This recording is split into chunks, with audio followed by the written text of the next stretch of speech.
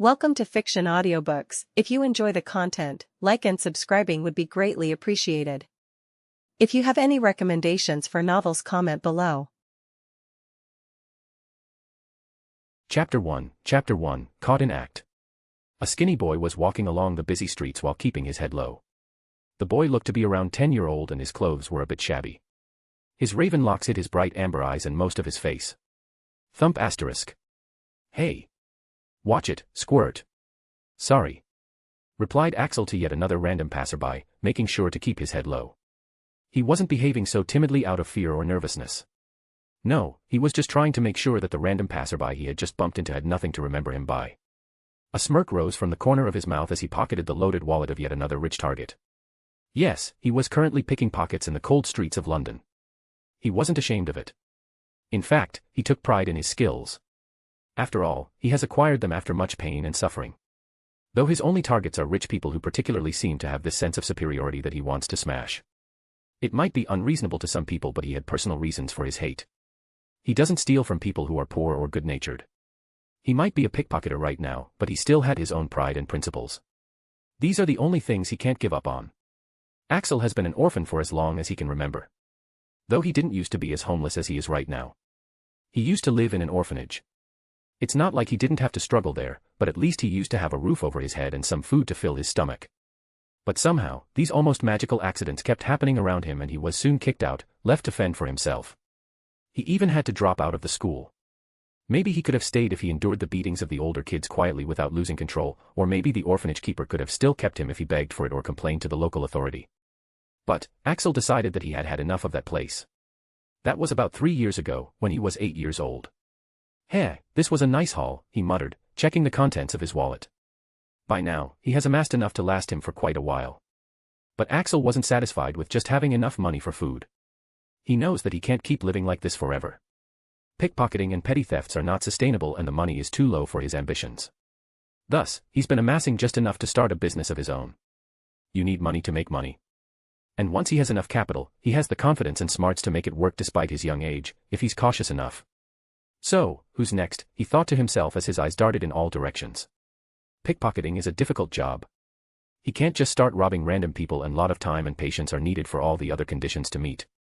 Though his one redundant quality is that, he only robs rich at souls. Ah, is it my lucky day today? He asked himself as he found a man who seemed to be begging to be robbed just after a few minutes of strolling. Walking briskly with a small fancy stick in his hand, a tall man with grey eyes, dressed luxuriously in an odd old-fashioned cloak that covered his whole body was walking across with a disgusted expression on his face as he looked around the whole world distastefully. His "thou art beneath me" look instantly signed him up on top of Axel's steal list.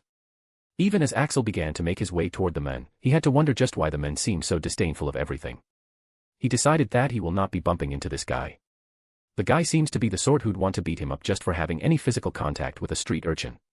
So, he has to apply one of his more subtle approaches. It's going to be a bit difficult, but it's not like I can't run away, thought Alex a bit smugly. Though he definitely possessed the talent and skills to back up his claims. He has the confidence to outrun any man in this area. He has managed to slip out of the worst of situations. Though, all these claims applied only to muggles and he had no way of knowing this at the time. The clueless Axel studied the men carefully and pinpointed the location of the man's possessions. He then purposefully began walking in the way of the incoming men and timing their intersection at the moment when the alley was the closest to ensure his escape route in case of being caught. When he reached right in front of the men, the guy inevitably had to look at the annoying bug in front of him. Just as the amber eyes met gray, Axel's eyes shifted to glance behind the men and his expression changed dramatically. The man, who thought himself to be a sharp one, quickly glanced behind, only to find nothing. Everything seemed to be normal. Score. Axel smirked. 50% work was already done. Lightning quick, his hand snaked into the man's unusual cloak to find his wallet. Though oddly enough, instead of a wallet, he found a pouch. Given that he had less than a second to do his thing, he didn't think too much and quickly stuffed the pouch into the bulky jacket he was wearing. Or at least, he tried to. Everything had gone very well and he had even managed to not make any noise even while stealing such a bulky pouch which must have been filled with coins. But, as he moved past the men while pocketing the pouch, he felt the pouch in his hand growing extremely hot all of a sudden making him curse inwardly. And, if that wasn't enough, it somehow emitted an extremely loud noise as if to alarm the owner about a thief. Fuck. Cursing at the absurdity of the situation, Alex didn't waste his time. He chucked the purse to the other side of the street to distract the men and made a beeline for the alley while his brain worked furiously. He should glance towards his flying purse, and then he would either run after me, or the pouch, or pull out a knife, or even a gun. I should at least have 2 seconds to run in all cases. And that was enough to run into the alley. Once he turned, the men would have to chase to get a clear shot, and by then, he would be out of his sight. Thus, Axel should be out fine for now, but suddenly, he felt something was wrong. He threw a quick glance behind him, only to see the man pointing the stick which he had in his hand at Axel and a beam of purple light already half on its way to hit him. Eyes widening, he quickly tried to dodge, but it was already too late. He was quick, but he was not that quick yet. The light hit him on his side and his whole body instantly went stiff, completely immobile. For some reason, the man hasn't thrown a second glance towards the pouch, and neither did he have to pull out his weapon from his robe. It was always in his hand. That fancy stick. Thus, the man was able to catch Axel off guard, since Axel never knew there was a world of magic he had no knowledge about. Axel's petrified body hit the ground hard, but the man was far from being satisfied. He was looking at Axel like he was an ant that had just bitten the man. "You filthy mudblood animal, you dared to try and steal from a pureblood wizard in the middle of the day," he drawled, his voice containing cold fury as the pouch that he'd thrown across the street somehow flew back into the man's waiting hand with a flick of his fancy stick. Axel was completely out of the loop with what was happening right now. First the alarm, and the hot bag, then that beam of light which came out of that stick which made him completely immobile, and now that mudblood and pureblood wizard thingy. He didn't know what was happening, but from one look at the man's ruthless face, he knew that if he didn't escape right now, he was in some serious danger. He knows that look well. If he's caught, he'd be lucky to escape with a few broken bones. Come on. Move. Move. He tried, he really did. But try as he might, he couldn't make his body move at all. The next thing he knew, he was somehow lifted off the ground and carried into the alleyway of the man's wand point. The man waved his wand a few more times and muttered something, and the world around him turned silent. He couldn't hear the noise coming from the busy street of London nor anything else, just the man's footsteps as he came to stand in front of his petrified body. He heard the man chuckle darkly at his vain struggles. "You filthy little thing. I was angry at first, but now. I think it was for my own good that you delivered yourself to me. After all, it's been a while since I tortured someone to my heart's content," he said, and Axel felt the man's voice tone changing. Beforehand, his voice was cold and almost emotionless. But now, it seemed as if a barrier had been lifted off, and now his voice was sounding much scarier. He understood that voice. It's the voice of someone who enjoys inflicting pain. The man squatted down in front of him, making his face visible. His face was set in a disdainful, annoyed look before. But now, his mouth was curved into a cruel, sadistic expression grin, and his eyes contained a hint of madness in them. Looking at this guy, Axel renewed his struggle to break free while his mind tried to find some way out of this absurd situation. If it's a dream, now would be a great time to wake up, he thought as he saw the man pointing the stick at him again. Crucio. Arrg. Arrororf. Creak asterisk creak creak snap. In his small life, Axel had suffered much physical pain through various means, and his pain tolerance had gotten quite high. Not to brag, but he didn't think there were many things that would now make him flinch. But this thing, whatever it was, not only made him flinch, it made him squirm in utter agony for what felt like forever. He'd never felt pain this intense in all parts of his body at the same time and for such a prolonged duration. He just wanted it to end. And, due to the damn paralysis, he couldn't even scream, nor could he move to stop the man, which caused an odd creaking sound from his body when he tried to move it. One of his shoulders seems to be dislocated in his extreme attempt at moving. The man, upon seeing Alex glaring at him, raised his eyebrows in surprise. He seemed almost impressed. "I have to admit, you've got some fight in you, little rat. I never expected that a little mudblood could stay sane after taking that," he muttered, almost to himself. He had thought that he'll kill the rat after one Crucio, since a child wasn't expected to retain a functioning brain after one, but it seems that he can have a bit more fun with this one. Crucio. Axel, who was still recoiling from the first spell, made to dodge it, but then, he remembered that he still couldn't move at all. Helpless, he could only grit his teeth and suffer as his bones creaked from the strain. But this time, he tried to distract himself from the pain by thinking of a way out of this situation. Though all he could think of was how it could be this painful, and how he would even surrender all his money if this man would just stop this. Though after the third cruciatus, all Axel had in his mind was, "I'll kill you. I'll kill you. I'll kill you." Now, even if the man kindly stopped, took him to the hospital, and gave him a lot of money, Axel still wouldn't let this guy off. By now, the man could no longer take pleasure in the boy's suffering. He had to admit, he was more than a bit creeped out from the look in his hate-filled amber eyes, which seemed to bore a hole through his skull. Even trained Aurors would be much worse off than this little guy who was glaring at him like a chained beast waiting to pounce. He even felt a bit intimidated by it. No. I will not be intimidated by a mere child. The men refused to admit it and thus decided to make this boy beg like he should. You'll be begging for death after this. Crucio, he didn't hold back this time. He wasn't the most powerful in the world, but this much is easily enough to incapacitate an adult wizard, most probably for life. It's called an unforgivable for a reason. MMPHHFFF crack aawawa. This time, Axel got hit so bad that he had to dislocate his jaw just so that he could scream out his pain. Blood came from his eyes and nose, and if he hadn't relieved himself just half an hour ago, then even his bladder would have come loose. But, somehow, the fight in his amber-colored eyes had still not waned. It had intensified. Axel was a petty freak with a vicious streak more than a mile wide. Back in the orphanage, he would never give in to bullying and would go to unimaginable lengths just to get his petty revenge. The reason he didn't give up, despite wanting to die right now, was he didn't want to give this man the satisfaction of getting what he wanted. Yes sir, this man has to die. He was feeling a variety of emotions right now which contained a healthy amount of fear, panic, and confusion at how this man was able to do this unknown damnable torture. But the most prevalent emotion in his head right now was rage. Yes, he was royally pissed right now, and for a good reason. Painful memories of the past flashed past his eyes. Back then, he was weak and helpless against the strong opponents who beat him mercilessly. But he was still not willing to take it lying down. Even he didn't know why, but he absolutely couldn't just bow his head and accept it like any other weak orphan in his place should. So, he worked hard. He tried to become strong enough so that he does not lose control. Strong enough that he would be the one giving out the beatings. Right now, even if he wasn't strong enough to be invincible, but he was confident enough to at least escape if the enemy is stronger. But here he is, getting his ass handed to him once again. Only, this time, it was much worse. So, wasn't he back to square one? This man was able to deal with Axel with just one beam of light and now he was playing with him. Then, wasn't he still too weak? And, it doesn't seem that his life is going to be spared when this guy is done with him. Do I need to depend on that again? He thought in exasperation as his dead eyes suddenly focused back sharply on the man. A spark lit up in the depths of his bloodshot amber eyes and soon, it seemed like his eyes were glowing. This guy has to die. Chapter 2, The Awakening. Right before Axel's eyes started to glow. After the latest cruciatus, the man was now fairly unsettled. He was panting heavily from the use of the full-powered cruciatus curse and his eyes seemed to question reality. The scene in front of him was unbelievable. He had expected the child to die, or at least have his mind completely broken. But instead, the boy somehow seemed to be fully conscious. And, the most disturbing factor.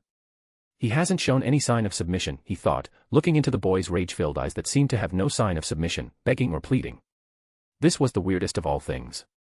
When a person is hit by the cruciatus, their first instinct is to submit. An unbearable longing for the pain to stop. And in such conditions, 99.9% of people would give up and beg pathetically for the caster to grant them mercy, which is why it's the favorite spell of people like him.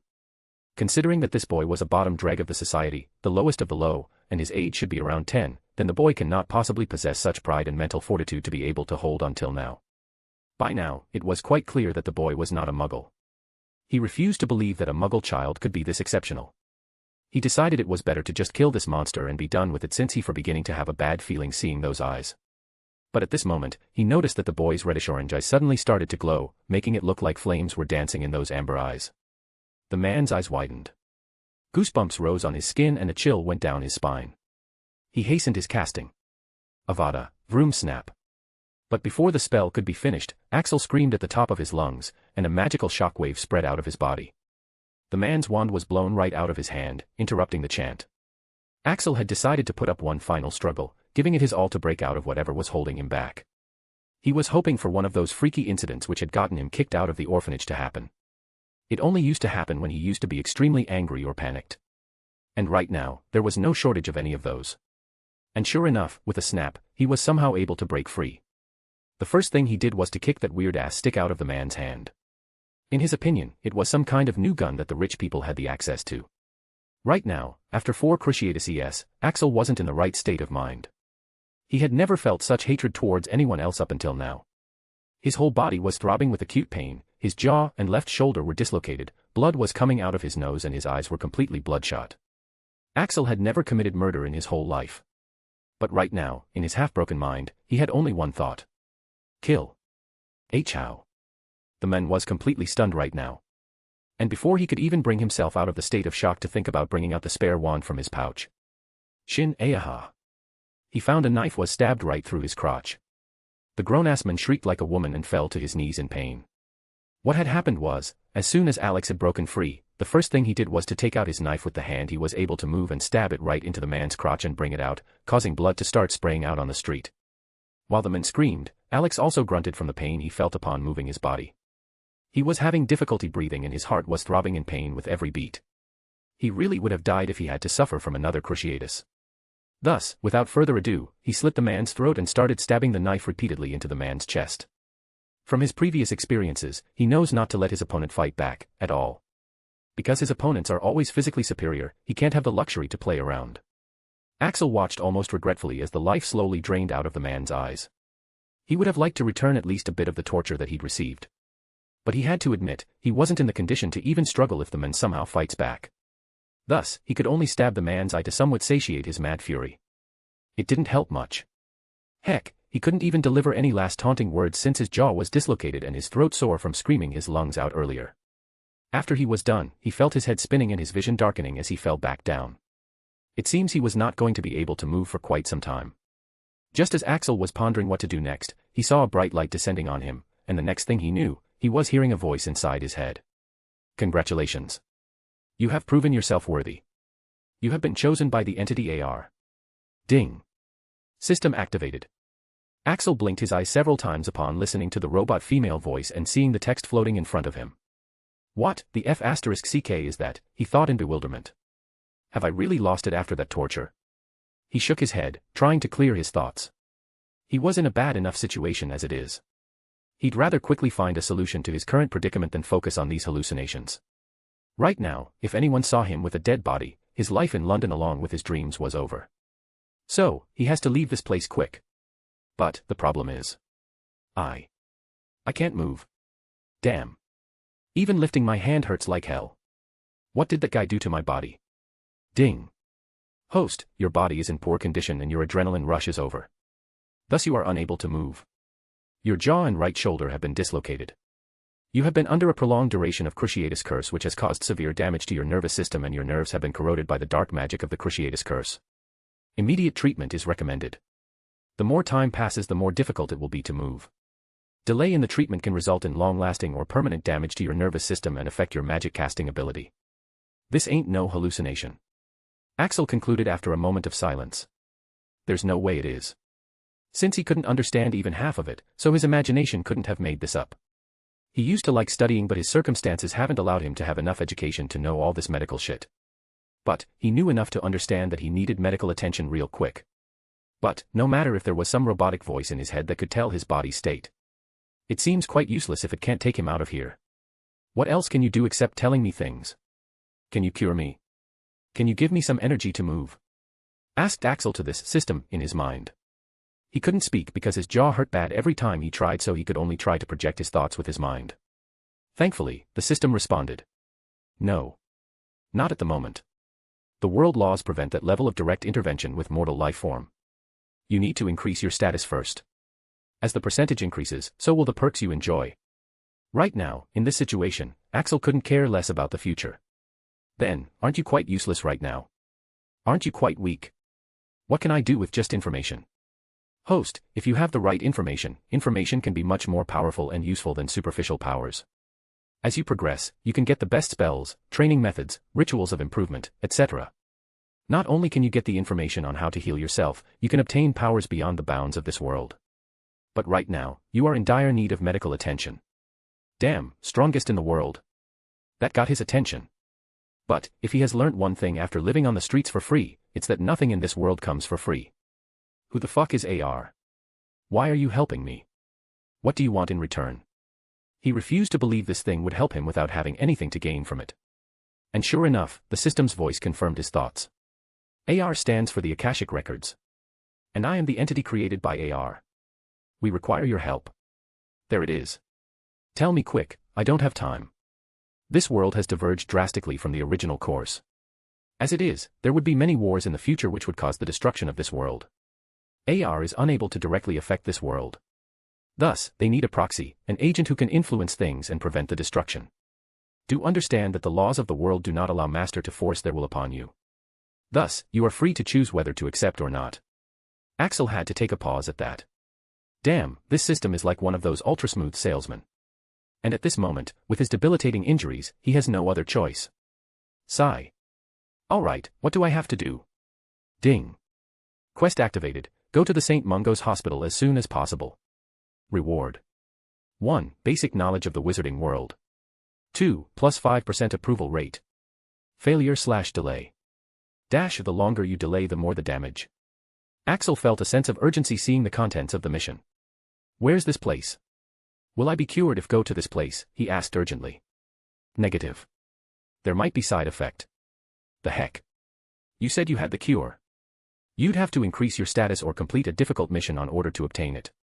As you are aware, the world laws prevent direct intervention. Your time is running out. Axel could see no other choice. Alright, I accept this mission. Immediately, the system's instructions came to him. Instructions: firstly, take out the dead man's pouch and open it. Axel immediately disagreed. I'm not touching that thing. My hand's still burning from the last time I touched it. Your hand is covered in the man's blood. The enchantments would not reject you this time. The host is recommended to take action quickly. The privacy spells placed by the men are going to run out soon. Axel was having difficulty understanding what this system was spouting, and he currently had hundreds of questions to ask this system. But he knew that he neither had the time nor choice to dally. With much difficulty, he took out the pouch from the man's coat, and surprisingly, it didn't react this time. Opening it, he found himself looking into a space that was at least 50 cubic centimeters filled with coins, which means a lot considering that pouch was quite small and weightless. Alex was now getting numb to the weird things that have been happening in his life. He's been having weird episodes of power release which have saved him more than once in difficult situations. And just a while back he even received a letter addressed to his name delivered by a freaking owl. He had refused to believe in its contents, but after today, not so much. Quickly search for a blue-colored potion and drink it. Axel quickly found what he was looking for. And at this moment, there was a loud sound of a bubble popping, and suddenly, he could hear the noise from the street again. Axel knew that he had run out of time. If this kills me, I'm going to kill you, he muttered unintelligibly before uncorking the vial with trembling hands and downing the contents in one go. Immediately, he started feeling lightheaded. Then slowly, the constant unbearable pain he was feeling started to abate, making him almost cry tears out of relief. Then, his mind began to buzz with a pleasant sensation and he began to sway on the spot. "What the heck was that?" he asked, trying to keep himself sober. At that moment, a ding sounded in his head. And his mind got clear once again. But his body was still feeling pleasant. It was called Exquisite Ecstasy, an addictive potion that only the rich wizards can enjoy. It was the only potion available at the moment which could help you move. It numbed the pain in your body, thus enabling you to move. And your mind has been cleared by the system. Axel tried to move his body. It still hurt to move, and the tremors still hadn't stopped, and he was quite slow, but it was still much better than before. Manageable, he thought before he picked up the man's fancy stick, which was definitely a very dangerous weapon, and put it inside the pouch. Clearing all the traces and wiping the blood off himself, he left the man's dead body and limped out of the alley while covering his face. Host is recommended to visit the St. Mungo's Hospital for magical maladies and injuries. And make haste, the host doesn't have much time left. A while later, an 11-year-old boy entered the street Mungo's through the unique entrance and crawled his way to the counter. Unfortunately, the pouch contained only one vial of the potion and the effect had mostly run out by now. If that wasn't enough, there was terrible traffic along the road, so he was delayed a lot. At the system's urging, he even had to hide the pouch outside as well. He only brought in a few galleons with him. Looking at the hospital-like environment around him, Axel sighed in relief.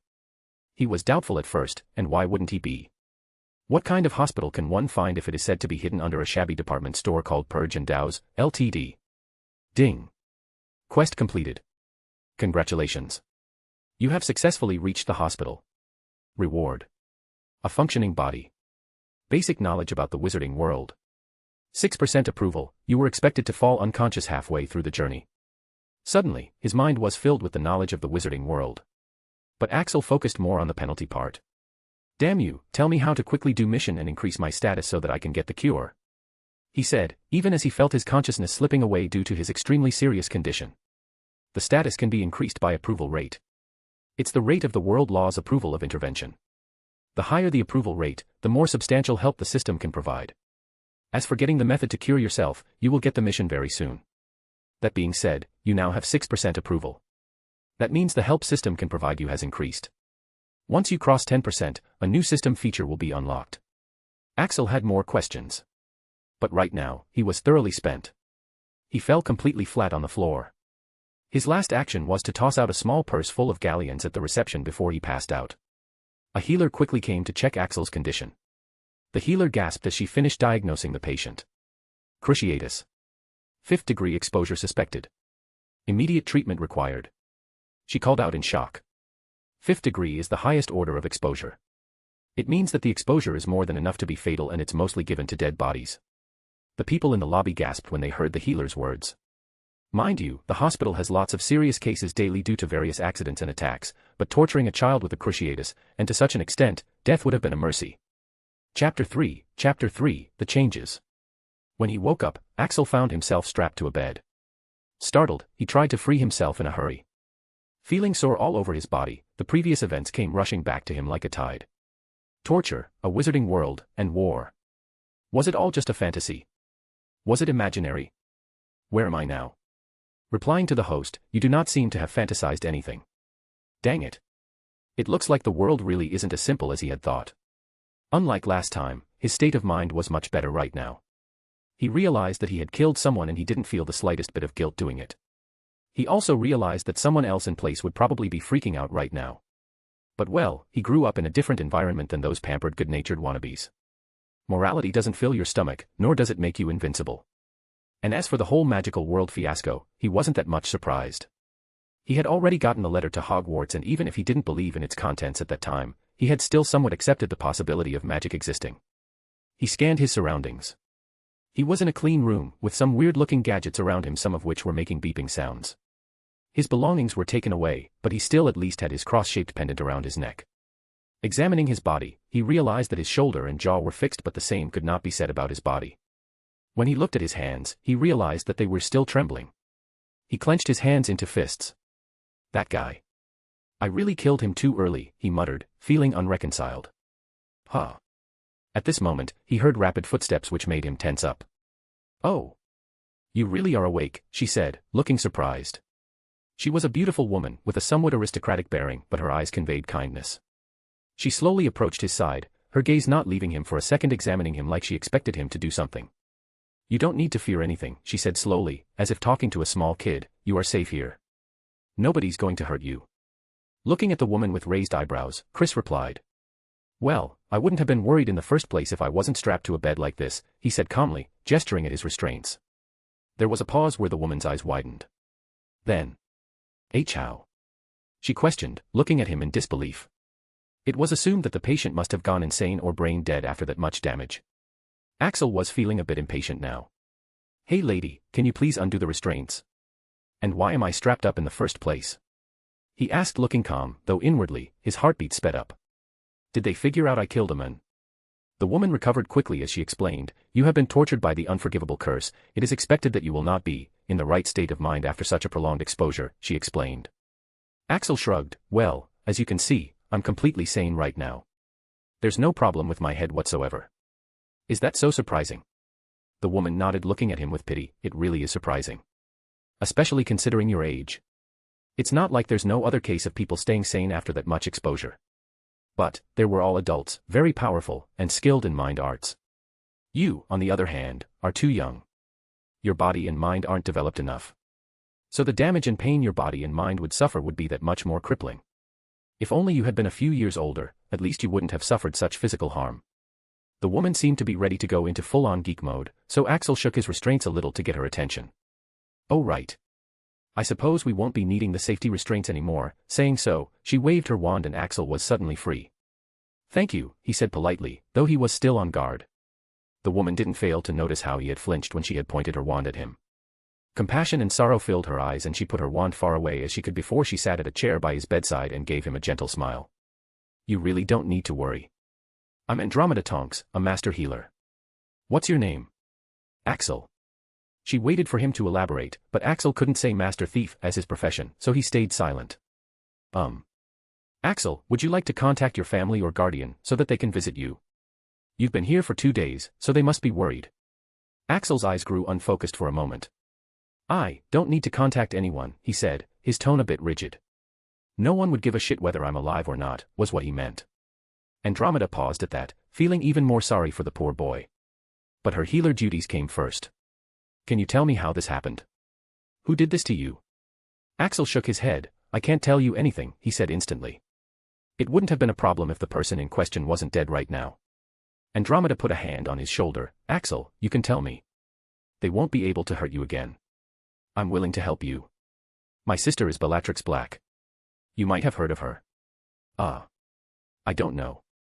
She's the Minister of Magic. Axel's eyes widened at that news. Minister of Magic. He knew that term well from the knowledge he'd gotten from the system. Your sister is the Minister of Magic? He repeated in surprise. Andromeda beamed proudly. Yeah, and the best one yet too. Magical Britain has made rapid progress in the last 10 years under her leadership. It has jumped from 30th place to 5th place in the world's most magically advanced countries in just a decade, she said. She really looked like an elder sister bragging about the achievements of her little sister. Is your sister a good person? How strong is she? He asked, thinking about what the system had said. Andromeda shook her head. Bella, she appears strict and merciless. But she has a kind heart. And she's powerful. Power, skills, brains, she has them all, said Andromeda fondly. Axel grew confused. Oi system, is this woman lying? If not, then why the hell is a war going to happen in the future? She's not lying. Bellatrix Black is a good leader. But, she's too prideful. Voldemort can take advantage of her pride and arrogance to bring her down. Once she's down, and this developed magical Britain falls into the hands of Voldemort, war is inevitable. Andromeda suddenly realized that Axel had very expertly diverted the topic and she still hadn't gotten her answers. Feeling embarrassed, she came back to the main concern. So, as I was saying, you can tell me everything. I can help. We can sign the healer-patient contract. I'll keep it all a secret. Just leave me alone, ma'am. Axel was now feeling uncomfortable from this lady's kind intentions. What the heck does she want from me, he wondered. Nevertheless, Axel shook his head. It's not a big deal. Someone was just feeling bored and wanted some amusement. I just happened to be at the wrong place at the wrong time. They didn't let me see their face. Andromeda frowned. She wondered why this boy sounds so dismissive when such a big episode happened to him. Does he not realize? It is a big deal, she said, getting frustrated. You had to bear an unimaginable amount of pain. You could have gotten insane. Your entire nervous system is in shambles. Even with the improvement in healing practices, the side effects might not be completely cured for life. Do you not understand? Axel laughed sardonically at that. Of course I understand. And of course, I care. But, I know, that it is useless to complain. 'Cause no one else would care enough. Even if they care, it's because they want something from me. This is not the first time I've ended up with the short hand of the stick. I was not strong enough, and that's it. I'll be ready for it the next time, he ranted. By the end of it, he was feeling quite calm. Yes, there's nothing to complain about. He's already killed the bastard. He can't resurrect him, just to kill him again, can he? Wait, can he? System. No. Tisk spoil sport. Now, can you please tell me when I can leave? He asked the stunned woman. And Andromeda was positively despondent looking at the boy. He must have suffered / a lot to have this kind of outlook on life. He needs some positivity in life. You are 11, yes? She asked suddenly, surprising Axel. What, my age? Yes I'm 11, he said, wondering what this woman was up to now. Then, I suppose you are going to Hogwarts, yes? Axel thought about it. He did get a letter from an old. It was unbelievable at that moment, but it seems that it is real. System, can I really learn magic there? Affirmative. In recent years, after some changes, Hogwarts is shaping up to be one of the best institutes for magic. Even students from different countries are coming to attend it. Can I delay it? No, you won't be eligible next year. Axel thought about it and made a decision. I will attend it, he answered Andromeda. The woman beamed. That's great. Have you done your shopping yet? The term starts in 2 days, right? Axel shook his head. He suddenly remembered that he was supposed to meet up with a member of staff tomorrow at his address, an alley, to go shopping. It was written in the letter that the school would pay for all the necessities. They had also tried to meet with him earlier but he only goes there at night and also thought that it was all a hoax so. I have to meet a staff tomorrow to do the shopping, he told her. Andromeda denied it instantly, don't go with them. They'll only buy you cheap stuff. I'll write to Professor McGonagall to let me take you shopping. She decided. The main aim was to keep an eye on the boy. She has to observe if he's physically and mentally stable for allowing him to leave. Does she have the money and authority to do so? Bitch, she's a member of the Black family, reinstated by Bella, and a master healer. In here, whatever she says, goes. Axel on the other hand, still had question marks on his head. What the hell does she want? Chapter 4, The New Diagon Alley. Under Andromeda's urging, Axel really had no choice but to agree to let her accompany him to go shopping. After getting him to drink a bunch of horrifying potions, casting some spells, and fiddling with the gadgets connected to him, the busy master healer left to see her next patient. He now realized that he was weak to kindness, having never encountered it before. Tell me, system, are there many kind people in the world? How come I never got to meet one before? He asked. Kind people are as rare as unicorns. There are many good people out there, but none would take their time to help out an orphan kid if they aren't getting anything out of it. That being the case, the host is recommended to stay alert. Currently, you are very easily winnable with just a few kind actions. You need to understand that for the other person, it is a very normal thing to do. Most children get unconditional love and kindness from their parents. You, being deprived of love and care, are very susceptible to change your goals due to one person. Currently, the fate of the world rests on your shoulder. You need to stay focused on recovering and becoming strong. Alex chuckled, hey, are you done brainwashing me?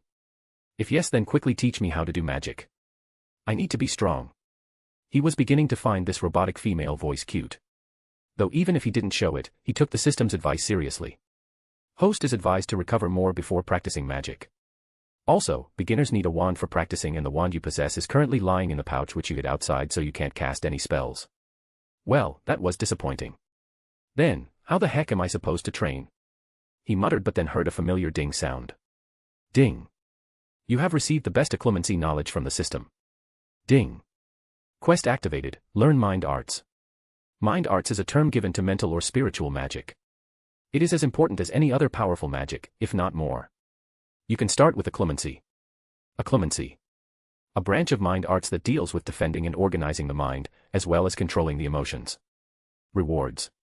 1. Beginner stage occlumency, potion recipe to cure the side effects of cruciatus plus 5% approval. 2. Intermediate stage occlumency, new mind art unlocked, legilimency plus. 3. Advanced stage occlumency, another mind art unlocked plus. 4. Master stage occlumency, spiritual arts unlocked plus. System, am I not seeing things? Asked Axel shakily. Occlumency sounds amazing, and he can't wait to know about the other mind arts as well. As someone who's always relied primarily on his mind, dexterity, and agility, Axel couldn't be more excited right now. To top it all off, he can actually cure himself if he masters the first stage of occlumency using the potion recipe. Host has a talent for mind magic. That's why the system is investing in it. You have to return the investment one day. Axel sighed. Alright sis, I'll do the tasks. But, if they are too unreasonable or suicide missions, I swear I'm going to help in the world's destruction instead, he promised. The system didn't reply back. There was no need to. Filled with anticipation, Alex accessed the knowledge of occlumency which was stored in his head. The first stage or the beginner stage meant building up shields around the mind. Even though it's just the beginner stage, many wizards can't even reach it due to their lack of talent, dedication, and most importantly, the lack of the right approach. Occlumency is an obscure art, to begin with. Even those who do have the knowledge haven't reached past the intermediate stages due to improper and incomplete approaches. The knowledge given by the system is top-notch and complete. Host is advised to primarily focus on organizing your mind and mastering your emotions. The existence of shields in your mind will cause suspicion should anyone intrude into your mind. An 11-year-old orphan isn't supposed to possess the knowledge and skills to practice occlumency. The host is advised to find someone to teach it to you to explain the existence of shields should anyone check your mind. Axel could understand that the system's words did have some truth to them. He'd experienced that kind of situation before when he was wearing a gold ring and some nosy idiots started demanding how a homeless kid could have them. But then, wouldn't my mind be defenseless without shields? Host's mind is protected by the system. The system will conceal all the sensitive memories that have the potential to cause trouble, including all the memories about the system. Isn't that cheating? Well, that works, Axel commented as he began practicing occlumency according to system's instructions. That day, after her shift ended, Andromeda asked for the results of Axel's in-depth health checkup. With the report in hand, she went to Grimmauld Place. After her husband got captured by the Death Eaters in the last war, she moved here with Bella. Sirius and Marlene had moved to a villa that their family owned along with their goddaughter Rose. Right now, the house was empty except for Creature, the house elf. Nymphadora was off to her aura training and Bella comes late. She sat at the dining table as Creature prepared dinner and looked through Axel's report. The preliminary checkup was only focused on damage dealt due to the cruciatus. But the in-depth checkup report in her hands could reveal a lot more. Especially if you're a master healer. She held the report in her hand. She knew that it was a bit wrong to check up on it since this was private information, but there's a chance that I can find a way. That's why she has to look through this. To find out any clues. She'll make sure to compensate Axel in the future. Looking through the report, she grimaced. Her suspicions were indeed confirmed, though it was much worse than she'd expected. Even though his body looks fine on the surface, the report reveals traces of multiple injuries in almost all parts of the body. Physical injuries are passively cured with magic gradually for some wizards, and thus she didn't find anything wrong in the beginning except for some signs of malnutrition and improper diet. His hands have cuts and calluses. He must be using a knife often. Obviously not for cooking. His leg muscles are trained to the peak. Even Quidditch players don't go this far since they only need to fly on brooms. He's had to run a lot. Now came the truly harrowing details. The duration of cruciatus was estimated to be 10 minutes. 10 minutes. The assailant must be one powerful lunatic. Who does that to a child? And how did Axel take it? Poor child. Reading further, she found that his vocal cords were badly damaged, his jaw and shoulder dislocated. Understanding the implications, Andromeda's eyes reddened. He was most likely paralyzed. He wasn't even allowed to move, to defend, or kill himself to stop the torture. His body contains traces of the drug exquisite ecstasy. Damn it, what sick games was this torturer playing? While she was looking through the report, the fireplace blazed green and her sister Bella walked out, looking all prim and proper as always. Minister Bellatrix Black was, without a doubt, one of the most beautiful women in Britain. She resembled Andromeda somewhat. But unlike Andromeda, Bellatrix has curly hair black instead of light brown, and she puts a lot of effort into grooming herself and maintaining her youthfulness. She was wearing a pencil skirt, a white shirt, and a blazer. Yeah, the fashion in the wizarding world has changed in the last decade. You came back early, Andromeda commented. I ran away after it got too hectic. Creature, bring my din, what's up with you, Andy? And what are those papers in your hands? She asked suddenly, noticing that Andromeda seemed to be out of it. It's just a health report of one of my patients. Bellatrix quirked her eyebrows. You don't do work-related things after your shift. You can't suddenly become an angel and start trying to help random people. So, spill. What is this about? Andromeda thought of arguing with her sister for a moment but then sighed. You can't hide things from Bella. He was put through 5th-degree cruciatus torture. Bellatrix stopped eating her salad. Her attention was piqued. Well, can he be sane again, or is he a lost cause? Andromeda shook her head, neither. Upon Bella's questioning look, Andromeda explained, he didn't go insane. His mental state seems perfectly fine. There was a pause. Then Bellatrix scoffed, no way. I know, right? But it's true. Bellatrix realized that Andromeda was not kidding. Who is it? Is it someone I know? How did he do it? Show me the report, she said, peeking at the report. Andromeda shook head. You know I can't share the details. It's confidential. Bellatrix rolled her eyes. Oh, come on. Who follows the rules nowadays? And I'm your sister. I can help you. Andromeda still didn't budge. I'm sure my patient would not appreciate it. She regretted telling her about this. Spoil sport, Bella pouted but then straightened up. You leave me no choice then. As the Minister of Magic, I hereby pass a new decree that one Andromeda Tonksna Black has to share everything with me, she announced imperiously. Andromeda looked at her sister incredulously for a few seconds. No one would believe the childish woman in front of her is the legendary minister who's changed the magical Britain in the last decade. Andromeda sighed, you always have your way. The next day, Axel was feeling much better compared to yesterday, though the situation still wasn't too positive. Even walking normally was a struggle. According to the system, walking won't cause any further damage, but every movement would cause explosive pain, and that's why he's unable to walk properly. Axel looked at his trembling hands, which once used to be incredibly stable, and sighed. It's clear that he can't steal anything with this troll-like dexterity. Oh, he knows what trolls are. The basic knowledge contained knowledge on some magical creatures as well. Though he still has trouble believing it all. He wore his old clothes that had been cleaned and put near his bed. While he was walking around, trying to get used to the pain, he heard a surprised exclamation from the door. Axel! Why did you get out of bed? Andromeda came hurrying in and sat him back on the bed. Moving would be extremely painful right now without the pain-killing potion. Didn't I tell you not to move? She exclaimed, handing him the said potion along with a bunch of other potions. Axel blinked. It's not that bad, he said in confusion, thinking why she is overreacting. He has been through much worse. Andromeda then realized that she wasn't talking to a child but someone who was able to retain perfect sanity after multiple cruciatuses. So, she stopped fussing. Axel downed the contents of the disgusting vials before they both left for the Diagon Alley. They were going to use the Flynn network but Axel insisted on using apparition since he was curious. Snap. It was an instant regret as he had to struggle to contain the potions inside his stomach. Andromeda put a finger on her chin. So, first we have to get you some clothes and a haircut. Axel instantly shot it down. No need. They're not on the list. No way. You aren't going to Hogwarts looking like that. You have to make a good impression and make new friends, she declared as she dragged him to the entrance of the Diagon Alley. Friends. Axel murmured. Having friends seems like a chore. He's always been a downright loner. He's a firm believer of lonerism. They walked a few paces and came to the forefront of a tall building with the name, the Diagon Alley. The store had lots of customers in different clothing coming and going. Apparently, the building was a cosplay store but also the entrance to Diagon Alley. Muggle-repellent charms and safety measures were there to ensure the secrecy, including a few obliviators. That's the entrance, said Andromeda, pointing at a conspicuous brick wall at the end of the store.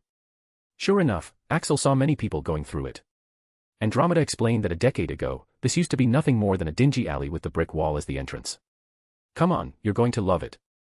Somehow Andromeda seemed more excited than Axel. She was like a geek who's having her friend forcefully read the Harry Potter series. Looking at the brick wall, Axel was really doubting reality. System, is it really safe? I won't get stuck, would I? If the system could sigh, it probably would have. No host, don't be a pussy. I'm not. Without any hesitation whatsoever, Axel stepped through the wall in anger and an exclamation of wonder escaped from his mouth as soon as he saw everything. Whoa. Diagon Alley turned out to be a wonderful place. There were colorful buildings with all kinds of physically impossible structures all around with different magical gimmicks to attract the attention of the customers. Andromeda, who had put on a veil that covered half of her face, looked at Axel who was looking all around with eyes and mouth wide and smiled proudly. This place used to be as shabby as a flea market a decade ago, she commented. Those in power didn't want it to change. Axel was confused. Why? Because they had the monopoly over specific things. They didn't want to lose it. Moreover, the ones who were coming up with much better versions of every product compared to the wizards were mostly from the Muggleborns or half-bloods. How could they accept it? The bastards even passed a law banning the use of things related to Muggle, thus dooming us to further mediocrity, while the other magical communities made progress using Muggle knowledge. This time, Axel knew who Muggleborns and half-bloods were and thanks to the basic knowledge from the system, he was able to understand everything. So, how did you do it? Make it like this? He asked, gesturing to the tall and colorful buildings around them. Andromeda was glad to see that Axel was curious. She explained. After the war, with the Wizarding Britain in shambles and foreign communities eyeing us to pick up the loot, our main goal was to take away the power from unreasonable idiots and distribute it properly. Bella didn't spare any tricks whether it's immoral or shrewd or just pure reasoning. She used every tactic. She said while they walked. I can't tell you everything since we don't have the time, but one thing she did was to invest in some projects of Muggle-born geniuses which she found potential in, provided them her backing, and voila, they became instant hits. And Bella just sat back and collected her money. The purebloods were like, you can do that too. After that, they were scrambling to invest in their own Muggle-born entrepreneurs. This was just one of the moves she played, and the easiest one. Once there were products to spend money on, the coffers of these stingy purebloods started opening. Britain was the richest to begin with the old families hoarding huge piles of gold in their accounts. Once they brought it out, some did make it big while some lost it all. Overall, the economy took a huge leap and paved the way for the formation of what you see today. While Andromeda explained, Axel listened with great interest and even asked questions, surprising her. She had not expected him to understand this and even take interest in it. Axel has always wanted to make it big, so of course, he's interested. He's a bit amazed to know how backward the magical Britain a decade ago must have been. To not even know how entrepreneurship works. These people must be cavemen. I wish I was born a bit early. He thought wistfully. That time must have been a golden opportunity and he's sure that many smart ones like him spotted it and took advantage of it. But explaining up to here, Andromeda stopped since they had already reached the clothing shop. Axel looked at the shop's name which was written in moving letters. Madame Malkin's. Since 1852. Magical, comfortable, and stylish. Andromeda explained. This shop is currently the best for clothing. It's one of the very few shops that's managed to stay on top even after the Great Economic Revolution. Their enchantments have been developed through generations for over a century so new bloods couldn't compare themselves to that. The old faction was of course going to prefer her over the new. and the woman who inherited the store has always had an eye for clothing. So as soon as she saw the Muggle things being adapted, she copied Muggle designs even before the Nobloods could without hesitation. Later, she even shamelessly copied the new enchantment ideas of the New Bloods. Well, so not all purebloods are stuck-up idiots, thought Axel as he looked at the brands inside the store. Nike, Raza, Tommy Midliefinger, Louis Vuitton, Chanel. He was speechless. These are all Muggle brands copied with a few letters changed. The F***CK. This woman. Axel made a note to not go into the clothing business. He was already intimidated by this woman's boldness. Come on, said Andromeda, snapping him out of it. Let's get you a total makeover. You'll be making new friends very soon, so we have to make a good impression. She said mysteriously. Chapter 5, The New Diagon Alley. Axel didn't know much about fashion, so he just let Andromeda choose for him. He had to try on different outfits back to back. An activity he quickly realized that he didn't like doing. Thankfully for Axel, it seemed that Andromeda had to meet up with someone, so he didn't have to suffer too much. After they were done, Axel opted to change into a simple t-shirt, jacket, jeans, and sneakers. The thing was, all of them were branded and enchanted. The t-shirt and the jacket had the enchantments of color changing, comfort, self-cleaning, warm, and a permanent light men's perfume that Axel liked. The jeans are light elasticity, self-cleaning, warm, and comfort. Madame Malkin's had also expanded into accessories. So he bought sneakers. He adamantly refused to buy anything else for now. The sneakers/shoes had a comfort, lightweight, increase/decrease friction. The most outrageous thing was, this set, which only the richest of the wizards can afford, was just an extra. The real set will have to be customized, since the enchantments are only for the VIPs. He'll only need that one set. It would be able to change into a few categories and would, of course, be enchanted so that there wouldn't be a need to wash. Axel was speechless at this display of luxuriousness. At one point in his life, he used to be so desperate for something as basic as food that he had to steal it and suffer severe beatings if caught. Axel's fists clenched. Today, upon being granted the luxuries he always longed for, and more, he didn't feel the slightest bit of joy or satisfaction. It was nothing compared to that first fulfilling meal he'd had after he'd successfully gotten money through many painful lessons. He'd felt very proud of himself at that moment. He had never begged for food. He'd never begged for anything. Everything he got was after he put his life on the line to obtain it. Thus, looking at the clothes he got for nothing, he made a decision. He called out to the assistant, "Excuse me, can you also get me a few sets of simple clothing and a simple Hogwarts set? No enchantments."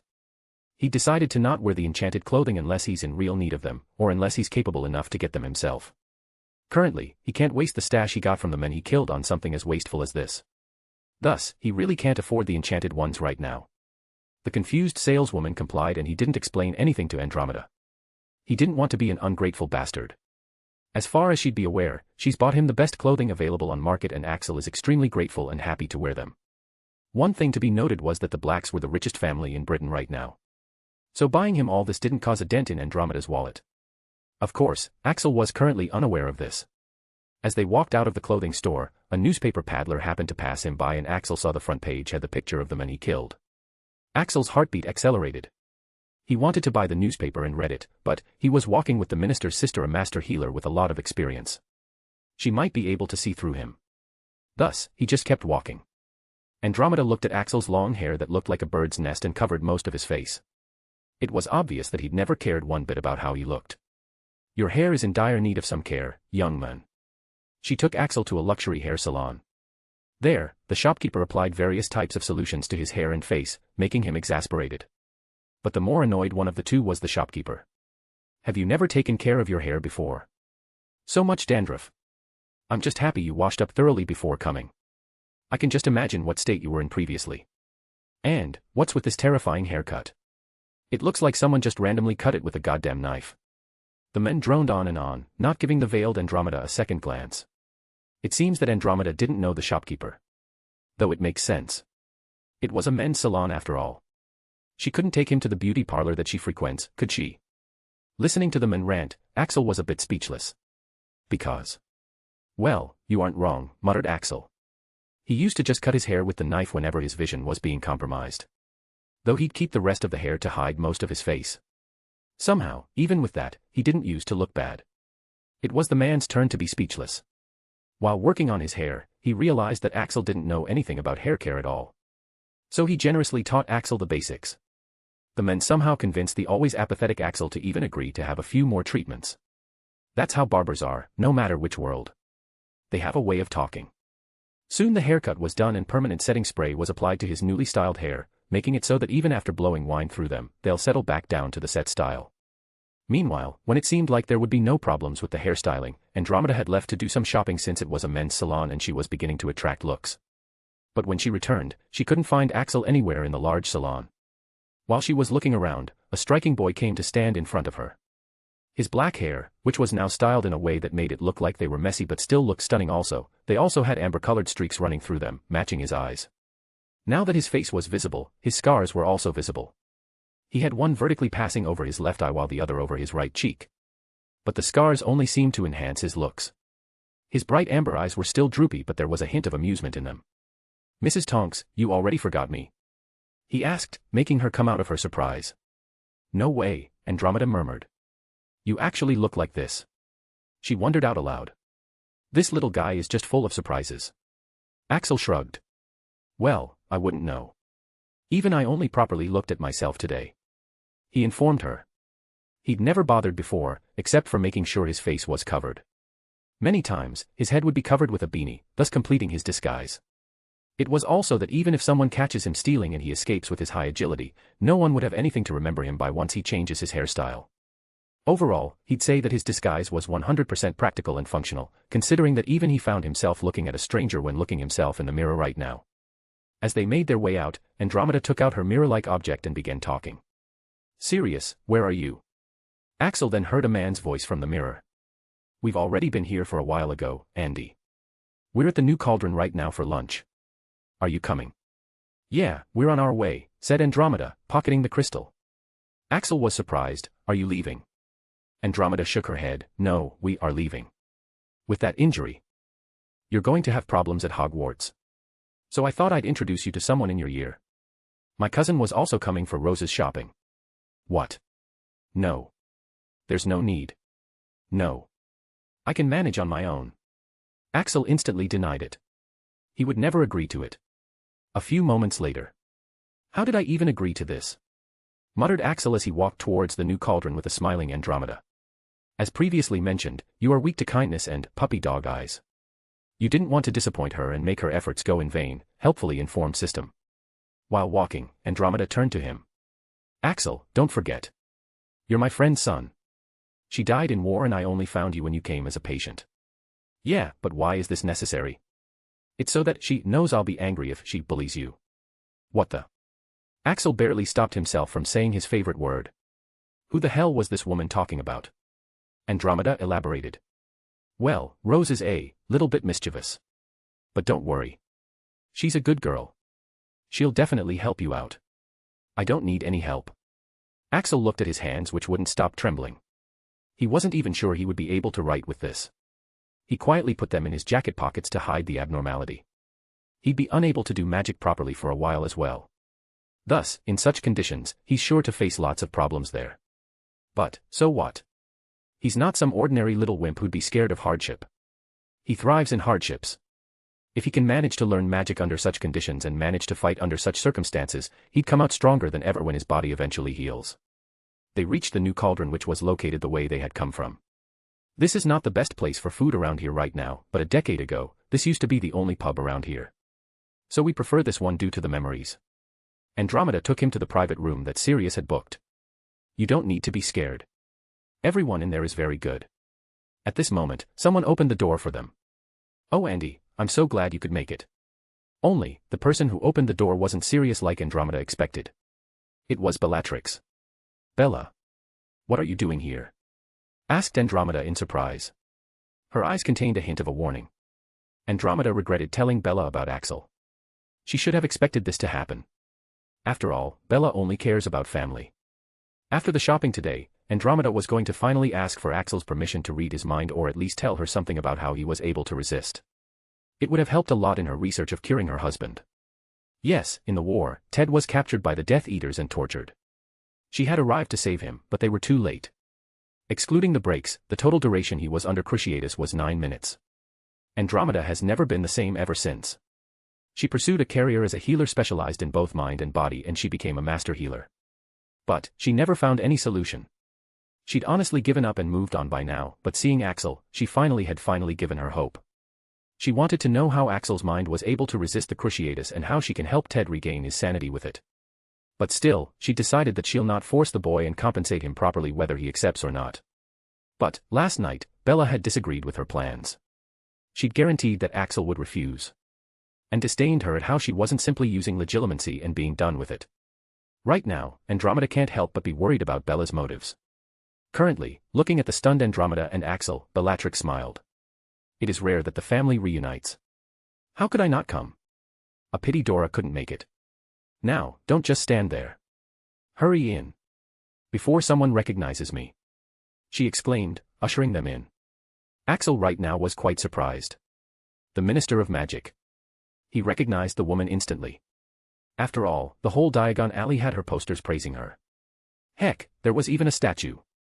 So, of course, he was obviously a bit intimidated when the ravishing beauty closely scrutinized him. They went in and Axel saw the rest of the occupants in the room. It was a family of 4. A black-haired man with a neatly trimmed beard and a mustache. That must be Sirius Black. And the gentle-looking brown-haired woman must be his wife, Marlene.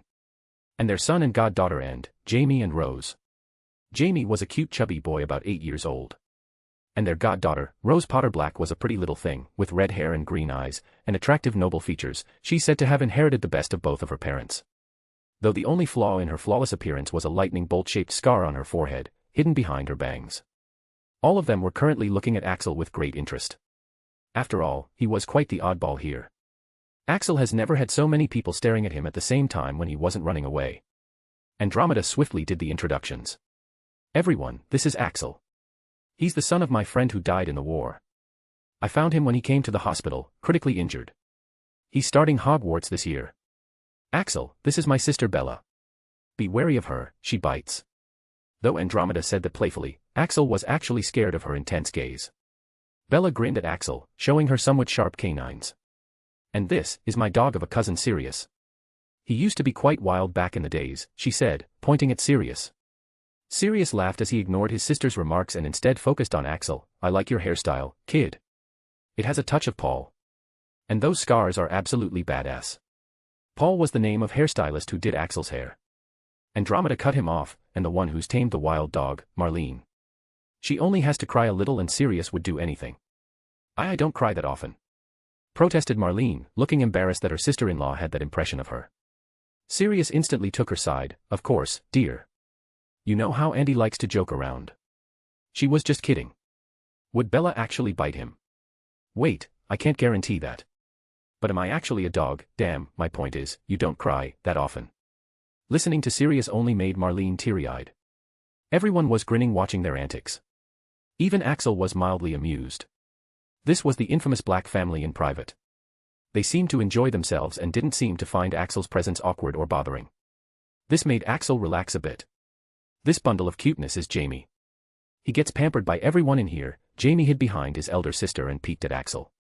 And finally, this young lady is your soon-to-be classmate Rose. She's our resident hooligan. Her partner in crime is usually Sirius Black. Rose, Axel still hasn't healed from his injury, so help him out for me, okay? Rose nodded her head, looking unwilling. Okay, can we quickly eat now? I want to get my wand. I've used my mom's for long enough. They all sat down and Axel was not happy to find Bellatrix sitting right in front of him. She'd stare at him from time to time. You look familiar for some reason. Have I seen you somewhere before?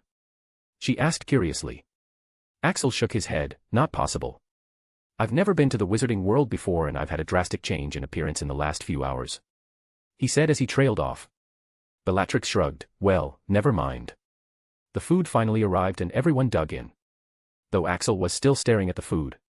Kid, are your hands stuck in your pockets? Why aren't you eating? Asked Sirius jokingly. Everyone only then did everyone notice that Axel's hand never left his jacket pockets. Somehow, even Andromeda hadn't noticed. She recalled that somehow, Axel's hands were always in his pockets. And whenever he used them, she was always somehow wasn't paying attention or distracted. Axel turned to Sirius. I actually am eating, he said, and sure enough, his plate was messy and half filled with food and there was some food in his mouth as well. Everyone blinked their eyes in confusion. None of them had seen him eat at all, they only saw him looking around. Bellatrix's eyes widened as she realized. No way. She muttered, and Sirius and Andromeda also caught up, each looking baffled. The boy was only moving when no one was looking.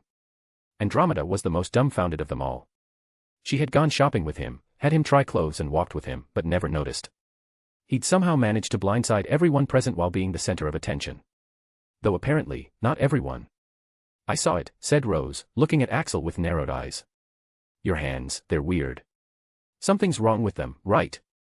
Damn, have I got rusty after torture? Axel looked at her for a moment, then sighed. He'd been trying to hide it because it looked weak and pathetic as fuck and utterly disgraceful. A master thief with trembling, clumsy hands, what a joke. But, now that the cat was out of the bag, there was no way to hide it while they'll specifically focus on his hands. He brought his hands out of his pockets. Chapter 6, You Are Nothing. Axel decided to take his hands out, since, 1, there was no point in hiding if everyone already knew, 2, he really liked the food. It's easily the best food he's ever been able to taste. He gripped the knife and fork and copied others' movements to eat. He'd copied the technique perfectly, but it was a pity that his hands were trembling and his fingers were moving in random directions, as if not listening to his commands. Thus, his movements were quite slow and clumsy. Even though his nerves could be healed, they were a jumbled mess right now. The magic starts developing only after 11, so his was not strong enough to protect this body. Everyone was shocked to see the bizarre spectacle. Even Sirius's expression became solemn as he saw this. He was pretty sure that this was not normal and something was wrong with his hands. What happened to your hands? Have they always been like that? Axel hesitated. He couldn't just tell anyone that he'd been put under 5th-degree cruciatus, could he? Most people tend to lose their sanity after that, and he didn't want anyone to judge whether he was sane or not. It's like how if a man and a woman stayed in the same room for a night, most people would think they've had sex even if the concerned parties adamantly deny it with sound reasoning. Axel looked at his hands. They were fine until just about 3 days. But they're kinda crippled now. He answered vaguely. Sirius's eyes widened and Marlene gasped. Though Axel noticed that Bellatrix didn't seem the least bit surprised. Tell me, Axel. How did this happen? She asked calmly, looking him dead in the eye. Axel hesitated. What should he do? This is the Minister of Magic. He can't reveal anything that'd link him to the recently killed man. Thankfully, Andromeda intervened. Bella. No. The Minister of Magic pouted, always so self-righteous, she muttered, but left the topic at that. Andromeda then turned to everyone. He was attacked by some evil wizard. It's not incurable. There are still things that can fix him. Let's just all enjoy ourselves and not make him remind him of it again and again by asking questions, all right? Andromeda took Axel's hesitation as a sign of trauma. It would be quite natural to have one after what he had been through. Her words got approval from everyone. It seemed that even if the younger sister was the minister, the household power rested with the elder sister. Sirius changed the topic. Have you made arrangements at Hogwarts? Is it safe for Rose? Bellatrix shook her head. I'm not sure. Dumbledore is not allowing Aurors for just one person. But he's guaranteeing Rose's safety. That got Axel was a bit worried. Why are they talking about her safety? Would it unsafe for me to go as well? Seeing Axel's confusion, Andromeda explained quietly to him, Rose's situation is a bit special. When she was a child, she survived the killing curse and somehow vanquished the evilest wizard of the time. Axel wondered what it has to do with anything and how was that girl so powerful at a young age. Andromeda continued to explain to him, at that time, she became a celebrity and her parents had passed away. Thus, Sirius, as her godfather, was supposed to take her in. But he got illegally put into Azkaban and Rose got sent to her abusive aunt. At that time, I was still disowned and couldn't do anything for Sirius. It was only after Bellatrix came back did she first inherited the House Black, became the Minister of Magic, and then free Sirius, who immediately brought back Rose. After then, there were further attempts at Sirius's life which thankfully failed. Thus, it is incredibly clear that someone is out there wanting to make Rose's life miserable. Most likely people from the Dark faction. After knowing all this, Axel looked at Rose in a new light. He had thought that she was just a pampered girl. But she turned out to have somehow destroyed a Dark Lord. Since the atmosphere had lightened up, the dinner went smoothly after that. And thankfully, no one questioned how Axel got hurt, making Axel even more grateful to Andromeda. The Black family was super considerate and accommodating. And Axel got to see what a family looks like and how happy they all were. Though the best thing was still food, since he could also taste it instead of just being able to look. He really liked the drink called butterbeer and drank a little bit too much of it. So before the dessert came, Axel went to the washroom. While leaving, he was surprised to find Bellatrix right outside. "What's up, Minister?" he asked, noticing that she must be waiting for him. Why else would she stand in front of a men's bathroom? Cyrus Greengrass, she replied. Axel frowned, getting a bad feeling. He noticed that he couldn't hear any sound other than their breathing, and that's when he realized. He cursed inwardly. Fuck. It's that spell again. The spell that men use to block sound. This can't be good. What is it? He asked cautiously, preparing to make a run for it. Cyrus Greengrass. She repeated. The name of the men you killed. Thought you should at least know that, she said in a sweet voice that terrified Axel. This woman seemed completely different from the one he'd seen laughing and playing around like a kid just a while ago. I don't know what you're talking about, he said, trying to sound calm even though he was panicking right now. The woman laughed. Oh come on, Axel. You don't need to lie to me. We both know you did it. In fact, if the minister wanted, it would have been your crime even if you didn't do it. Darn. Axel had to agree to that. Bellatrix made a lot of changes, but she didn't bother changing the pureblood supremacy advantage. After all, as a black, she currently stood to gain the most from that. And most pureblood houses had already pledged loyalty to her. If she wanted to make his life difficult, she could do it very easily. Axel gritted his teeth. What do you want? He asked. It was clear that she wanted something from him. Otherwise, they won't be having this conversation right now. She raised her eyebrows, straight to the point. Huh. I like it. Well, what I need is very simple actually. And it causes you no harm.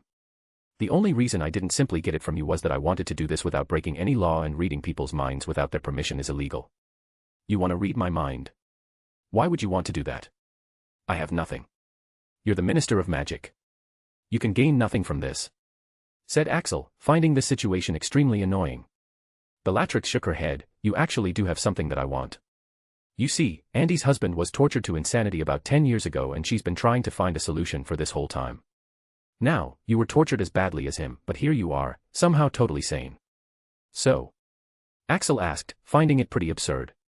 So I just need to look at the memories to see how you did it. Andy's already checked your whole brain, so biology has nothing to do with the reason. Axel glared at her. Of course, he was unwilling. Why would he not? His mind was his own. Andromeda wouldn't have agreed to let you do this, he said, trying to threaten her using her big sister with the "I'll tell on you" tactic. At this, Bellatrix actually laughed, sounding genuinely amused. I see. She did a very good job in manipulating you. Axel paused. What are you talking about? It's funny really. How she's created a perfect image of herself in your mind so quickly. Let me enlighten you, you gullible kid. Andromeda is a black. She's no kind woman.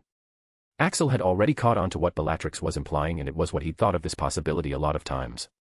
But, when it was turning out to be true, he was extremely unwilling to accept the reality. But Bellatrix didn't stop. She mercilessly tore apart the last of Axel's small hope. You think she did all this out of kindness? Wrong. Wake up, kid. Who are you to her? A nobody. Do you know how many have died for the sake of finding a cure for her husband? How long has she known you for? A day and a half. You tell me, kid, who's she gonna choose between her husband she's known for decades or you? She's kind. My perfect pureblood arse. She did all this because she thought it was the easier method. Just throw some money and some kindness to a homeless kid and he'll give you anything you want and still thank you afterward. But looking at you, I can tell. You wouldn't have agreed, would you? So, for the sake of my sister, I'll do this and then we go our separate ways. Now, do you agree or do I need to force you? In the beginning, Axel's face was showing a lot of emotions. Regret, sadness, unwillingness, anger, etc. But right now, his face showed no emotions. He seemed completely calm. After a pause. I agree, he said with no emotion. Congratulations, you have learned to control your emotions using a clemency. The speed of progress is unprecedented in the history of the magical world. But let me tell you in advance, you won't find anything that'll help your sister. He warned her in advance. Bellatrix was surprised to see his calm reaction. What's the matter? You aren't angry at me. Axel laughed. Oh, I am angry at you. Angry? That was an understatement. He wanted to torture this woman with the cruciatus. He wanted this proud and powerful woman to kneel before him and kiss his feet, begging for mercy for this verbal slaughter. But, it's not possible for now. But, whatever she said, everything is true as well. That's why. I'm angry at you, but I'm also grateful, he smiled self-mockingly. I was getting too hopeful and positive about this world. You reminded me once again that I should never trust anyone and learn to be satisfied with loneliness. Host will always have the system. Thanks, sis. Though now I wouldn't be sad even if you betray me.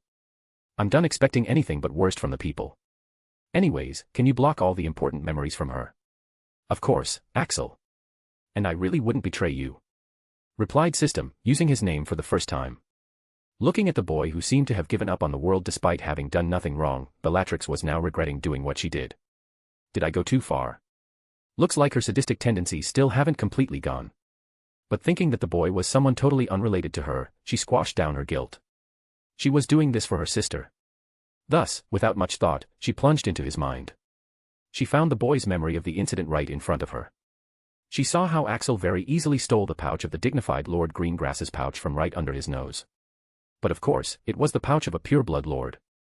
The boy was lucky to keep his hand intact. Then, she watched how Cyrus, whom she thought was not a Death Eater, but a very powerful wizard, proceed to torture the boy in the most Death Eaterish way. Damn, she never knew that calm and collected men could be like this. It seems like she has to stop his daughter's association with Rose. She went in deeper to observe how Axel's mind had functioned at that moment to prevent him from losing his sanity. She was expecting to find some magical phenomenon or something. At least a semblance of a clemency that was protecting his mind, but all she saw was pride, anger, killing intent, a strong will never give up, and not an ounce of submission. There was no sign of any abnormal magical phenomenon other than his weak magic trying to protect him as much as possible, which was a normal response. How is this possible? She thought as she saw his unyielding eyes in the memory. It was already 8 minutes into torture with no breaks, but there was no sign of submission. Even Cyrus was looking scared now. Axel's throat seemed completely mutilated from roaring like a beast. As her gaze went to his throat, she caught sight of something shining there. Upon taking a closer look, she broke the connection due to how shocked she was. It was a simple pendant with a distinctive cross symbol. No way, how come he has it? Did he steal it? And, is this really the same one? For all she knew, that cross could have been mass-produced and this boy just happened to have one. But, when she opened her eyes and looked at him again, she realized why she found him familiar. The resemblance was slight, but it was there. Now that she thought about this, everything seemed to fit. This boy was definitely related to that man. While Bellatrix was shaken up, Axel was very clear-minded. Are you done? I bet you didn't find anything that'll help your sister, did you? He asked, his face showing no emotions. But his eyes were icy cold and his voice also contained a cold fury. Bellatrix suddenly realized that she'd completely forgotten her real goal. Now if you'll excuse me, he said as he began to leave. Wait. She tried to stop him. She wanted to confirm his connection with that man. Upon being asked to stop, even Axel's newly gained clemency was having a difficult time maintaining his reasoning. He can't stand this woman any longer. He turned back sharply and the glare he sent her way made the Minister of Magic flinch. It contained a hint of madness in it. Bellatrix recoiled upon facing this familiar hostile attitude that seemed to match that man's. But, it was always reserved for the enemies. I won't wait any longer, Minister. There's a limit to my patience. If you push too far, I'm ready to die trying to kill you. The deal was to let you see the memory, and we go our separate ways. From now on you and I are strangers. Bellatrix paled as she heard him repeat her own words. She recalled the hurtful words she'd just said to him and suddenly felt nauseous. Tristan Hunt, the men who had saved her from the fate of being a Death Eater's trophy wife. The men who'd changed her way of thinking. After a decade of feeling indebted to him, the first chance she got at repaying him, and she blew it like this. He must be rolling in his grave right now for what she just did. Oh, Merlin, what have I done? Axel didn't stop. Also, make sure to show the memory to your sister. Tell her that her husband was just a pussy who suffered no hardships if he couldn't even take that much torture. She should stop hurting innocent people for such a weakling and find herself a real man. With those words, he left, while she stood there as if someone had petrified her. 1.5 days later. With a school bag on his shoulder, Axel walked through the wall barrier to enter the platform 9 3/4. Damn system, this is just like the one in Diagon Alley, muttered Axel as he found himself on a crowded platform hidden from the world. There was a train with a scarlet engine that was releasing steam. The scenery was quite beautiful. Though the loud noise produced by its engine was quite grating on his nerves.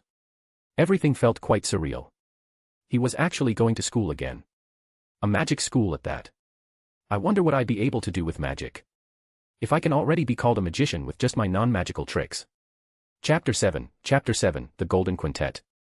At the station, along with a massive crowd, Axel also noticed that there were many reporters and cameramen as well. It seems that they were here for the girl who lived who's mostly been kept isolated from the press under the protection of the Black family. Axel ignored everything in favor of finding himself an empty compartment before they all get filled up.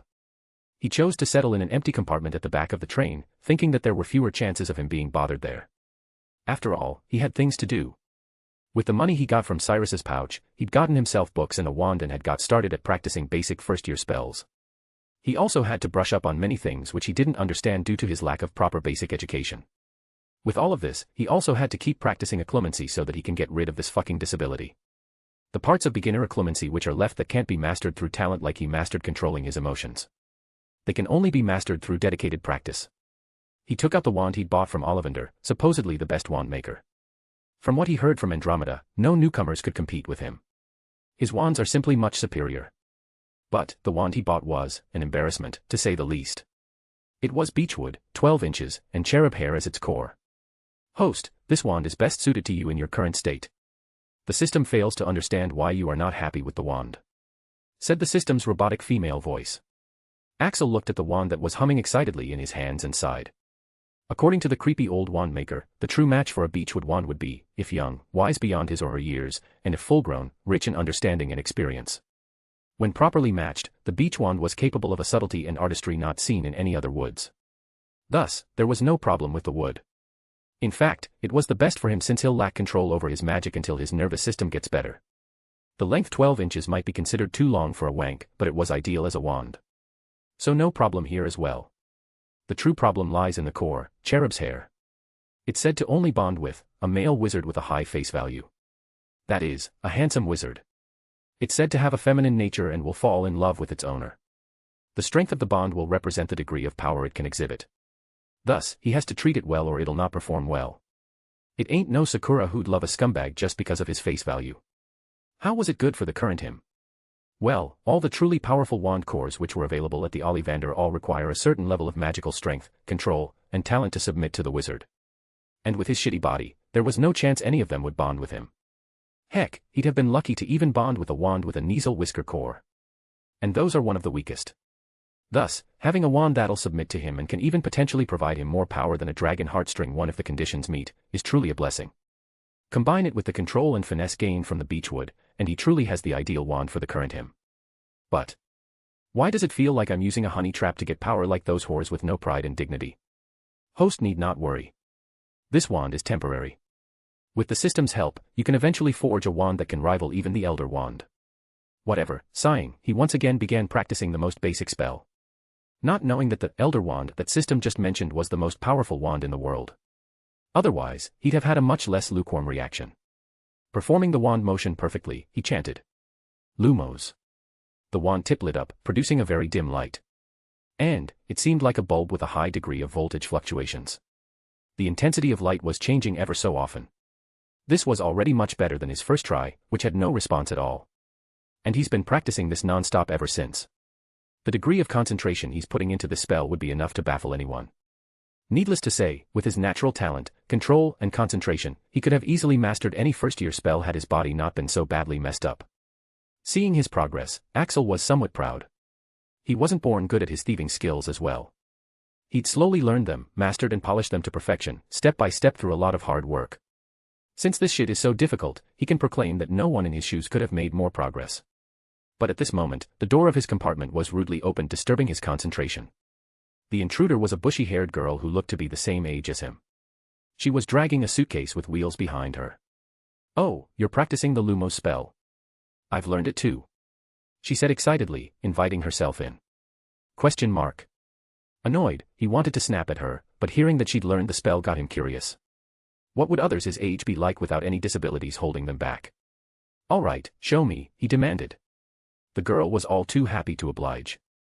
She produced her wand and did an exaggerated wand motion. Lumos. Instantly, a bright light came out of her wand, lighting up the entire compartment, causing Axel to squint a little due to its sheer brightness. He was speechless. To think I was proud of my pathetic achievements. Axel was feeling a slap to all his hard work. The girl happily cancelled the spell and looked at Axel, expecting admiration and praise. But Axel simply picked up his bag and left, closing the door on his way out. Why is it always like this? Hermione Granger muttered as she stomped her foot in frustration. Axel had run away in embarrassment. He had expected her to be better, but not that better. If it was just because of her technique and practice, then Axel could have accepted it, but no. It was because of the fact that they weren't better than his. And she didn't even have to put in half of his concentration, and the difference was still so fucking huge. System, why did you choose me? I'll need a lot of time and effort to do things that girl can easily do.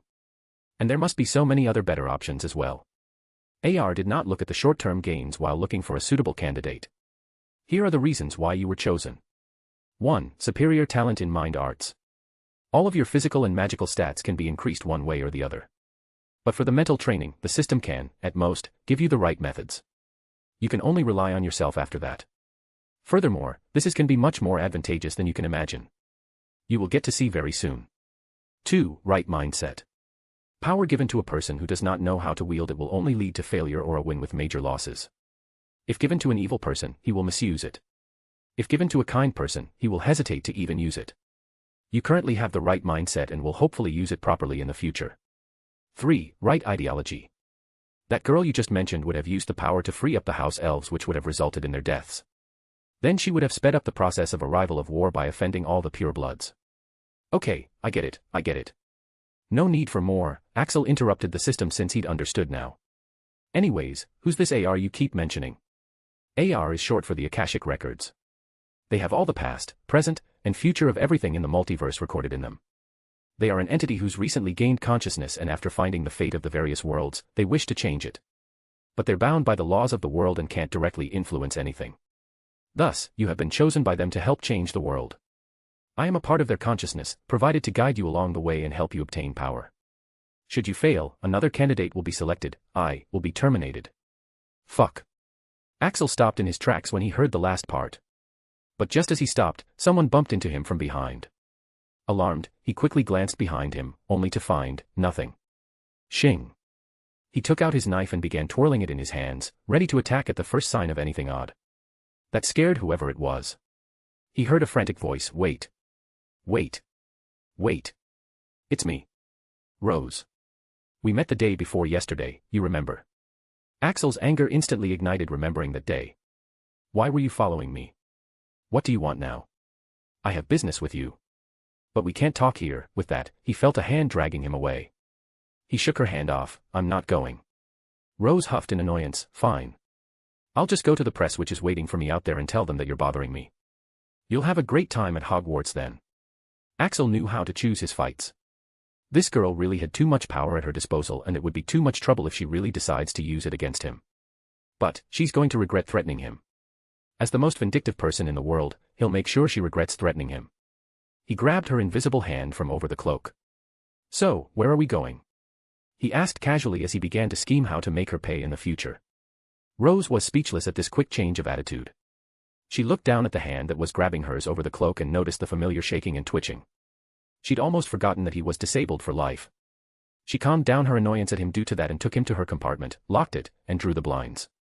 Removing the cloak, she rounded up on him, only to see him looking at the rest of the occupants of her compartment, his hands back in his pockets. Axel didn't know why he expected her to take him somewhere private. He certainly didn't like being in the same compartment as 4 strangers and the girl who lived. But he still entered since he can easily take out these 4 kids in such close range before they can even touch their wands. One was a boy and the other 3 were girls. Seeing Axel so vigilant, Rose did a proper intro. You don't need to worry. They're all my friends. This is Susan Bones, she said, gesturing towards a ginger-haired girl with light skin. Neville Longbottom, pointing towards a round-faced chubby kid with blonde hair. Hannah Abbott, a nervous-looking blonde girl with pigtails. And Daphne Greengrass, she said, pointing at a girl with straight blonde hair and gray eyes. What? Axel paused as soon as he heard the last name. Bellatrix's words rang inside his mind. / Cyrus Greengrass, the name of the men you killed / Greengrass. Damn, I should have just stayed with that bushy-haired girl. Chapter 8, Mission. Potter, Black, Bones, Longbottom, Abbott, and Greengrass. According to the basic knowledge he's gotten from the system, these are all part of the Sacred 28. Rose turned out to have quite a powerful friend circle, huh?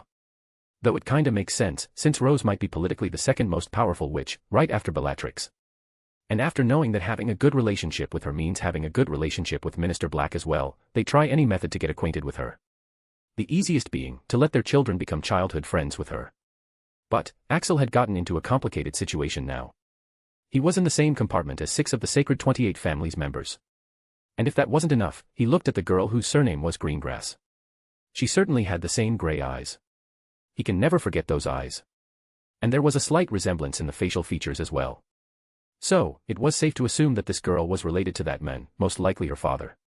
Now, the question is, what to do with this girl? Her father or uncle had tortured him into a cripple. So there is a lot of unvented hate inside him. But, he was also feeling a bit guilty that he'd killed her father. Just as Rose was done introducing everyone to him, he received a quest. Ding. Quest activated. You are heading down the path of a loner. It would not have been a problem under ordinary circumstances. But, your foes aren't entities that you can handle alone. You'll need allies and you'll need to have communication skills and charisma befitting of a leader. Mission. Make friends, make allies, and make a good impression with the wizarding world. Rewards. Making a good impression on the people in this compartment. Dash plus 1% approval. Dash information on your enemy. Rewards on every successive steps you take towards building a reputation for yourself such that people willingly follow you one day. Dash plus approval rates. Dash other rewards. Do you accept the mission? Y/N. After telling him the name of everyone present, Rose pushed Axel into a seat and folded her hands. Why the hell did you leave yesterday? She asked, as if he'd committed some capital crime. Axel raised his eyebrows. Why are you even asking me that? He asked, confused as to why his leaving would affect anything. He was more focused on the quest right now. The reward was quite tempting. He really wanted to know just what calamity can bring so much destruction that AR would have to go to such lengths to save it. But, the problem was.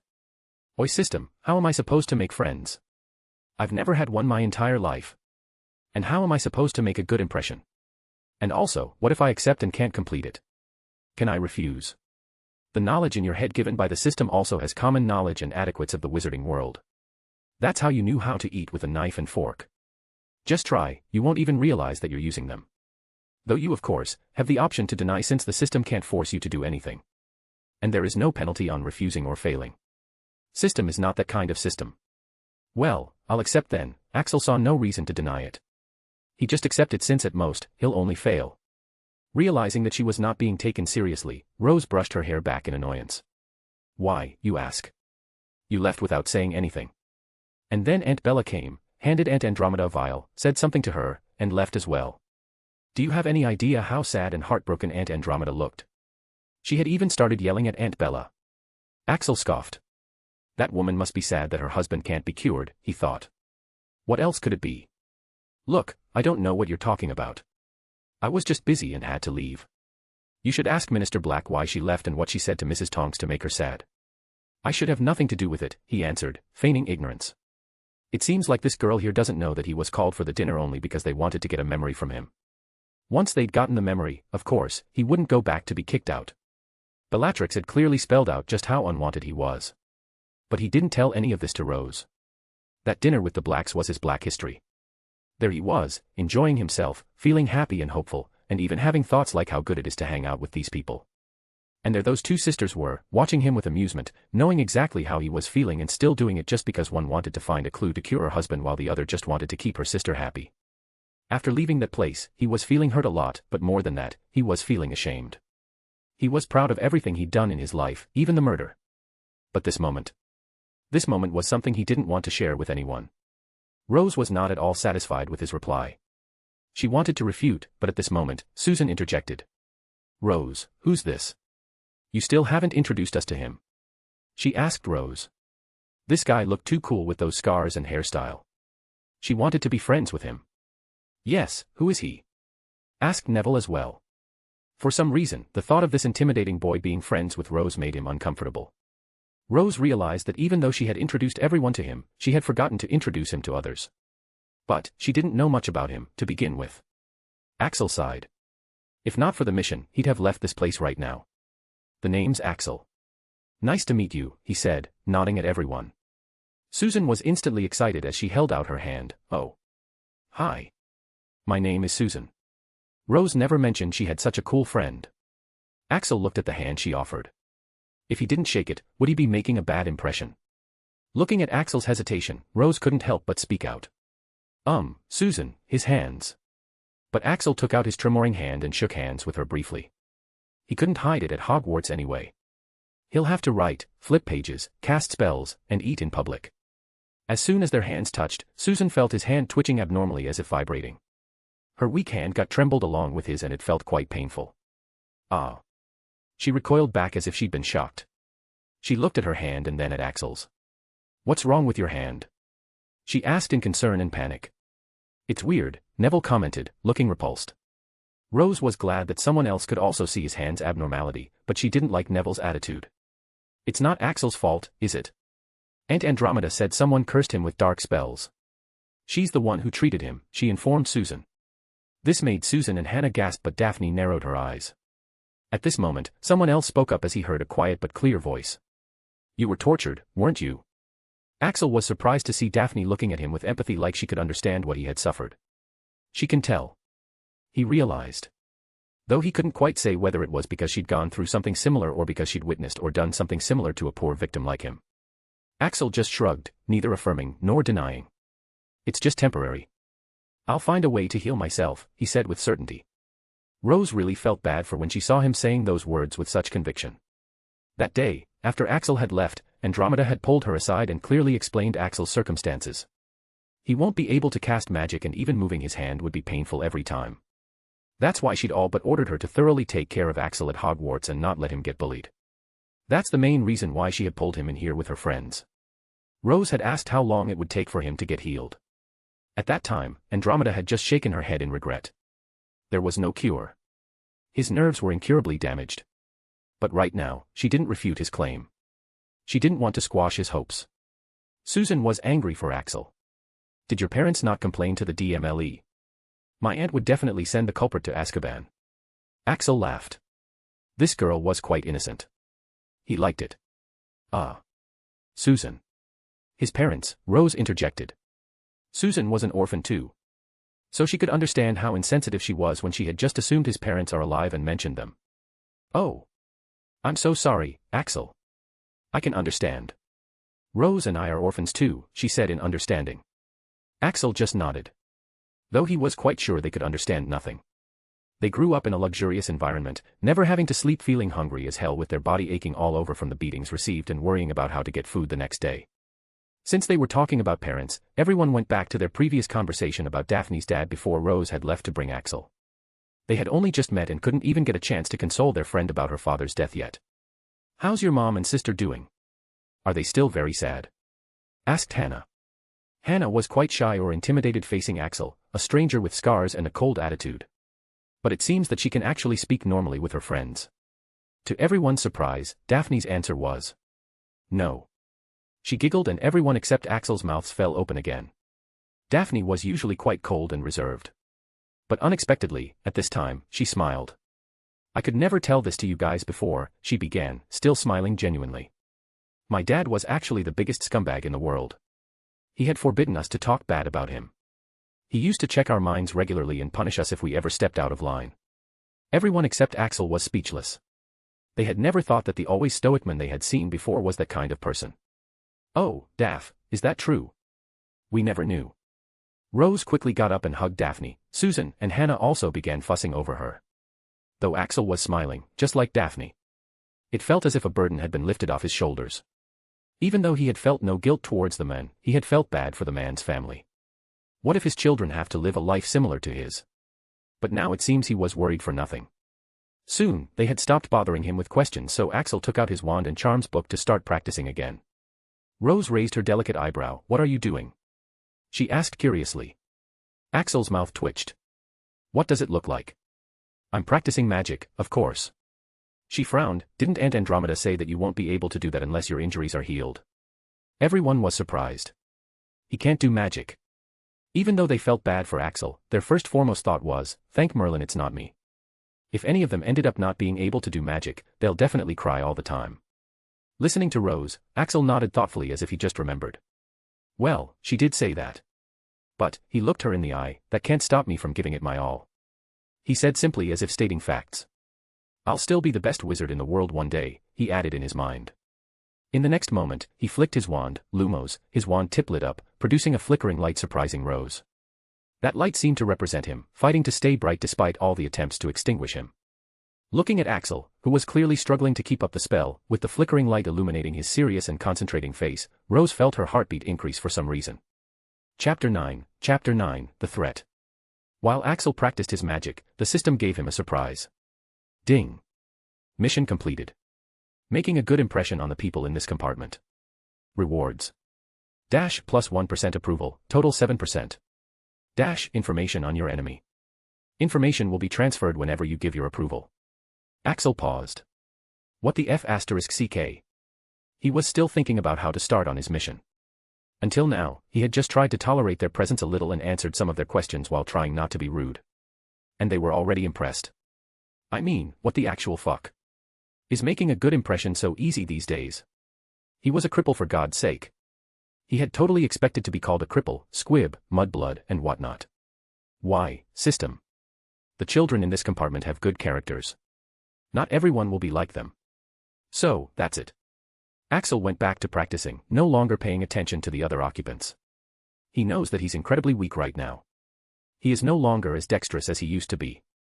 It seems that he's still quite fast, but there's no accuracy in his movements. Overall, he'll get his ass handed to him in a real fight, magical or muggle. The only thing he has going for him is his mind. As something that was supposed to take the most damage, it is ironically the best weapon he has on him. But his mind can't help too much if he has no attack power. That's why he has to learn magic as soon as possible. Lumos, he mumbled. He was whispering the spell incantation in a hushed tone, and there was enough lighting in the room that the weak light produced by his wand didn't disturb anyone. After an hour, the Lumos charm had improved a lot. He just couldn't get used to the sharp pain that shoots up from his chest to his arm, and the headache was a bitch. And the rate of improvement had slowed down a lot. So he just switched to levitation, which was even more difficult and painful. Axel. Axel. An hour later, he heard someone calling his name, pulling him out of his zone. By now, he had managed to lift the piece of paper up to a foot high for a short moment. What? He looked up to see the others looking at him with concerned or uncomfortable gazes. Your condition doesn't look good. You should stop for now, said Rose, her green eyes containing genuine worry. Feeling something wet, Axel touched his nose and his finger came red. The veins around his eyes and forehead were bulging out a little. How's my situation, sis? Axel, after suffering from numerous injuries over the years, your body has developed a self-healing mechanism. While is it extremely painful, the intense practice that you are doing is actually beneficial, as it is gradually stimulating your nerves to start functioning the way you intend them to. As long as you eat well, there's no long-term harm being done, only improvement. That being said, the system did not calculate that you'd be willing to use this method. Axel scoffed. It's not like he was willingly doing this. But he knows his luck. If he'd lazed around like others, he'd have been dead multiple times by now. Thus, he's learned to stop complaining and just do whatever's needed, even if he doesn't like doing it. Looking at everyone's uncomfortable faces, Axel calmly took out his handkerchief, wiped the blood off his nose, and stood up. I'm fine. Excuse me, I'll take a break. I need to go see a friend since I came here without informing her. Rose couldn't even react before he had picked up his bag and left. He knew that for these pampered kids, keeping on practicing even after this would put him into the category of a lunatic. The mission he had gotten from the system was already completed anyway, so there was no need to stay. As expected, I just don't fit anywhere, he mused. It was the same in the Muggle world, and it was the same here. While searching for an empty compartment, he passed by the compartment which he'd left due to that bushy-haired girl. It was now filled with students a bit older than him. The bushy-haired girl could be seen talking animatedly with a girl who looked about 2 years older. The appearance of the girl was a bit attention-grabbing. This girl had violet eyes, and a beautiful heart-shaped face with attractive features, framed by light purple hair. Even the rude bushy girl found friends, huh? Axel remarked as he continued searching. An empty compartment in this train is really hard to find. Especially considering the fact that many teenage couples are meeting each other after holidays, so they all need some alone time. Axel opened what looked like a storeroom, only to see 2 people eating each other's mouths. Damn. They're everywhere. Exclaimed Axel as he shut the door. He did eventually find an empty compartment since this magical train was quite big. Sitting there, turning the blinds and locking the door this time, he asked the system. Hey sis, I want to access the reward I got from the mission. He had still not accessed his mission reward about the threat to this world. Okay. Here it is. Ding. Information suddenly entered his mind, causing him to wince due to the uncomfortable sensation.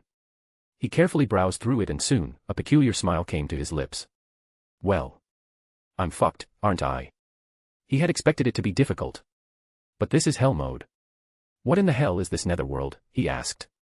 Netherworld is a dimension connected to this world.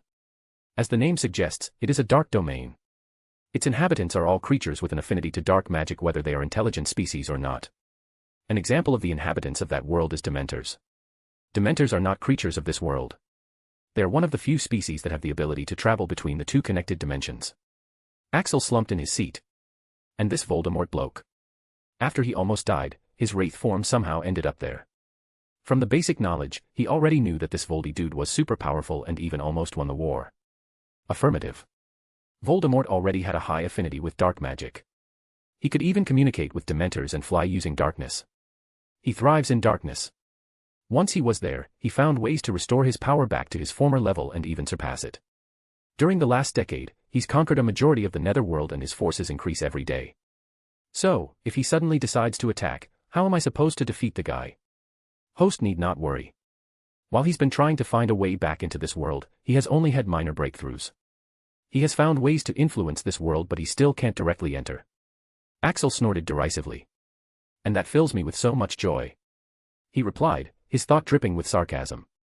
He still has to fight an army plus Voldemort. If the guy is going to conquer or destroy the world, Axel will have to do something anyway, with or without system. There's no doubt. He is fucked. Fortunately, no one disturbed him for the rest of the train ride, allowing him to practice his magic and occlumency in peace. When they reached the destination, he changed into his uniform. It was mostly similar to the Muggle schools in Britain, except instead of a blazer, you wear an open black buttoned robe and a hat, optional. Coming out of the train, he started walking along the crowd to wherever they were going. Fur's years. Fur's years over here. Up ahead, he said, a giant of a man waving his hand in the air.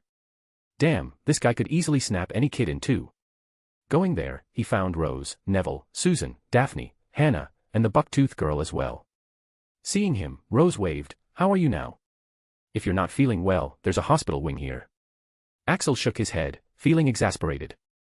I'm all right. Thanks for asking.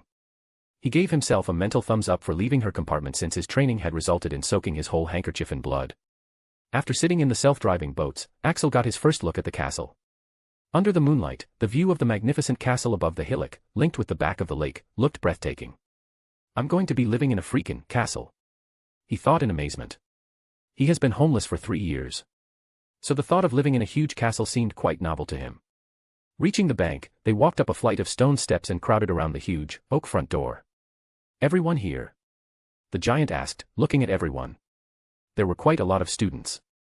According to the system, after the economic boom in Britain, many magical families migrated here. Plus, Bellatrix forcefully passed many laws which improved Hogwarts even more, like restarting dueling, alchemy, and some other subjects. So now, many foreign families send their kids to Hogwarts for their magical education. The men raised a gigantic fist and knocked 3 times on the castle door. The door swung open at once. A tall, black-haired witch in emerald green robes stood there. This lady seemed one of those no-nonsense, always serious kind. The first years, Professor McGonagall, said Hagrid. Thank you, Hagrid. I will take them from here. She pulled the door wide. The entrance hall was big enough to drive cars through them. Speaking of cars, Axel had seen many strange and enchanted ones in Diagon Alley. The stone walls were lit with flaming torches like the ones at Gringotts, the ceiling was too high to make out, and a magnificent marble staircase facing them led to the upper floors. They followed Professor McGonagall into a small, empty chamber off the hall. They crowded in, standing rather closer together than they would usually have done, peering about nervously. Welcome to Hogwarts, said Professor McGonagall. The start of term banquet will begin shortly, but before you take your seats in the Great Hall, you will be sorted into your houses. The sorting is a very important ceremony because, while you are here, your house will be something like your family within Hogwarts. You will have classes with the rest of your house, sleep in your house dormitory, and spend free time in your house common room. The 4 houses are called Gryffindor, Hufflepuff, Ravenclaw, and Slytherin. Each house has its own noble history and each has produced outstanding witches and wizards. While you are at Hogwarts, your triumphs will earn your house points, while any rule-breaking will lose house points. At the end of the year, the house with the most points is awarded the House Cup, a great honor. I hope each of you will be a credit to whichever house becomes yours. The sorting ceremony will take place in a few minutes in front of the rest of the school. I suggest you all smarten yourselves up as much as you can while you are waiting. She said, glancing at a red-haired kid who had a smudge under his nose before she left. This kid had been eyeing Rose for quite a while. His eyes were constantly alternating between her eyes and her scar. As soon as the stern-looking professor had left, this guy had walked right up to Rose, who was standing with Axel and others. He hadn't wiped his face even after McGonagall's warning, since he was too busy staring at Rose. "Hey, you must be Rose Potter. The girl who lived." His loud words caused everyone's attention to be focused on Rose, making her frown. Rose shifted on her feet uncomfortably, her hand flicking her hair back to hide the scar. "What is it?" she asked, annoyed. The boy seemed overexcited to be talking to the famous girl of the legends. His eyes went wide and his mouth gaped at her. "Wow. You really are her." Though it seemed he didn't know what to say next, so he just went, "How was it? Do you remember how you got this from you-know-who?" he asked, pointing at her scar. Rose seemed quite taken aback to answer. But Susan blew up. You insensitive prick. Why would you want to make her remember something like that? Her parents were murdered that night. According to Susan, anyone should have enough decency to know not to ask her this. All the other kids who wanted to talk with the girl who lived glared at the idiot. They'd missed their chance. At this moment, a blonde, arrogant-looking kid came up to them while laughing. "Oh, look at your face, Potter. Gonna cry? You miss mommy and daddy?" Rose, not looking the least bit bothered, just smirked as she gave the boy a middle finger. "Shut up, daddy's princess. We all know you're the one who's going to cry into your pillow tonight. After all, you're missing your daddy after not getting head pats for a whole day, right?" With that, Rose pulled all of them away from the two odd kids. "That guy is Draco Malfoy, we don't get along. And his mom doesn't get along with my aunts," she explained to Axel, looking a bit embarrassed as she had forgotten to keep her pure image for a moment. Axel looked at her differently. Sure. He once again made a mental note not to get in conflict with her. From what he's seen up until now, she's a vicious one. She even knows how to use her immense fame and reputation to ruin someone, since she'd threatened him with that on the train. Though Axel didn't know that it wasn't too surprising. She was a marauder's child and raised by a marauder too. You can't expect her to have no fangs. Or prongs. They began talking about which house they were going to be sorted into. Rose and Neville wanted Gryffindor like their parents. Susan wanted Hufflepuff like her aunt and parents. Hannah also wanted Hufflepuff since she wanted to be with Susan. Daphne wanted Ravenclaw since her mom was a Ravenclaw and her a-hole dad had wanted her to be Slytherin. Only Axel was left, so they all turned to him. "Ravenclaw," he said decisively. He had it all figured out. From the basic knowledge he'd got from the system, only two houses get a whole room to themselves, Ravenclaw and Slytherin. Of course, he can't go to Slytherin because of its bad reputation and his status of being an orphan with no distinguished background. So the only one left is Ravenclaw. Daphne smiled and Rose looked a bit disappointed. She could have helped him much more easily if he was in Gryffindor. Chapter 10, Savage Sorting Hat. As they were talking, Axel was a bit surprised to see a group of pearly white apparitions float out of the wall, scaring many Muggleborns. But since he had the general knowledge from the system, he knew that ghosts exist in the wizarding world. Heck, he could have sworn he had seen one sometime in the past. Soon McGonagall came back and ushered them through a pair of large doors into the Great Hall. It turned out to be the biggest hall he'd ever seen. The four long tables seemed to stretch for miles. The upper area of the hall was filled with thousands of floating candles. In the last decade, Magical Britain had adapted the magical equivalent of a bulb and tube light from other magical countries, since those purebloods having the monopoly over enchanted candles could no longer suppress them. So, he had seen crystal balls everywhere instead of candles and torches. But, the Great Hall was still lit only with candles and nothing else. And Axel could understand why. The huge number of candles are able to provide more than enough illumination, and the scenery looks simply marvelous. Professor McGonagall placed a four-legged stool in front of the first years. On top of the stool, she put a pointed wizard's hat. This hat was patched and frayed and extremely dirty. And for some reason, the hat began singing. "It's horrendous," muttered Axel. Even though he had the general knowledge of the system and understood that sorting would be done through the hat, he still found all this stuff quite absurd. Why was that hat allowed into students' minds? Why was it so dirty? He'd prefer any hat over this one. And most importantly, why the fuck was it singing so badly? While the hat was singing, Susan was trying to comfort a nervous Hannah. "Don't worry, it's just a sorting," she was saying. But what if I get sorted into Slytherin?" she asked back in worry. Rose shook her head. "Sirius said you can choose whichever house you want." "The sorting hat listens," she said confidently. Axel had also gotten the same information from the system's basic knowledge. That's why he was quite relaxed as he looked around the hall in curiosity while trying to ignore the song. After the hat was done, McGonagall announced the start of sorting. "When I call your name, you will put on the hat and sit on the stool to be sorted," she said. Finnegan Seamus. A sandy-haired guy walked out, looking excited, and put on the hat. Gryffindor. Came the hat's voice moments later, causing the Gryffindor table to burst into cheers. Axel, when is your birthday? Rose asked Axel out of the blue as McGonagall continued to call out names. Why do you ask? He asked back in bewilderment. The sorting is done either alphabetically or chronologically. This time, it looks like it'll be done chronologically. So if your birthday comes early, you'll be sorted first. Oh, Axel nodded in understanding. But, he really had no idea when his birthday was, and neither did he ever felt the need to know.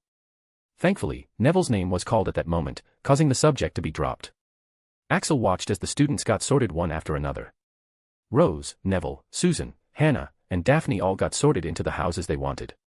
And soon, it was his turn. Hunt, Axel. Axel paused. He came to know two things today. His birthday comes quite late in the year, and his surname is Hunt. Axel Hunt. Well, it's at least better than Longbottom, he thought dryly as he made his way to the stool. As he sat, McGonagall put the hideous hat on top of his head. The system had assured him that the hat can't reveal his memories to anyone. As for hiding his memories, it could at least hide the murder, torture, and system's existence. Anything more would be suspicious. But Axel was not worried. The rest was stealing from assholes and defending himself in fights. There shouldn't be any trouble. He heard the hat's voice in his head. HM. So what do we have here? Put me in Ravenclaw, he thought. The hat ignored his words as it looked through his recent memories. The sorting hat works on a clear-cut algorithm. It usually doesn't spend much time looking through a student's head. Especially if the student has no potential and no background. Here's what it saw as it took a cursory look in Axel's mind. HM. You're already stealing and injuring people at such a young age. No family background. Oh. And you can't even move properly and do magic. What? My singing and my song were horrendous. I spent a whole year preparing for that. I know where you belong. Wait. But the hat had already made its decision. Slytherin. Came his loud voice. Axel was stunned. Did he just get sorted into Slytherin? My background, he tried protesting. Yes, I usually do not put orphans with no family background in Slytherin. But perhaps, staying there would help you learn to appreciate my songs better. I hope you have a pleasant stay at Slytherin. Now move along, little fella. My time is only for polite or talented wizards. Next. And Professor McGonagall lifted the hat from his head at that moment, revealing his baffled face. Axel numbly got down from the stool and started to walk towards the Slytherin table. As he walked, a green snake insignia appeared on his cloak and his tie changed to green color, marking him forever a Slytherin. He turned back to look towards the Ravenclaw table, where he was supposed to get sorted, and saw Daphne. She was sitting with the bushy-haired girl and the purple-haired statuesque girl he had seen on the train. Then he looked at the Hufflepuff table, where Susan and Hannah were sitting together. Finally, he looked towards Rose, who was sitting with Neville. She was looking at him with a questioning look while Neville was looking at him like he had caught the plague. The sorting hat had fucked him over. He looked towards the hateful hat and saw an imaginary pair of black sunglasses on its eyes and a cigarette in its mouth. It was certainly living the thug life. He went to the table and sat with the rest of the first-year Slytherins. What the fuck system? The basic information in my head said I had a choice. People usually do have a choice, Axel. But it's not absolute. The basic information didn't contain the fact that the hat has an ego of its own and has authority over the final decision. Though things would have still worked out how you wanted, but you were just too unlucky that the sorting hat saw the worst combination of memories it could have in the basic sweep of your mind. Axel sighed, bad luck, huh? Why am I not surprised, he thought bitterly. If the goddess of luck existed, he might be her husband's bastard child. What memories did it see? He asked the system, though he already had an idea. It saw you not able to cast the basic magic after many tries, the fact that you are a cripple now, and you having no family background. This caused its interest to lessen since you would be a bottom dreg in any house and won't have any major impact on the world. Therefore, it didn't dig too deeply and only saw a few glimpses. In one memory, you were beating up people but it didn't see that they were the primary offenders and deserved the beatings. In one memory, you were stealing something though it didn't see that the person you were stealing from was a rich asshole. In one memory, it saw you getting annoyed by its song but it doesn't know that you have a condition called misophonia, which is a mental disorder triggered by certain annoying sounds. It's usually caused by trauma. In one memory. Whoa, back the fuck up. He thought, interrupting the system. I have something like that. So other people were actually enjoying that thing. No, not everyone. But no one was as annoyed as you and many also enjoyed it. replied System. While he was conversing with the system, someone called out to him from the side. Your name is Axel, right? Axel turned to see that it was one of the girls who were sorted into Slytherin. The girl smiled at him. Hi. My name is Pansy Parkinson. I'm a pureblood. Nice to meet you. Likewise, he replied shortly. He could tell that he was supposed to tell his blood status as well, but he didn't know it either. Thankfully, the blonde kid from earlier had attracted the attention of the girl, making Axel grateful. At this moment, the last of the students had been sorted and an old man at the high table had stood up.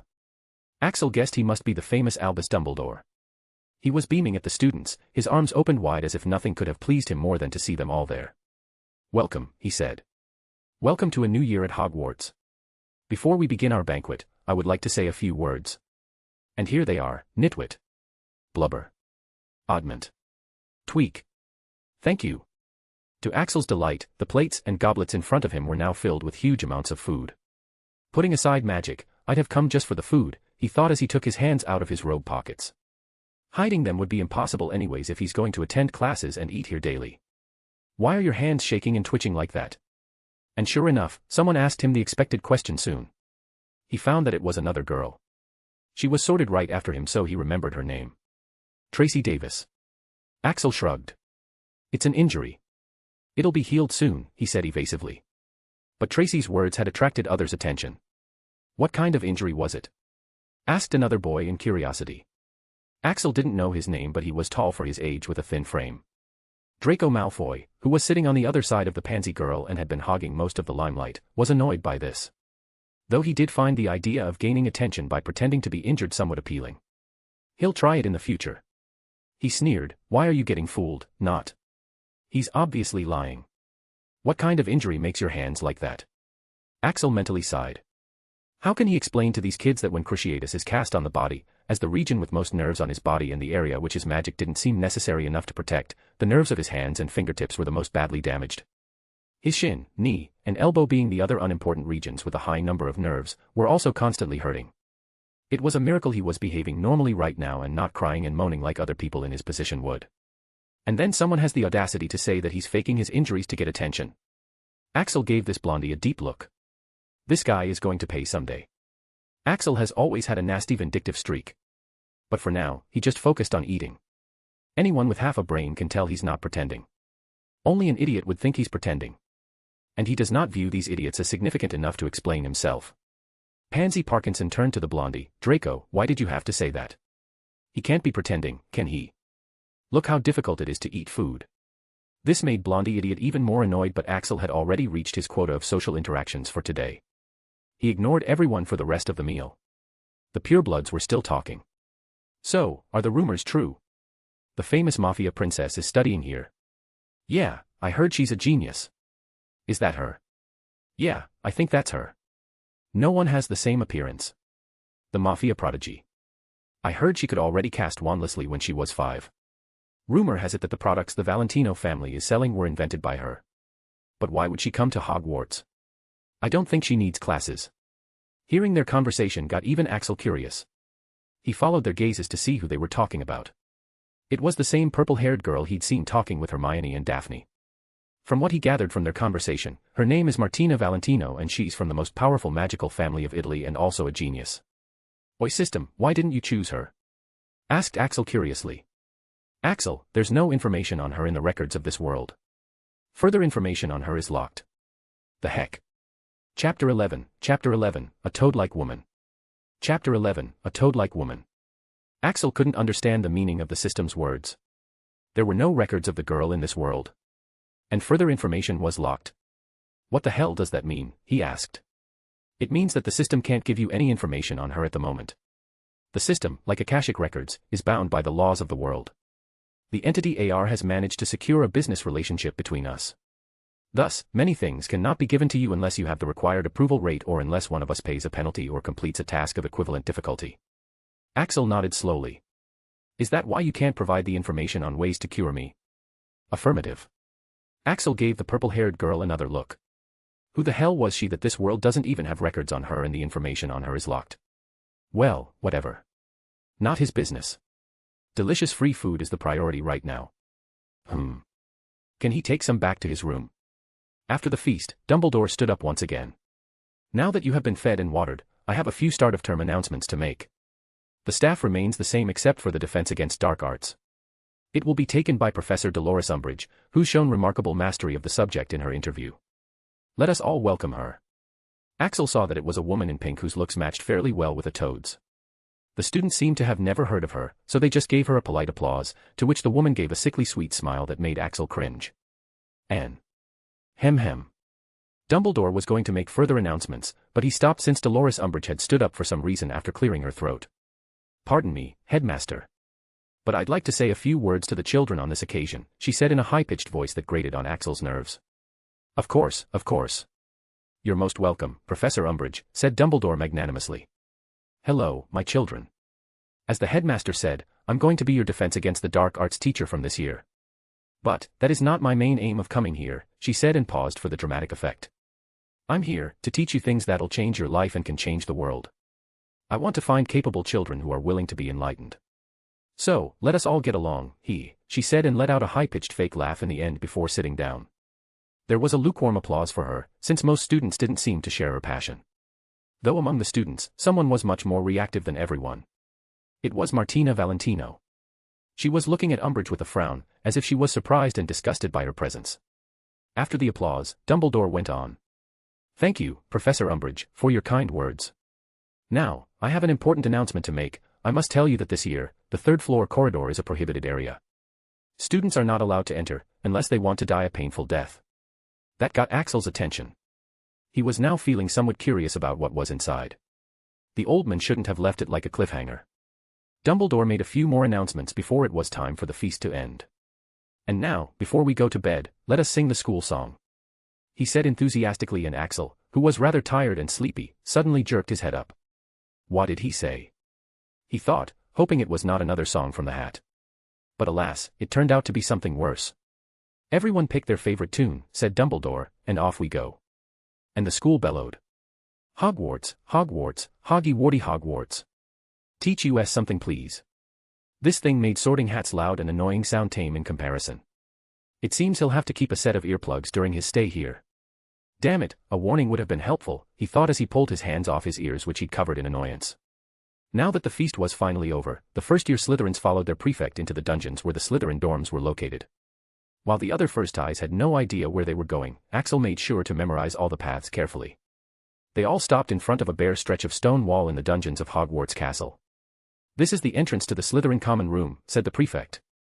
You need a password to enter, preservation. When he said the word, the wall parted with a low rumbling to show the Slytherin common room. The common room was a dungeon-like room with greenish lamps and chairs. This dungeon extended part way under the lake, giving the light in the room a green tinge. The common room had lots of low-backed black and dark green button-tufted, leather sofas, skulls, and dark wood cupboards. The walls were decorated with tapestries that featured wizards wearing Slytherin robes.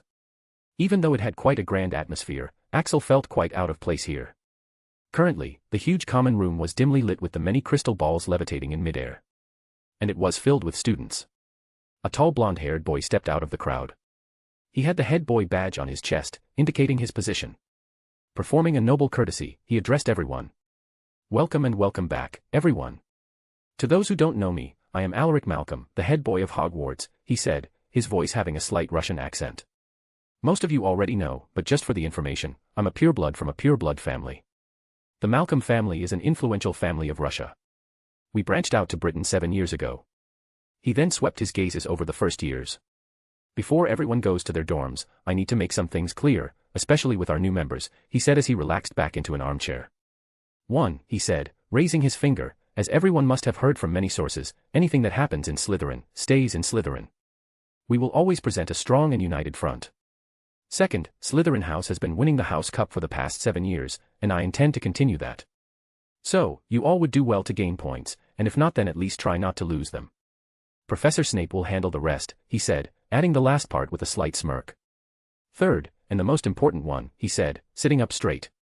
As everyone is already aware, Britain has observed many changes in the past years, he said, taking out a mirror-like object that Andromeda also had used to emphasize the point. While some changes are welcome, some are not. The mudbloods, who now call themselves nobloods, have now started thinking themselves equal to us purebloods. They are demanding equal rights. The audacity. Many sneered at that, agreeing wholeheartedly with Alaric.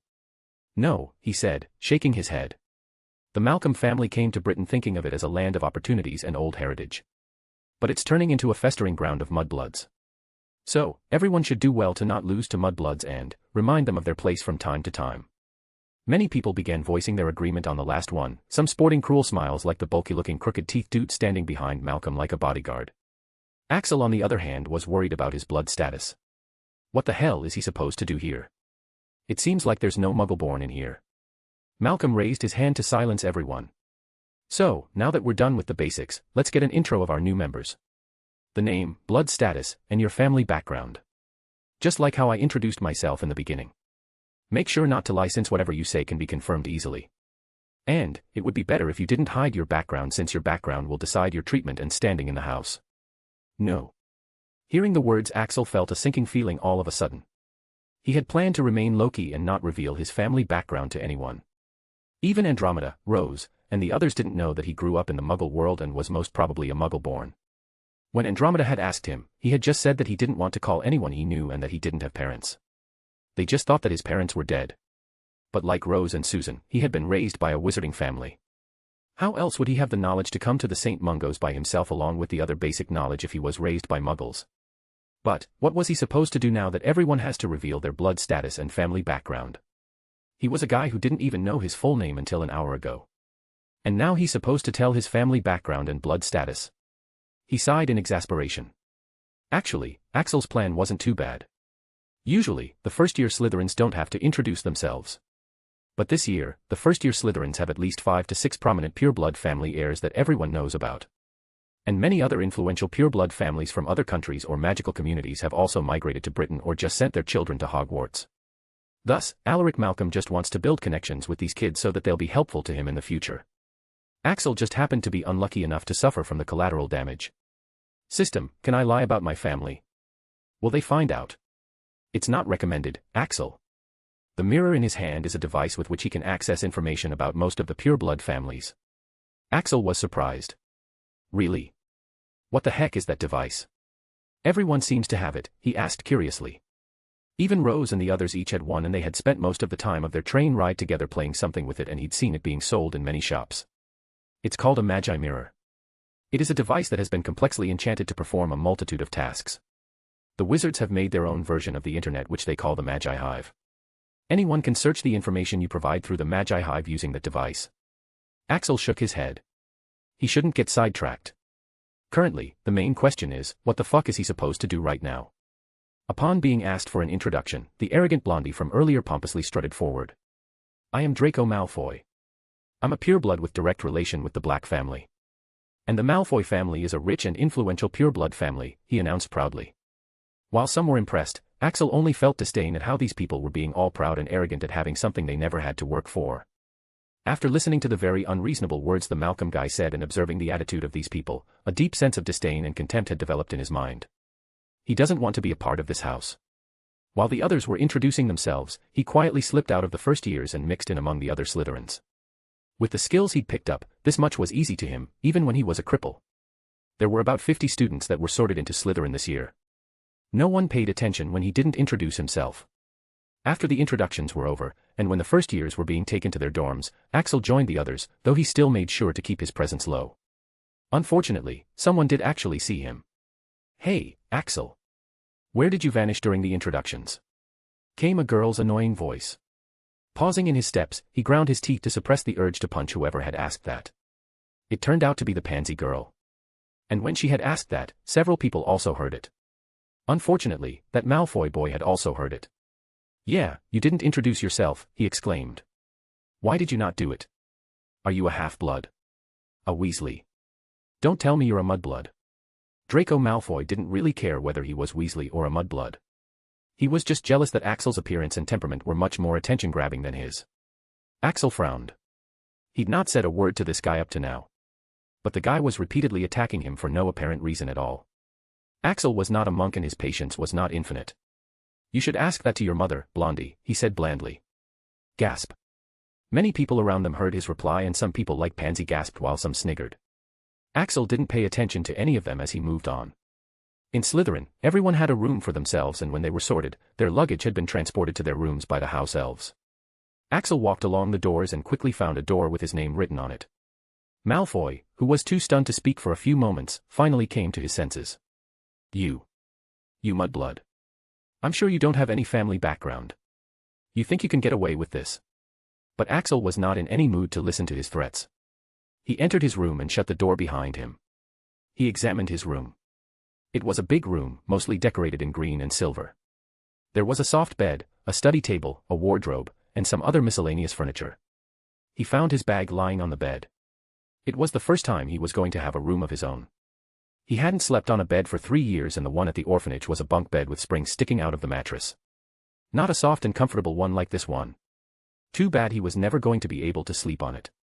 Yeah, when he was in the common room, he had already decided that he was not going to stay in this place. The people here were all bigoted idiots, and every second he stays here, he's going to be in more danger. He's already made one enemy in just a few hours. And he's not sure how many he'll make if he stays any longer. Currently, he's not in the right condition to fight, in any way. Be it physically, magically, or in terms of background. It's just fortunate that he at least has his wits about him. Otherwise, he'd have just decided to stay here and then humiliatingly gotten kicked out one day after being bullied one-sidedly. Why not leave on his own terms instead of leaving after suffering the inevitable suffering that was waiting for him here? The only regret was, I thought I'd at least get to sleep in the bed for one day before I left, he lamented while looking at the very inviting bed. But with the blondies and pansies' help, there's no guarantee that someone among these arrogant people won't come to disturb him at night.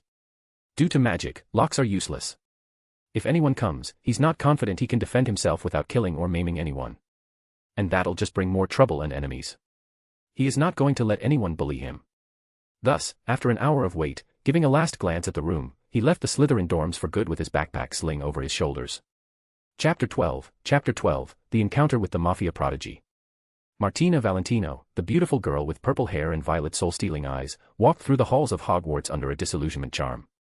In her previous life, she was a genius, but also, a shut-in geek with no social life to speak of.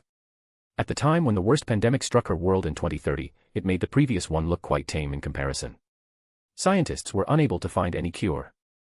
Through some luck and a lot of hard work, she was somehow able to make a vaccine that could save millions of lives. But, the capitalists of her country prohibited her from revealing the formula to anyone. Money and power were somehow the priority for them. With hundreds of thousands of people dying all over the world, she had argued with them to prioritize the lives of the people first. It was too late when she realized she shouldn't have done that. She found out that she was going to be silenced. She was already under strict monitoring, to begin with. There was no escape. They had made these plans from the moment she had revealed her research to them. The last thing she did was leak the formula all over the internet. She couldn't even confirm whether she succeeded or not before she died. The next thing she knew, she met a god who said her actions had saved millions and she was given a wish. Of course, she chose reincarnation in the Harry Potter world. The god had said some warnings like the world would be different and dangerous or to choose another wish, etc. But she hadn't paid any attention to that. She had just wanted to do magic and experience Hogwarts life. Only after being reincarnated did she realize what God had meant by different. This world was different for sure. So different that there was no Harry Potter in this world. No, seriously, WTF. After overcoming her surprise, she realized that her starting conditions were excellent and she even had a few cheats or golden fingers characteristic to reincarnators. Thus, she decided to live her life to the fullest with magic. She was reborn in a very wealthy and loving family, which mattered a lot to someone like her who was an orphan previously. After rebirth, she finally got a chance to enjoy her childhood and also got to experiment with magic. She made a few things for her family business too so that they stopped focusing so much on their more violent businesses. Her school was, of course, going to be Hogwarts. Where else would she choose? She wanted to meet all the characters. Her favorite character was Hermione since she could relate to her a lot. And she was heavily disappointed when the brilliant girl ended up with Ron in the 7th part. Today, in her 3rd year at Hogwarts, she finally did meet Hermione, along with many other characters, but as expected, many things are different. Like, what the hell is that bitch doing here? And Dumbledore said she was actually competent. Did that bitch learn magic in this world, or does she have a Voldemort sticking to her body? For heaven's sake, where is Voldemort's wraith in the first place? Quirrell is still teaching Muggle studies with no turban and a head full of healthy hair. She thought in exasperation. Currently, she was once again walking through the corridors of Hogwarts after curfew, doing her routine exploring. She was in half the mood to go to the third-floor corridor since clearing an obstacle course sounded quite fun. It was built for children anyways. She also wanted to pet Fluffy, if he was still the first obstacle in this world. While walking under her invisibility, she almost got a jump scare when someone suddenly walked by her. What in the? She quickly turned around to investigate. She could barely make out the silhouette of a boy walking through the shadows. He had a hood on, covering his hair, and his face was covered too. He was just walking with a slight limp in each step and without any hiding spell cast on him, and yet, she found herself losing sight of him from time to time. Martina couldn't understand whether her eyes were playing tricks on her or the boy had some kind of magic cast on himself. She turned around and decided to follow him since she had nothing to do anyway. She currently had one invisibility and one silencing charm on her, so she just casually walked while following him to see what this first year was up to. Just as they reached the corner, she saw him suddenly disappear. In the next moment, she heard sounds of footsteps as a Hufflepuff prefect soon emerged from the corner. When the prefect had walked far away, she saw something beside the suit of armor move and his silhouette once again became visible. Martina also saw his amber-colored eyes which seemed to glow in the dark. He was using his cloak as a camouflage. She realized. And it was so well executed that he disappeared right before her eyes. Hey! Wasn't that a ninja technique? She murmured to herself. Are all 11-year-olds like this these days? As she followed him, she saw him suddenly pause for a moment, making her wonder if someone was coming again. But then, he broke into a run. What the hell? She thought as she quickly gave chase. It looked like he was struggling quite a lot as there was a limp in each of his steps, but he didn't stop and took a turn to another corridor, disappearing from her sight. Half running, she followed him in a hurry and took the turn. And tripped when something suddenly got caught in her legs. By the time she got up, he was gone. Axel breathed a sigh of relief as he finally got rid of his follower. He wasn't actually sure if anyone was following him, but since the system said, he had believed it and got rid of them as soon as he got the chance. He didn't do anything more since that'd get him into trouble, and he also didn't know who the other party was. It could have been just an innocent student under an invisibility cloak. That was brilliant, Axel. You get 1% approval for that. Total equals 8%. Axel frowned. Was it someone dangerous? That is unclear at the moment. Unlike AR, the system's knowledge is limited to people of this world. It doesn't have permission to access that person's information. That person is under the jurisdiction of another entity.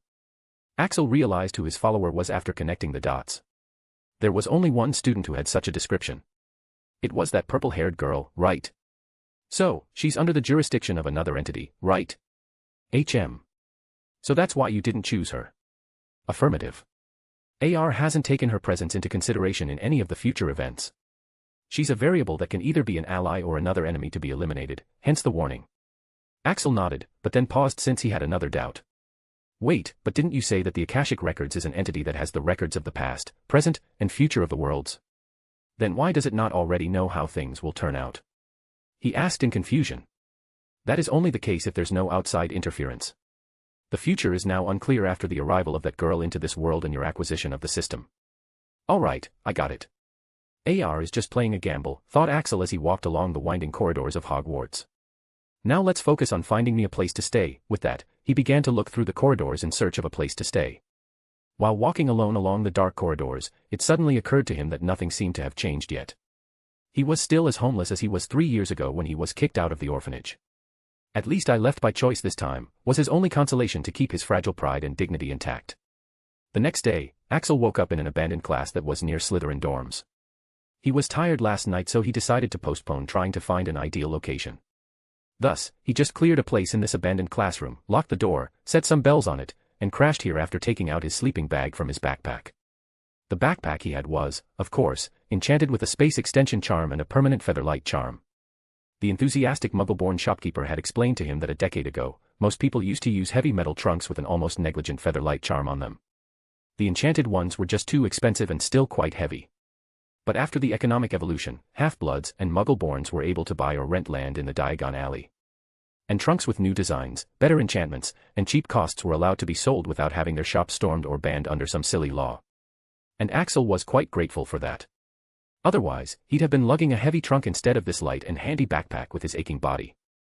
He can even take this to his classes. It was a bit expensive, but as far as he could see, it was money well spent. Walking out of the classroom, he went to a boys' bathroom, took a shower, and then went to the Great Hall for breakfast. It was already quite late and all the tables were filled with students. Axel sat at the furthest corner of the Slytherin table where no one was sitting. While he was eating, a prefect came and placed a piece of paper in front of him. He had several sets of papers in his hands. "It's the first-year timetable," he said before leaving. Axel picked up the piece of paper and looked through it. Along with his timetable, it also contained a basic description of other subjects taught at Hogwarts. Transfiguration, charms, flying, dada, herbology, history of magic, astronomy. These were the compulsory subjects. Additionally, there were a lot of other subjects you could take as well. They could be taken as an elective by him, while some had an age restriction due to their advanced level. Dueling, alchemy, enchanting, ancient runes, magi-zoology, arithmancy, music, politics, magical science, healing, etc. Axel sighed as he looked at the list of optional subjects which seemed to go on forever. Enchanting, healing, and alchemy, which all seemed interesting, weren't available to him this year. Thankfully, dueling was a subject available for all years. "Hey system, how come there are so many subjects here?" he asked in surprise. A decade ago, there used to be fewer subjects. It has undergone a lot of changes after that. "Really? Can you explain in more detail?" asked Axel curiously. Due to the wars and inbreeding, there weren't enough students to attend other subjects and the school couldn't afford more teachers as well. Thus, many subjects were removed. However, now that the student population of Hogwarts has surged exponentially due to many magical families of all blood statuses migrating or sending their children out of their country to study here, and the funding from the ministry has increased, Hogwarts is slowly returning to its former glory and even surpassing it in some areas. "Well, I'll be damned, this has changed as well," thought Axel as a certain crazy woman popped into his head. No matter how much he hated her, he had to admit that she was one hell of a minister. She's changed everything in just 1 decade. That kinda makes it worse. He wouldn't have been bothered at all if an incompetent and dumb person thought so low of him. Axel clenched his crippled fists tightly. "I'll definitely prove that bitch wrong," he vowed. "One day, I'll make her look just as weak and pathetic in front of me as I felt in front of her." Chapter 13, She is Faint of Heart. Bellatrix Black was lying in an empty room in a miserable state. Her usually beautiful and picture-perfect face looked pale and haggard. Her clothes were disheveled, which was never before seen in always prim, proper, and beautiful Minister of Magic. She numbly looked at the report that had been sent to her Magi Mirror. It was just the names and houses of all the students sorted this year. Axel Hunt, Slytherin. He's in Slytherin, with no family background, with a crippled body, and unable to do magic. If even she was this harsh to him for no reason at all. Understandably, he'll be suffering a lot during his stay there. Crack. The device fell from her hand, causing its screen to crack, but she didn't pay it any mind. Hunt. Axel Hunt. Tristan Hunt. Could she deny the truth any longer? The pendant, the uncanny resemblance, and now the same surname. 3 life debts. That, plus being able to escape her fate of being a trophy wife of a Death Eater, and learning so many things that today that she's able to be the most powerful woman in Britain and probably the most powerful woman in the world. That's exactly how much she owed him. That was all 15 years ago. After helping her through her situation, he had to leave since there were people chasing after him. Left alone and not wanting to go to Britain where her parents had sold her to Death Eaters, Bellatrix toured the whole world for years after that. With her changed perspective thanks to that man, everything felt different to her. She was able to see the world without prejudice. When she finally returned to Britain after years, she found out that everything had changed. Andy, who was banished from the family after running away from home and marrying a Muggle-born, was having a tough time raising her daughter and paying for her deranged husband's treatment. Meanwhile, Ciri was in jail, accused of being a mass murderer and a supporter of Voldemort. And every other Black was dead. Except for Sissy, who'd not bothered to care for anyone. She disappointed her the most. Bellatrix, who had changed by then due to the men who used to say, "Family comes first," decided to fight for her remaining family. She became Lady Black, reinstated Andromeda as a Black family member, and invited her to live with her once again. After that, she became the Minister of Magic and got Sirius a trial. With her life settled, she got to the reason behind her running for the Minister of Magic. To find Tristan Hunt and also help him out. The people who were after him were quite the mysterious bunch. Tristan used to be a part of them at one point until one day, he realized their true goals and ran away with something. After searching for him with all the resources, imagine her surprise when she found out that Tristan was already dead. That had felt like the end of the world for her. At that time, she spent a lot of time in bereavement. And at this time, her family supported her a lot. She grieved until one day, she realized that even if he was dead, there were things she could do for him. His idealistic views, his wishes, and his brilliance could still be retained in this world through her. And most importantly, she could still take revenge on the people who were after him. After that day, Almost a decade has passed and she settled her actions during this time according to a priority list. Tristan family, making the country powerful enough to find out about Tristan's mysterious enemies and destroy them, making the world a better place since Tristan wanted it so. If anyone messes with this priority, she'll not hesitate to destroy that person. Now, Axel had something that her family wanted. That's second on her list. Thus, she dealt with the situation without caring about hurting the feelings of an insignificant nobody. That was until she saw the pendant. It looked exactly the same as Tristan. From that point on, until now, she had been in denial. She kept thinking that he must be someone else. 'Cause if he wasn't, the meaning of her actions was too horrible to think about. The words she had said to him kept ringing in her mind. Such horrible words. They shouldn't be said to another human being, let alone to the son of the person to whom she owed her everything, and more. But she can't deny it anymore. She has to accept that he is indeed the son of Tristan Hunt. That Tristan, who used to say family comes first and tell her that she should love hers. His son has had to live on the streets, unloved and struggling for food. That Tristan, who was an honest and honorable man. Someone who even managed to change the evil her into someone a little better. His son has had to learn stealing from people. That Tristan, who couldn't even watch a stranger suffering. His son has had multiple injuries growing up, got tortured by the unforgivable Cruciatus curse, and is now crippled for life. That Tristan, who helped her so much for her without asking for anything in return. Who always made sure not to be too harsh even while scolding her. She said such harsh words to his child that they shouldn't even be said to enemies. While the poor boy had always struggled hard for wealth, she had called him poor. While he had tried to be someone powerful, she had called him an insignificant nobody. While the boy trusted someone for the first time, she had broken that trust in pieces. While the boy had happiness and hope in his life for the first time, she had thoroughly crushed them without mercy. She picked up her wand. With all the things accepted, there was only one thing in her mind right now. And that is, a bitch like her deserves to be punished. Axel. At the breakfast table, Axel folded his timetable and pocketed it. He had transfiguration the first thing today. While he was eating, the owl posts had arrived, dropping a few newspapers and a few letters. Most only had parcels. After Magi Mirror technology was introduced into Britain, most people who can afford it would read the news and communicate with people through it. Though, there was no parcel system developed in Britain yet. So people were still dependent on owls for that one. Or rather, the ministry didn't allow the technology into Britain yet, or the hundreds of thousands of owls hatched and trained through a lot of resources would suddenly be useless. Some developed magical countries had better alternatives. At this moment, a huge pitch-black owl carrying a parcel swooped into the Great Hall, attracting a lot of attention. Most of the people recognized the owl in an instant. This breed of owls was only used by the Black family. And since it was from the Black family, they assumed it was for Rose, who has been adopted by the Blacks. But to everyone's surprise, the owl landed in front of Axel. Axel looked at the owl in front of him with a frown. After coming out of the leaky cauldron, he had cancelled the custom order of his clothes from Madame Malkin's. So he shouldn't be getting any parcels right now. He checked the details written on it and found that it was indeed addressed to his name. Is there any other Axel Hunt here? The sender. Andromeda Tonk. Axel's good mood instantly soured. Why can't this woman just leave him alone? Opening it, he found a letter and an expensive-looking wallet inside. Dear Axel. I did the rest of the shopping for you. I would have sent it earlier with Rose, but your custom clothes weren't ready at that time. Did you cancel it? They had later called me to confirm and I denied it. Also, congratulations on your sorting to Slytherin. Though I am not really sure about your family background. You never told me. And why was Hogwarts staff coming to help you with your shopping?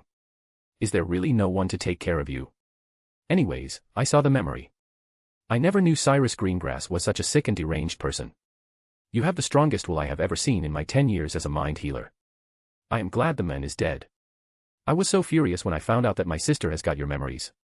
I don't know exactly how my sister got them, but I'd like to ask for your forgiveness for whatever she did. Bella has never been a polite person, nor a patient one.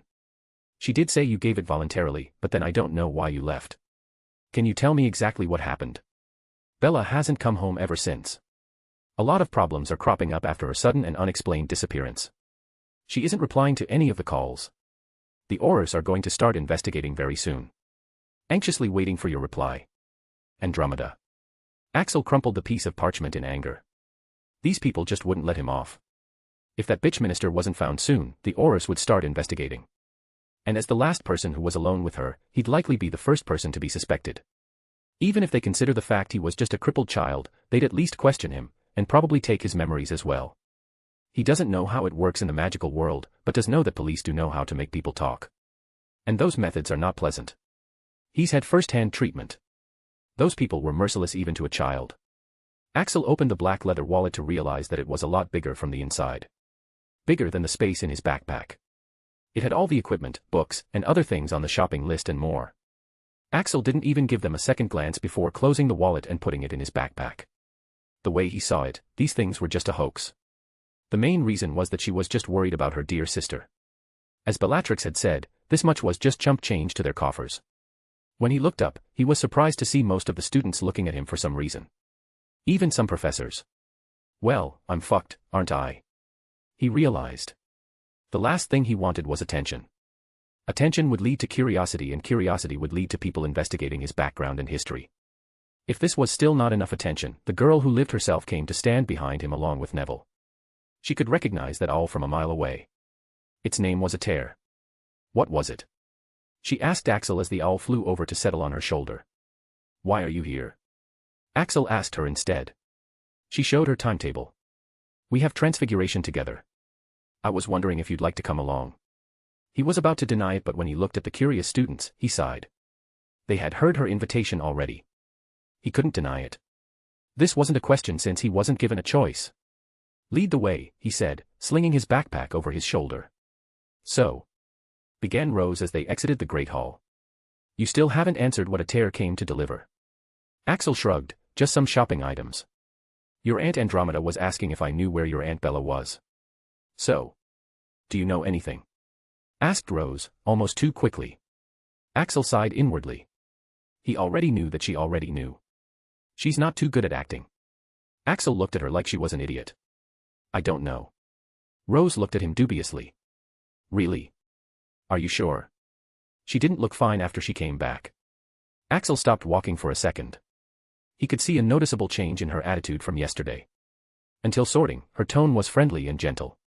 But right after he was sorted into Slytherin, she has been looking at him differently. And her tone has also changed noticeably. He never expected anything more from her, to begin with. He returned the favor in kind. Miss Potter, let me assure you, I don't know anything.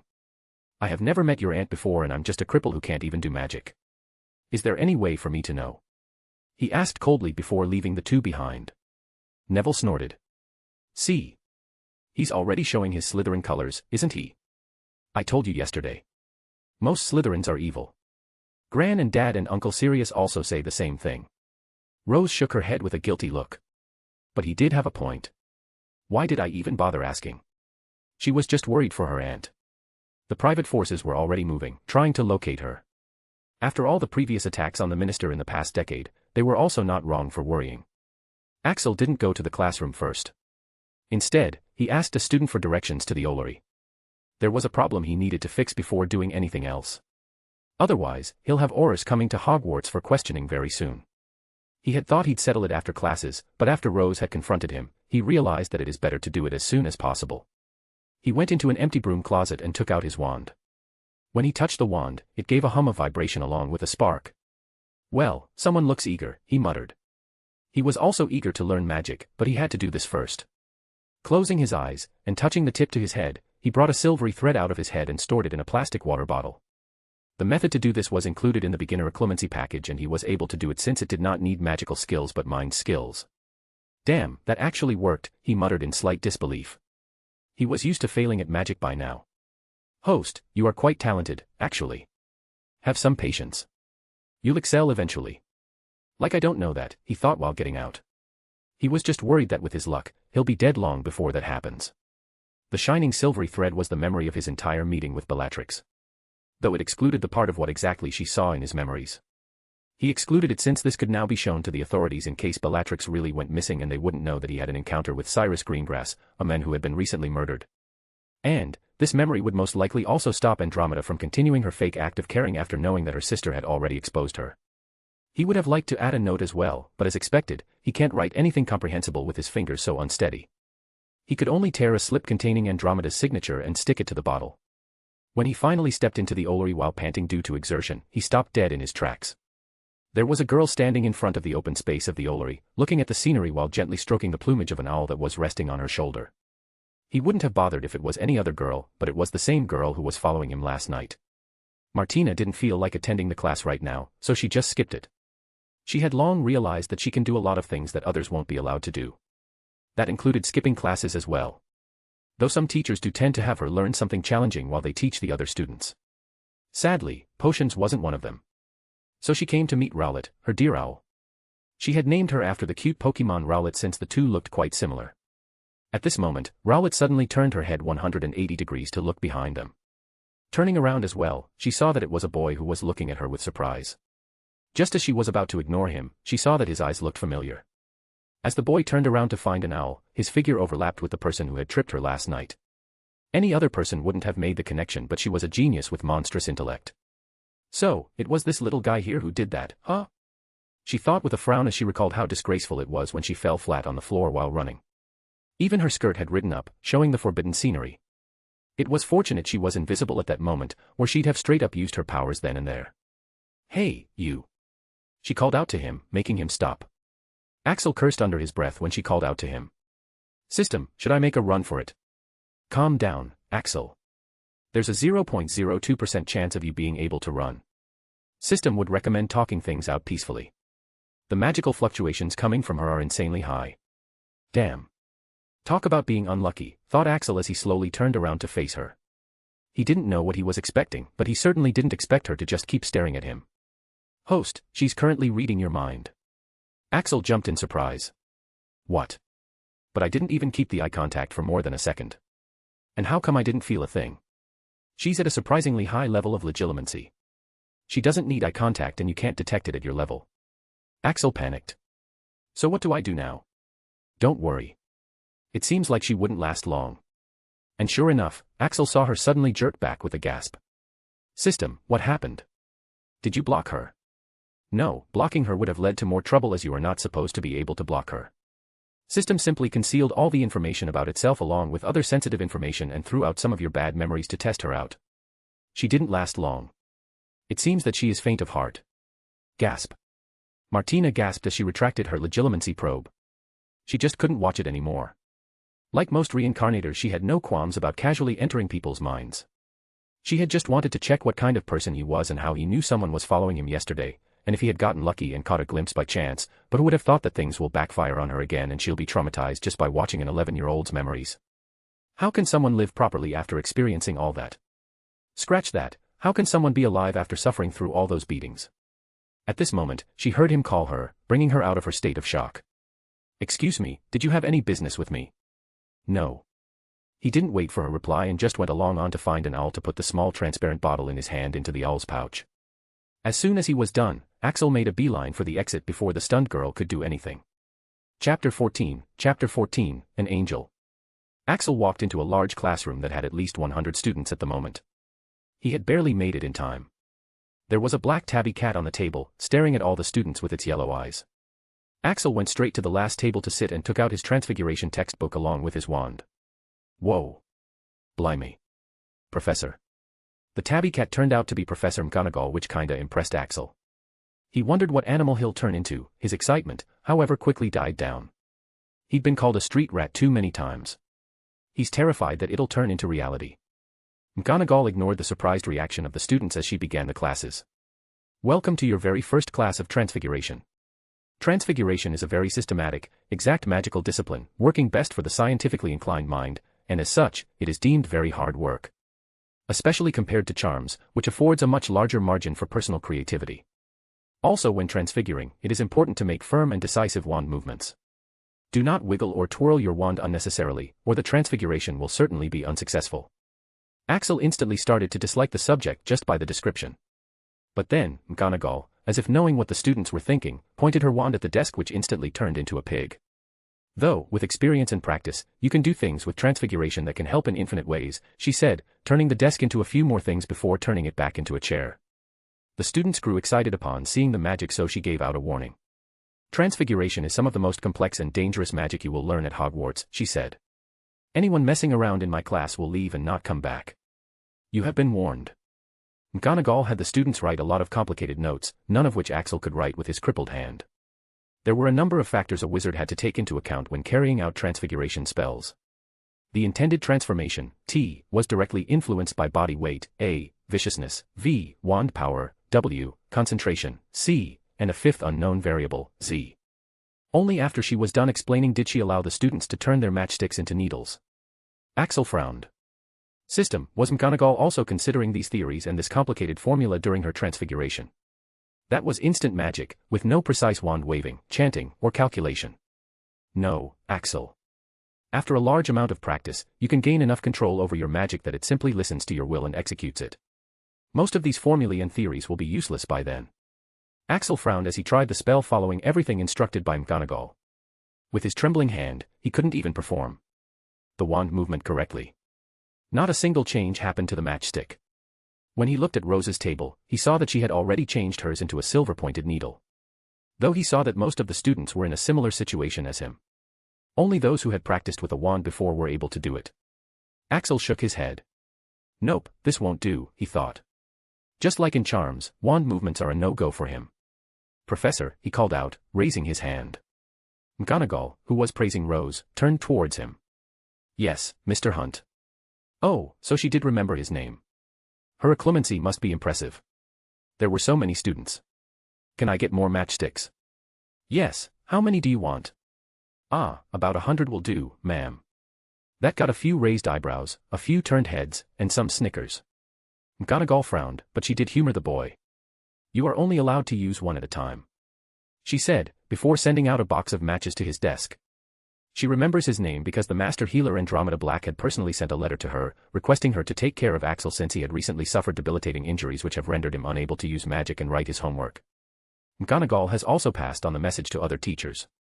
Thus, just now when he made the weird request, she just let the boy have the matches if that's what he wanted before turning her attention back to the other students. Axel, not knowing all this, thanked her before getting to work. This time, he skipped all the complicated stuff and straight up ordered the matchstick to turn into a needle while chanting the spell.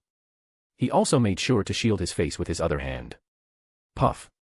And he was right in doing so. The matchstick broke into pieces due to excessive magic. But he noticed that there were traces of silver in the splinters. Wand movements are there for directing and controlling the flow of your magic. Without them and with no practice, the magic is splashing colors on a canvas instead of painting with a brush. Alright, less output, thought Axel as he ignored the intense pain that was caused by using magic. This time, the match didn't break into pieces right away, but the shape got disfigured and it still broke in the end. With every attempt, he'll take observations and make changes to his magic. He was not blindly wasting matchsticks. He was getting better results with each broken stick. After about 20 tries, Axel was in a much worse condition. And his head was throbbing. But he also had a somewhat passable silver needle in his hands. Meanwhile, the others who had never tried it were still struggling to make any changes using McGonagall's complicated method. Very good, Axel. Transfiguration is supposed to be very difficult compared to charms. You manage to bring results using a practical approach that complements your extreme mental talent. Plus 1% approval. Total, 9%. A new system feature will be unlocked when you reach 10%. Axel didn't pay much attention to the system. He'd be happy to accept whatever help comes from the system, but he doesn't want to be too dependent on it. The new feature might be good, but isn't it useless right now? He decided to perfect this spell. He could feel his control over the magic getting stronger. He should practice on these matchsticks as much as possible since he'd not have many test subjects while practicing with a live animal or a larger item. When it was approaching time to end the classes, McGonagall glanced at the boy on the last bench once again. She was surprised to see a bunch of silver needles lying on his desk, along with a number of splinters. He was clutching a handkerchief to his nose with one hand while practicing the spell with the other. She frowned. Something was not right. When she walked closer and observed closely, her shock intensified by several folds. The first thing she noticed was that his condition wasn't good at all. Bloodshot eyes, with traces of blood on the handkerchief, and veins on his trembling hands and forehead were popping out. The second thing that surprised her was that the boy wasn't making any wand movements while performing the spell. He was only chanting the incantation. And the matchstick was slowly turning into a silver needle. Mr. Hunt, stop at this instant, she ordered. Axel stopped for a moment to look up. Yes, Professor? He asked in confusion. McGonagall's lips formed a hard line as she sternly looked at him. I was under the impression that you are suffering from debilitating injuries and are unable to perform magic until treated. Axel frowned. What the heck? How did she know? He shook his head. I don't remember mentioning this to anyone, Professor. I am injured, yes. But I can still learn magic. It's just a bit harder for me, he answered, trying to downplay it. A bit harder? Repeated McGonagall, giving him a once-over. She pulled off his handkerchief which was covered in blood from the other side. Clearly, it's more than a bit harder for you, Mr. Hunt. No more magic for the rest of the class. Axel considered explaining to this woman that he was in fact fine, but decided against it. He knew her kind. She'll ignore him like a girl ignoring her ex. Putting on a reluctant expression, he said. Yes, Professor, I won't. Let you catch me, he added in his mind in a deadpan. Like hell anyone can stop him from learning magic. With his skills, it's just a minor inconvenience.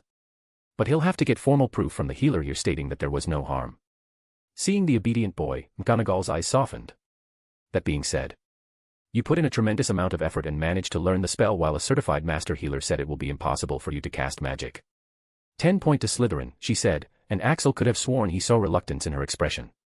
Anyone a few years older would have been shocked silly witnessing this event.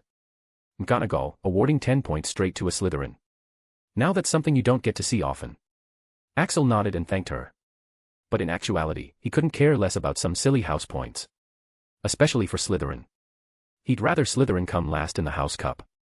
On the other hand, Draco Malfoy, who was still unsuccessful in turning his matchstick into a needle, gritted his teeth while glaring at Axel. Axel spent the rest of the class practicing as well. Of course, McGonagall didn't catch any abnormalities this time. Flitwick's class turned out to be much better since he could practice freely there after taking a back seat while hiding from the diminutive professor. Susan had invited him to sit with her but he had refused since she was sitting in the front. Plus, Hannah didn't seem too eager to sit him. Defense against the dark arts though. Axel had arrived early and claimed his back seat. What he didn't expect was someone to actually come and sit beside him. Axel looked at Daphne in surprise. He had noticed that most of the students from other houses would avoid a Slytherin. Even Rose and Susan's treatment of him had subtly changed. So, he wasn't expecting her of all people to come and sit beside him. Don't look so surprised. I was planning on getting some sleep so I came here. My friends refused to sit in the back seat so they are in the front, she said, pointing at a few Ravenclaw girls. The meaning of her words was clear, I'm not a loner like you, bruh. I need you to inform me if that woman comes here or looks our way. Axel raised his eyebrows. You're not going to try learning? Daphne shook her head. I have already covered the first-year syllabus. My father made sure of that, she said, injecting the word father with a lot of venom. The corner of Axel's mouth tugged upward. Your father must have been a great asshole, he said with a smirk. After all, he had first-hand experience. It felt good to curse someone's father right to their face without worrying about the consequences. Daphne's mouth opened in surprise upon hearing the crass word, but she realized that it was indeed an apt description of that man. She nodded. Yes, he indeed, an asshole, she said, saying the word for the first time. It felt liberating. That man had forbidden her from doing anything unladylike. Axel smiled for real this time. She sounded so innocent saying the word for the first time. It was like he was corrupting an innocent little child. This was turning out to be an interesting conversation. Daphne continued, the subject of her father's death being a really refreshing subject. When I realized that he was dead, I smiled a real smile for the first time in a long time. Same with Mum. Really, the person who killed him must be an angel. Ha ha ha ha ha. Axel almost laughed out loud. Yeah. I am sure. He must have been chosen by the god, he said, nodding in amusement. While it was Daphne's first time using a bad word, it was Axel's first time having an enjoyable conversation with someone. But, as interesting as their conversation was, it had to be cut short since a toad-like woman in pink had made her way behind the front desk. Well, good afternoon, she said when finally the whole class had settled down. A few people mumbled, good afternoon, in reply. Tut, tut, said Professor Umbridge. That won't do, now, will it? I should like you, please, to reply, good afternoon, Professor Umbridge. One more time, please. Good afternoon, class. Good afternoon, Professor Umbridge, they chanted back at her. There, now, said Professor Umbridge sweetly. That wasn't too difficult, was it? Wands away and quills out, please. The first thing the woman did after entering was this. The first years weren't all too sensible and polite. One of the Slytherins asked the question in everyone's mind. We won't be using the wand. Asked Draco Malfoy in dissatisfaction. Umbridge gave him her characteristic creepy smile.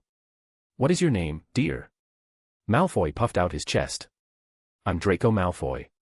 Pureblood heir to the Malfoy family, he said arrogantly. Umbridge smiled in approval. Oh, a pureblood, very good. You see, Draco, magic should only be taught to people who are worthy. Now, do you think everyone here is worthy? Malfoy's gaze swept over to some of the mudbloods he knew. No, he said with a sneer. Only. Very good, said Umbridge, cutting him off. You see, Draco, I have a lot of magic I can teach, she said, levitating the book in front of her with just a finger. But, it'll only be taught to the worthy. Meanwhile, in the class, we'll be covering all the basic syllabus that you all will need to pass the exams, she said sweetly. Axel's mood sank. He was somehow sure that he would not be among the so-called worthy people. Host, you should stay wary of this woman. She has dark magical power hidden in her. It was undetectable until she used her magic just now. She can't conceal it very well while using her magic. Damn, this woman, he knew something was wrong with her from the very beginning. Her eyes give him the same chills he got from Daphne's dear dark daddy. Nice instincts. They'll help you live longer. No shit, system. Daphne frowned, no longer looking in the mood to sleep. I don't like this woman, she stated flatly. Axel nodded. You see it too? Daphne looked at him in surprise. What? She asked. Those eyes. She's bad news. I wouldn't recommend sleeping, Axel warned. It was none of his business really, but sitting beside her, he didn't want to be implicated. Daphne's eyes widened in surprise. She wanted to say something but Umbridge tutored everyone into silence as she began teaching everyone from the textbook. Axel realized that he wasn't going to learn anything in that class.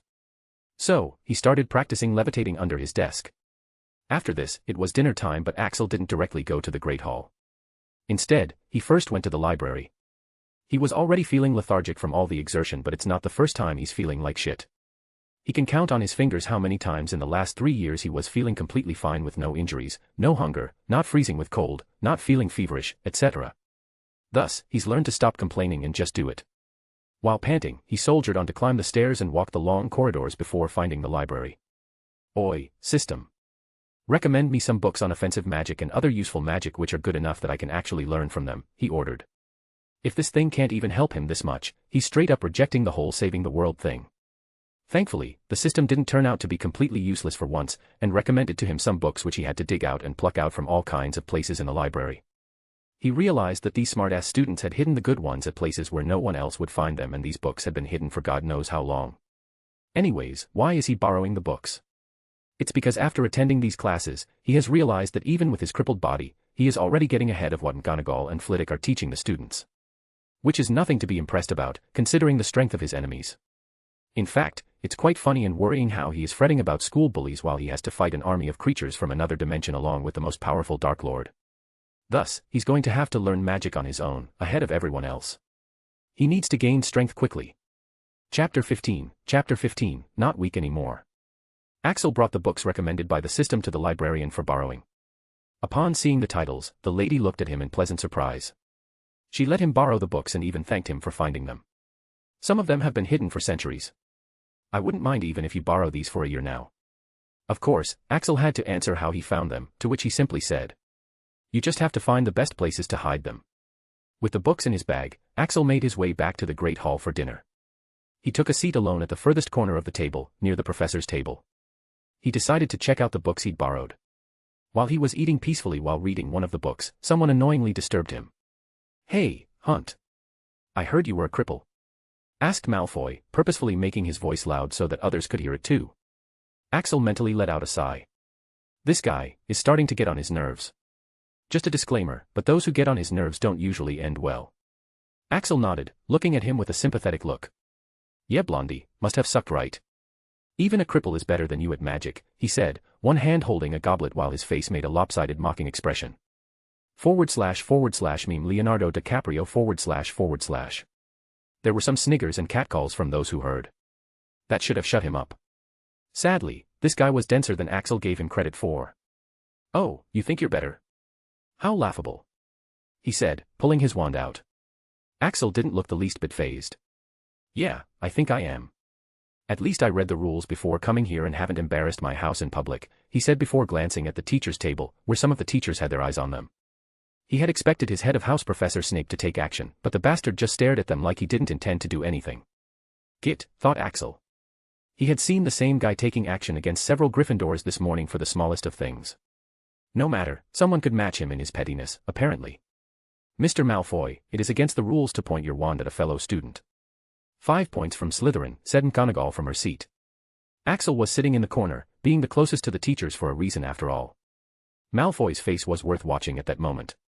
And upon losing points, even the other Slytherins glared at him. Pure blood or not, that was entirely his fault. He was like a Gryffindor while the other boy acted like a Slytherin should. Malfoy's face turned purple as he glared at Axel angrily. You just meet me in the dueling class, Hunt. I'll show who's better then, he said before leaving. Dueling class, huh? Axel had almost forgotten about it.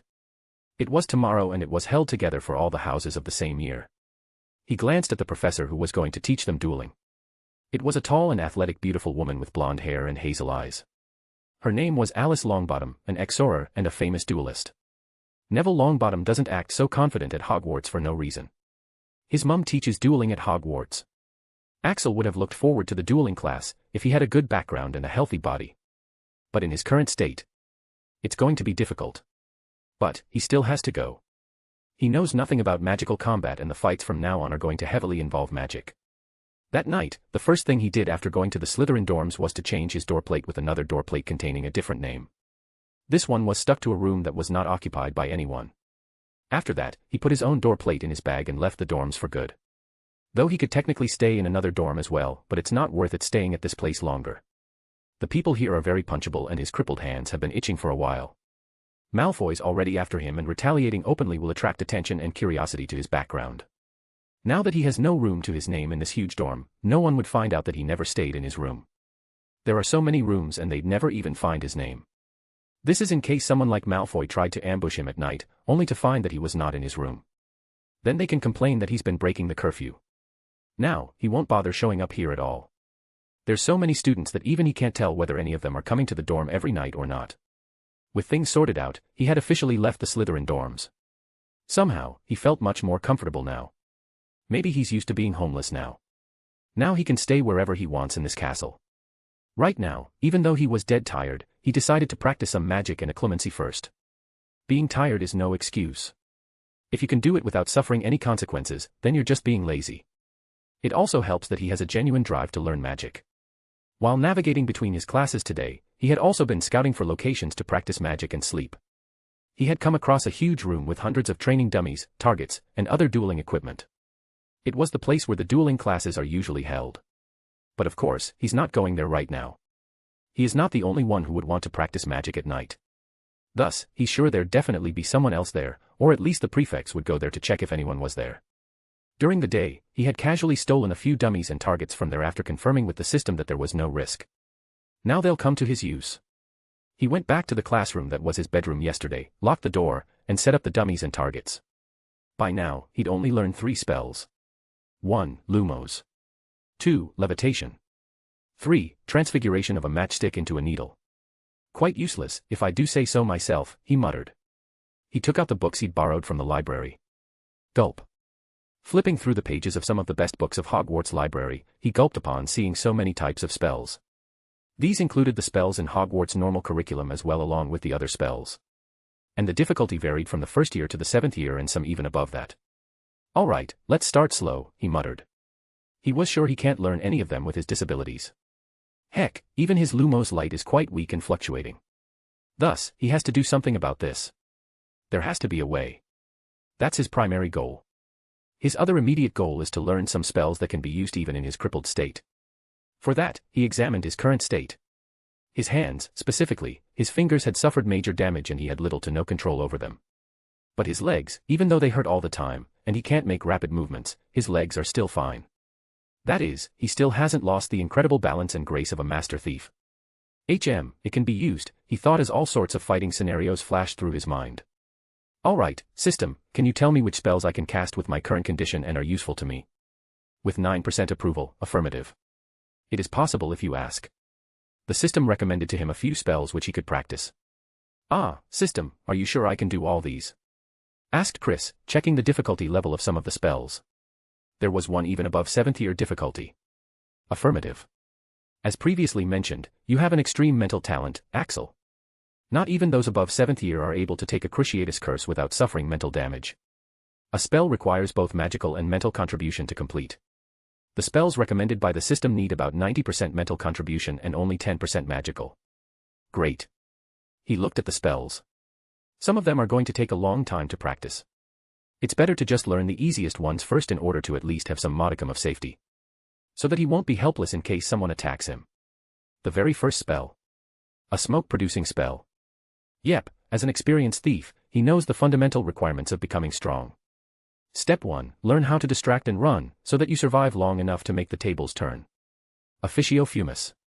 / create smoke / It was supposed to produce a continuous stream of smoke that's quite thick. But when he muttered the incantation without wand movement, his wand produced a few fumes as if coughing them out. But Axel actually smiled. This was already much better than most of his attempts to use other spells. And this spell doesn't need any direction, so the wand movements are redundant. After reading the theory a few more times, and getting a perfect image for the fumes he wanted, he cast the spell with much more focus and much more force. This time, he was able to produce the smoke, and even if the power was somewhat lower, it'd still get the job done. He cast it a few more times, getting better each time. All right, he said before flipping the pages. Before he tried another spell from the list, he had to test one thing. Can he even hit the target? To find that out, he tried out the red spark spell. It's just a spell that sends out a beam of light at the target. No attack power. Uses very little magic power. Vermilius. He chanted, aiming at the target. Damn, he muttered after looking at the results, his voice filled with bitterness. He had completely missed the mark. Looking at his trembling hands, which once used to be able to even throw knives with accuracy, he sighed. For now, he can't learn any shooting beam type of spells like Stupefy or Expelliarmus with this shitty aim. But, not all hope was lost. There were still spells that he could perform. The smoothing spell or the polishing spell.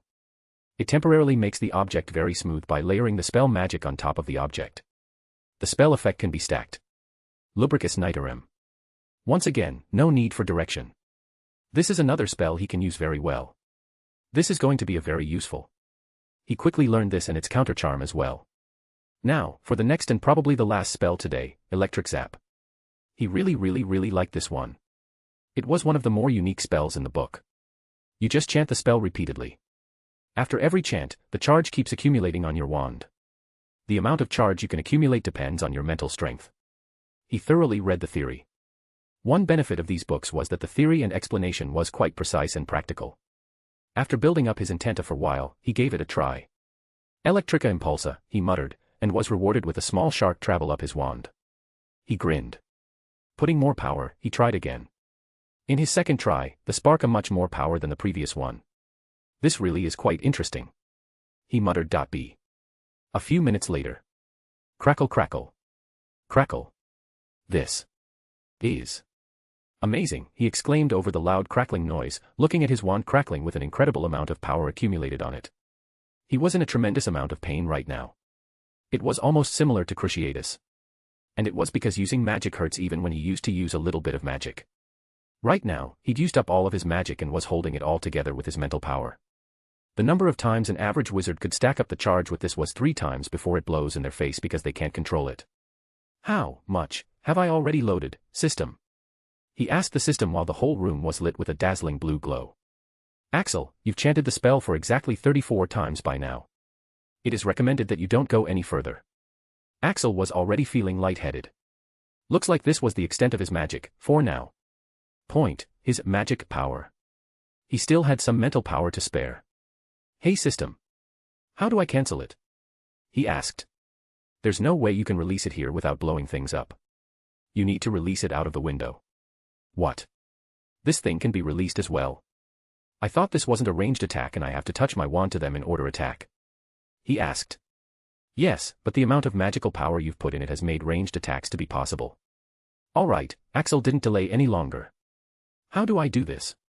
A moment later, a bright blue bolt of lightning flew up into the clouds, leaving a loud sound of thunderclap after it. Axel stood there, swaying back and forth, as he struggled to keep standing. The system was right. Mental power can be huge boon. He isn't actually as weak as he thought. A beautiful but malicious woman's image came to his mind. Bitch, who said I'm weak? He muttered before he fell to the floor, already asleep/unconscious. Chapter 16, a challenge. Hoot hoot hoot. Andromeda looked up as an owl and entered through the kitchen window, after it successfully passed the wards. Seeing that it was wearing the Hogwarts insignia, she curiously stood up to see what it had brought. Her correspondence with McGonagall was easily done through the Magi Mirror. So she didn't know what it could have been. Is Axel's reply here? Thinking this, her actions hastened. Her sister still hadn't come back. Though there was indeed a message from her through the Magi Mirror. It said, "I'm alive. Don't bother me." But, can a single text make her stop worrying? No. This in fact confirmed that something was indeed wrong. Quickly checking the leather pouch tied to the owl, Andromeda frowned. It was a small transparent water bottle with a silvery mist floating inside. A memory. She saw that there was a slip of paper with her name stuck on it, and the other one had Axel's name on it. Both were in her handwriting. Axel sent her a memory.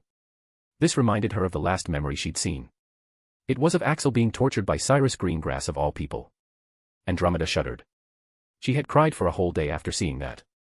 A boy as young as 11 years old, having to go through that. Her husband was left a crying and begging mess after the torture, and an 11-year-old, whose magic isn't even strong enough to protect him and whose body isn't even strong enough to withstand it, had to go through it.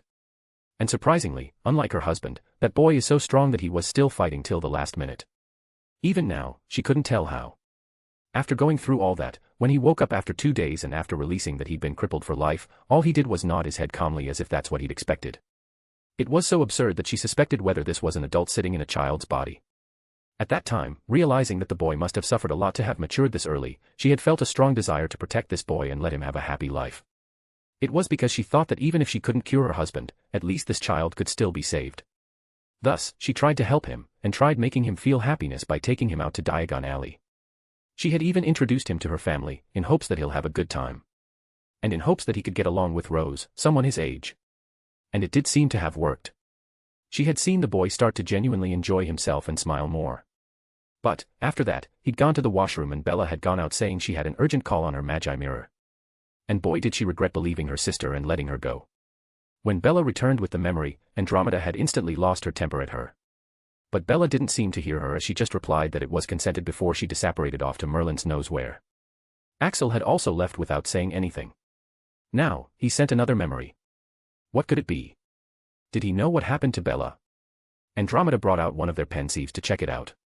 It was a small pensieve, imported from a developed magical country. It had a lot of advanced features like enhanced quality and sound amplification. She quickly poured the misty liquid-like memory into the pensieve and peered into it. Instantly, the world around her changed and she found herself in the leaky cauldron, in front of the men's bathroom. She saw Axel exiting the bathroom and Bellatrix standing right in front of him, waiting. Is this Axel's memory? How did he extract it? She thought, but her thoughts were paused when she heard Bella say. Cyrus Greengrass, the name of the men you killed. Thought you should know. Andromeda got a huge shock hearing those words. Cyrus Greengrass, the men who tortured Chris in the memory Bella had given her. That man was killed by Axel.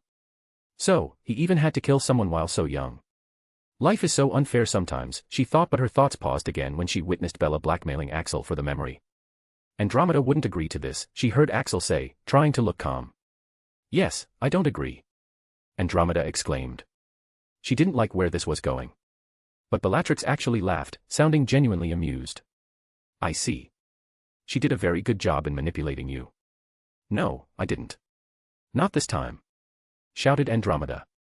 No one but Bella had known that she wasn't actually as kind-hearted as she pretended to be. But not this time. Yes, in the beginning, she had just thought that she'll peer into his mind to see the memories, but after seeing him and getting to know him and his circumstances, she had decided against it. This person had experienced what her husband had experienced and had even survived it. He deserved her respect and recognition for that. And after seeing him experiencing various basic joys of life for the first time, she even rejected the idea of peering through his mind even with his consent. Because every time he had asked why she was doing all that for him, it had dug painfully at her conscience. She couldn't bear to break the trust that had been gained after seeing so much reluctance in those eyes. Thus, ultimately, she had genuinely decided not to ask him about the memories. Sadly, the scene she was witnessing made her fears come true. Hearing Bellatrix's words, Axel paused. What are you talking about?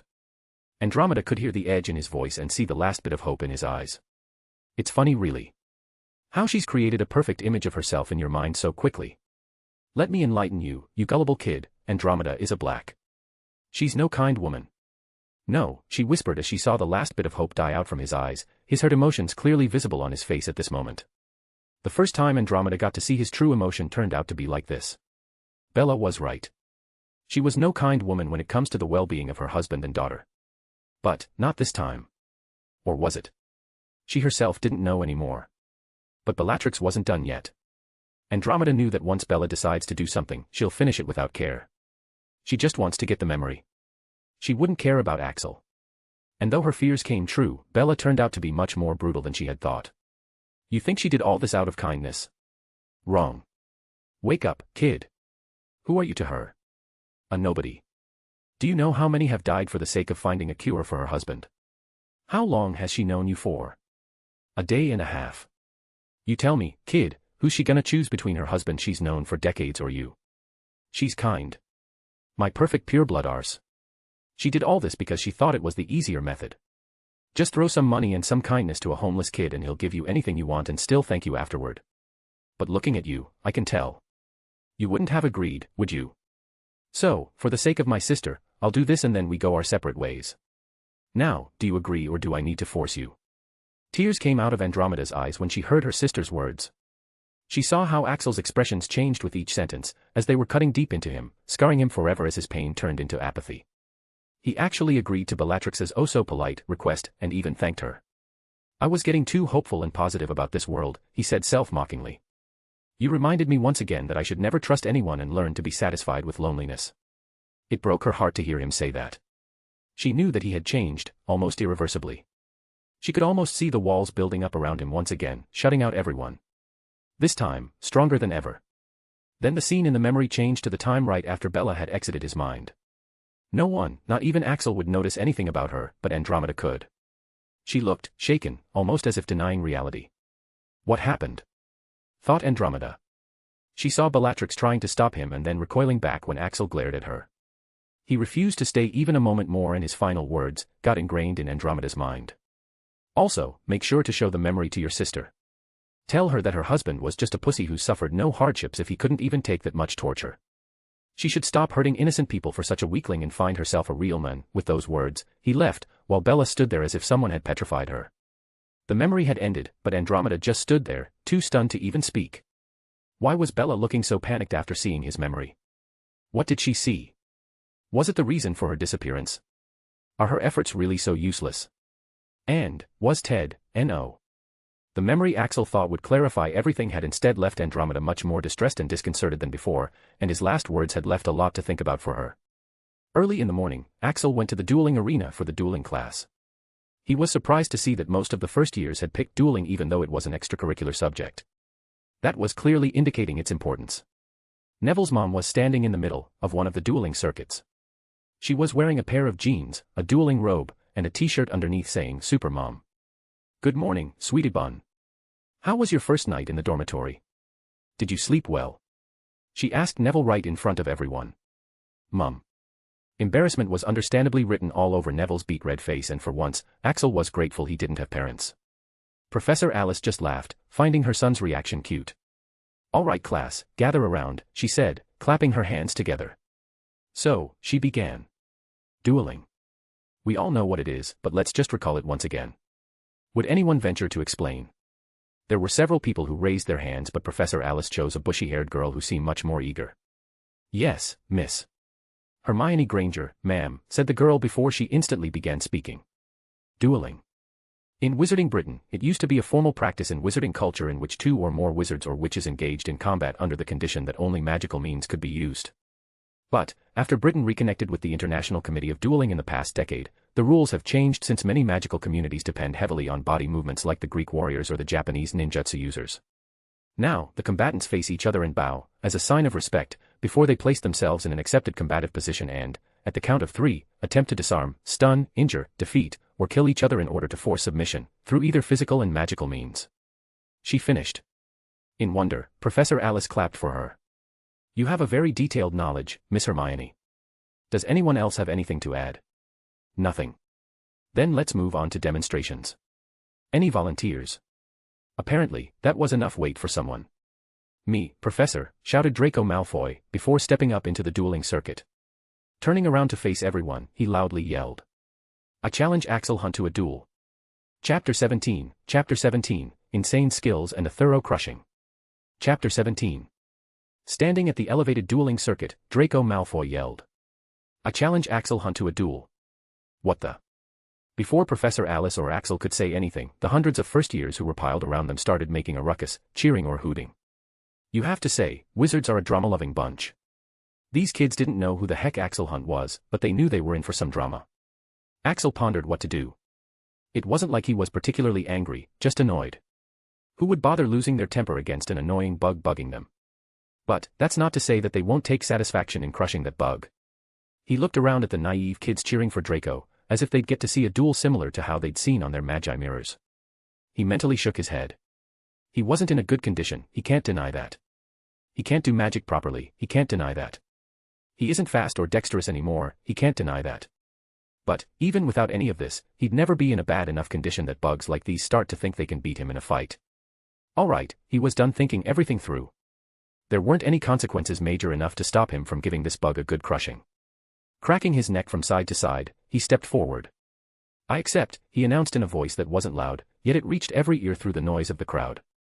Whoa. Yeah. Fight. The peanut gallery was fully enjoying the free show. Professor Alice, thinking that it was all fun and games, didn't stop the two. Alright, a dueling challenge on the very first day, what a great way to start. Come up, you two, she said, not knowing that the intentions of the participants were quite dark. First years won't be able to do much anyway. Under everyone's encouragement, Axel stepped into the ring, facing off against Malfoy. He still had his hands in his robe pockets while he stood relaxedly in the ring. His presence alone exuded a pressure that'll make a skilled fighter know that he was not an easy opponent. Professor Alice also couldn't help giving him one more glance, wondering if she was imagining things. Alright, no lethal spells. And I'll be stopping the duel before anyone could get seriously hurt, she announced before stepping out of the ring. Now, bow before standing on the two opposite spots. Standing right in front of Axel, Draco did an imperceptible bow. Scared, cripple? He asked with a smirk. Axel nodded, about one thing, he admitted before he looked at the professor. Professor, what if I accidentally seriously injure him? He asked, making Draco grit his teeth.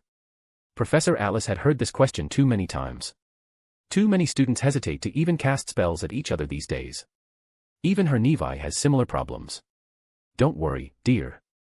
You are under my supervision, so I'll stop before anything serious happens. Besides, injuries are common in dueling. If your spell was non-lethal, then you won't get into trouble, she answered as if she already had this answer memorized. What she didn't know was that Axel had asked this question on purpose, so that he won't be blamed later. They both took distance from each other and took the spots that had been marked on each side of the circuit. Wands ready, announced Professor Alice. Draco leveled his wand against Axel while Axel was still standing with his hands in his open robe's pockets. The next thing Professor Alice was supposed to do was say, start. But she paused when Axel didn't draw out his wand. Though apparently, this was enough of an announcement for Draco since he already brandished his wand, yelling out his first spell even before the match officially started. Furnunculus. A jinx that causes a serious breakout of acid boils or pimples. A sickly green beam was shot at Axel, but everyone was surprised to see that while the spell beam approached him, Axel didn't move at all. The spell beam whizzed past him, passing over the heads of the observers below before hitting the opposite wall. Throughout the event, Axel didn't even flinch. Everyone thought that Axel hadn't moved at all and Draco had just missed, except Professor Alice and Draco Malfoy himself. If you look at his feet, you'd realize that he wasn't standing on the original spot that was marked in the ring. He was standing just a bit to the left. Hey, look.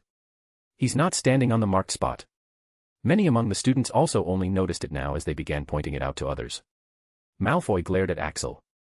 Lucky fluke, he muttered before launching another spell. Inflatus. Inflates the target. This time, many people saw it. Even before Draco's spell was cast, they saw him languidly stepping to the side. Once again, the spell flew past him, missing him by a narrow margin. What? He moved even before the spell was cast. That was indeed the case. Axel was moving even before the spell was cast. It seems quite easy, right? But it was not that simple. Your opponent isn't blind. He can change his aim at the last second as well if he sees you moving. This time, when casting the spell, at the last moment, Draco suddenly slowed down his cast. It was expected that like all the times, Axel would move to the side this time as well. But, contrary to his expectations, Axel just stood there unmoving, as if he didn't intend to move in the first place. Draco thought that since his movements were so obvious, Axel must have easily noticed it when he slowed down his cast. So, you'll only move when you're certain that I'll cast, huh, he thought as he had another idea. This time, he didn't stop casting the spell. In fact, he cast it very quickly. But this time, he purposefully aimed a bit to the right. Now, when he moves, there'll be a 50% chance of the spell hitting him. But, contrary to his expectations, Axel didn't move at all. He just stood there, letting the spell miss him yet again. Meanwhile, the peanut gallery was enjoying the show. Axel noticed that many of them were holding up their magi mirrors, and the lights were flashing out of them. He didn't have a clue what the fuck they were doing. Professor Alice had dropped her playful attitude and was now looking at the duel with some interest. Everyone was thinking only one thing: was it just a coincidence? Axel shook his head.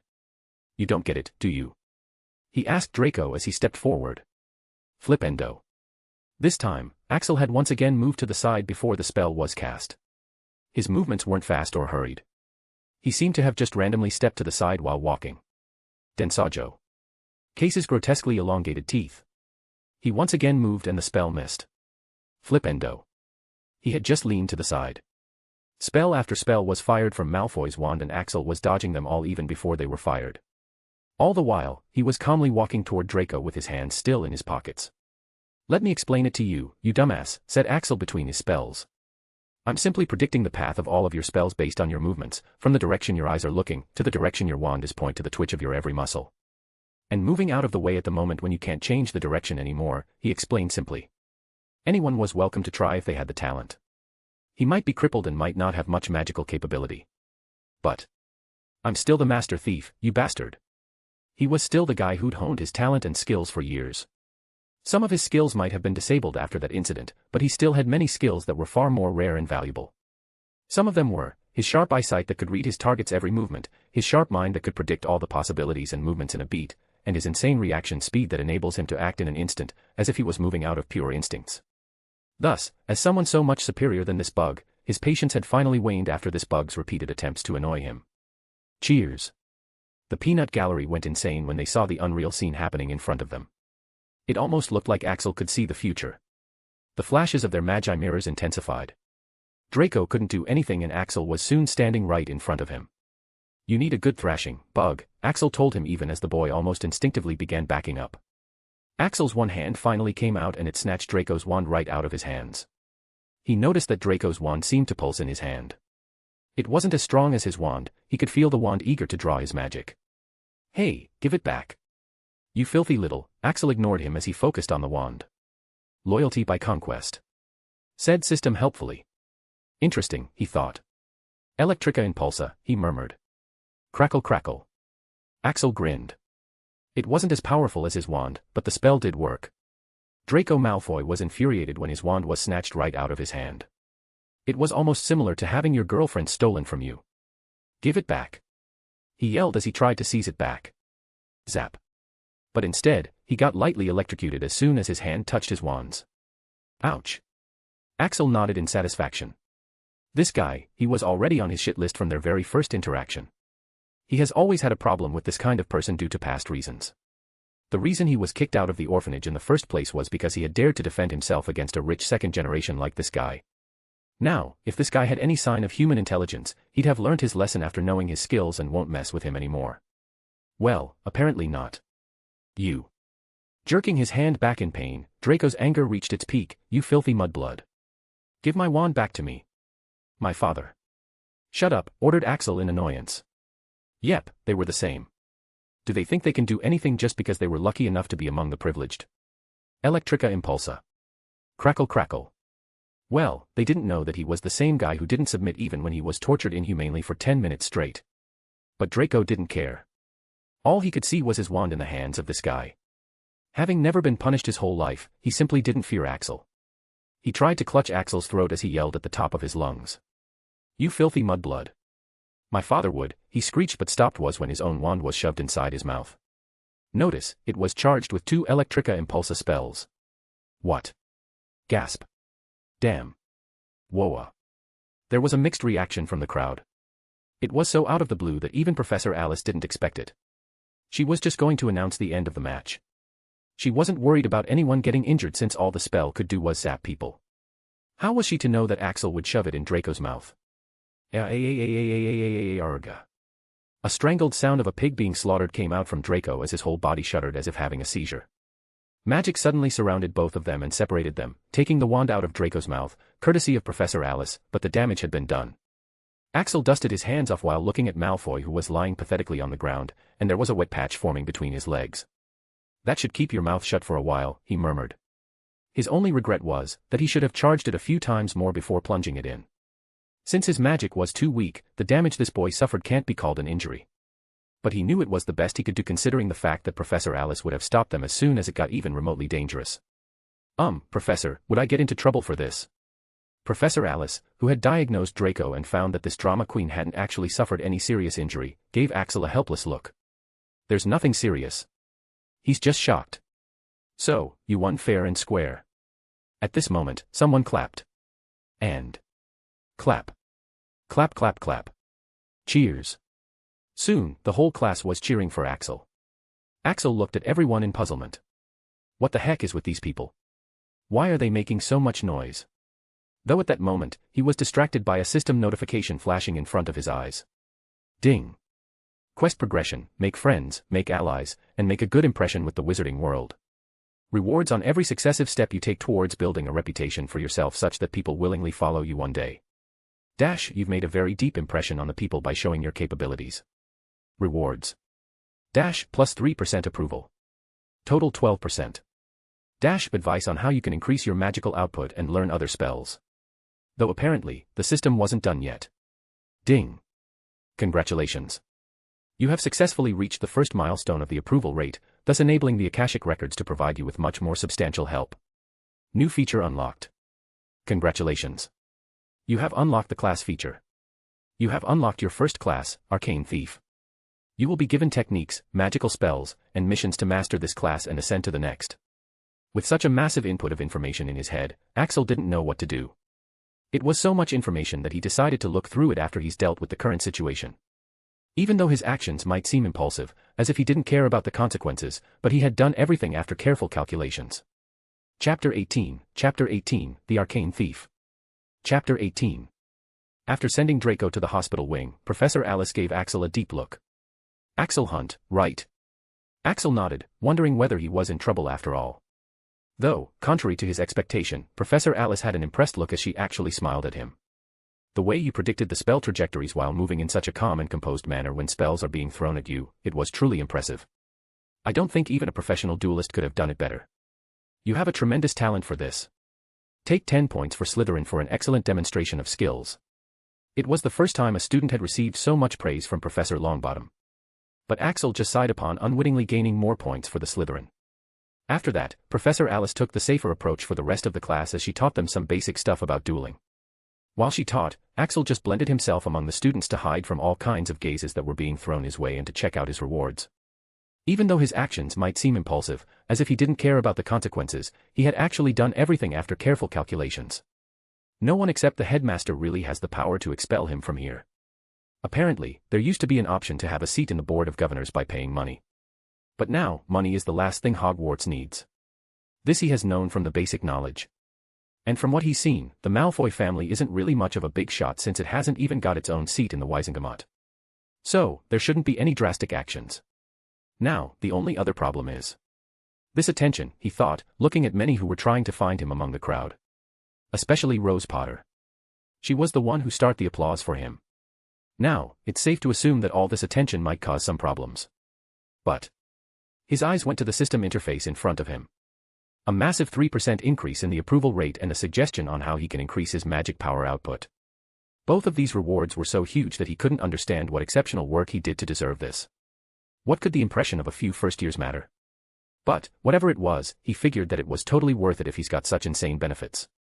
The approval rate of each percent increases after he performs several impressive deeds or missions. After the first time when it got a massive 6% boost, it has only increased by 1 each time. But this time, he got 3% directly. As for the way to increase his magic power output, he realized which path he has to focus on to do that as the system directly gave the information into his brain. The main point is the connection with his wand. Right now, with so much nerve damage in his hands and body, his magic can't find the right pathways to flow out of his body into his wand. It causes pain when it can't escape, even if it doesn't affect the body directly. So, now imagine if the wand practically sucks out the magic. Now even if it couldn't find the way on its own, most of it can still be sucked out through various pathways. And that can be done by strengthening the connection with his wand. There's another benefit to this as well. The cherub hair core wand would amplify his magic based on the strength of his connection with it. So, there are two-way benefits in strengthening his bond with it. Though the question is, how to do it? The system didn't specify that. Something to think about later. Now, for the final reward. The new feature. Honestly, Axel had never played any RPG, so he had no knowledge of how this class system works. System, give me more info. You will have to activate the class feature for that. Do you accept the class, Arcane Thief? Y/N. Well, do I have any other class option? You do. But the class is so special that you can only accept them after you have passed the required threshold approval rate, which is too high. You will also get successive class options that come after gaining a certain degree of mastery in Arcane Thief or when you pass the requirements to possess a class. I can have multiple classes at once in the future, right? Affirmative. Then, yes, I accept the class, said Axel decisively. Ding. Class accepted. You are now an Arcane Thief. Now you can access the information you asked for. Arcane Thief, a special class achievable only by those with exceptional skills and talent in thieving and possessing magic. There is nothing a master Arcane Thief can't steal. The fields of specialization include stealth magic, wards, traps, enchantment, pickpocketing, knife/short-sword wielding, minor accomplishments in some other skills, chance for major accomplishment in other fields through special missions or through special conditions. The method to learn these skills of these fields will be unlocked successively when you master the beginning skills and with missions. You might also get special missions for special skills. The methods will be imprinted directly into your mind. Well, I want to laugh right now, thought Axel as he tried to suppress the wicked grin that was fighting its way into his face. This was every thief's wet dream. His hands had been itching after his last try at thieving, which had landed him in a hospital, and he had given up on stealing anything until he had enough skills to pull it off, which would take years. Now, it seems that he won't have to wait that long after all. It was lunchtime and Axel was making his way towards the Great Hall. But, he realized that there was a problem. Why is everyone looking at me? First years, he can understand, but the rest? No sir. He should totally be a background character for others. He saw a group of students huddled together, watching something on their magi mirrors. Damn, can this guy see the future or read mind or something? He's just a first year, apparently. When one of them saw Axel passing by, he pointed at him. Hey look. It's him. The guy in the RM. The others also looked at him and got surprised. This group was apparently more daring. Hey, can you take a picture with us? He asked, showing his magi mirror. Why? Asked Axel. He was genuinely confused. That made them somewhat confused. Well, why not? Your RM has gone viral on the Hogwarts forum. You're famous now. We have to be the first ones to share our pictures with you. What? Axel bailed out from there after making an excuse. System, what the fuck is going on? Host, the video of your fight, or the recorded memory, RM, as they call it, has been posted on the Magi Hive in Hogwarts forum. It is currently being shared among various platforms, meaning that it is going viral. This has increased your reputation and thus helped you gain the system rewards. Fuck. Damn it. Shit. Hell. It made sense now. Only now he understood why he got such an outrageous reward of 3% approval for something so trivial as performing well in front of the first years. Right now, Axel hoped that the wizarding world was just as backward as it was 10 years ago. For the rest of the day, Rose was left replaying the fight of Axel again and again. He did such a great job of teaching that arrogant Ponce a lesson. But unlike others, she was fully aware of his disabilities. He shouldn't be able to do magic. And his body was also not in a good state as far as she was aware.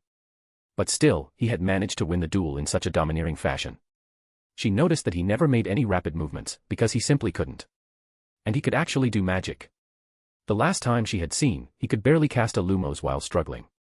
At that time, his determination to improve despite his disabilities had deeply moved her, and today he's progressed so fast. When he had won and Draco finally got what he deserved, she was so impressed that she had started to applaud. She would have wanted to praise him in person, but it seems that she can't do that anymore. He's a Slytherin after all.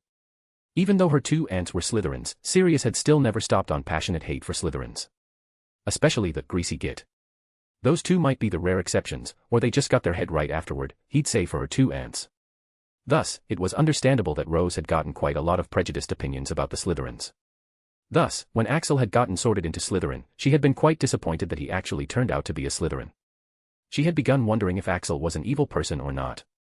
Plus, Neville and Susan hadn't heard better things from their home as well. And when she heard that her Aunt Bella was missing and Axel was the last person she had talked to, it was like her fears had come true. Thus, she had questioned him about what had happened. Though she had felt bad when Axel's eyes towards her had turned cold. She wasn't sure what was right anymore. Yesterday night, Aunt Andromeda had called her to ask about Axel, asking whether she was properly taking care of him or not. She had told Rose that Aunt Bella's reply did come and she said not to worry. Rose was quite ashamed and regretful while her aunt repeatedly stressed to take care of Axel. She thought she'll try talking to him today, but that guy didn't even acknowledge her presence today even when she tried to catch his eye several times. It was like they were strangers. Rose was feeling quite vexed for some reason. No one had ever ignored her. Ouch. Why did you hit me? Protested Neville. Rose blinked. She realized she had accidentally hit Neville. Why are you in the way? She asked rudely before getting up. Where are you going? He asked. Just to prank some Slytherins, she replied as she flicked her red hair off her face. Axel was strictly out of bounds. She'll have to prank other Slytherins. Neville sighed. She's back again, he thought in apprehension. This was Rose Potter's real nature. The one she hides behind her perfect well-groomed persona.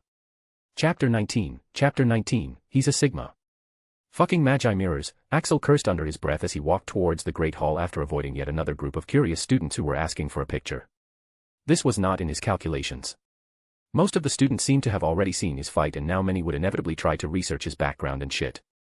Many would even want to know if he's a pureblood or not. His footsteps paused in front of the Great Hall. What was more important? The food, or the peace? Rumble. His stomach gave him the answer. Food it is, he muttered before thinking how to go in. Right now, it would be for the best if he didn't appear in front of anyone. It seems like he'll have to use his skills. But they haven't been working well after his injuries. So there's still a chance that he'll be noticed. Taking deep breaths, he dipped his head low and diminished his presence as he looked around in all directions. Score, he thought as he saw an opportunity. He began walking in the opposite direction to the Great Hall while keeping his head low. This time, very few people even noticed him and even they didn't give him a second glance. He didn't know how he does this. He's just practiced a lot and he started getting better after his various experiences. In the next few steps, when he passed by a group of students heading towards the Great Hall, he suddenly disappeared from sight since he didn't emerge from the other side of the group he was passing by. He had blended into the group. After a few minutes, Axel soon emerged out of a group of students heading out of the Great Hall with a pile of food stacked in his backpack. He had stored a lot for emergencies like this one. He sighed. He was noticed several times just now. He wasn't sure if he'd be able to do it again with his body's condition being so bad. And also, damn, I didn't even perform any rapid movements. But why was my body hurting so much? He muttered. He couldn't understand why. Usually, it's not that bad. Only sometimes. At this moment, a system notification came, alerting him. Congratulations. You have unlocked the stealth skill, Blend. Allows you to blend in your surroundings using your body movements, accessories, and magic. Current proficiency, 10%. Information on how to gain further mastery will be transferred to your head. Congratulations. You have unlocked the stealth skill, Presence Reduction. Allows you to reduce your presence using your body movements and magic. Current proficiency, 15%. Information on how to gain further mastery will be transferred to your head. Congratulations. You have unlocked the thief skill, Daring Mind. A thief needs to be daring enough to attempt the theft. Allows you to calmly analyze your situation and make quick decisions not based on fear but logic. Not a proficiency-based skill. Axel was left disoriented for a few moments when information was poured into his head. System, what the fuck? He uttered, politely asking for an explanation. The new class feature provides you the information to train physical, magical, and mental skills related to that class. Your class is Arcane Thief. When you sneaked into the Great Hall, you used these skills just now, meaning that you already possess some mastery in them. So they were unlocked. The reason you were feeling pain was that you were using magic and using magic naturally causes you pain. How can that be, thought Axel. I wasn't using magic. It was just my usual zone. The zone, as Axel calls it, is a state in which he is able to pull off difficult thefts with ease. Wait a moment, fuck, but then he suddenly realized. There's no way, right? Has he been using magic all this time? Now that he thought about it, it actually made sense. You have unknowingly incorporated magic in your skills after repeated training, and practice over the years along with your talent. This is one of the reasons why you are as good as you are and were able to get a special class like Arcane Thief. It is a high-tier class, even above advanced classes. It cannot be randomly gained by anyone. Especially not as their starting class in their crippled state. Axel slowly nodded in understanding. So that's why it hurts so much when he sneaks around late at night these days. It used to be so easy. Axel couldn't wait for the day his body is healed. When that time comes, he'll stop worrying about low-level people like bigoted purebloods. That will be the day he'll start his domination. The real threats would only be strong wizards and Voldemort and his minions. Going into an empty classroom, he ate his food in peace while he accessed the information that had been poured into his head. There were step-by-step instructions to train the skills he had unlocked, much like how the information on occlumency was poured into his head. But when he was getting immersed in it, the bell rang, signaling the end of the lunch. Sigh. Axel decided to do this after his classes were over. With his food problem solved, he only had to deal with his classmates who were easy enough to deal with. Today, they had herbology, history of magic, potion, and astronomy. The herbology was with the Hufflepuffs. The greenhouses of Hogwarts were huge. It was Axel's first time seeing magical flora. And of so many different varieties.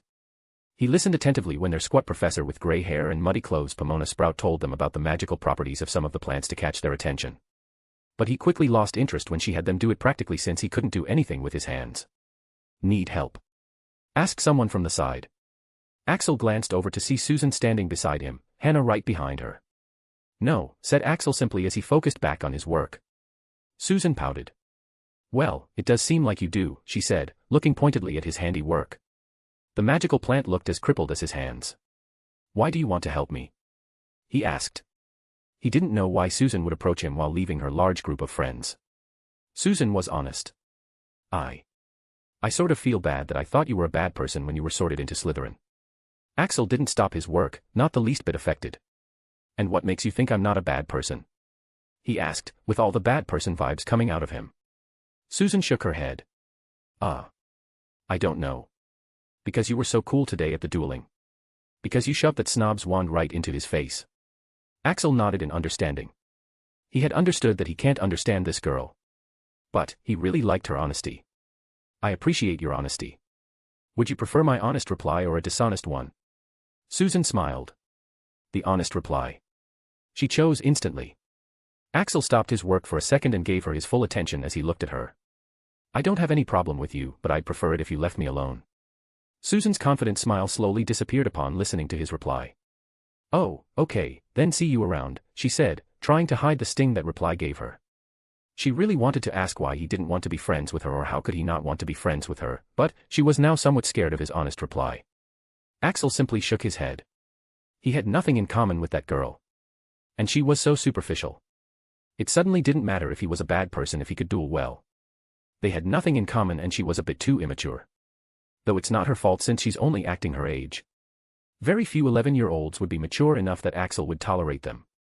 The next class was the history of magic with Ravenclaws. So, you've already studied this one as well, huh? Asked Axel as he glanced beside him. Daphne nodded her head with a sigh. Sadly, yes. That asshole made sure that I knew my pureblood history. About how we fought goblins and stuff. She has decided to use that name for her father. And the fun part is, no one can stop her. She had once again chosen to sit in the last seat. Axel didn't hate her enough to move somewhere else or deny her. She was much more tolerable. Daphne shook her head as she looked at him curiously.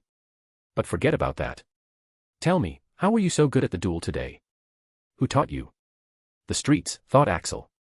But he couldn't answer her with that, could he? Anyways, he had already started to pick up some of the skills even before he left the orphanage since his life at the orphanage wasn't good either.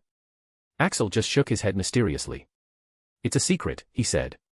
Daphne frowned. She knew her stuff. The things Axel was doing, even her dueling tutor couldn't do that. Daphne has always wanted to be powerful. Thus, she wanted to also learn how to do that. But, the thing is, she doesn't know how to ask him to teach her. In her whole life, Daphne hasn't asked for anything so she doesn't know how to. But then, she remembered something. Her sister Astoria had always had a way of getting whatever she wanted and she always succeeded. Thus, even though it felt quite embarrassing, Daphne decided to try her sister's method. Hey, Axel. She pouted her lips as she blinked her eyes cutely. Will you teach me? She asked. Axel also smiled at her. Of course. I won't, he replied in kind, wondering why she would even think he'll agree. Daphne was left speechless for a moment before her face flushed red in embarrassment. Astoria. You hateful brat. To her relief, the professor came at this moment, preventing her from finding a hole to hide in. 4. History of Magic. The professor was a middle-aged man with long hair, a beard, and a huge mustache. My name is Jakub Gorski. And I am your History of Magic professor. I am a traveler and explorer who has decided to take a rest after a serious injury, he introduced himself in a deep and rugged voice. Now, before me, this subject was taught by the ghost of a professor, who only taught about things that were centuries old and most of them pretty useless. Also, most of it was based only on Britain, he said in a somewhat condescending tone while shaking his head. No. We won't be doing that. We'd be studying only the history from which we can actually learn something. And we won't be sticking to Britain. He spread his hands wide. I have traveled the world. I have visited numerous magical communities from the most primitive to the most developed. I have even visited many Muggle places which had a connection to wizards. And let me assure you, this world is a wondrous place. Thus, along with some of magical Britain's history, you will be studying the history of other places as well. Of course, another reason would be that, since there are so many foreign students among you that it doesn't make sense to force them to learn Britain's boring history. Che. Daphne clicked her tongue from beside him. I shouldn't have sat in the last seat, she murmured in disappointment, her previous embarrassment forgotten. This is something I haven't ever been taught.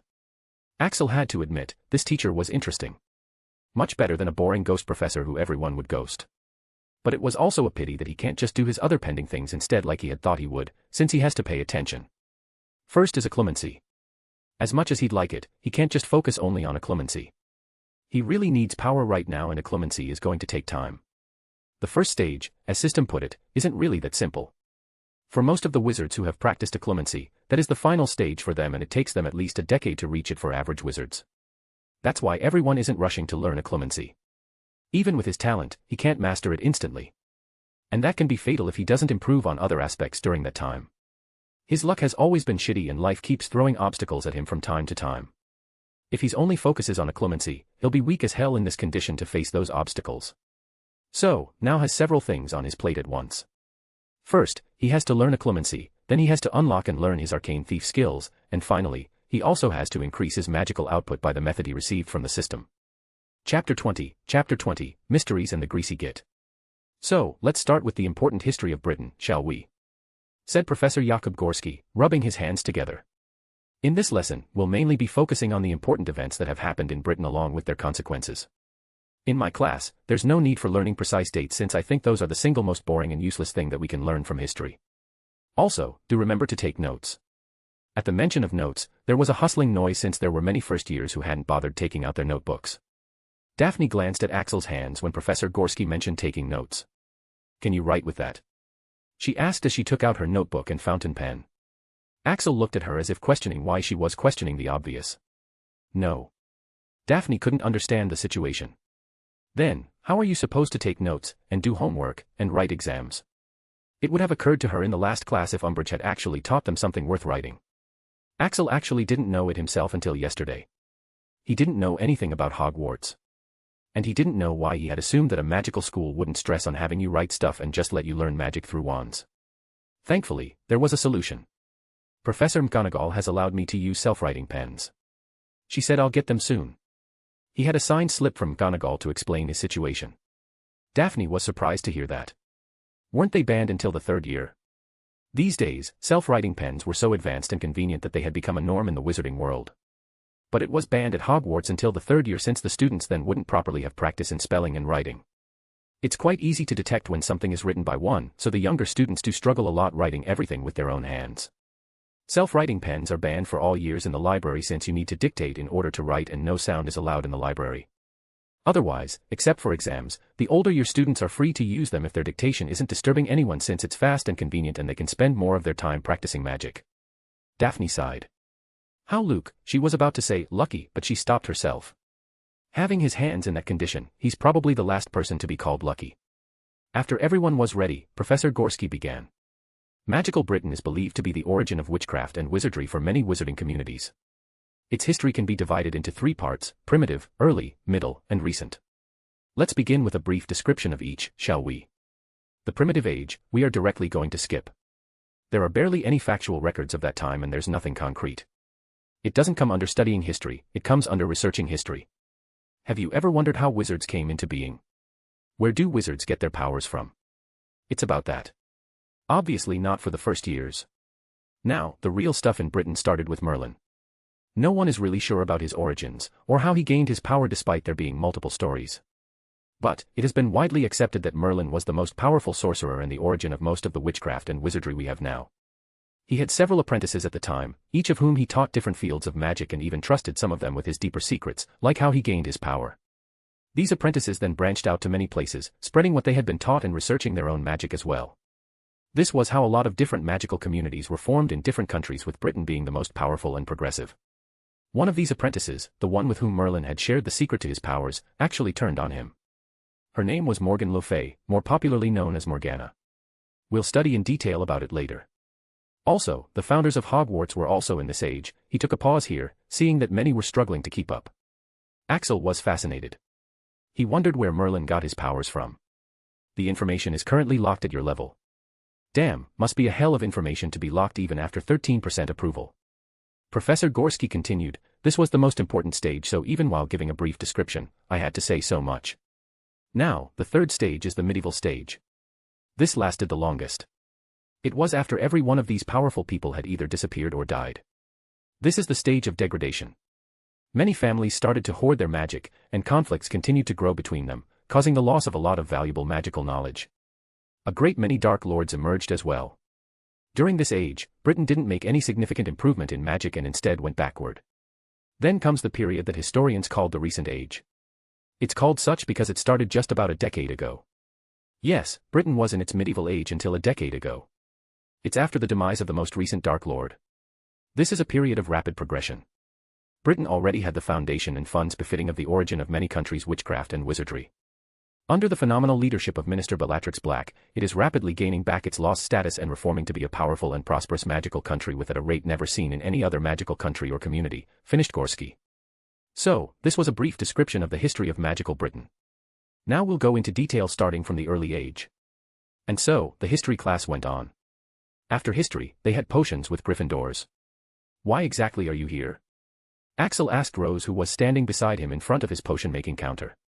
It would be a lie to say that he wasn't annoyed with her presence. Though, if anything, Rose seemed even more annoyed at being by his side than he. She looked at her magi mirror in grievance. It had several messages from Aunt Andromeda, all but ordering her to take good care of Axel and babysit him. She even threatened to send a howler if she didn't. It's not like I want to be here.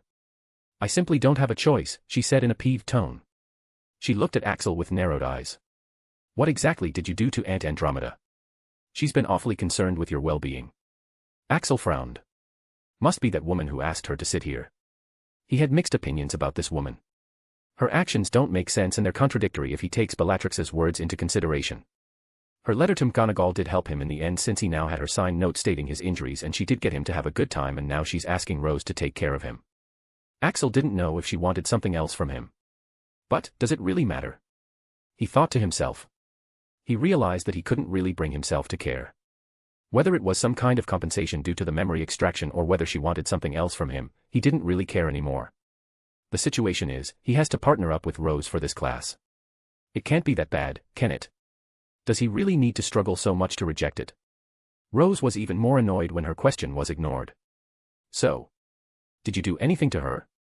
She's even threatening to send a howler if I didn't help you. At that moment, a man strode in, with his cloak billowing behind him in style. The first thing he did was a roll call. When Rose's turn came. Rose Potter. Present, sir. Snape looked up from his sheet at Rose. Even though his face was expressionless, Axel could tell that something was different from his experience in reading people. Snape's eyes then fell on him for a second before going back to the parchment.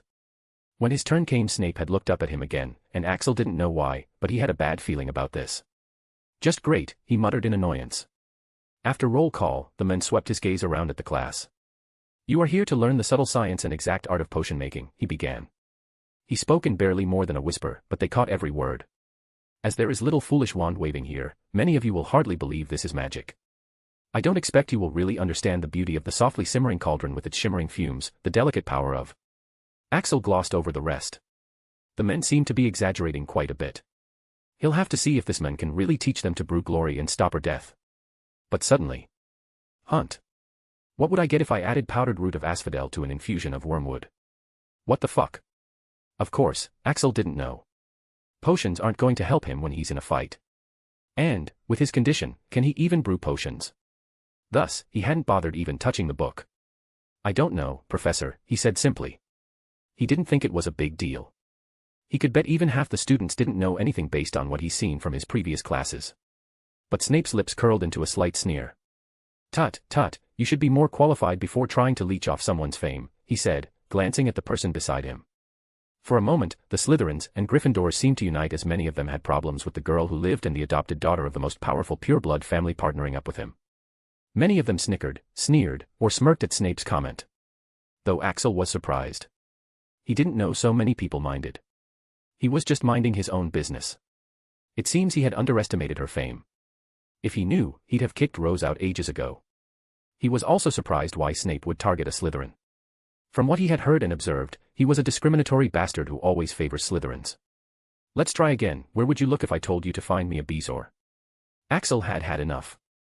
It was clear that this bastard was targeting him. Tell me, system. Rose was a bit worried. Sirius had warned her repeatedly about the greasy git. That he might be a pedophile and necrophile, whatever those things meant. And that she should be careful of him all the time. When Snape had asked the second question, she was going to help Axel by whispering the answer to him, but a Bezoar is found in the stomach of a goat. It's a very potent antidote that can save you from most poisons, said Axel, surprising her. Snape sneered. Well, a lucky question. Then tell me, Hunt, what is the difference between monkshood and wolfsbane? Not a second after he had asked the question, Axel's bored voice came again. They're the same plants. There's yet another name for this plant as well. It's aconite. Snape seemed to not give up. What color of fumes are released when a boil potion is made successfully? Pink. The potion in question is an effective remedy against pustules, hives, boils, and many other scrofulous conditions. Snape was still not satisfied. What is the Wiggenweld potion? Rose frowned. This was not even a first-year question. Even she didn't know the answer. But Axel didn't even bat an eye as he answered. It's a healing potion with the power to cure injuries. It is also the antidote to the sleeping draught and the draught of living death, which, by the way, is actually the answer to your very first question. That managed to shut him up and slap those who had laughed.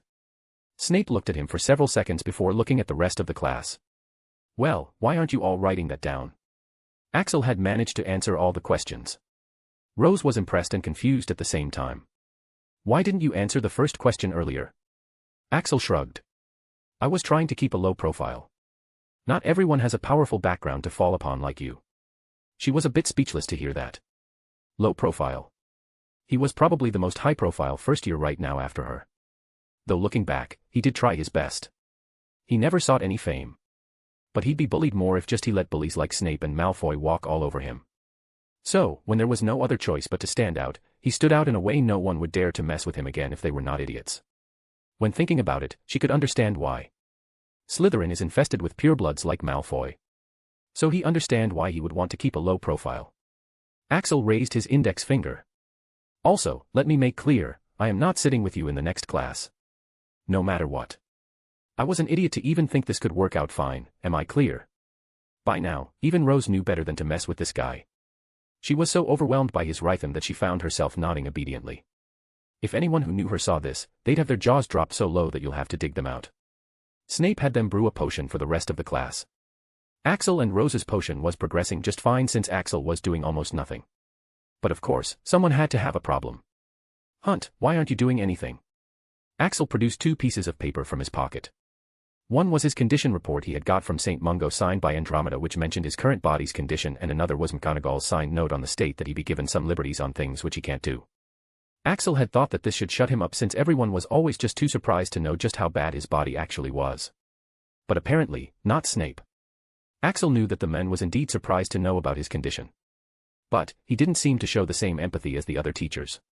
Well, I don't see the problem here, he said after a pause. Huh. This made both Axel and Rose surprised. Pardon. Snape sneered, I said, I don't see the problem here. Having injuries doesn't give you the excuse to not try. If you're afraid of bringing your partner down, then don't pair up in the first place, he said clearly. Well, wouldn't be a problem if doesn't fucking hurt every time I try, you bastard, thought Axel. He knew this bastard knew it was painful and yet he was making him do this. Fine, if this is how you want to play it, thought Axel as he picked up his things and left Rose's table. It was good that this bastard knew how bad and irreparable his condition was. He'll get a nasty surprise when he one day finds out just how much Axel can do even with this condition, and an even nastier one when Axel eventually heals himself and becomes more powerful than a wizard and a better Pokemon than this guy. Axel can hold grudges for years until he finally pays them back. The potions class wasn't too difficult in the end since he didn't do anything that'll be difficult with his condition. Axel will simply get a bad grade. But since when was that a problem? Funnily enough, the greasy bat had stopped targeting him after he had left Rose's table. This made him hate her more. Damn it, if only he had known that she was the problem. He'll make sure this won't happen again. But with the classes over for the day, he can now focus on better things. Like increasing his power output and exploring the new system feature. Alright, system, explain how I should level up this Arcane Thief class and unlock better skills, he said to the system after he had retreated to his hideout that night. First things first. Like last time with the spell practicing, he once again focused on escape first. Arcane Thief might not sound powerful, but, as a thief, Axel can see its huge potential. Alongside ensuring his safety, it can be very powerful in combat. In fact, an unusually skilled thief by profession already, he'd be able to use these skills to their fullest potential. Like how he did at that time with Valentino girl. Despite all her so-called talent and genius, hadn't Axel caught her off guard at that time without any power? If she was a certified enemy, she might have been dead right then and there. Also, he had almost given up on thieving after his last attempt. But now, with the skills of the Arcane Thief class, the purebloods wouldn't know what hit them. Chapter 21, Grinding Skills and the Confrontation. Alright, system, explain how I should level up this Arcane Thief class and unlock better skills, Axel asked the system. All this class system was quite confusing to him. Thankfully, the system's response was clear and quite detailed. When you unlock a skill, a certain amount of information on how to enhance it becomes accessible to you. Further information will become accessible as you enhance the skill using the existing methods. For example, when you unlocked your skill, Presence Reduction, you have unlocked the basic information to enhance it. Once you progress, further information will be unlocked. As for unlocking the skills, there are several ways to do it. 1. Unlocking the skills that you already have. For this, you just need to use that skill and you will unlock a limited amount of information on how to further enhance it. This is how you unlocked your Presence Reduction and Blending. 2. Unlocking the skill by learning it from other sources. For example, if you learn Invisibility from other sources, you will unlock the Arcane Thief Invisibility. 3. Skills can also be unlocked by performing specific actions related to that class. For example, for your Arcane Thief class, the main action you will have to do is steal, along with some other actions. The more you steal, the more skills you unlock. The more difficult the task is, the better skills and better information you will unlock. The class will progress the more skills you master, thus enabling you to unlock a new class. Axel's eyes glazed over as he processed the words. The more I steal, the more I progress, he murmured. Was this a dream? It's like you're getting sponsored to do what you love to do and get better at it along the way. Right now, he had 4 options. 1. Train in the skills he had unlocked. 2. Try unlocking the skills he already had by using them. 3. Try stealing some things to unlock. 4. Try unlocking the skills by learning them from other sources. After his last experience, and with his body's current condition, he doesn't really want to risk getting caught once again. So, the third option is out. As for unlocking the skills he already had, he doesn't know what skills he already possesses. So it will be like blindly shooting a target. Learning from outer sources to unlock and then start making progress, it'll be taking too much time. So, it'll be best to just learn what he has already unlocked for now. He already has a lot on his plate as it is. Axel sat down and accessed the information he had on the skills he had unlocked. Since this was the basic information, there were physical and mental exercises that'll help him along with tips and tricks in both the skills. There were body movements and maneuvers which he hadn't thought of himself as well. There was even a diet plan he had to follow which included magical ingredients he didn't know about. Aside from the practical part, Axel was already feeling like he had progressed just by reading the basic tips, tricks, and techniques. Hot damn. Axel was overwhelmed. This information was gold. That was just a figure of speech since this is much more precious than any amount of gold. Especially for a thief. System. This is not even all the information. Then what am I getting after I progress? He asked the system. He couldn't imagine what else could be better. There are potion recipes, rituals, breathing exercises, etc., to be unlocked that'll help prepare your body to channel much better and more potent magic so that you can be prepared for the advanced aspects of many skills. Then you will unlock the advanced techniques. You have a long way to go. Whoa. Axel didn't understand everything, but he understood one thing clearly: this is going to be awesome. Let's get started then. He began with the skill blend, to blend in the surrounding. He first performed some of the basic exercises, the ones he could perform with his physical condition. He then began to practice the movements that were described following the images in his mind. It was quite painful and he couldn't focus well. Congratulations. You have unlocked the skill, pain tolerance. A true thief can be silently near all the pain in order to not get caught and complete his theft. Increases the tolerance to pain. Current progress, 57%. Axel looked at the 57% bar on the interface in wonder. It was so much higher than his other skills. That's right, pain had been his constant companion throughout most of his life. Heck, he had even taken on the most torturous spell without losing. Then why is he getting put off with his current pain? Damn laziness, he muttered. Axel realized that he was just being lazy and not taking this training seriously. Is it not important enough? Well, of course, it is. It can save his life at a critical moment. So this time, he just gritted his teeth and made his body move. This time, he could focus much better. Soon, he fell into a trance which he calls the zone. It was a mysterious experience. Closing his eyes and following the movements in the images, his originally crude and practical movements seemed to gain much more grace and finesse in real time. Progress, 10-15%. But he soon had to stop since it looked like his body had had enough. He decided to try out a mental exercise that was common in both blend and presence reduction skills. He sat down cross-legged and closed his eyes. He closed his eyes and made his breathing even. Words floated in his mind as his mind started to calm and he followed them. Remain motionless, reduce to zero the amount of unnecessary extra effort. Free of everything that hinders or oppresses you. Let go of all of your worries and burden. Completely relax mind and body.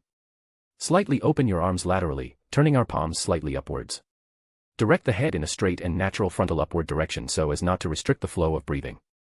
Sense the surroundings. To blend in, you must be aware of your surroundings first. Make sure to. The instructions continued, and Axel followed all the steps. As he progressed, he started to feel a slight pain in his body, meaning that his magic was indeed moving, albeit in small amounts. After he was done, the results were quite good. Progress in blending, 15%-21%. Progress in presence reduction, 15%-17%. This is good, thought Axel. This exercise was common in both the skills and it was also quite relaxing along with being very effective. Stealing food from Great Hall wouldn't be a problem anymore. By now, he was quite spent and his eyelids felt quite heavy. But, he still had one thing left to try. He took out his wand and looked at it for a while. System, how strong is my current bond with my wand? He asked. Currently, it's quite weak. Huh. Axel's droopy eyes opened up upon hearing that. The bond is very weak. Why? Good looks can only take you so far, Axel. You have treated your wand poorly until now. What the heck? Axel would accept that he hadn't really gone out of his way to treat it better, but he didn't think that he had treated it poorly. Can you explain? When was the last time you polished it? You need to do that. He hadn't polished it at all. Yes. You need to treat it like a person. Preferably, like a girl.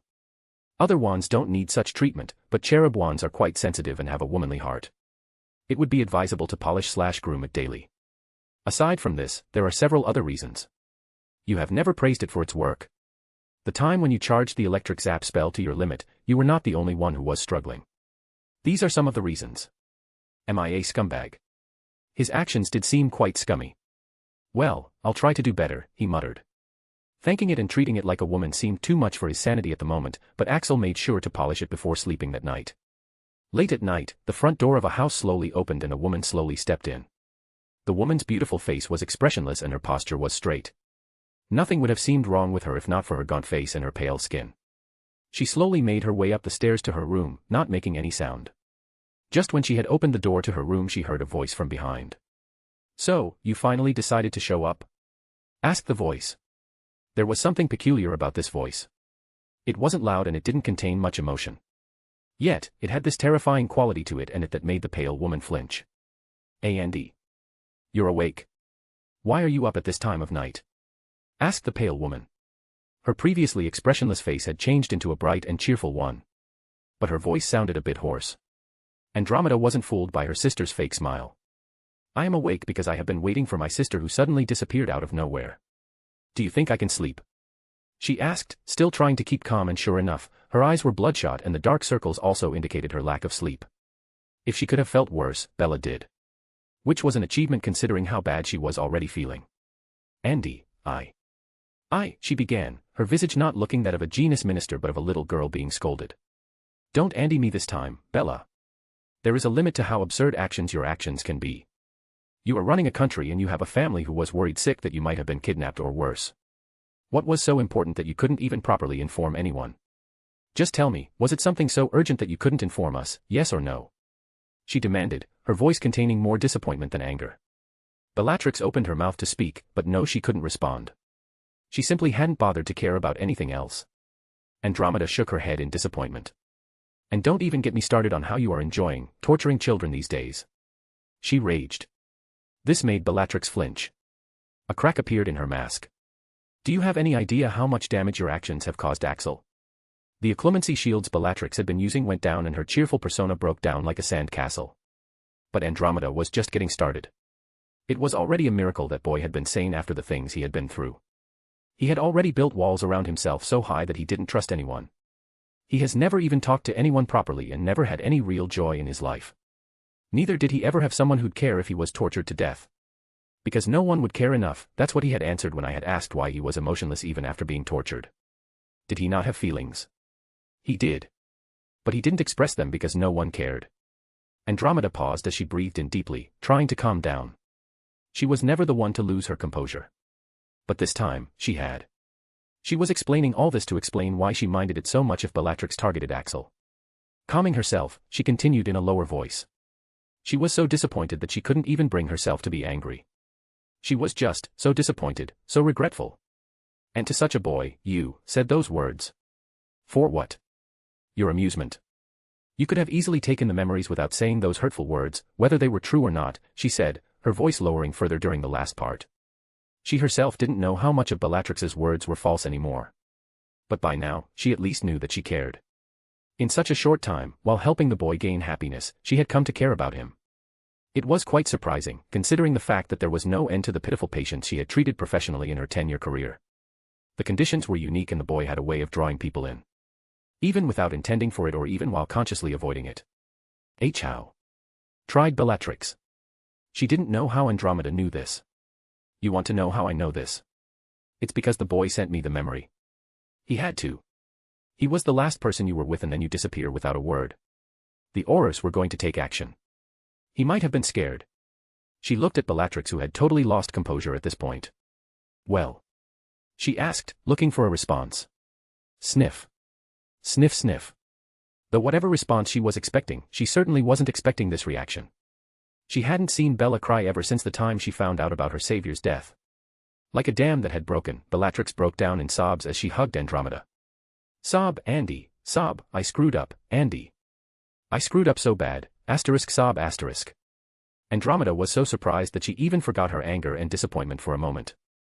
All she could do was slowly hug her back as her weary mind finally eased after having her sister back. We'll figure it out. We'll make it up to him, Bella. I'll make sure that we do. Chapter 22, Flying in Undercurrents. Chapter 22. It was Thursday and Axel was beginning to think that the hype of his duel had finally died down. Progress in blend, 21%-26%. Progress in presence reduction, 17%-22%. Along with that, he had made some more progress in his skills yesterday after training the given methods, though no new skill was unlocked yet. As for increasing his power output, he did polish his cherub wand regularly. Yesterday, he had muttered a good job to it after he had finally successfully pulled off the levitation charm and was rewarded with a thrum of magic running upon its length. So, it seems that it was going loads better than his previous situation. With the help of the information, Axel had learned more about the proper use of his skills.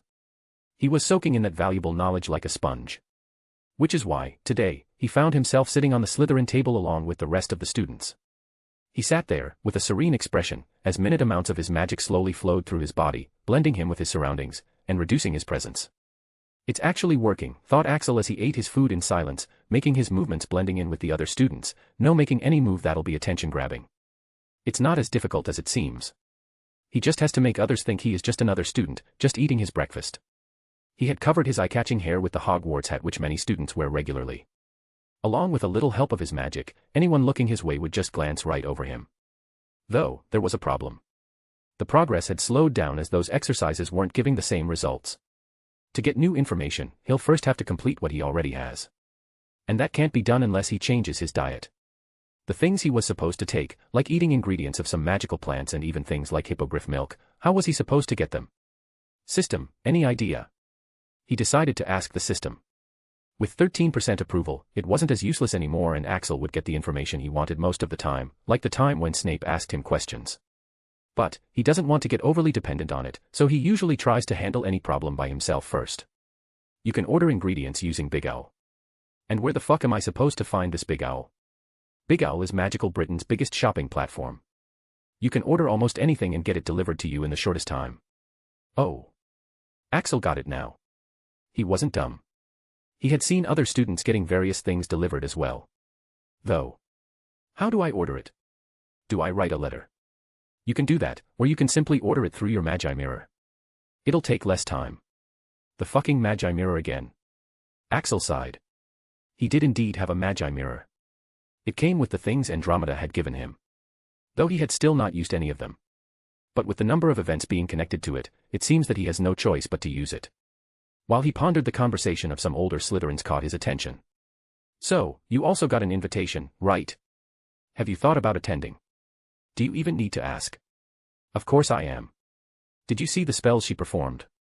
Yeah, they were so powerful. Do you think we can also do the same?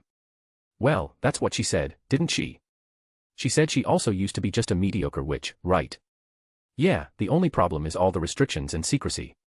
Well, but it does make sense, doesn't it? Nothing comes for free after all. Axel was interested because they were talking about joining something that can increase their powers. But, as soon as he heard the word restrictions, his interest lessened a lot. Besides, he wasn't even invited, what's even the use of thinking about it? Axel simply picked up his bag and left. He had flying lessons today and he was getting late.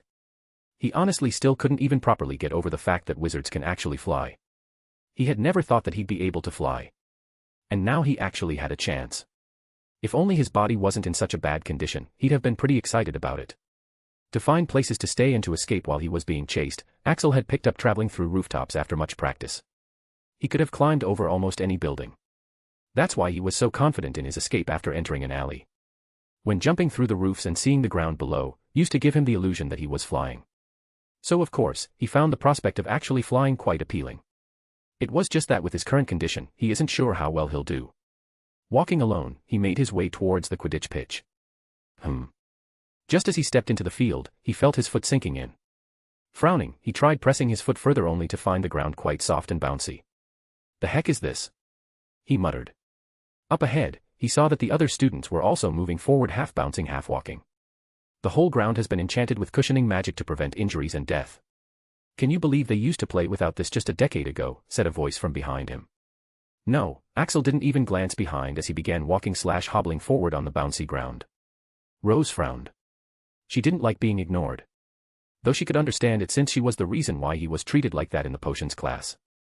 She had even protested at that time when Snape had forced Axel to make potions, but it had only resulted in point loss for Gryffindor and more trouble for Axel. So, she had given up after the first try after noticing Axel's warning glare and realizing that she was only making it worse. Though it's different. Hey! She yelled, catching up to him. You might not know this, but I'm the best flyer at Hogwarts. And you're rejecting my offer for help, she said in annoyance. Rose didn't know why, but now, Aunt Bella had also joined Aunt Andy in pestering her about Axel. Has he been taking his food regularly? Are the teachers going easy on him after Andromeda's notification? Does he have friends? Is there any girl getting too close to him lately? Things like that. And, her threats were also real. If you ever tried to bully him, I'm banning Quidditch from Britain. This one had really left her terrified. Now, Rose was dying to know what had Axel done to achieve this in so little time. Though she was already sure interrogation wouldn't work on this guy. She had tried and look how good that turned out. He has even stopped acknowledging her presence. Axel glanced at her with a raised eyebrow. You're good at flying? He asked. Rose's face lit up. See? I knew he'd stop ignoring me after hearing that. She nodded with pride. Yep, I've been flying on brooms since I was very young. Sirius even gifted me a real broomstick when I was 4. Axel nodded, looking rather impressed. Well, good for you, he said in a deadpan before moving on. When she heard Axel's reply, Rose's face turned red in anger, somewhat matching her hair. She was expecting him to be at least a little bit impressed with that. Does he not believe me? She thought in anger. There was a limit to how much she could take. Stomping her foot in anger, she left with a huff. After she had left, the bored look in Axel's eyes vanished as he looked in her direction with a calculating look. It seems his guess was right. She's all bark, he muttered. He had been testing her out for a while now and it seems that his assumptions were right. She will not do anything to him. She hadn't shown any real intent to take action against him. That's why he's been rude to her recently. Otherwise, he'd have continued to remain polite until the day he took his revenge. He went over to the middle of the pitch where students were gathering up. Unfortunately, it would seem that Malfoy had managed to get out of the hospital wing by now and was currently glaring at Axel. I bet he can't fly with his crippled body, Axel heard him say clearly enough that many others heard it as well. He sighed. Would it kill this guy to use his brain? Why can't he comprehend that antagonizing him will get him nowhere? Just how spoiled is he to not know any fear? It seems like I'll need to have a word with his mother. Axel simply ignored the guy and went to stand in front of a broom. Soon, their teacher, Madame Hooch, arrived. She had short, gray hair, and yellow eyes like a hawk. Well, what are you all waiting for? She barked. Everyone stand by a broomstick. Come on, hurry up. Axel looked at his broom. It looked to be in a fairly good condition.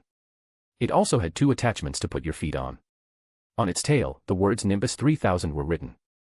A Nimbus 3000. It's been a while since I last saw one, Axel heard one of the students say. Yeah, brings back nostalgia, doesn't it? Another student said. Stick out your right hand over your broom, called Madame Hooch at the front, and say, up. Up, everyone shouted. Up. Axel also tried with all his effort. Snap. Fuck. Axel winced in pain when his injured hand was slapped hard with the handle of the broom. The sound was loud enough for even the rest of the students to hear. Damn it, why? Axel questioned when he noticed that he seemed to be the only one whose broom hit his hand so hard. Axel, the command didn't need magic to activate. It only needed intent and authority. Oh. Axel didn't know that. He had thought it was yet another spell and had put in the usual effort he puts into his command. But still, why was it so fast? He asked. If an average person is putting in 50% intent in their spell, you are putting around 500% intent to extract your magic. If only comparing the intent as in this case, then you have become much superior to others due to your superior talent and practice. Oh, got it. Are you all right, kid?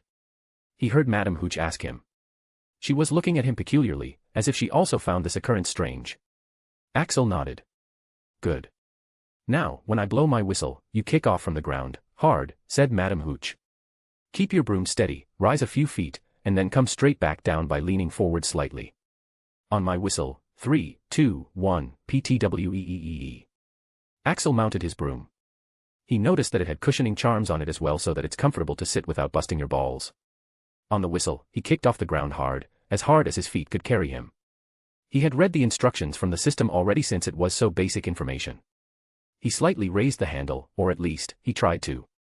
His crippled hands were shaking non-stop, completely disrupting his flying. The broom was radically changing directions as well since his hands weren't steady at all. Yet, he was somehow able to keep balance without crashing down like anyone in his position would. At this moment, a system notification sounded as well, further distracting him. He was also aware of Malfoy's jeering laughter. Alright, fuck it. At this moment, Axel simply decided to fuck all instructions and simply let go of his hands. Even though the rest of his body isn't in a good condition, it's good enough that it doesn't randomly twitch and shakes.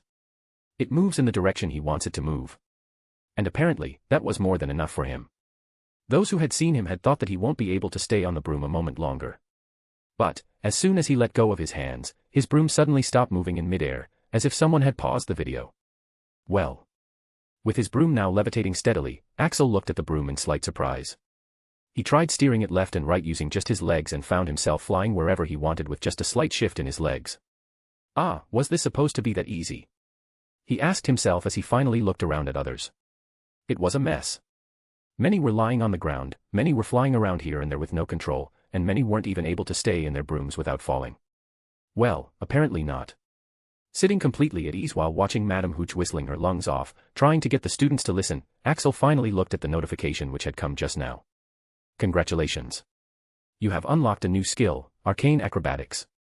A thief must have nimble and dexterous movements. Helps you increase your balance, maneuverability, and nimbleness and adds grace and finesse to your movements. Current progress, 5%, original 20%. Well, what is this 5% and 20% system? You had gained 20% mastery in the skill with your years of training. But, due to your injuries, your performance has decreased. You can't do rapid physical movements, but your balance, grace, experience, and practice are still there, and you have high maneuverability and balance while flying a broom without using your hands. Well, it's better than nothing, he decided after some pondering. Down on the ground, Rose sighed in relief when she saw Axel stabilizing in the air. She was stuck here helping out Neville, who had fallen from his broom. She could have saved him, of course, but she was too focused on Axel, who looked ready to fall at any moment. She had already been worried this would happen since Axel's hands were too unsteady. But the guy had thoroughly rejected. When his broom became uncontrollable, Rose saw what was most likely the end of the world for her, Quidditch being banned from Britain.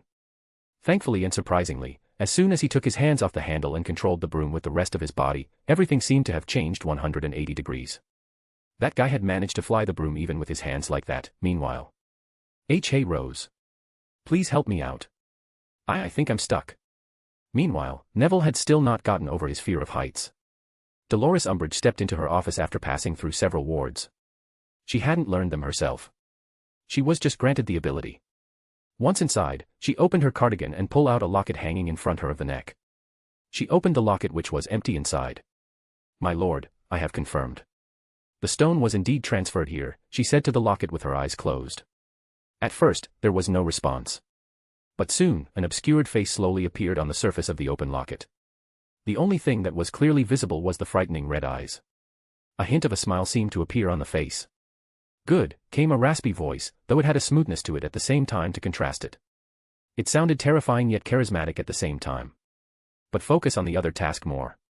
We'll need as many people as we can get, it said. Umbridge bowed her head. Things have been progressing smoothly, my lord.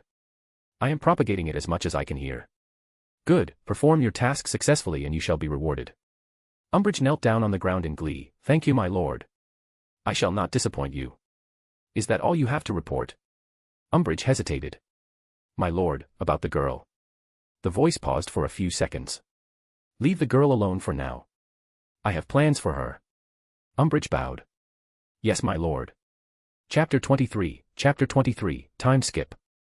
That day, after classes and dinner, Axel sat in the empty classroom which had turned into his makeshift bedroom by now. Except, of course, for the fact that there was no bed here. But you won't find Axel complaining. This place was dry, warm, relatively clean, and wasn't infested with bugs and rodents, which is already quite nice for someone who's experienced the street life of London. He looked at the information about the new skill he had acquired. Arcane Acrobatics. A thief must have nimble and dexterous movements. Helps you increase your balance, maneuverability, and nimbleness and adds grace and finesse to your movements. Current progress, 5%, original 20%. In the information, there were quite a lot of physical exercises along with the basics of free running and parkour. And even though it was such a pity that he couldn't do most of them at the moment, but he was still quite excited to give them all a try when he eventually gets healed. And of course, there was one more thing again, diet. Sigh. Axel felt his heart bleed at the thought of buying these things. Though he did notice that most of the ingredients were common in the three skills. Looking at the black leather wallet sent by Andromeda, he sighed. System, is the diet really that important? Can you explain how those things can help? He asked. Affirmative. The special balanced diet, consisting of various magical ingredients and supplements, is a very vital part of the training. They will help you improve your body in various ways. Along with providing the necessary nutrition required to perform these taxing exercises, it'll condition your body to be stronger and flexible enough to perform the higher level techniques that you're going to unlock. Lastly, it'll gradually increase the magical conductivity of your body, thus allowing you easier access to magic so that you can use it in the skills. Axel sighed. It seems that he has no choice but to spend his money. He took out the Magi mirror from the enchanted wallet and gave it a look. He had decided to only use the black's things when he had a real need for them. It seems like he really has the need to get used to operating it to keep up with the times. Looks too flashy, he thought, flipping it in his hands. Up to now, he has seen this thing in various sizes and colors. The one in his hands was a black slick mirror with a streamlined design that screamed branded and expensive. It had a logo of a half-eaten strawberry behind it. System, how do I use it? He asked the system for instructions on how to use it. He hadn't even used a Muggle telephone up to now, let alone this. According to what the system has said, these things have been inspired from Muggle ideas. Anything that the Muggles can do, there's a way to replicate and further improve it using magic. System, if the wizards can do so much with magic, why are most of their inventions based on what Muggles have already achieved without magic? Asked Axel. He thought that wizards should have left Muggles in dust by now. Muggles are a magical existence on their own, Axel. Despite their lack of magic, they are gifted with an incredible amount of creativity. Muggles are an important reason why the magical civilization is as developed as it is now. A magical world without Muggles would be quite backward in many terms. Oh, my bad. Axel nodded in understanding, admitting that he was in the wrong here. After just a few days of living as a wizard, he was already starting to think Muggles were inferior. He could see how purebloods turned the way they are. Just asking, does the nether dimension have Muggles? He asked. Further information on the nether dimension is still locked. Quickly increase your approval rate. Damn, Axel decided not to think too much about it and focus on what was in front of him. He had no business pondering over all that while being weak as fuck. He followed the system's instructions to contact the Big Owl. He had to first connect to the Magi Hive. Then he had to search Big Owl's information and just either call them or send the list. They'll deliver as soon as possible at the mentioned address. Axel began typing the list of ingredients he had to consume, but his mouth fell open when he read the price. Damn it, is this robbery? He muttered in dismay. It was going to take a good chunk out of what he had stolen from the men. Things in the list like dragon meat jerky, dragon liver, gurdy root, root of arnica, silverweed, stargrass, galanthus nivelis, etc. aren't supposed to be cheap, Axel. But it'll give your body a solid foundation along with many benefits. It'll also help in making your injuries less severe. Sigh, I'm going to be poor again. After contemplating for a while, Axel decided to buy the ingredients. He'll have to find a way to get more money very soon. After he was done, he went back to his training while still contemplating how to earn money. Time skip __. Halloween.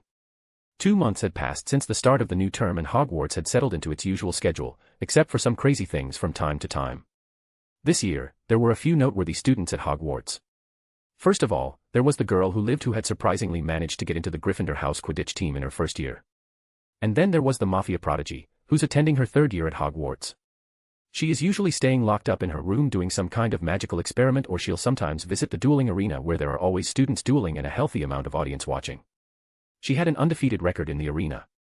Aside from these two, there were several others like Alaric Malcolm, the head boy, the Weasley twins, who are very famous for their prank videos, and some other students with high status from other magical communities. But interestingly enough, there was one student who had become unintentionally notable for being very unnotable. Yes, Axel Hunt had initially become famous after his video of a duel that had gone viral, which showed his extreme dodging skills, giving the illusion that he could see the future. But when the curious students had tried to find out more about him, they were surprised to find nothing. They couldn't find any information on him. And except for his classes, he is rarely seen outside.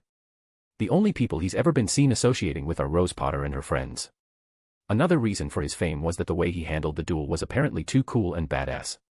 And many young ladies found his bad boy attitude attractive. And right now, the person in question, being quite unaware and uncaring of all this, was on his way to attending his defense against the dark arts classes. Progress in blend, 26%-39.9%. Progress in presence reduction, 22%-35.4%. Progress in arcane acrobatics, 5%-14%. Progress in pain tolerance, 57%-60%. In the past 2 months, Axel had definitely made good progress in his skills, considering the fact that the rate of improvement slows down the further you improve. He had even unlocked some new skills as well and unlocked some further information about on the existing ones. Though, the progress he was really happy about was with his body and wand. At first, he had only ordered the diet supplements in small amounts since he couldn't bring himself to fully trust in the system. Only after getting checked up at the hospital wing before and after consuming the diet and confirming that there were no side effects did he fully commit to spending his money. And after 2 months of various exercises, practicing various techniques, and completely emptying his pockets, the results were now starting to show. His originally skinny body now looked in a much better shape. But, the real improvement was inner improvement. The training of the Arcane Thief class wasn't focused on gaining a bulky or muscular physique. It was focused on getting him the fastest, most flexible body with more inner strength than superficial bulk. Now, even if his movements weren't as fast as before he was injured, he was still much better than his previous completely crippled self, and his technique was better than ever before. Though, there still wasn't much noticeable improvement in his hand's condition. As for his other improvement, it was with his wand. After 2 months of carrying and coaxing this girlish wand, his bond was now strong enough that his magic was almost as powerful as an average first year. This was already quite an improvement for Axel, whose Lumos used to be the weakest in the class and always fluctuating.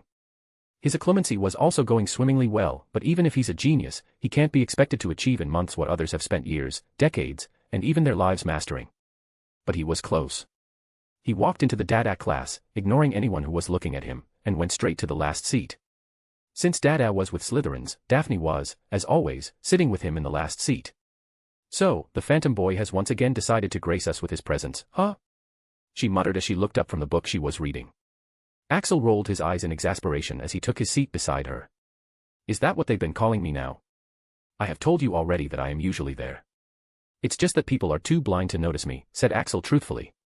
With his current skills, none of the students can see him as long as he doesn't want them to. Though he does purposefully show himself in the Slytherin dorms in front of some small groups of students now and then, so that they know that he's staying in the dorms. Daphne rolled her eyes at him as well. Yeah, I totally believe you, it might not look like it, but she was also being serious. She'd sometimes forget he was sitting right beside her until she sees him again. In the past 2 months, Axel and Daphne had gotten used to sitting together in their common classes. Though since Daphne had many other friends as well, she'd sometimes sit with them. Even after 2 months, Axel had still refused to acknowledge her as a friend. We're not friends. We're just acquaintances who are on friendly terms, he'd say. Axel was quite clear that people's minds were quite complicated and can change anytime. This girl calls the other girls from Ravenclaw her friends, but she's always bitching about them to him behind their backs. Is this friendship? Then no thanks, he doesn't need it. Sitting there, Daphne went back to read her book while Axel took out his wand to practice. Thrum. Yeah, good morning, he murmured to the wand. By now, he was quite clear on the fact that what he was doing wasn't crazy at all. This thing was almost alive. Even that creepy old man at the wand shop had said that wands have a mind of their own. Daphne gave him a peculiar look from the side. At first, she had thought he had something wrong with his head, but she had seen his wand acting like a person in person.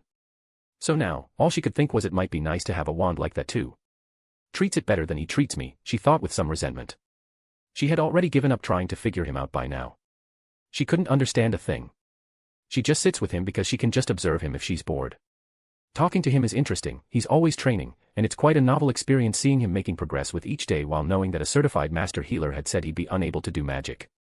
You know, seeing you try so hard every day makes me feel like a lazy piece of shit, she said casually.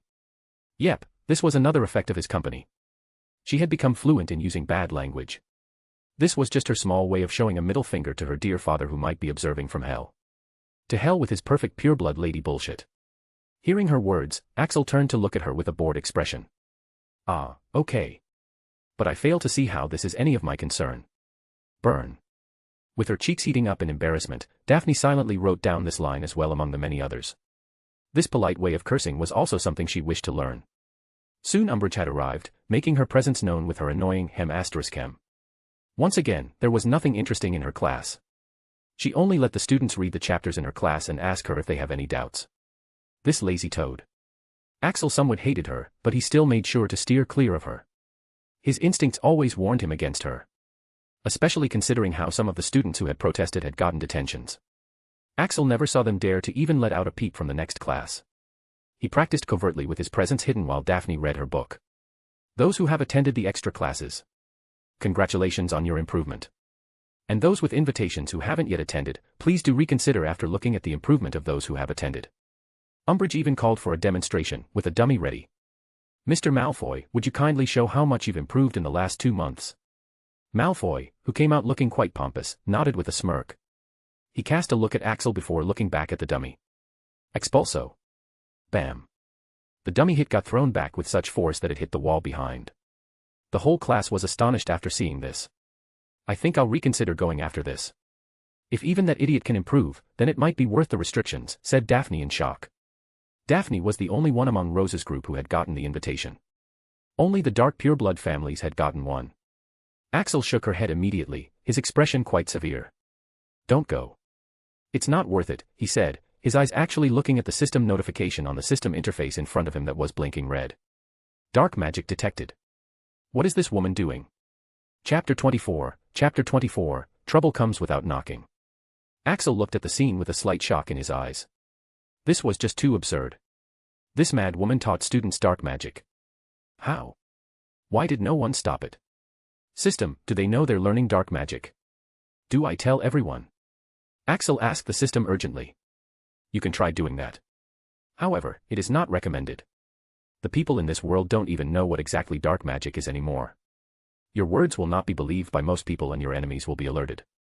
Axel could properly understand what the system was saying. What exactly is dark magic though, he wondered. How is it harmful? From what he had gotten from the general knowledge, dark magic was banned in Britain by the ministry. Dark magic is the magic from the nether dimension. Its destructive power is much more than the ordinary magic that the wizards use. Currently, very few spells known to wizardkind actually make use of dark magic, like Fiend Fire. Most of the spells that have been labeled dark don't make use of dark magic at all. They are called dark just because they are brutal. Hence, wizards don't actually have any real knowledge of dark magic. Dark magic is harmful because those who don't have an affinity with it can be negatively affected after using it. Sigh. Axel lightly banged his forehead on the desk. What an ordeal. He muttered exasperatedly. Daphne, who was sitting beside him, thought that the reason behind Axel's odd behavior might be that his enemy had gained strength too fast. Don't worry, she said, I'm sure you can still beat him. Axel raised his head to look at her in bewilderment.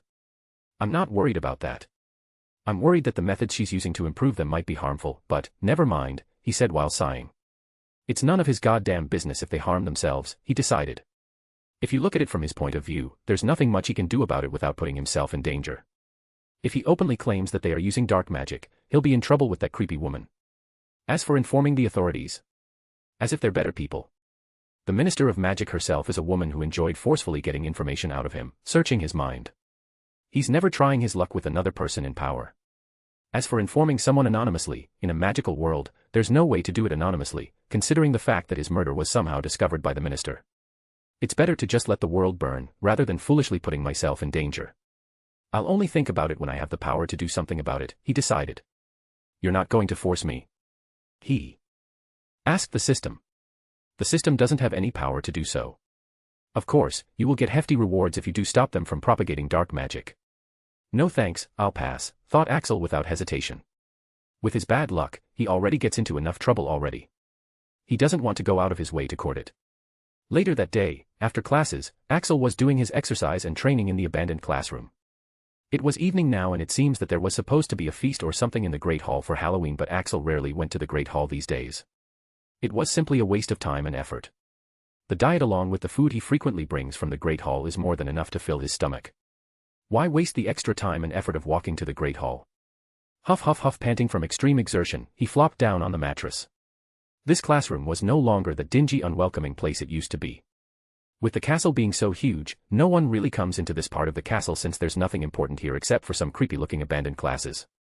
Especially after the sun is down, since they hadn't bothered installing lights here. If they aren't used to the dark like him, they'll be creeped out just from the vibes of this place. So, now that he was sure that this place seemed secure enough, he had invested some effort in making it a more convenient place to stay during his past few months. He hadn't bothered bringing a whole bed, but he did bring a mattress from the Slytherin dorms. Aside from that, there were a few light balls, the magical equivalent of light bulbs, since he couldn't forever depend on the moonlight coming from the window and his wand light. Oh, and he had also personally cleaned everything while also learning the lowest cleaning charm. After taking a breather, he started taking various supplements since the best time to eat was after training. Even though some of them tasted horrendous, he still ate them without complaint. This was bought after spending an obscene amount of money and would give him power. He'll be damned if he complains. Let's see, he muttered as he checked the skills. These were not all, but are some of the new ones in this list as well. Blend, 39.9%. Presence reduction, 35.9%. Arcane acrobatics, 15%. Pain tolerance, 60%. Wand aim, 5%. Knife throwing, 4%. Knife wielding, 5%. Silent steps, 40%. Trap designing, 5%. Most of the new skills he had gained were pretty minor ones. They didn't have much complicated stuff about them yet. Silent steps was easy enough to get since his legs were working just fine as long as the movements weren't fast or strenuous and he had a good mastery of the skill already. Knife throwing and wielding, he already had a crude but practical knowledge and minor mastery, so it had unlocked when he had tried using his knife. But, his proficiency at the moment was 0% due to his disabled handle. He has raised it with a lot of difficulties. Wand aim also had a similar case. Now, even with his hands always trembling and moving differently than how he intends them to, he is predicting how much his aim would randomly deviate and then making adjustments. Hell of a chore, but anything to make it work. Especially since things aren't looking up now. The past 2 months had been smooth enough, but he had several blocks in his way now. He realized that the skill progress was more difficult to increase the more he raised the percentage. And if that wasn't enough, he took out the man's pouch to check the money. Jingle. Sigh, it's too low. The money was almost all spent after spending so much on his diet. In the beginning, he had thought that money would not be a problem since he already needed to perform theft for unlocking new skills. But, things aren't as easy as they seem.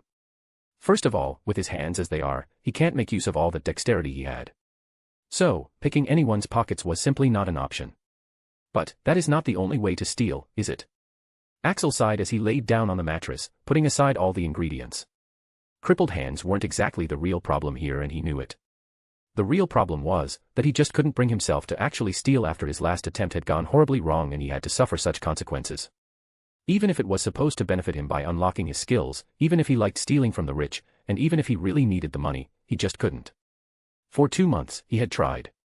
He really did, but there was this resistance, this hesitation that he had developed towards stealing anything that he always found himself finding some excuse not to do it. He recalled Andromeda's words. // it would be quite weird if you are completely fine after going through that experience.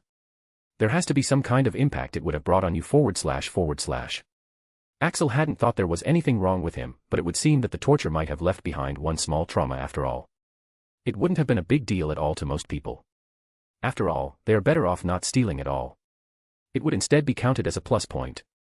But for him whose future is based on stealing after getting the Arcane Thief class, it's quite a big problem. Axel shook his head. Might as well focus on training, he muttered as he began doing his mental training. He'll get over it. He'll make himself get over it. By the time it came to the turn of his occlumency, he was already feeling quite spent. In occlumency, he focused on organizing his memories. Without properly organizing them, your memories are a jumbled mess. You can't recall the right memory without connecting it with other memories. And some memories are stuck so far back that you can't even recall them. You have to pull such memories back into your mind, which is easier said than done. That's why occlumency takes time. Many occlumens don't bother doing this their whole life since they know the correct way and think this stage is useless. But Axel has no choice but to do so since it is included in the beginner stage occlumency, thus not giving him the choice to skip it like other people. Due to the frustration, Axel had trained so much that he fell asleep while he was still sorting his forgotten memories out of exhaustion. Axel had the weirdest dream. He felt quite weak for some reason, and his vision was quite blurry. He seemed to be hanging in the air, held by something. Do we really need to do this? He heard a woman's voice. It had a sad and resigned tone to it. I have no choice. They had found 2 keys in the location. I could only steal one and they can't be allowed to use the second. So, I need to do this. But you just won't let me do it alone, said a man's deep voice. It sounded quite helpless. Come on, Tristan. You know you can't do this without me. Besides, we're coming back. We have to, said the woman, and Axel felt himself getting squeezed. He realized that he was in the woman's embrace. It was quite a peculiar experience. He felt so comfortable that he fell asleep. Ring. When he woke up, he could only make out the blurry silhouettes of 2 people looking down on him. Ring ring asterisk. We'll be back very soon, Axel. Stay strong until then, he heard them speak. Ring boom. Axel jerked awake from his dream. He was in such a deep sleep that he didn't even wake up after the bells he had set up to alert him started ringing, meaning that someone was here.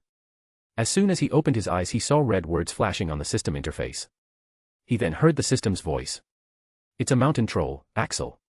You need to survive. You need to survive. The FUCK.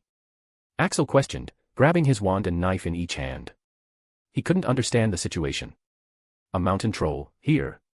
Furthermore, he was still a bit disoriented from the dream he'd just had. Boom. Blast. But his doubts were instantly cleared as the huge doors were blasted open from their hinges and a giant creature came rushing in. System's words had been clear enough. It was a mountain troll all right. Run. Axel was already in his stealth so he wasn't much worried. His first thought was to escape quickly. Just as he was about to execute this brilliant plan, his mind analyzed the situation clearly and gave him the bad news. Why would a mountain troll suddenly come into this part of the castle? And even if it did, why only target this door? It was at this moment that he saw the troll's mouth dripping with saliva as it stared hungrily at the supplements he ordered. That's right. The smell of these magical ingredients. That's why it's here. Oh, no. No. You motherfucker, you don't even think about touching that. It was the precious ingredients he had ordered after spending all his money. He can't just let this thing eat it. Chapter 25, Axel v/S Troll. Waking up to the sight of a freaking mountain troll barging into your room isn't an experience Axel would recommend to others. It was a horrible sight. 12 feet tall, its skin was a dull, granite gray, its great lumpy body like a boulder with its small bald head perched on top like a coconut. It had short legs thick as tree trunks with flat, horny feet. And worst of all, the smell coming from it was downright revolting.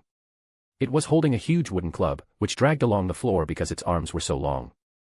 Though Axel was also one mad dude. He ignored all this when he saw the troll's mouth dripping with saliva as it stared hungrily at the supplements he ordered. Oh, no. No. You motherfucker, don't you even think about touching that. It was the precious ingredients he had ordered after spending all his money. And, he'll be damned if he lets a troll eat it. Axel quickly grabbed a bunch of strings that were lying beside him and pulled them all in one go. Immediately, a shower of white, red, and green powdered substances fell on the creature from above and a bunch of nails also fell on the troll's path. These were just some traps Axel had designed for the intruders. As a paranoid person, he wouldn't stay here without assurance. So, he had tried setting up some traps and did some research on the subject as well. To his surprise, he had even gotten the Arcane Thief skill, trap designing. The powdered substances were what he had got from his herbology class. Unlike others, he had paid attention in that class from day one since he had realized its potential. Of the substances, one was supposed to cause intense itching, one would make a person disoriented and nauseous, and one was simply a very powerful chili powder, intended for eyes. Unfortunately, due to having some common sense, he had designed the traps taking human intruders into consideration. The powdered substances were hanging just above the door so that the intruder doesn't have much time to protect himself. But, Troll's body was even taller than the huge door frame and it had already entered while Axel was still disoriented from his dream. So, the powders fell on its shoulder, and the chili powder didn't reach its eyes. As for the powder that was supposed to cause disorientation and nausea, and the itching powder, that did seem to have a little effect on the troll's thick skin, but not to the degree it should. Axel didn't even have the time to think much before lunging for his food and starting stuffing it all in his backpack. But, by doing this, Axel had exposed himself since his skills didn't grant him actual invisibility. And sure enough, seeing the very mouth-watering food for which it had come all the way to this part of the castle disappearing right in front of its eyes, being stolen by a small creature, the troll, who was distracted due to the itching, grew enraged. It let out a mighty roar as it charged ferociously at Axel while ignoring all the puny nails that pinched its feet. Fuck. Seeing the traps he had designed not working, Axel cursed under his breath while trying to make his crippled hands work fast. When he gets out of this situation alive, if he gets out of this situation alive, the first thing he's doing is to learn a spell that can quickly collect his things and put them in his bag. Boom. The troll got closer with each step while Axel collected the ingredients worth hundreds of galleons. Damn it. He should have always been in a ready-to-flee state. It seems he had gotten careless after 2 months of safety. Even the traps were set up in the beginning when he was still careful. But after 2 months, his paranoid nature had calmed down a lot, and it seems that was a mistake. It was only seconds before the troll was onto Axel, and was bringing his club down on Axel who couldn't make quick movements due to his body. While the club was being brought down on him, Axel looked up at it without flinching while raising his wand and pointing it at himself. Flipendo. With almost all the ingredients safely stuffed in the bag that was clutched in his hand, Axel's body was knocked sideways due to his own spell, out of the way from the incoming huge club. Boom. The club descended with great momentum and landed with huge impact, destroying the floor and raising dust everywhere. Cough. Damn. Axel slowly stood up and dusted off his clothes as he coughed due to dust. He looked at the little amount of ingredients left on the ground that he couldn't pick up as he swung his backpack over his shoulders. They were totally ruined. For a moment, both Axel and the troll just looked at the ruined ingredients mixed up with a pile of dust and debris on the floor. Then, as if in sync, both turned their gazes on each other. You stupid animal. Roar. Then, both instantly blamed each other for it. At first, Axel had thought that he'd just run away but now. You've made this personal, you bastard, he muttered as he took out another wand from his bag, now standing with one wand in each hand. One, his own, and one he got from Cyrus Greengrass. Right now, while an average person in his place might be freaking out, Axel was thinking something else. This guy doesn't look like much, was what he was thinking as he checked out the key information he had from the system. From what he can tell after looking through the information and from what he had seen this guy do so far, it seems like it wouldn't be as difficult as he thought. He's big. So were all the others whom Axel had faced. When it comes to a fight, bigger is not always better. Fast. Not much. Magic resistant. We'll see. With a loud roar, the troll charged at him once again. And this time, he shot several spells, none of which hit the troll. they all landed on the ground between them. Slick thud. And the troll, who was charging at Axel, fell forward on his face with a resounding thud. Ha ha. Taste that, you bastard. The spell Axel had used was one of the first spells he had learned. It was Lubricus Niterem, the spell that temporarily makes any surface very smooth and slick by covering it up with magic. Axel had fired several of them one after another, so that all the ground in front of them would be slippery in case he missed the spot due to his bad aim. Even after the troll had fallen, Axel didn't stop chanting. Spell after spell landed on the ground all around the troll as he circled it, stacking up the effect and making it even more slippery so that the troll slipped every time it tried to stand. Axel also emptied his stack of chili powder, itching power, and the green poisonous powder that causes disorientation. Electrica Impulsa, Electrica Impulsa, Electrica Impulsa. Meanwhile, the wand in his other hand was starting to light up slowly with each alternate spell. Though at this moment, the troll let out a loud, desperate cry. It pulled back its large club, about to throw it at Axel. It was such a move that Axel wanted to yawn. So predictable. But boom. Splat. But, before the poor troll could even throw it and before Axel could apply his countermeasure, a bright purple beam of light came and blew the troll's head off. What the fuck? Axel turned his head to look at the kill stealer. A while earlier, Martina Valentino sat in the Great Hall, attending her third Halloween party here. In the past 2 years, nothing had gone wrong on this day, making her quite used to the quiet. But, this was the year when the plot officially starts and events start happening every year. Or so it was supposed to be. But this world is so freaking AU that she wants to kick the creator's balls. A Harry Potter world with no Harry in it. And if that wasn't enough, many other things have also changed, and many new things which were never mentioned in those small 7 books are also in this world. So, now she doesn't know what the heck she's supposed to do today. From what she knew, a troll was released into the castle last time so that Quirrell could steal the Philosopher's Stone, and Hermione was almost killed, due to Ron. But in this world, Quirrell is still peacefully sitting in his seat and Hermione is sitting right beside her on the Ravenclaw table and Umbridge is also here. So, now she was left sitting here, doing absolutely nothing with her nerves feeling all jittery. Though at this moment, her familiar Rowlet contacted her through their bond.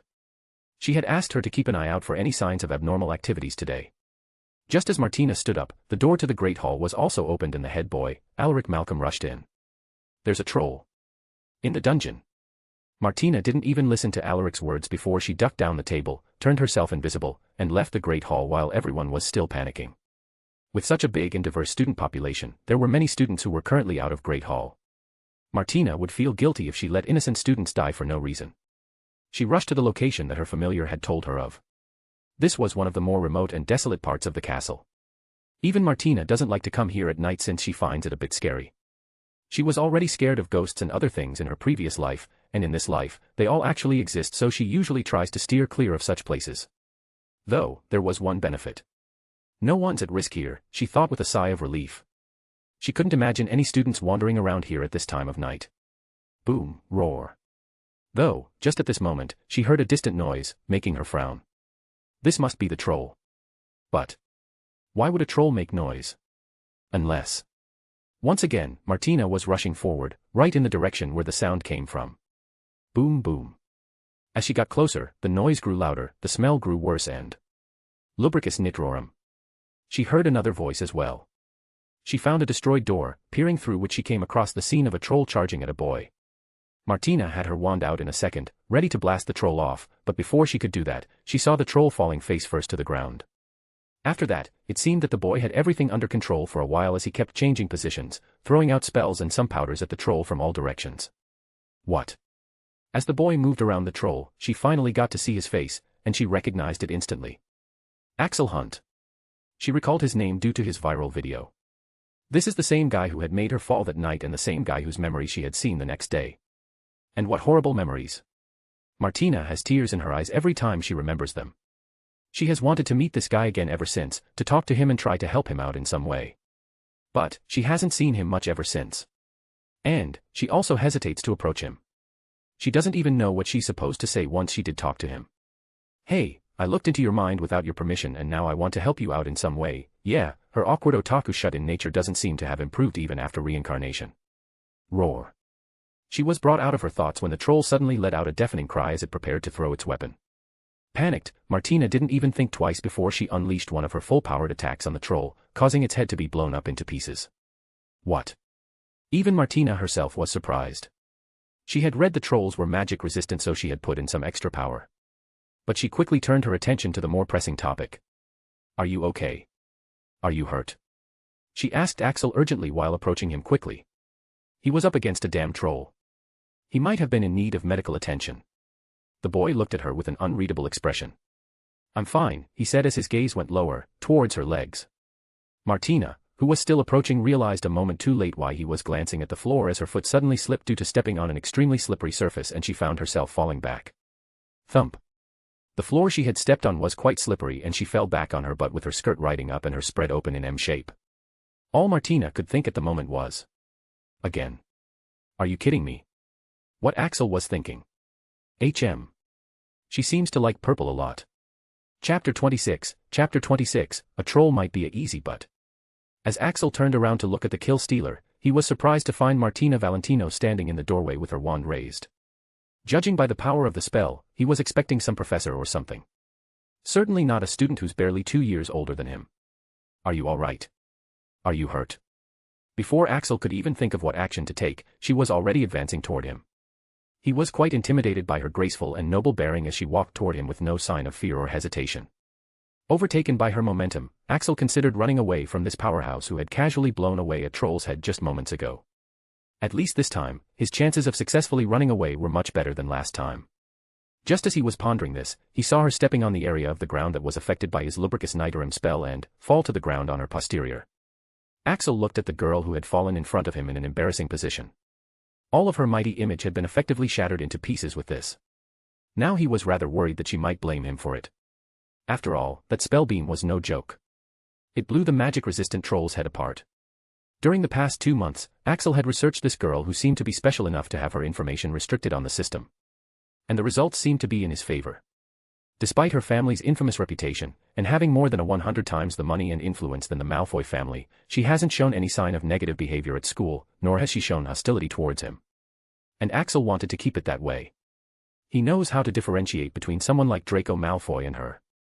So, as he looked at her lying on the floor, he was at a loss whether to just run away, help her up, or just keep standing here and enjoy the view presented to him. Though he wasn't given much time to think as Martina quickly got up and coughed awkwardly. Her cheeks had a red dusting on them, showing her embarrassment. Ahem, pardon my ungainliness, that was rather inelegant of me, she said in a tone that seemed much more mature than her age, and Axel could guess she was using a clemency. But right now, we need to get out of here. The professors would be coming here at any time and it would be troublesome to explain how one first-year and a third-year fought a troll and destroyed its skull. Are you injured somewhere? Can you walk? Wait a minute. The professors are coming. Axel skipped the rest of her words. He only now realized that having a troll in the school seemed to be a bigger problem than he had thought. Indeed, having that thing enter a classroom full of students might turn the classroom into a meat grinder. So, it does make sense for the staff to take action. But, if they find his things here, they'll know that he'd been staying out of the dormitory and breaking curfew for all this while. And in that case, he's sure to get punished. I can't leave right away. I need to collect my things, said Axel as he rushed off and began filling up the rest of his belongings into his bag. If the teachers found his things here, they might think these things belong to the person who headshot the troll. Martina looked at Axel filling up his bag with things in confusion. She couldn't understand why he'd have so many things in here. What things? Hurry up. We need to leave, she said as her attention shifted to the things he was packing. Books, uniform, a toothbrush, a mattress, a pillow, clothes, etc. She frowned. Why would he have these things here? Wait. Don't tell me. There was only one conclusion she could reach. Have you been actually living here? She asked in disbelief as she looked around at the destroyed room. Yeah. Axel just shrugged. It was so obvious that he couldn't even deny it. Though he couldn't understand how the hell here and why the heck she is being so nosy. Wasn't the Mafia prodigy supposed to be an aloof and unapproachable existence at Hogwarts? Of course, he didn't know that behind her imperial persona, Martina was just a recluse with very low social skills to speak of. Hearing his answer, Martina was appalled. Seriously? How can someone stay here? How can you even fall asleep in this place? This is one of the very few corners of the castle that isn't lit at all at night, since no one really comes here or passes through here. Even she has only ever dared wander in the lighted areas at night. So, she couldn't comprehend how someone could sleep peacefully at night here while there was no living person in the vicinity. Axel gave her an annoyed look. I had been sleeping here well enough until a troll decided to rudely disturb me tonight. Martina looked at the destroyed doors as the picture became clear to her. Isn't that even more terrifying? Imagine sleeping alone in a creepy place and an ugly troll suddenly breaks your door open and charges at you. Martina was sure that her scream would have woken up the entire castle. But, why would you stay here? Why not just stay in the Slytherin dorms? She asked, though she could guess the answer. Axel shrugged, didn't like the residence, he said shortly. Martina surmised that her assumptions might not be too far off. His case reminded her of the case of another one of her favorite characters, Luna Lovegood, who had been alone for her beginning years. This is why she wanted to help. This boy has been sleeping alone in this gloomy part of the castle. And if that wasn't enough, even that place isn't available to him anymore. She would have told him about the room of requirements, but she'd seen Umbridge going there once. Southwest. That place can't be safe anymore. If you really need a different place I could talk to. No need, said Axel, who had checked the notifications by now. Sometimes, the rewards of the system are based on his needs. And that was the case this time as well. You managed to survive against a troll. Congratulations.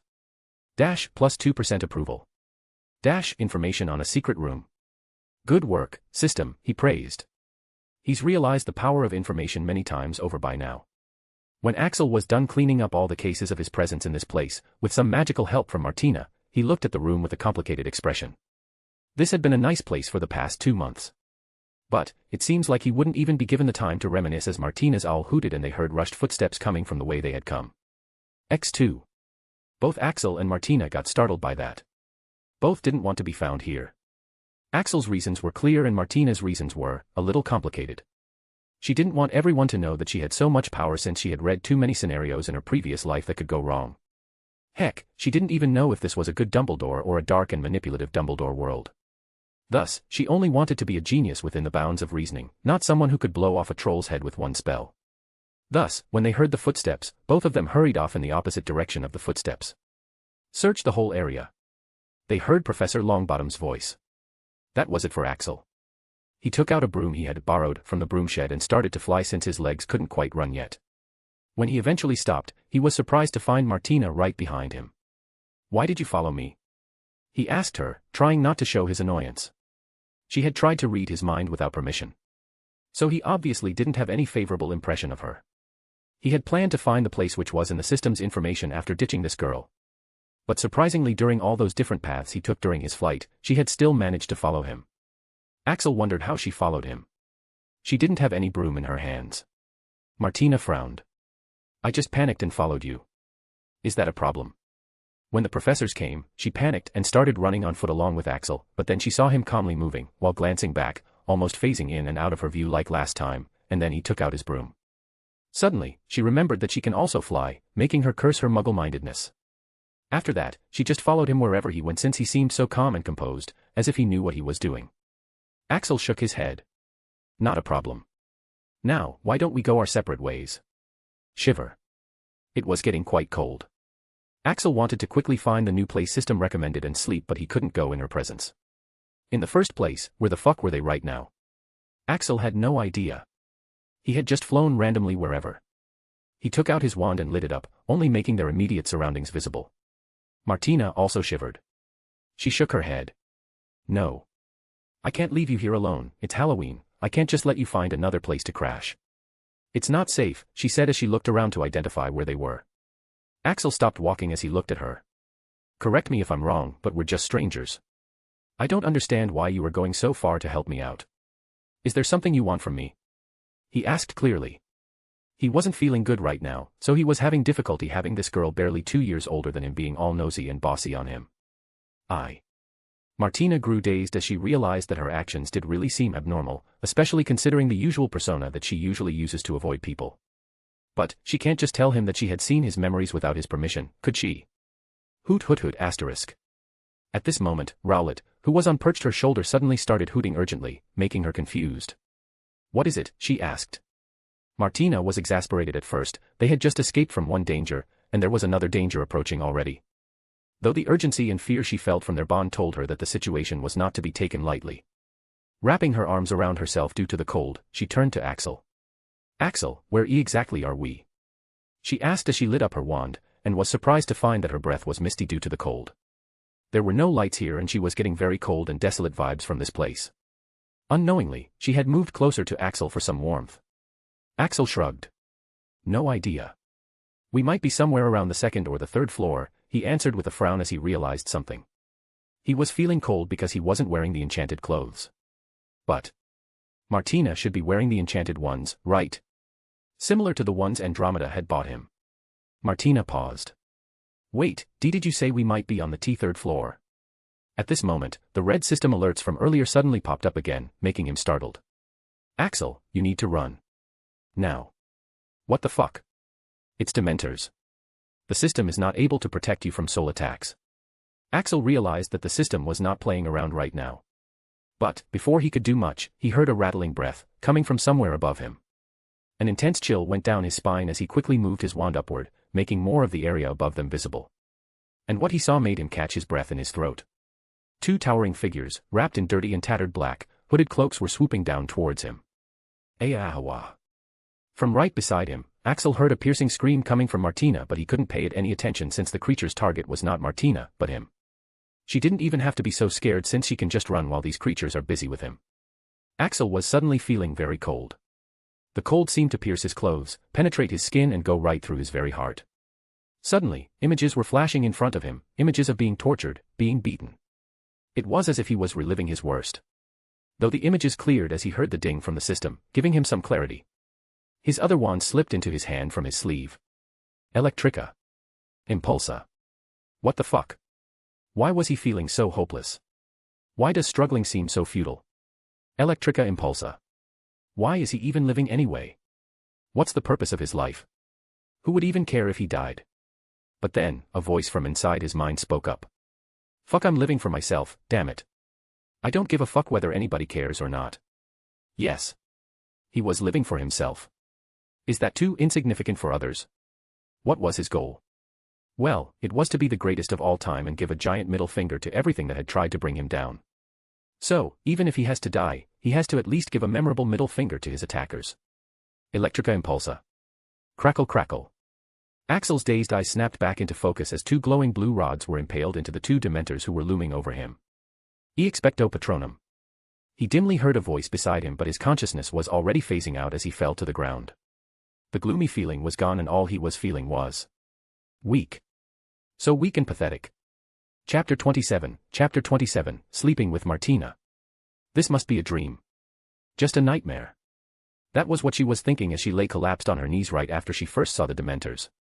Electrica, Impulsa. She had found them scary even when she had seen them in the movies. But, seeing one in real life, and in such a theatrical fashion as she had looked up while already feeling panicked from the atmosphere, and seen those scary rotten creatures swooping down on Axel, it was just too much. Electrica Impulsa.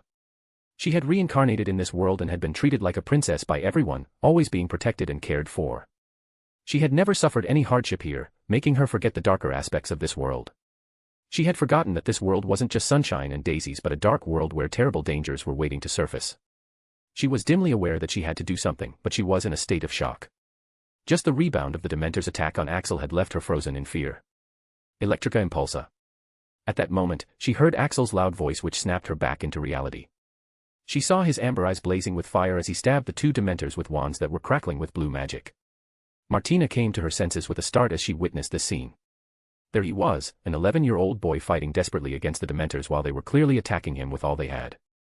And here she was, frozen in fear and denying reality despite being a reincarnator and a so-called genius. This was the first time Martina Valentino realized the massive difference between the two of them. I can't just cower in fear. Not after the countless hours I've spent practicing magic. She thought, raising her wand. She recalled all the good memories she had made in this world after living as an orphan in her previous life. Her father and older brother, who were feared by everyone but were very sweet-tempered and overprotective of her. And she recalled her mother who would always try to be strict but would cave into her every demand. Expecto Patronum. With the powerful memories, she chanted incantation for the Patronus charm, and her Patronus, a big bright owl, burst out from her wand and drove away the already writhing Dementors. Right after that, she saw Axel lying unconscious on the ground with his two wands fallen by his side. No. Please be fine, please be fine. She muttered as she tried shaking him, but he was out like a light. Martina didn't know if he was in danger or not, but she did know that if anything happened to him, she was going to blame herself forever. So much for a genius, she thought self-mockingly. When it actually came down to it, she couldn't even deal with 2 Dementors in time. She didn't even know what would have happened if the Dementors had targeted her first. Would she still have had the clarity and concentration left to cast the Patronus? Or would her tasty reincarnated soul be the Dementor's meal? How is it? Martina asked anxiously to Madame Pomfrey, who was critically diagnosing Axel with all kinds of machines. She had ended up turning both of them invisible and flying them both to the hospital wing. The Mediwitch raised her eyebrows in surprise after her examination was complete. This boy just keeps surprising me. He has managed to change a lot in just 2 months, she muttered as she checked some past records of Axel she had in a bundle. Martina frowned. What does that mean? Is he not okay? Madame Pomfrey looked at Martina like she was talking absurdly. Okay. With his body's condition, he's not okay by any stretch of the word. But if you're asking if he'll gain consciousness soon, then yes, he will. There's no harm done right now. He's just really exhausted. Poor boy, he's been pushing himself a lot. But I'm talking about his previous injuries, she muttered as she prepared a syringe and gave him a shot through his arm. With Madame Pomfrey's cryptic answer, Martina was now more curious than relieved. She did already have her doubts about his physique already from various indicators. Frowning, Martina couldn't help but ask her what was wrong with Axel's body in the past, to which the healer just shook her head. That's confidential, dear. You can only ask him if you want to know, she said before she began noting down further details in his file. But I really want to know, she thought with a sigh.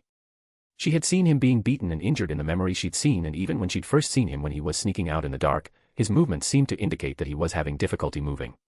She had also seen his hands shaking a lot as well. What was wrong with him? And why was he still not cured? Does he need help? Her gaze lingered on the folder in Madame Pomfrey's hands. No, that's wrong, she thought as she shook her head. She shouldn't look into it without his permission. It looks like she would have to wait for him to wake up to find out. She looked at Axel's sleeping face. Right now, it didn't have the constant frown and the annoyed expression it always has. Without it, his face looked quite handsome. Martina wondered how long it'll take for him to wake up. It was only 10 o'clock right now. She can afford to wait for a few hours.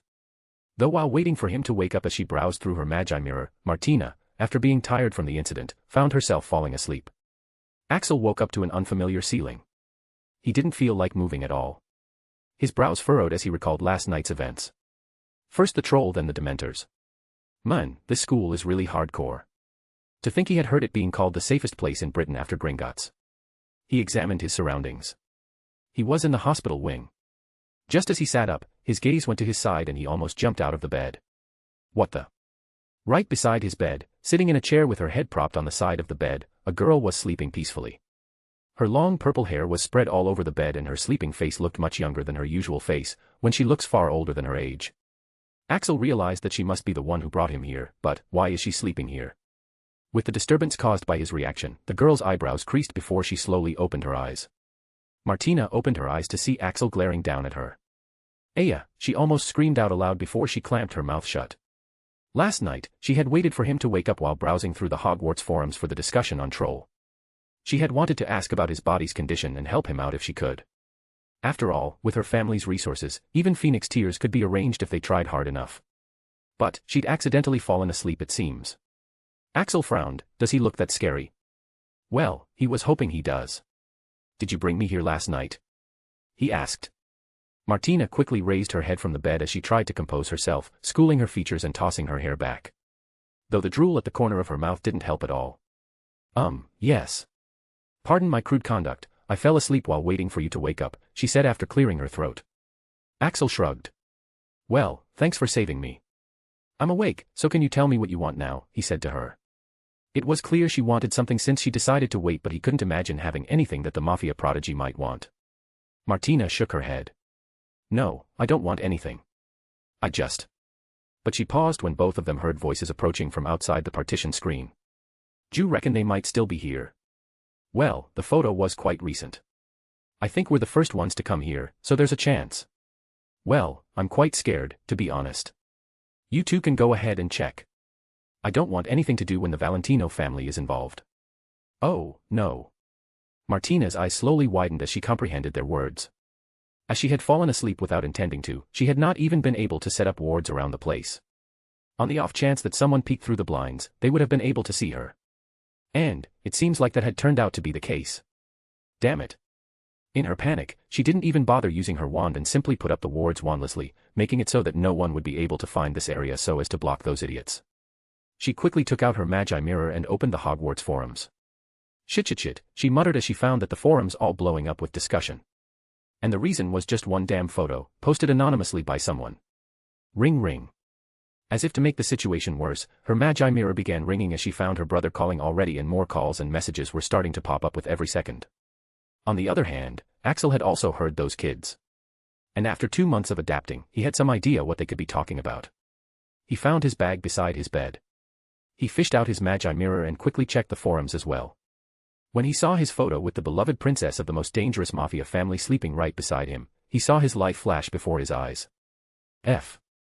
Yep, he was dead. He was truly dead now. He wondered if it might have been better if he had been left with the Dementors. After checking to make sure all his belongings including his wands were with him, he simply got up as pain enveloped his body, indicating that his skills were activated. Martina quickly answered the call of her brother. Fratello, she began but was cut off as both her father's and brother's faces popped into view cramped together. Where are you right now? Are you all right? Who is he? I just need the name. He's only a friend, right? Right. Martina didn't even have the chance to speak at all. Though it seemed that the magi mirror was suddenly snatched out of her brother and father's hands and her mother's stern face popped into view. Martina, what were you thinking, sleeping unprotected at a place like that? Have I taught you nothing up to now? Even though she didn't show it, Martina could tell that her mother was truly irate right now. Martina pouted. Mum, I know it's my fault but we don't have time for that. I just need you to quickly get the picture deleted from everywhere. Your father already has his men doing that. But the matter won't end here. I need to know, who was this boy and how did you end up in that situation? Asked her mother, her tone leaving no room for evasion this time. Martina looked up from her mirror, only to find that Axel was nowhere to be seen. When did he leave? She still had not been able to know about his condition. Mom, don't put any of this on him. He was unconscious at the time. I was just waiting for him to wake up since I had business with him, she said quickly. For goodness sake, his life had been miserable enough from what she had seen in the memories. She didn't want her family making him go through more difficulties because of her fault. Martina Valentino, began her mother, ready to launch into a big lecture, but Martina just cut off the call before that. She sighed as she looked up at the ceiling. Her family had taken it well enough, considering the fact that her father and brother weren't already on their way to kill Axel. But, how would the rest of the school react to this? Chapter 28, Special Rewards and Reactions.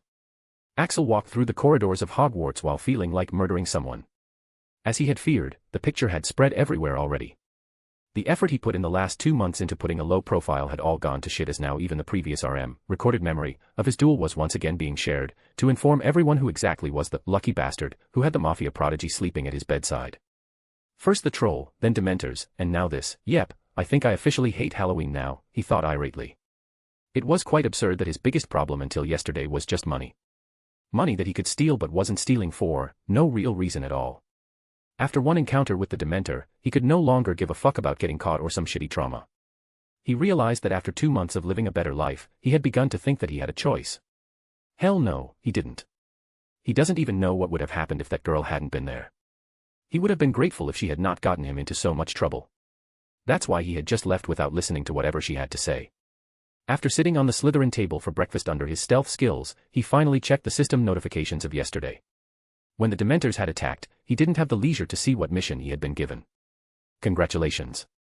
You survived an encounter with Dementors. Dash, special skill, minor light attribute. Dash, plus 1% approval rate. Total equals 14%. Axel looked at the system interface in a stupor. Light attribute. Holy shit, that sounds good. And it's apparently a special skill. He recalled that he could unlock special skills in special cases or by doing special missions. Now, the only question is, what exactly is this? He tapped the minor light attribute of the system interface to get more information on it. Minor light attribute magic is the magic summoned from the hashtag $*# at hashtag $+. This skill gives you the ability to imbue a minor amount of light magic into your spells. Axel was pleasantly surprised, but also a bit confused. System, what is the meaning of those symbols? Also, I thought all the magic wizards usually did was light magic. Is that not it? He asked. Axel, those symbols mean that the information is locked. And as explained previously, most wizards of these times do not have any accurate knowledge of light and dark magic. They mostly term the dangerous spells which use the normal magic to be dark magic and all the other spells as light magic, which is, of course, an absolutely wrong conjecture. The real dark magic is spells that use the magic summoned from the netherworld. An example would be Fiend Fire. And the real light magic is spells that use the magic summoned from $**# An example would be the Patronus Charm. The light magic and dark magic are natural counter to each other. Damn, now we're talking. After comprehending the meaning of those words, Axel wanted to shout out in joy. It's about the goddamn time he got something like this. There's apparently a very powerful Dark Lord trying to take over this world, and that Dark Lord and his minions are quite adept at dark magic. So, having something like light attribute magic, which can counter creatures like the Dementors, is a necessity and is going to be quite handy. Axel grinned. It was certainly a special skill, all right. His mood felt much lighter now. He didn't even particularly mind all the attention and troubles the photo with that girl had brought him anymore. Feeling much better, he left for his first class, which was with the Gryffindors. A few moments later. Well, maybe he had spoken too soon about not minding the troubles of that photo. He certainly did mind it if a crowd of students are gathering up in front of his potions class to wait for his arrival. Sigh. He can't just enter the class in stealth since he needs to show his face to the professor for attendance. And when he does that, it would be absolutely certain that he can turn himself invisible through magic, since these idiots don't know that there are ways one can avoid being noticed without using invisibility or magic. There are already rumors that he can cast the disillusionment charm, and he doesn't want them to believe it. Thus, with all the exasperation in the world, he turned off all the skills and started to walk toward his classroom. It's not comfortable and it might be annoying, so he usually avoids trouble, but when it comes down to it, he'll not cower away. So what if there was a photo of him with some girl? Heck, so what if he even slept with that girl? If anyone has a problem, they can kiss his ass. It wasn't long before someone spotted him approaching the class. Hey! He's here. Really? Where? There he is. Yeah, that's him all right. The crowd of students started approaching him, but Axel didn't stop walking. Hey, what exactly happened? Yeah, how did you end up in that situation? Do you actually know her? Hey, I'm just warning you. Stay away from her or I'll. All kinds of people were mixed in the crowd. Some were just there to gossip, some were jealous gits, while some were there just to enjoy the show, recording everything on their magi mirrors. Axel didn't stop walking at all. He got mixed up into the crowd and emerged from the other side while everyone was trying to find him inside the crowd. Hey, where'd he go? Do you see him? Damn it, why are there so many people here? Losers. Quite unimpressed, Axel left those losers behind as he entered the class with his hands still in his pockets. Even inside, he could feel many gazes fixed on him. Not paying them any attention, he went straight to the last bench, which all but belonged to him now in all his classes. Once he settled his equipments, of course, he was still not going to be left alone. Hey, Axel. Hi, Axel. Two girls came to his table. It wasn't the first time they were bothering him in these 2 months, so he knew their names. Parvati and Lavender. Gryffindor's gossip girls. We saw your photo. Holy Morgana, you two looked cute together. Yeah, how do you two know each other? None of your damn business. Now scram. X2. It wasn't Axel who said that. It was Rose Potter, the girl who lived. Parvati and Lavender both looked fairly terrified as they scurried away quietly. Axel was almost impressed. In the past 2 months, Rose had built up a reputation for herself as the girl who must not be messed with. Those who had messed with her were always met with a vicious revenge. Except only for Axel himself. He couldn't understand just why, but she never did do anything against him despite all of her threats. What do you want? Asked Axel rudely. Since she doesn't do anything, he is just going to treat her like anyone else. Rose gritted her teeth. Oh, how satisfying it would be if she could just prank the living hell out of this guy, but she valued her life more. This guy has Aunt Bella obsessed over him for some reason. I'm not here because I want something. I'm just here to let you know that I know your secret, she said imperiously. That made him pause. What secret? He asked, his wand slowly sliding in his hand. Rose shook her head, as she looked at her magi mirror. Aunt Bella seemed to have gone berserk today after seeing his photo. Rose now has several orders she has to follow, demanded urgently by the Minister of Magic. If you want to know, first answer these questions. How did you end up in the hospital wing, and what is your relationship with Martina Valentino? And also, it would be better if you stay away from vixens like her, since her family's reputation is quite bad. That's it, she said as she finished reading what Aunt Bella had written. Axel looked at her for several seconds. Then just scoffed. I think I'll pass. You can go tell my secret to everyone. Rose grew angry. Huh? You think I'm bluffing? I know that you know some weird magic that lets you capture any woman.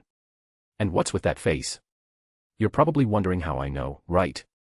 Well, it's not too difficult to guess after looking at the series of events, she said triumphantly, feeling smug when Axel's eyebrows went up his hairline when she exposed his secret. First Aunt Andromeda, then Aunt Bella, and now Martina Valentino. Heck, even she sometimes finds herself under that spell as well, but since she's the girl who lived, she's most likely immune to it. Axel nodded slowly. Yeah, get lost. What? The smug expression on her face vanished as she wondered if she had heard him wrong. I said.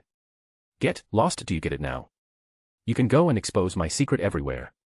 Blimey, I can't even bring myself to be bothered, he said exasperatedly. Seriously, what's with this girl's brain? He was an idiot to think she knew one of his real secrets. Rose stomped her foot in frustration. Oh Merlin, if only she could do whatever she wanted with him, she would have made him regret every single time he's insulted her.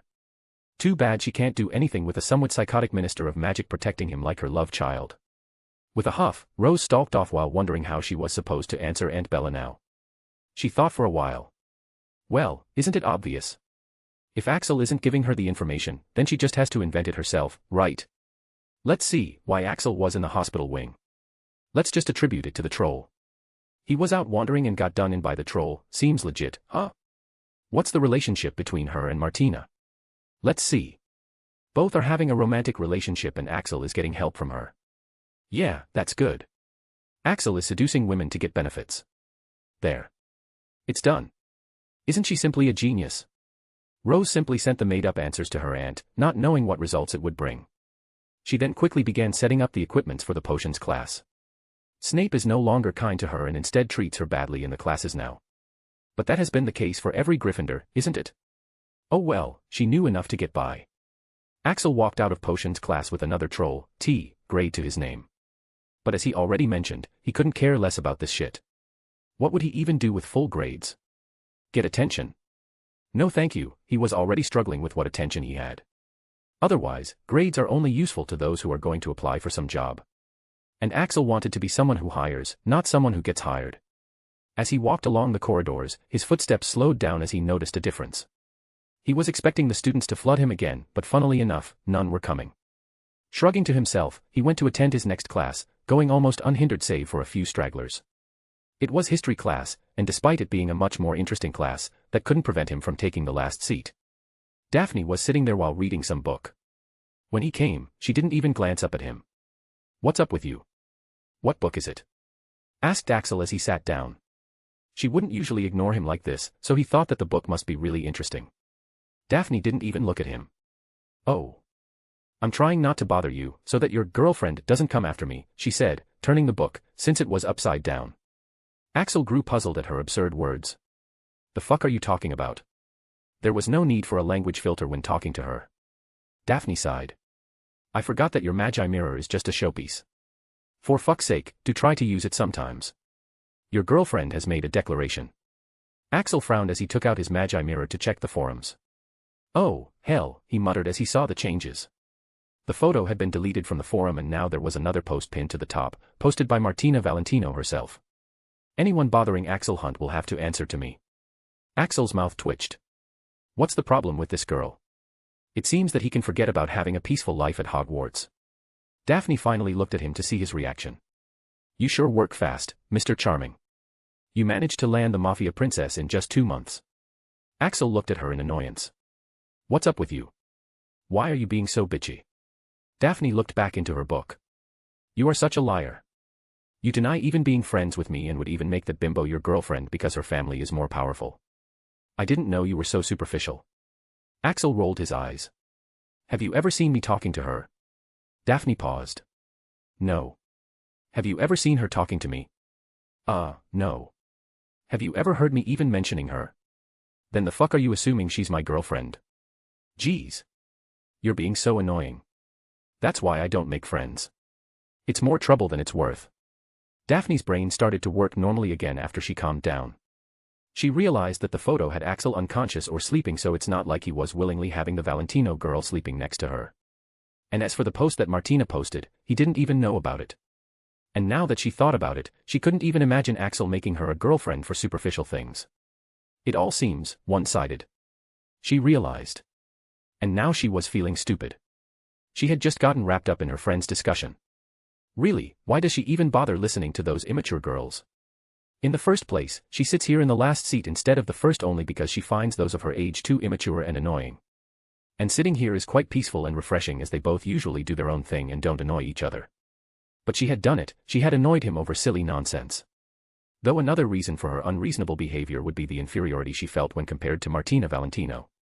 The girl is a legend in the Ravenclaw house. Everyone all but worships her due to her genius. But genius or not, would that matter to Axel? Fuck no. And if he was materialistic, he'd have just gone for Rose, who has the whole Black family with her. She had just blindly listened to the gossip. I'm sorry, I was being an idiot, she said meekly. Axel rolled his eyes. As long as you know, he said simply. He'll sit somewhere else if she continues her nonsense. Now he has to think of what consequences that new post would bring. At this moment, Professor Gorski, their history professor, entered the class, looking quite worse for wear. His eyes had dark circles, and his posture was quite languid, contrasting his usual energetic appearance. Yawn.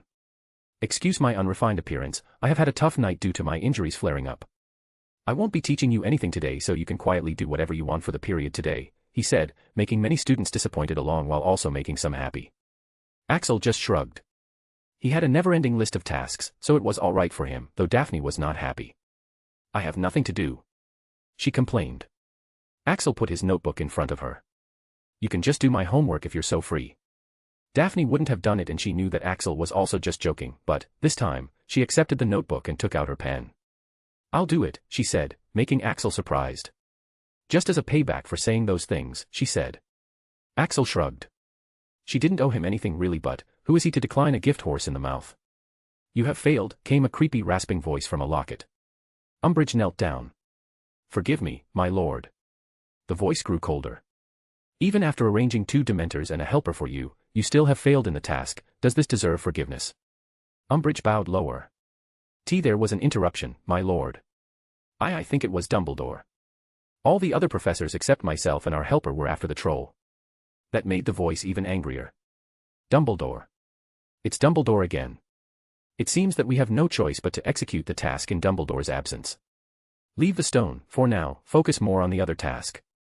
It's going to be much more important in my plans. Umbridge nodded dutifully. Yes, my lord. That task has been going swimmingly. No one seems to suspect a thing. But, my lord. About the new helper. Don't question his loyalty. I gave him an offer he simply cannot refuse, the voice said with a hint of amusement. Chapter 29, the beginning. Bellatrix Black sat in her office with her magi mirror in his hands. Different screens were flashing around her like computers, all displaying different reports and data. But, there was something common in all the information showing on these devices right now. They were all somehow related to Axel. Some were playing recorded memories of him while some were pictures of him. And the one on the biggest screen was of him lying in a hospital bed with a certain girl sleeping on his bedside. Today was bound to be a hectic day for Bellatrix. Apparently, a troll had somehow managed to get into Hogwarts. Now, this wouldn't have been a big deal if the news didn't get out, but with the existence of the Magi Mirrors, almost all of the Britain and many other parts of the world knew about it. It has to be noted that children of various affluent magical families from all over the world have sent their kids to Hogwarts due to its great education and reputation. And now, a troll has been suddenly set loose in the school. So of course, those parents from affluent families would demand an explanation. And whose fault it was? That fucker Dumbledore. First, he won't let the Ministry help with the security of Hogwarts and now he expects her to take the blame. Fuck no. With the help of mass media. She has made sure that everyone knows exactly who is at fault. That old fossil still hasn't fully grasped the use of modern magic tech yet. But, she had been so busy dealing with it all for the whole night and the morning that she completely missed Axel's newest photo. This is the first time she saw his sleeping face, and the boy looked so cute and innocent without that annoyed and bored look on his face. If only he didn't have that girl sleeping beside him, the scene would be perfect. That girl is the princess of the most notorious mafia family in Italy and probably the whole world. For centuries, that family has been involved with all kinds of criminal activities, managing to stay in power by doing all kinds of illegal activities. So, it would be quite understandable if she didn't want Axel to associate himself with the princess of such a dangerous family. For the past 2 months, she's been trying to search for a way to cure his body and she also informed all the teachers to pay special attention to him and not let him suffer. She had even almost gotten Severus Snape fired. She had wanted to do more but Axel wouldn't appreciate help from someone he hates with a passion. So, she'll help him from the shadows. Without letting him know it was her who helped her. Like right now. She picked up her magi mirror and made a voice-only call. Ring ring ring ring ring. Yes. The call was answered quickly. Bellatrix Black, Britain's Minister of Magic. I have business with your boss, said Bellatrix in a cold voice. There was a pause as the other side checked her caller ID once again. This is very sudden, but I'll inform the Godfather. Could you please wait on the line? Make it quick. After a few moments, someone else's voice came from the speaker. Well, it's certainly a surprise, Minister. I believe this is our second time talking to each other. The voice belonged to Martina's father. But this time, it had quite a sleazy and dangerous edge to it that wasn't present when he was goofily talking to his daughter. Mr. Alessandro, I had some urgent business with you, said Bellatrix, coming straight to the point. Blunt as always, I see. Well, I'm listening. A blunt and honest approach worked much better with people like Alessandro. So Bellatrix didn't bother beating around the bush. I need you not to take any action against one Axel Hunt. He's under my protection, she said in a dead serious tone. That made the other party go silent for several seconds. That is a rather exorbitant demand. But it can be done, on one condition. Bellatrix was surprised. She hadn't thought that the men would give up so easily on making a move against Axel after the incident. Though how could she know that he had already promised his daughter not to hurt Axel? So any requests he was making were for free at this point. Bellatrix drummed her fingers against the desk. Speak. I don't really need much, just give me all the information on the boy. Bellatrix instantly denied it. Then let me make myself clear, it wasn't a request, Alessandro. It was a declaration. You harm Axel, you'll have a war. Am I clear? Alessandro chuckled. Oh, that's quite an overkill, for an orphan-crippled child. It seems my information was indeed incomplete. How curious. Well, as long as he stays away from my daughter, saying so, he cut the call. Bellatrix sighed.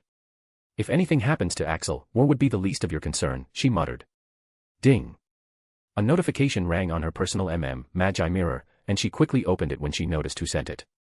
She had been trying to find out how and why Axel is involved with this girl and why he was in the bloody hospital wing. And, it would seem that her wait was finally over as she received a reply from Rose. What? Axel was injured by the troll.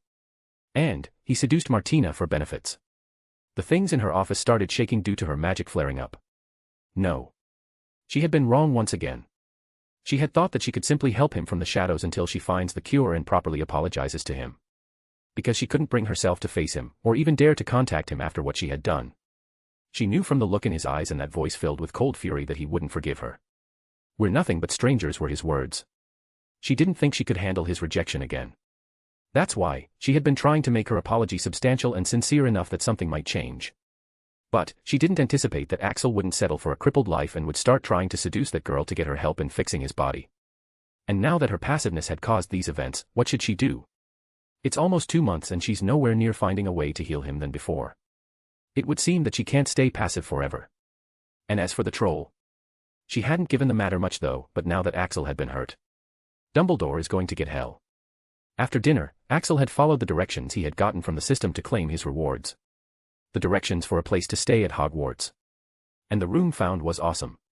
Well, it was actually several Victorian-style luxurious quarters connected by one common room, plus a big bathroom. It was made for noble guests and VIP guests whose location had been long forgotten but everyone at Hogwarts, if the system's information was to be believed. Which is why he was currently in a luxury suite with a fucking king-sized bed. On a normal day, Axel would have loved to simply test out that oh-so-inviting large bed, but not after today. In the last 24 hours, he's almost died 2 times and if that wasn't enough, a fucking mafia family is soon going to have its revenge against him for something that wasn't his fault. There's no time for hesitation, there's no room for laziness, and there's no easy way to choose, he muttered as he looked himself in the mirror. He was currently decked in an all-black outfit. These were the custom-made clothes that had been ordered by Andromeda. During the past 2 months, he might have started to have a much better life when he was studying magic along with so many others. And that had somehow given him the illusion that he was one of them. That he could also afford to have a happy and carefree life, just like others. And bloody hell, was he wrong? He had forgotten that life would sometimes give him these moments, when everything seems to be going all right, giving him hopes, letting him lower his guard. And then it would suddenly throw a curveball at him, like a sucker punch to the guts, leaving him suffering the aftermaths. That's why, he's no longer going to hesitate now. What's the point of hesitation when he could suddenly die the next day? Getting into trouble while trying to do something is more preferable than just being a passive pussy and still getting into trouble anyway. The thought of Dementors almost taking his life came to him once again. And as he thought about it, he could no longer feel that rejection towards his craft that he had developed after the torture. If stealing has brought his downfall, then stealing is the thing that has brought him so far in the first place. He'd have starved a long time ago without it. Axel closed his eyes and took a deep breath as he loosened up his muscles with some stretching. All right, system, I think I'm ready now. Tell me everything you can about how to progress my Arcane Thief class, he said decisively. Plus 1% approval rate for overcoming your trauma. Since you are ready, you can now be able to see the steal points. Every skill needs a certain amount of steal points to unlock. These steal points can be gathered by doing several small thefts, or a low amount of major thefts. Stealing would also progress your class and give more guidance and information on how to steal and what precautions to take when stealing in a magical world. Oh, so that's how it works, he muttered. So he just has to steal and accumulate steal points or SP. Then he'll get the skills and also get more information on how exactly to steal in the magical world. But, he still couldn't understand several things. But, can you show me the information on the skills and the amount of SP they'll require for me to get them? And if the thefts I've committed during the past years can be converted into SP or not? Currently, you cannot choose the skills you unlock. It's set on the systematic progression right now. You'll need to increase the approval rate to open the skill shop where you can spend your SP to buy whatever skill available. But for now, the next skill you can unlock has already been set and will be unlocked when you collect the necessary SP for it. Damn, what skill is it? And how many SPs do I need to unlock it? Ward Breaking, 1000 SP. Ward Breaking, it is one of the most important skills for being an Arcane Thief. It is considered too difficult and advanced in the wizarding world, but not if you're training through the method given by the system. Hell yeah. Axel almost began to jump in joy. He knew he couldn't do much without this one, with most Slytherins actually putting up at least the basic protection at their individual doors. But this field needs quite advanced prerequisites to even begin to perform the basics. It was a pleasant surprise to know that he could start learning it so quickly using the system's cheat knowledge. With a newfound enthusiasm, Axel walked out of the secret space and moved toward his very first hunting ground. The Hufflepuff dorms. Yep, he couldn't just waltz into the Slytherin dorms and steal their stuff, could he? Even though a Slytherin is more likely to be richer and net him much more money and SP, but many Slytherins are also likely to have at least some kind of setup to prevent intruders, right? And he doesn't know shit about those precautions with the magic coming into the equation. The best way would be to slowly level his class so that the information on how to steal is available in his mind. The priority is not to get quick and easy gains, but to learn. The art of stealing needs patience, practice, and perseverance. With magic being real and his body being in a shitty condition, he's going to once again start from level 1. And Hufflepuff dorms would be the best place for that. Those loyal badgers wouldn't have much precautions against each other since no such incidents happens there. That's why he's starting from there. And of course, he's not going to steal anything noticeable. He just wants to level up his class, not to make innocents suffer. After making up his decision to start from Hufflepuff today, he had taken some time to follow a few Hufflepuffs back to their dorms, so he knew how to get in. Before entering, his custom enchanted outfit morphed into a simple set of dark yellow pajamas with a sleeping hat covering his head. This will help him blend in. His face had a mask on it since some students do get them from the hospital wing when they have magical flu or something. Now, he was just another Hufflepuff breaking curfew even if someone saw through his powerful stealth skills. Here goes nothing, he muttered as he proceeded towards the entrance. The entrance to the Hufflepuff dorms was concealed behind a stack of barrels. In order to reveal the entrance, no password was required. Instead, one had to tap the barrel 2 from the bottom, middle of the second row, in a rhythm. Since he couldn't tap it in rhythm properly due to his hand, he would have to do it using his leg. Be careful, Axel. If you don't do it the right way, you'll be doused in vinegar and barred access. Well, that's kinda dumb, but whatever. What if someone tapped wrong by mistake? Tap tap tap tap. He managed to hit the barrel rightly and sighed in relief when the lid swung open, exposing a passageway. Not wasting more time, he went in. In the dim lighting, he saw the common room, which turned out to be a huge, round, earthy, low-ceilinged, and warm place, with kinda welcoming vibes. There were lots of yellow hangings, burnished copper, overstuffed sofas and armchairs upholstered in yellow and black, and small circular windows that provided a vista of rippling grass and dandelions. There was also a large, honey-colored, wooden mantelpiece with carvings of badgers on it, located underneath a portrait of a beautiful witch who must be Helga Hufflepuff. Since it was the middle of the night, the common room was empty, with everyone sleeping. System, can you tell me the number of steal points I'll get for each item? Asked Axel. Affirmative, here's the catalog of some things you can steal and their equivalent SPs per piece. The currency conversion. Nuts, 5 SP. Silver, 10 SP. Gold, 25 SP. Platinum, 50 SP.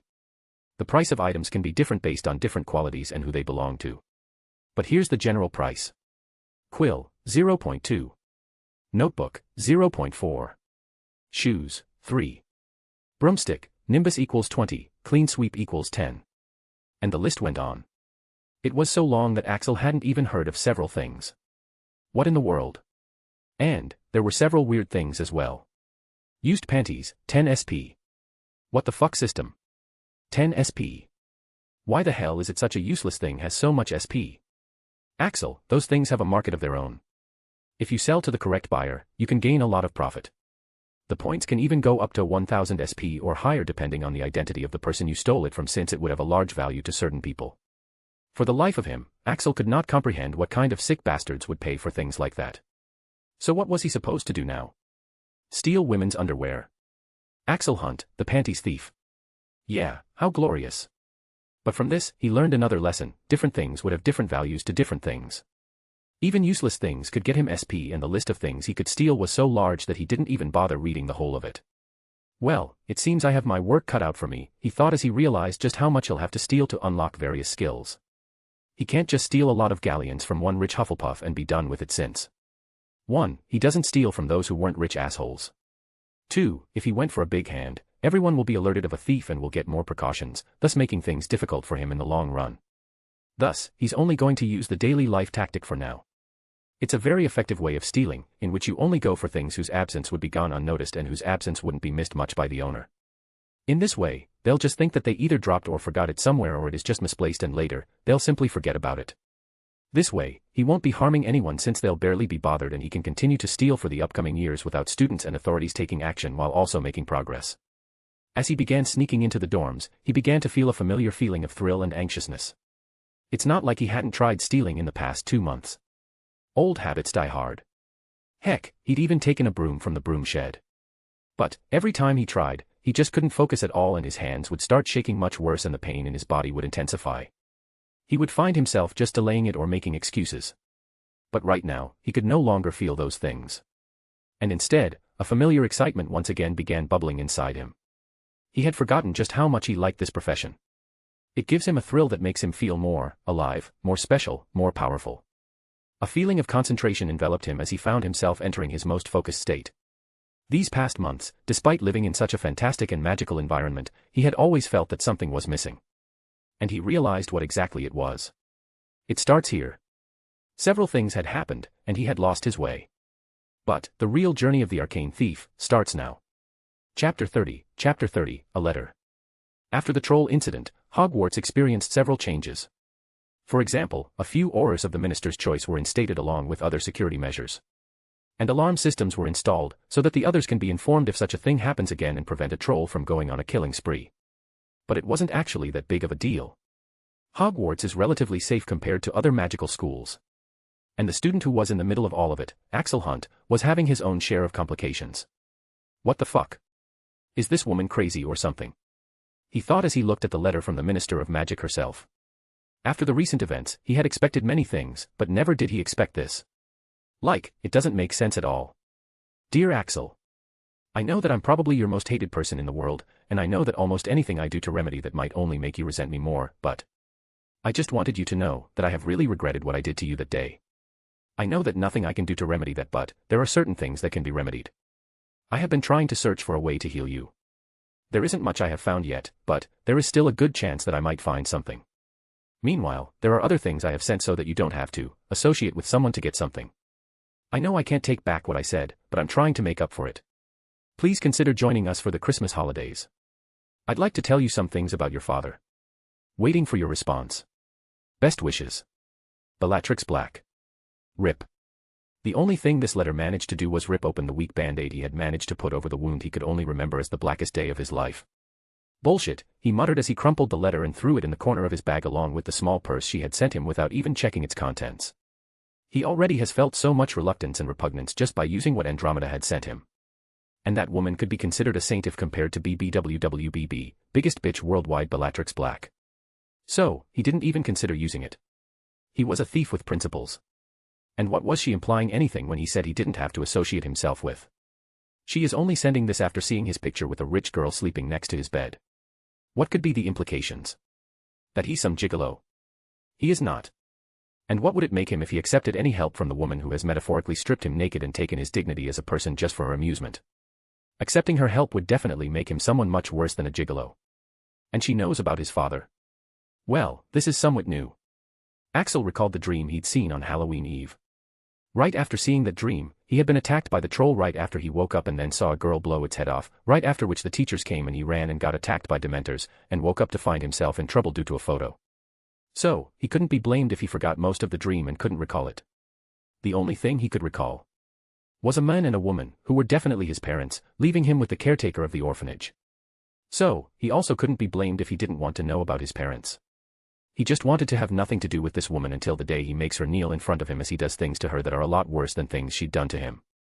Thus, for now, he went out of his way and instead of just a few words, wrote her a polite and detailed response that'll hopefully keep her out of his goddamn life until that time. That is quite brutal, Axel. Axel shrugged. I wouldn't know. But I do feel better after writing it, he thought that to the system. He had ranted everything in the letter. After that, almost everything had gone back to normal, except some people still had some problems. What are we going to do about him? Asked a fourth-year student in a somewhat heated tone. He had blonde hair, styled in a faux hawk, and handsome features. Don't be an idiot, Damien. He's under that girl's protection now, said Alaric Malcolm, the head boy. He also had blonde hair, but his hair was combed back neatly. But brother. You know, and everyone knows that I've liked her for 3 years. And I didn't even get to talk to her properly all this time. And now some brat comes and gets so close to her. We cannot let this pass. Get over it, Damien. If we can't have the connection with that family through you, then at least don't make them our enemies. Are we clear? Asked Alaric seriously. Damien's hands clenched into fists but he still nodded. I'll be careful. You'd better. You're not a child anymore, so you should start using your head now. Saying that, Alaric walked away. And Damien, who was about to show more frustration, suddenly stopped as he used his head. They just couldn't offend the Valentino family, right? But what if no one knows who did it? Now, the question was, when to do this? He'll have to wait for the right opportunity. Time skip, 1 month. Position, aim, fire. Flipendo. Position, aim, fire. Flipendo. Position, aim, fire. Flipendo. It was early morning and dueling class for first years was going on in the arena with numerous training dummies lined up and students practicing on each of them in groups. Position, aim, fire. Flipendo. On every firing command of Professor Alice, the students, standing a fair distance away from the dummies, would chant the spell and try to hit the training dummies in the small circle drawn on the center of their chest. This wasn't the first time this drill was taking place and very few students were able to properly hit the target from such a distance. Don't exaggerate the wand movements. It'll only deviate from your aim. Keep your hand, shoulder, and wrist firm or the kickback will shift the trajectory, and in such a long distance, it'll be enough to miss the target, said Professor Alice as she repeatedly tapped her wand on her palm, looking stern. Hey Hannah, you're doing it wrong. You're supposed to keep your hand extended out completely, elevated up to the eye level for better aim, said Hermione Granger, who was in the same group as Rose's friends. Well, the loner girl had made new friends in the past few months. Hannah, who had been trying her best and was a bit happy with her progress, immediately got deflated at that. Hey, it's not necessarily wrong. And she's doing just fine, all right. Spoke Susan, Hannah's knight in shining armor. Rose, you have to beat the evil Slytherins in the match today, all right. Said Neville as he fired a spell and missed. Shut up, Neville. Not all Slytherins are evil, said Daphne, who was also in the same group. During these months, Daphne had become better friends with Hermione rather than the other Ravenclaws, and due to that, Hermione had gotten on friendly terms with the rest of the Golden Quintet. Today, they were practicing their aim and Professor Alice had divided the students into groups of 7 due to the limited number of training dummies. And since all the houses were here, these 6 friends had gotten into the same group. Daphne looked around the huge arena, searching for other groups, and Rose was also secretly doing the same. Where the fuck is he? Curious. Now where did that guy go? Annoyed. And at this moment, the guy in question finally showed up at the door with dark circles beneath his eyes and his long hair looking disheveled. Due to his nightly activities, which included sneaking into people's bedrooms, along with his endless training, he had been unable to get much sleep at night and was dead tired due to the exercises. And this goddamn dueling class is being held in the early morning, even before the normal class start. You're late, Mr. Hunt. We're training in groups of 7. You can join little Mr. Longbottom's group. It has a vacancy. In Neville's group, Rose gave Neville a questioning look. I thought your mum said all Slytherins were evil. She asked sarcastically. If she had taught him so, then why would she send a Slytherin to his group? Personally, she still couldn't decide whether Axel Hunt was a good guy or the evilest of them all. Neville looked away. Well, my gran, dad, and uncle think to say it all the time. Mum should also think the same, right? He said in puzzlement. When Professor Alice recommended him to join Neville's group, Axel, who was just searching for a group, paused in his steps as he looked towards Neville's group. Is this hell? He thought when he saw the people in the group. Except for Daphne, he was on bad terms with everyone else in that group. Professor Alice didn't seem to have plans of continuing before he joined the group. This woman had treated him fairly until now, so he didn't want to just openly defy her suggestion in front of hundreds of students. And most importantly, he couldn't even find other groups with vacancies in such a short time. Thus, with a sigh, he decided to just join the group he was assigned. You look like a mess, commented Daphne as soon as Axel came beside her. Yeah, good morning to you too. He muttered with a yawn as he took out his wand. Hum. His wand hummed as it shot out small pink sparks to greet him. Axel just squeezed it a little bit in return. As for his greetings to the wand, Daphne wasn't someone who'd mind, but he didn't fancy talking to a wand in front of others. Taking a deep breath, his eyes focused and his slouching posture straightened. Taking a stance, he fired his shot at the dummy. Dang. And the spell hit near the center circle. Hey, how'd you do that? Asked Rose as she looked at Axel's constantly shaking hand which loosely held the wand. There was no way anyone would be able to be accurate with that kind of hand. She wondered if it was a lucky shot. They were standing quite the distance away from the dummy. Yeah, you used to suck bad at this, commented Daphne. This wasn't the first time this activity had been organized. The last time she had seen him shoot, he was pathetically bad at this. His spells were so weak that they wouldn't even form properly sometimes and his aim would always be a mile off. Axel shrugged. I practiced, he said dismissively. His aim was shit due to his injuries and his power output was so weak that spellbeam-type spells were inaccessible to him. Even in his duel with Draco, he had only used one spell and that spell was also something he had to charge 2 times to give some damage. But due to his hard work and the information and the knowledge he had gotten from the system, he had improved a lot in the past 3 months. With the diet of magical ingredients and exercises, his body is much more attuned to magic, making it easier for it to be channeled even through his damaged nerves and the bond with his wand was stronger than ever. Due to this, his power output was now strong enough that he could use the beam-type spells. As for his aim, his body did heal a little bit during this time and wand aim, 8%. He had made progress in this skill. It wasn't much of a complex skill either. His mastery would be quite high if he wasn't crippled. Axel's short answer didn't satisfy anyone, especially as they looked at the trembling hand. Come on Rose, it was just a lucky shot.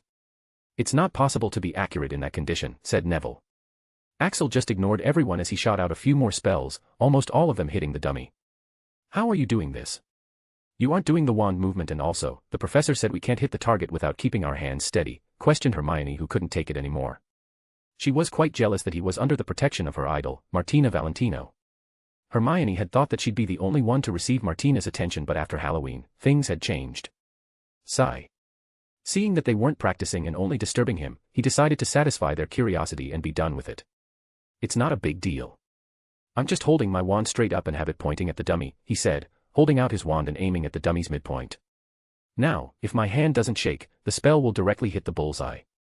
But, since it's shaking so much, it'll definitely deviate in some direction which will totally mess up my aim. So, I just need to anticipate which direction it'll shift and move my hand in the other direction to some degree to cancel it. Now, the only problem is that, my hand doesn't really respond well to whatever I want it to do, so before even shifting my hand, I also have to calculate how much deviation will be caused due to my hand not responding exactly as I want it to be and move my hand after taking these 2 factors into consideration. Now, if everything is correct, I should be able to hit the bullseye, but as you can see, I still need a lot of practice. That clear enough for you? Times 6. The whole group went speechless at that. Some because they didn't understand everything and some because they understood everything he had said. Just, how would it be if he was completely healed? Asked Hannah, looking a bit terrified. Hearing that, everyone had goosebumps looking at Axel firing away at the target. Axel just shook his head. He hadn't even included how he also has to take the kickback/recoil caused by the spell into consideration. With his weak wrist and fingers, it's already a struggle to keep the wand in hand and not drop it. But, he has to say, it's not that bad. He wouldn't have been this good at certain things if he'd been completely healed. For example, he'd never have worked on his aim and power output since it wouldn't have been a problem. Yes, he'd have been a much better magician, duelist, and fighter than he is right now, but he wouldn't have had many things that he had enhanced now. And now when he's healed, he'll have all the things he's supposed to have and the things he's gained due to this urgency of improvement due to his weaknesses.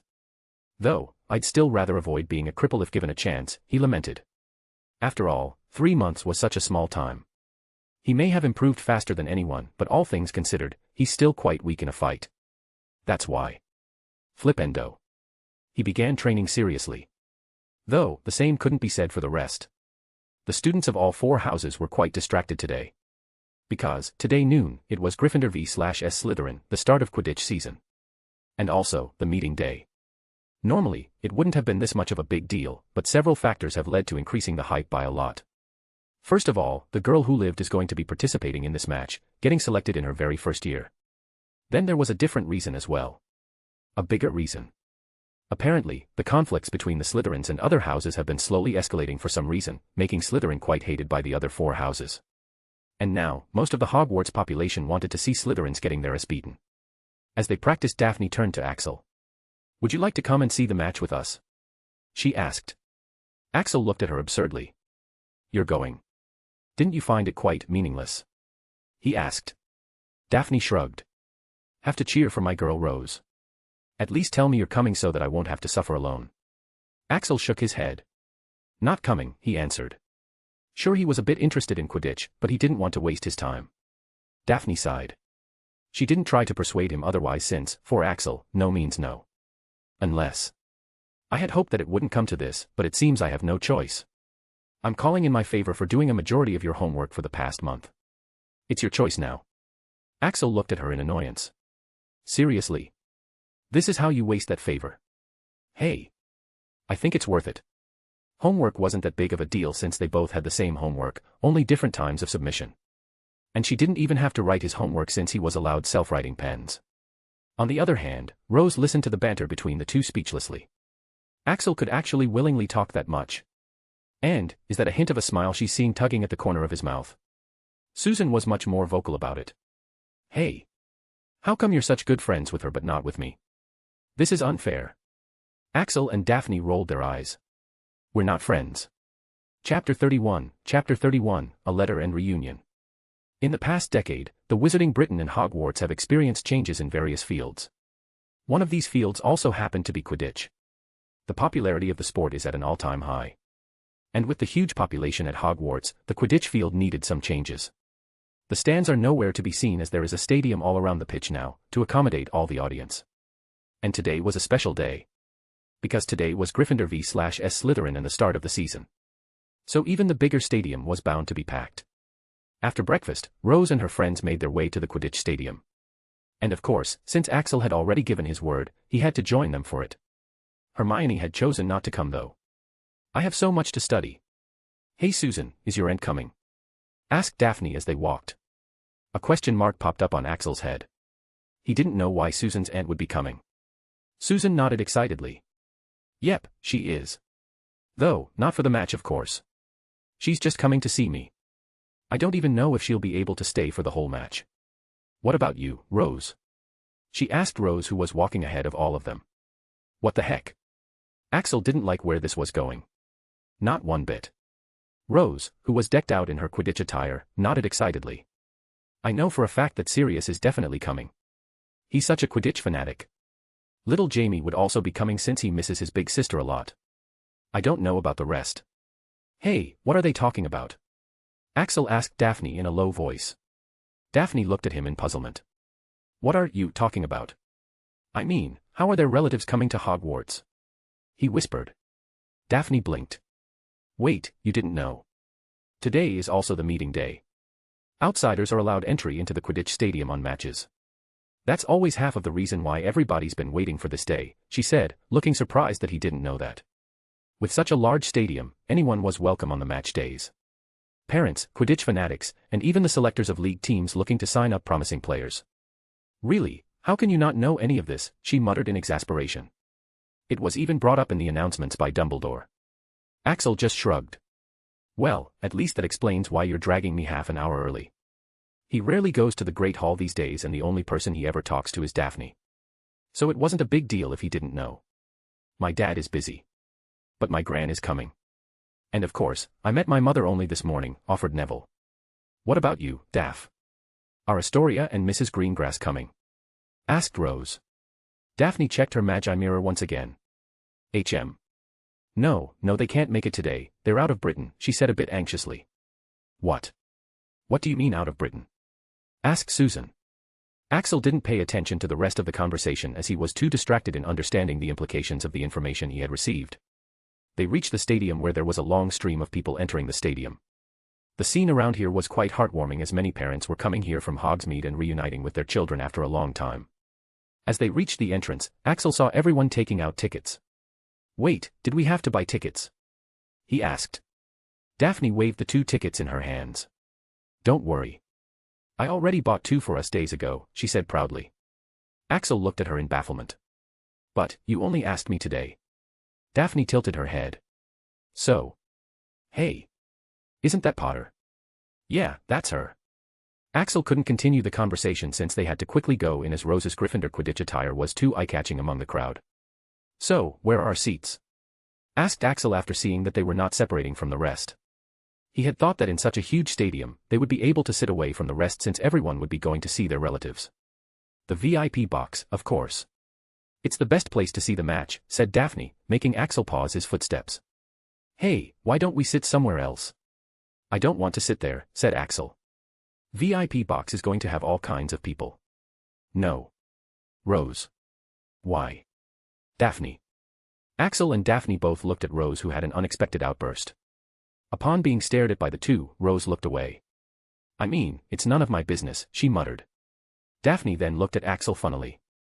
All seats of this stadium have already been booked. And why do you want to sit somewhere else? She asked, but she then remembered his habit of avoiding people. Or are you saying you don't have the balls? She asked, quoting his words. Maybe I should tone down with profanities. She learns fast, he thought. His words were now being used on himself now. That pissed Axel off. He wasn't scared, he just wanted to avoid the Black family. But now that he thought about it after putting away his dislike, going there also has its advantages. You know what? Let's go, he said as he began walking once again. The VIP box turned out to be quite VIP-ish. The whole place was air-conditioned, with a big balcony overlooking the stadium and lots of screens inside. The people inside seemed all rich and high class. And the Black family was also among these people. When is Big Sister coming? Asked a cute chubby boy with black hair. She'll be here any minute, Jamie. Just wait patiently, said Marlene in a gentle tone. Still can't believe it's already her first match. James will be proud, said Sirius proudly. And what about Lily? Asked Andromeda in amusement. Sirius barked out a laugh. Oh, Lily would definitely jinx the shit out of me. I tell you that women would go to scary lengths to protect Rose, he muttered as he sipped the drink in his hand. Andromeda shook her head. Well, you shouldn't have egged her on so much in the first place, said Andromeda as she looked at the door yet again. She was also waiting to meet Rose, but there was another person who took priority. Axel Hunt. She was filled with regret about the whole series of events that have happened concerning him. First of all, the boy was the son of Bellatrix's benefactor and lifesaver. But he has had to live an orphan and miserable life until 11. But the boy somehow managed to get by despite the hardships. And after that, he suffered from the worst torture possible and had to survive by killing his adversary. Going through this, at the age of 11, he'd have to be an enigma if he came out sane. But the fact is, he somehow managed to pull it off. But he had to pay the price. It made him crippled for life. Still, the boy didn't show weakness. He didn't break. He didn't lose the fight in him. But it doesn't end here, because a certain thoughtless woman had to get some information out of him about how he managed to pull it off. But, without even trying to, the boy managed to make her realize just how wrong her actions were and change her mind. But unfortunately, even that wasn't enough. Because the thoughtless woman had a mad sister who thought it would be fun to torture this boy further. She managed to break him, for a few seconds. But against all odds, the boy managed to build himself up once again, stronger than ever. This should be it, right? There should be nothing more, right? Sadly no. Andromeda sighed. Her idiot sister, in her desperate moment, had sent out a letter to the boy who hates her with passion. What's worse, the words might have made him more enraged than calm his anger down. And she was right. Because the reply he had sent in response to that letter had managed to cut through Bella like a knife through butter. Andromeda shuddered as she recalled the contents of the letter. Minister Black. I will have to respectfully decline your help. And there are several reasons due to which I've come to this decision. First of all, I was but a gullible kid who was very easy to manipulate. But you have enlightened me, Minister. I am not the kid who would take anything for granted. Like Andromeda, you are a black. And thus, you are no kind woman. You have slapped me awake to the reality of the world, Minister. That is why, I know that you can't be doing this out of the kindness of your heart. How long have I known you for? Enough to understand that you are as trustworthy as my parents. And my parents left me at the orphanage with the men who kicked me out. Trustworthy indeed. It would certainly explain why you know my dad. And from the bottom of my heart, I want to know nothing more about the men, or you. I am simply unworthy. As you said, what am I to you? Just a nobody. A cripple with nothing to his name. But, thanks to you, I am at least no longer naive and gullible. Throw some money and some kindness to a homeless kid and he'll give you anything you want and still thank you afterward. These are the words of a great person which have taught me a lot. Thus, I would simply like you to tell me what it is that you want from me. And needless to say, I don't want any help from you. You see, I may have nothing materialistic to my name, Minister, but I have something else I value more, my principles. I am very happy as I am and I would sooner die than accept help from a person as great as you. So I say from the bottom of my heart, that leaving me alone would be the greatest help you can provide me. That will be all. Forever grateful to you. Axel. Bellatrix was broken after reading the letter. Turns out, they were right in only providing him help from the shadows. After reading this, Bellatrix had simply decided not to bother Axel anymore. Or rather, she couldn't. She was too ashamed to even face him. And too scared to receive any more hatred from him. I want to kill myself, that's what she had said to Andromeda. It had taken a lot of persuasion to stop her from doing that. Andromeda was just glad she was there when Bella had received the letter. Needless to say, Bella hasn't come today, and instead sent her to see Axel. She'll just have to do by watching Andromeda's memories of today in the highest quality pensieve. So, Andromeda had decided to take it upon herself to see that boy. She had asked Rose to bring him and Rose had reassured her that he'll be there. She was still unsure about what exactly she was going to do and frankly, she was also probably too scared to do anything. But she at least had to see him. Because her fears had come true and it was worse than she had expected. Axel Hunt hadn't forgotten and he hadn't forgiven. Not one bit. Oh. There she is.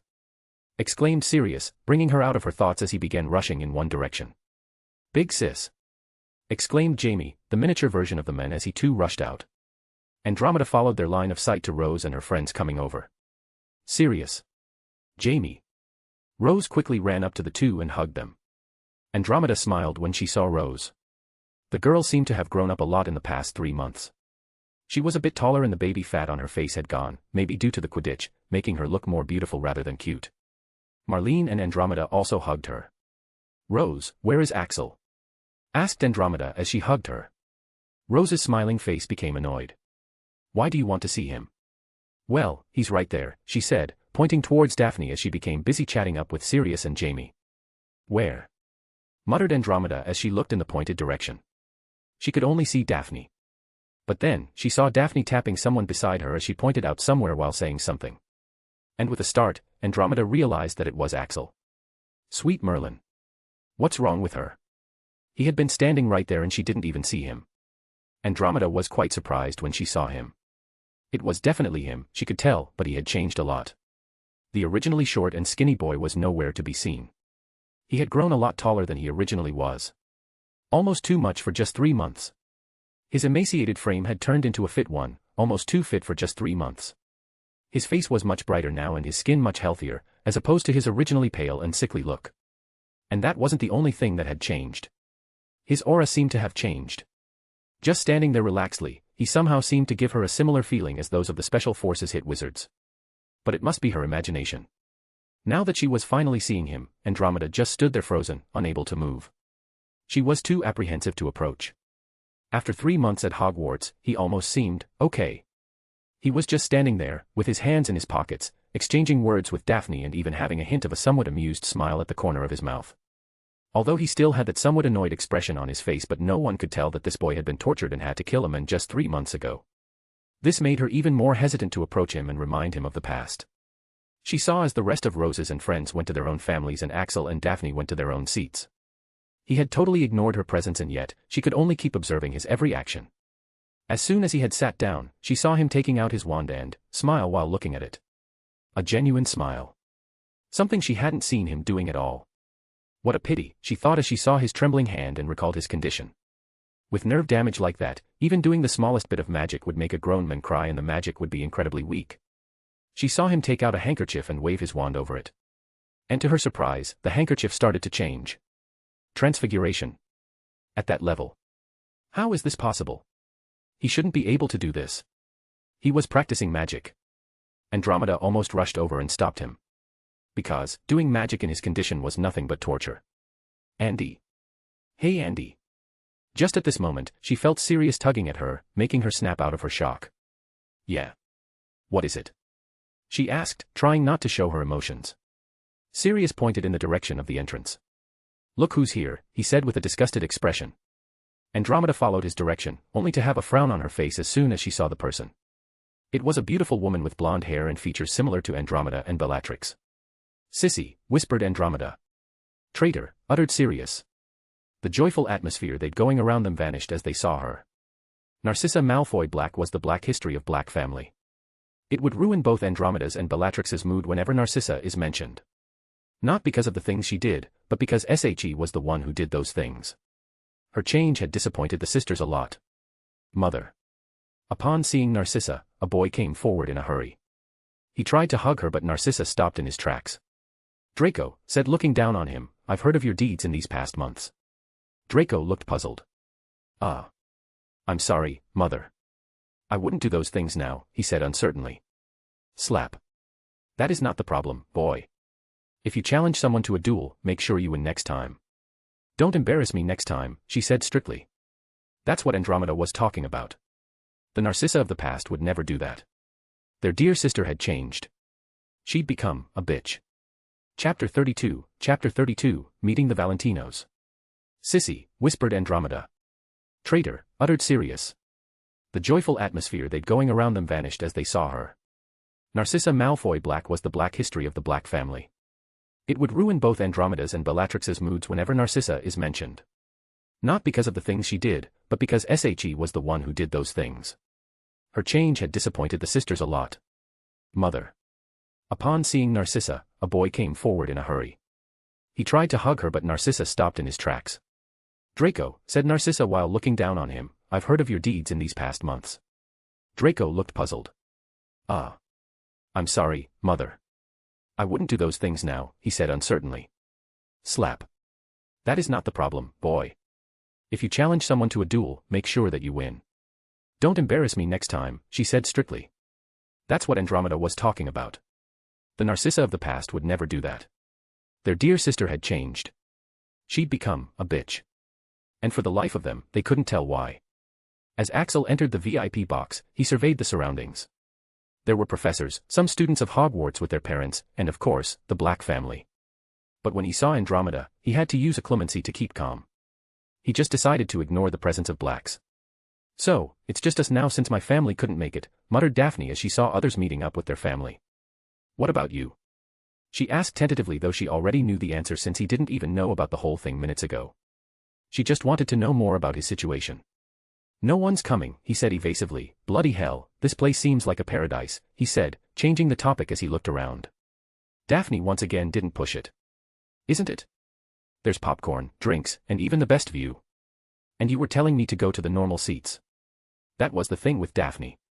She wouldn't annoy him with details. Why? Because they weren't friends. So he didn't need to tell her. They went to their seats and Axel began practicing magic while chatting with Daphne. He still didn't want to waste his time. So, what the fuck is Quidditch? Asked Axel as he performed the spell for the umpteenth time. Daphne raised her eyebrows. You don't know anything about Quidditch. How? I just don't, he said exasperatedly. He had given up even trying to explain. Now he just lets people make up his story by themselves. Now, are you going to tell me or not?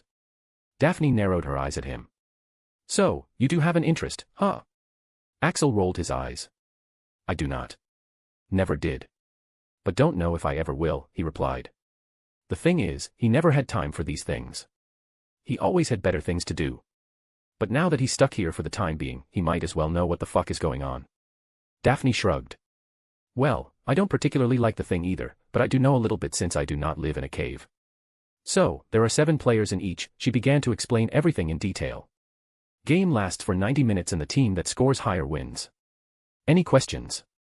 Axel nodded slowly. Yeah, so these seekers, you said they get 50 points every time they catch the snitch in the 90 minutes.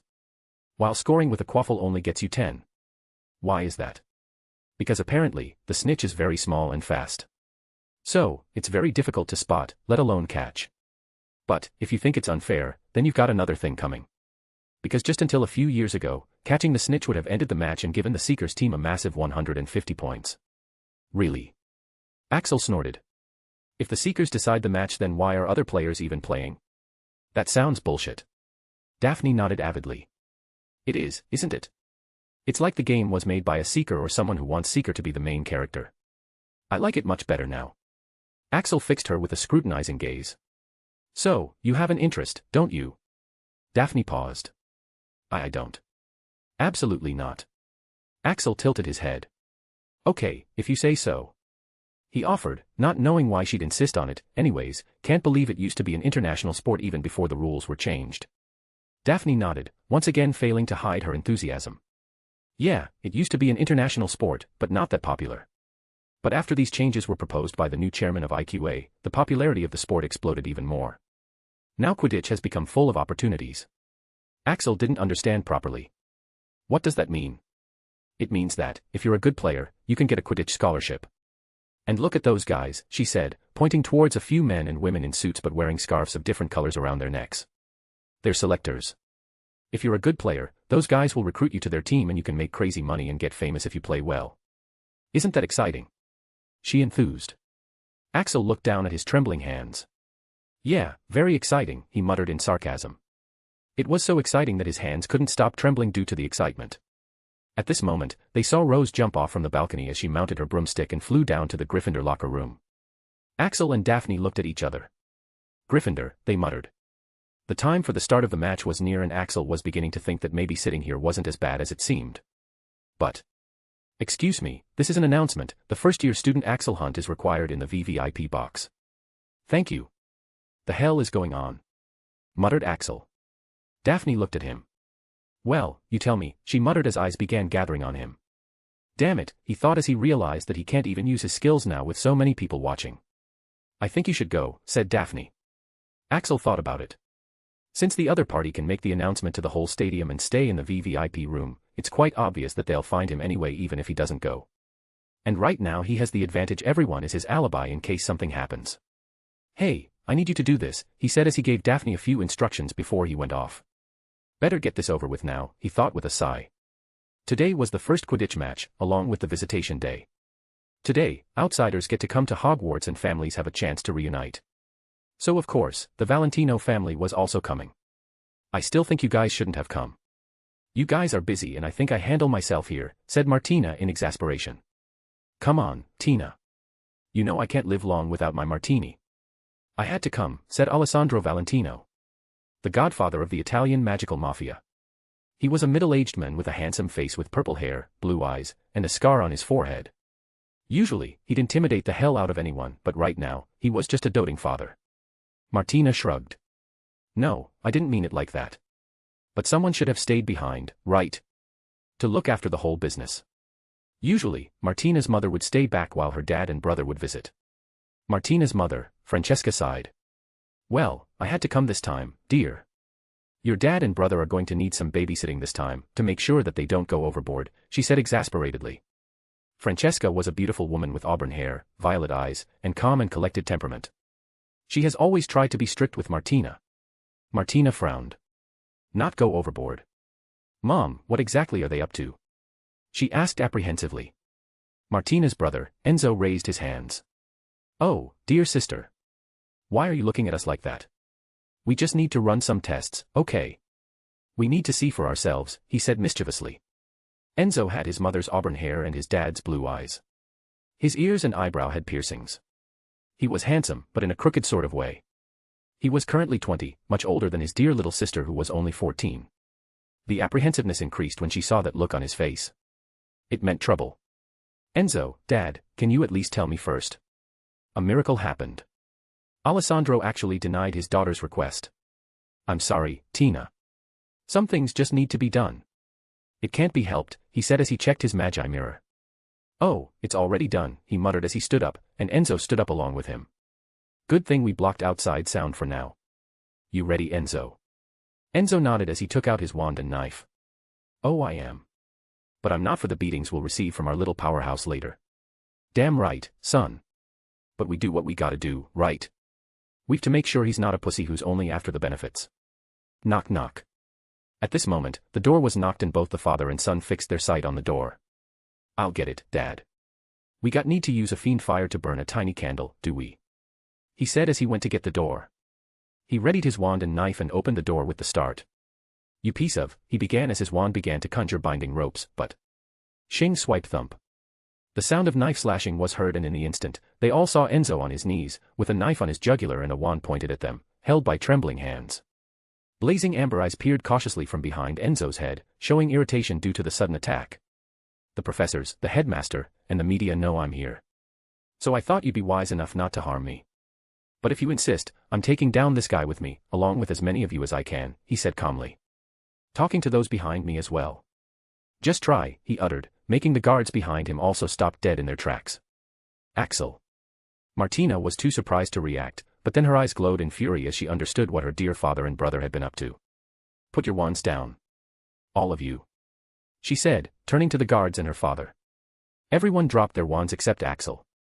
For a second, silence ensued. But then... Puffed. Someone snorted. And then... Ha ha ha ha ha ha ha. Enzo began laughing like he'd seen the most amusing situation in the world. Alessandro also joined him in the laughter. Damn son, you got your ass kicked real bad. Martina and Francesca looked at the two like they were a lost cause. Axel glared at Martina. You said your family won't cause trouble, he asked irately. Martina tried to approach him. Axel, trust me, I didn't know they were going to do any of this.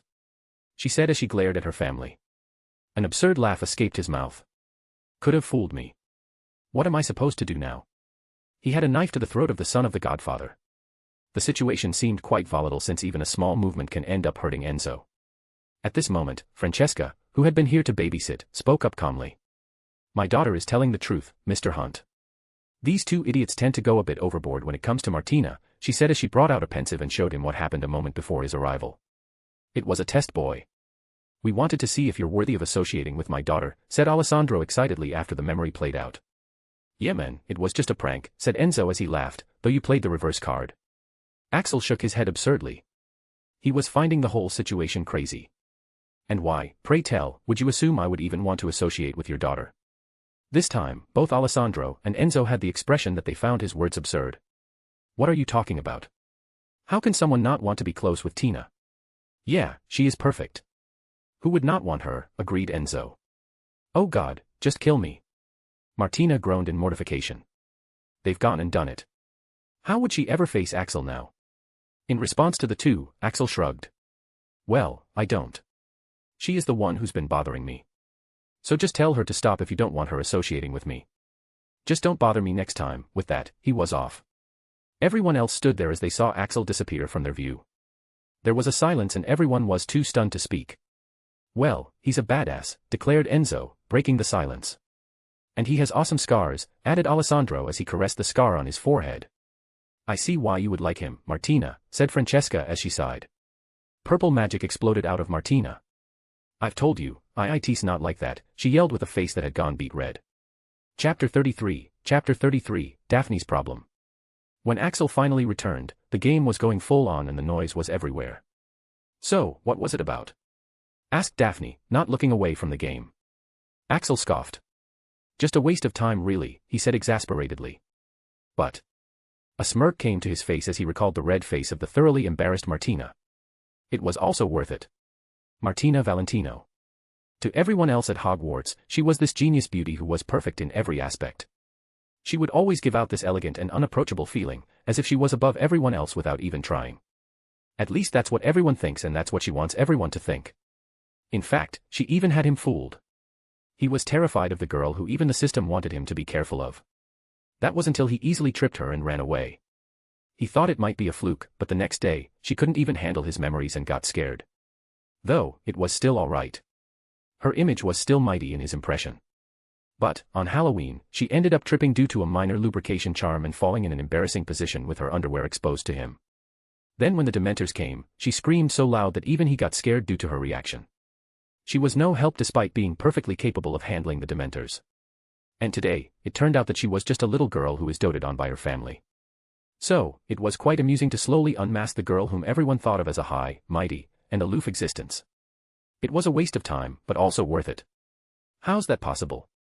How is that possible? Asked Daphne, offering him popcorn. Go, Rose. She called as Rose passed by them. Axel shook his head. Never mind, what about the game? He asked as he too looked at the field. Daphne frowned in distaste. It's not looking good. The Slytherins are playing very Slytherin way, those bastards. She exclaimed, but then she realized something. No offense, Axel was also a Slytherin after all. Axel wanted to laugh. None taken. But what exactly is happening? Your friends were saying that Gryffindor has better players, he asked, recalling the conversation of Rose, Susan, and Neville from earlier. Daphne sighed. It's all because of that guy, she said, pointing at a Slytherin flying by the goal hoops. Axel narrowed his eyes. Alaric Malcolm, the head boy. What about him? He asked, though he already somewhat knew what this was about. That guy has trained the team to play very Slytherin. All the strategies are borderline dirty and he's leading them quite well too. He might not be as good a keeper as Woods, but he's a better strategist, she explained. Axel looked at the scoreboard to find Slytherin leading by 30 points. So, it looks like Gryffindor will lose, huh? Not yet, said Daphne while munching her popcorns. If Rose catches the snitch we can get the lead. Did she forget she's talking to a Slytherin? He wondered as he gave her a peculiar look. She noticed his glance and misunderstood. You want some? She asked, once again offering him popcorn. Axel looked at the popcorn dripping with butter and sighed. No thanks, he denied once again. He was now completely following the system's diet, not eating anything else. So, if the snitch can get the victory then why isn't Rose going after it? He asked. Daphne laughed. If only it was that easy. The snitch is crazy difficult to find, she said with certainty. Axel knitted his eyebrows. It couldn't have been that difficult, could it? What does it look like? He asked. Wow, you haven't seen it. Small, golden ball with silver wings attached to it that flap like a dragonfly. She began describing. It's quite shiny and it would sometimes hover in the same place while other times, it would. Does it look like that? Near the hoops? Asked Axel, pointing at a golden ball with flapping wings, hovering near the goal hoops. Daphne was unimpressed. Yeah, not falling for that one. At least point somewhere nearer so that it would seem plausible, she said in a deadpan. The place where he pointed out was too far to spot a tiny ball hovering in the sky. I wasn't joking but, never mind, Axel shrugged. He couldn't bring himself to give a damn. Daphne looked at him for a moment then sighed. All right, I'll bite, she muttered before she put the omnioculars to her eyes. That's the snitch. I see it. That's the snitch. And, oh no. It moved away, she quickly turned to him in astonishment. How'd you find it? Scratch that, how did you even see it from such a distance? Axel smirked.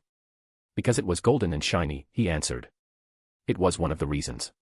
He was a goddamn thief, of course, his eyes would catch sight of gold like a hawk sighting its prey. After years of experience, his brain was programmed to naturally spot gold first.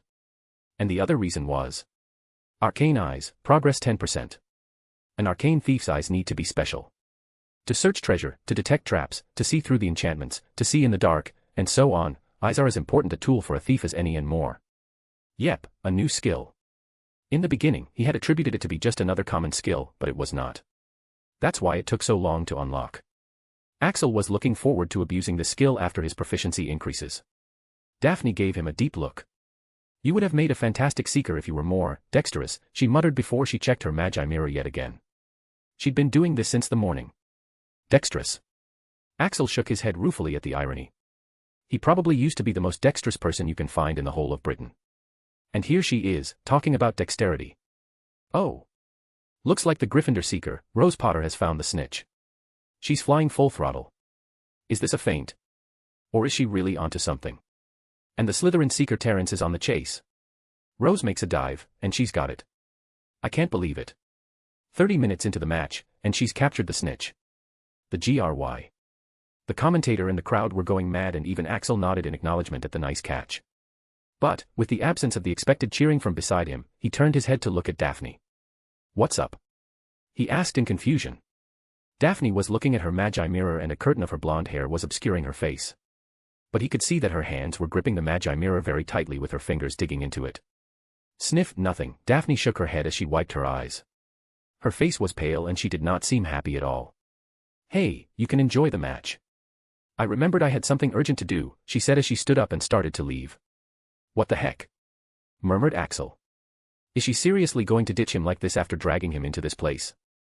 Axel also stood up. The deal was to accompany her for the day. What the hell is he going to do wasting time here? And, was she actually crying? That seemed quite impossible. She's the type to make others cry. Thus he decided to follow her. But before he could leave, he found someone standing in his way, blocking his path. Axel. Axel clenched his weak hands into fists. "Mrs. Tonks, excuse me," he said as he began to walk by her. "No, please wait. I need to talk to you," she said with a bit of desperation in her voice, putting up her hands in front of her in a stopping gesture. She had only been able to gather her courage to approach him now. And she didn't want him to brush her off without even hearing her out. Axel looked past her to see Daphne disappearing from his view. "Look, I really don't have the time right now. And I don't think I can do anything else for you. You've already taken the memories and my body reports. Just give up or find someone else to experiment on, please." Saying so, he quickly went past her, leaving Andromeda too stunned to do anything. He found Daphne sitting under a huge tree just a little bit into the forbidden forest.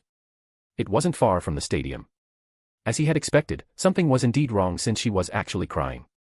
Daphne wasn't really the type of girl who'd cry. Sitting under the tree, with her knees tucked to her chest, she cried silently with streams of tears falling down her cheeks. Her nose was red and the soft sound of sobs would faintly echo in the clearing as she cried freely. Axel didn't know what to do.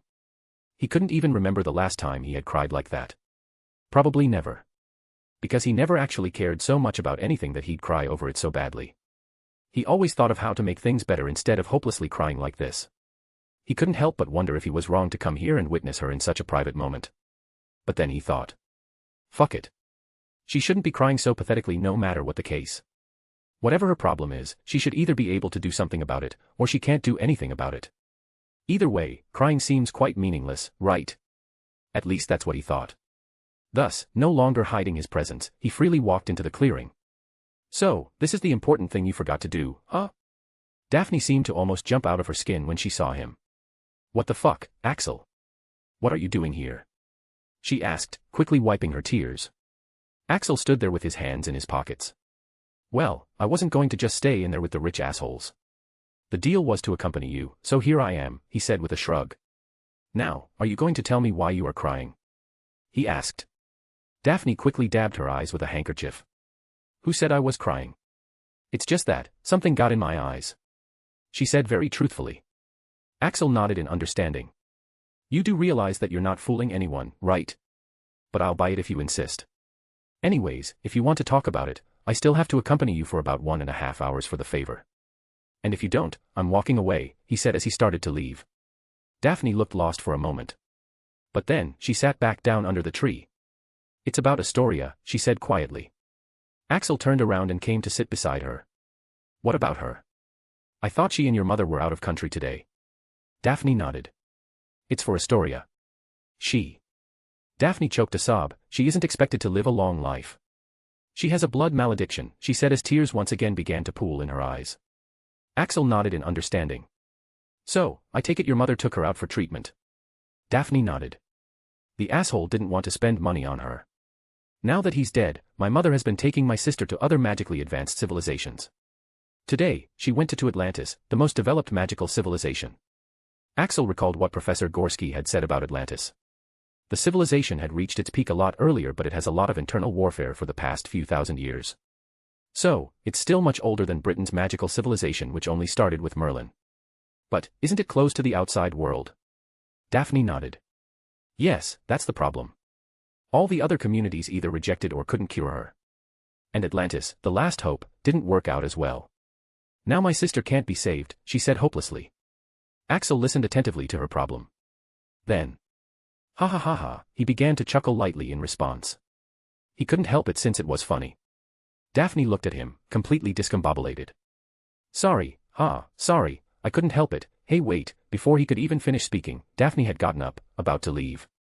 So he grabbed her hand to stop her. But Daphne wasn't listening. She was feeling very furious, betrayed, and dumb right now, due to his reaction. She shook his weak crippled hand off with ease, but his other hand took its place in stopping her. Wait. No. You won't be able to do magic. He yelled. That stopped her. What? She asked in confusion. Axel let go of her hand. You won't be able to do magic, that's what they said to me 3 months ago when I woke up in St. Mungo's, he said, looking up at her. Daphne once again sat down beside him. Axel had always avoided this topic and was only bringing it up today. So, she wasn't going to miss it now. What happened? Axel shook his head. Can't tell you exactly how it happened, but most of the nerves in my body were fried off. And the master healer said I won't be able to do magic normally again and my hands and body might not ever heal, he said, looking at his trembling hands. Daphne didn't interrupt him as she listened with more attention than she ever paid to anything else. I was unconscious the first 2 or 3 days as they healed whatever they could. On the 3rd day, I woke up to find that I had lost most of the control over my hands and every movement of my body was painful. Daphne looked at him differently. Axel had told everyone with certainty that his injuries were minor and temporary and it'll heal. She never expected that they were permanent. I only moved using the pain-relieving potion for the first 2 days. And I ran out of it on the 4th day. When I first tried magic, even the Lumos charm didn't work for hours. But I refused to accept any of the words the healer said. And when it finally worked, it was so weak that you'd hardly see even in the dark. And it was so painful that I passed out, he said, smiling at the recollection. Turning to face her, he said. So, take it from someone who's already defied what others say, and don't lose hope. It's your sister's life, not theirs. They won't try their absolute best no matter what you offer them. So, don't give up until you've tried everything. It's not over until it's over. Daphne's eyes slowly widened as she heard his words. They hit her like a bludgeon to the stomach and made her wake up to reality. That's right. Why did she lose hope just because the others said so? She still hasn't done anything yet. The future had infinite possibilities and she can't lose hope just because someone else said it. Now that she thought back to it, her worries did indeed seem laughable when compared to what Axel has gone through. And he never gave up. She couldn't even imagine him sitting under a tree and crying helplessly. He'd rather do something about it instead. She turned to look at him deeply. You're right. I'm so sorry for displaying such a pathetic side, she said in mortification. But why did you help me? She asked suddenly, realizing that there could only be one answer, right? Because they were friends. Axel nodded his head. Well, I need to submit 2 homeworks tomorrow which you still haven't done, and I didn't want tears on my notebook. So, hey. Why are you attacking me? They began messing around as Daphne tried to assault him while he defended and laughed. But, all of a sudden, his eyes widened and he made both of them roll over. Not even a second later, a spell hit right where he was present a moment ago. Chapter 34, The Danger and the New Feature. Chapter 34. Boom. Axel and Daphne rolled over as a spell hit right where he was present just moments ago. The impact was so huge that they got thrown off a bit just by the shockwave. Dark magic detected. And that was the cherry on top. More spells came at them and Axel took Daphne to hide behind a tree. You bastards, you want to fight? You fucking got it, muttered Axel furiously as he took out both of his wands, one of which was wrapped in leather. But Daphne, on the other hand, took out her magi mirror and tapped it a few times, and pointed it out where the attacks came from. I'm broadcasting this live on my channel and Axel is calling Martina. And a professor. Come at us. Axel stood there dumbly with one of the wands flashing blue and while the other hummed in his hand in demand for some action as he comprehended what Daphne had just done. He didn't know whether to praise her quick thinking or smack her head. On one hand, she had made a brilliant move as displaying this live would get the attackers in a whole lot of trouble. Especially if they actually fired spells now.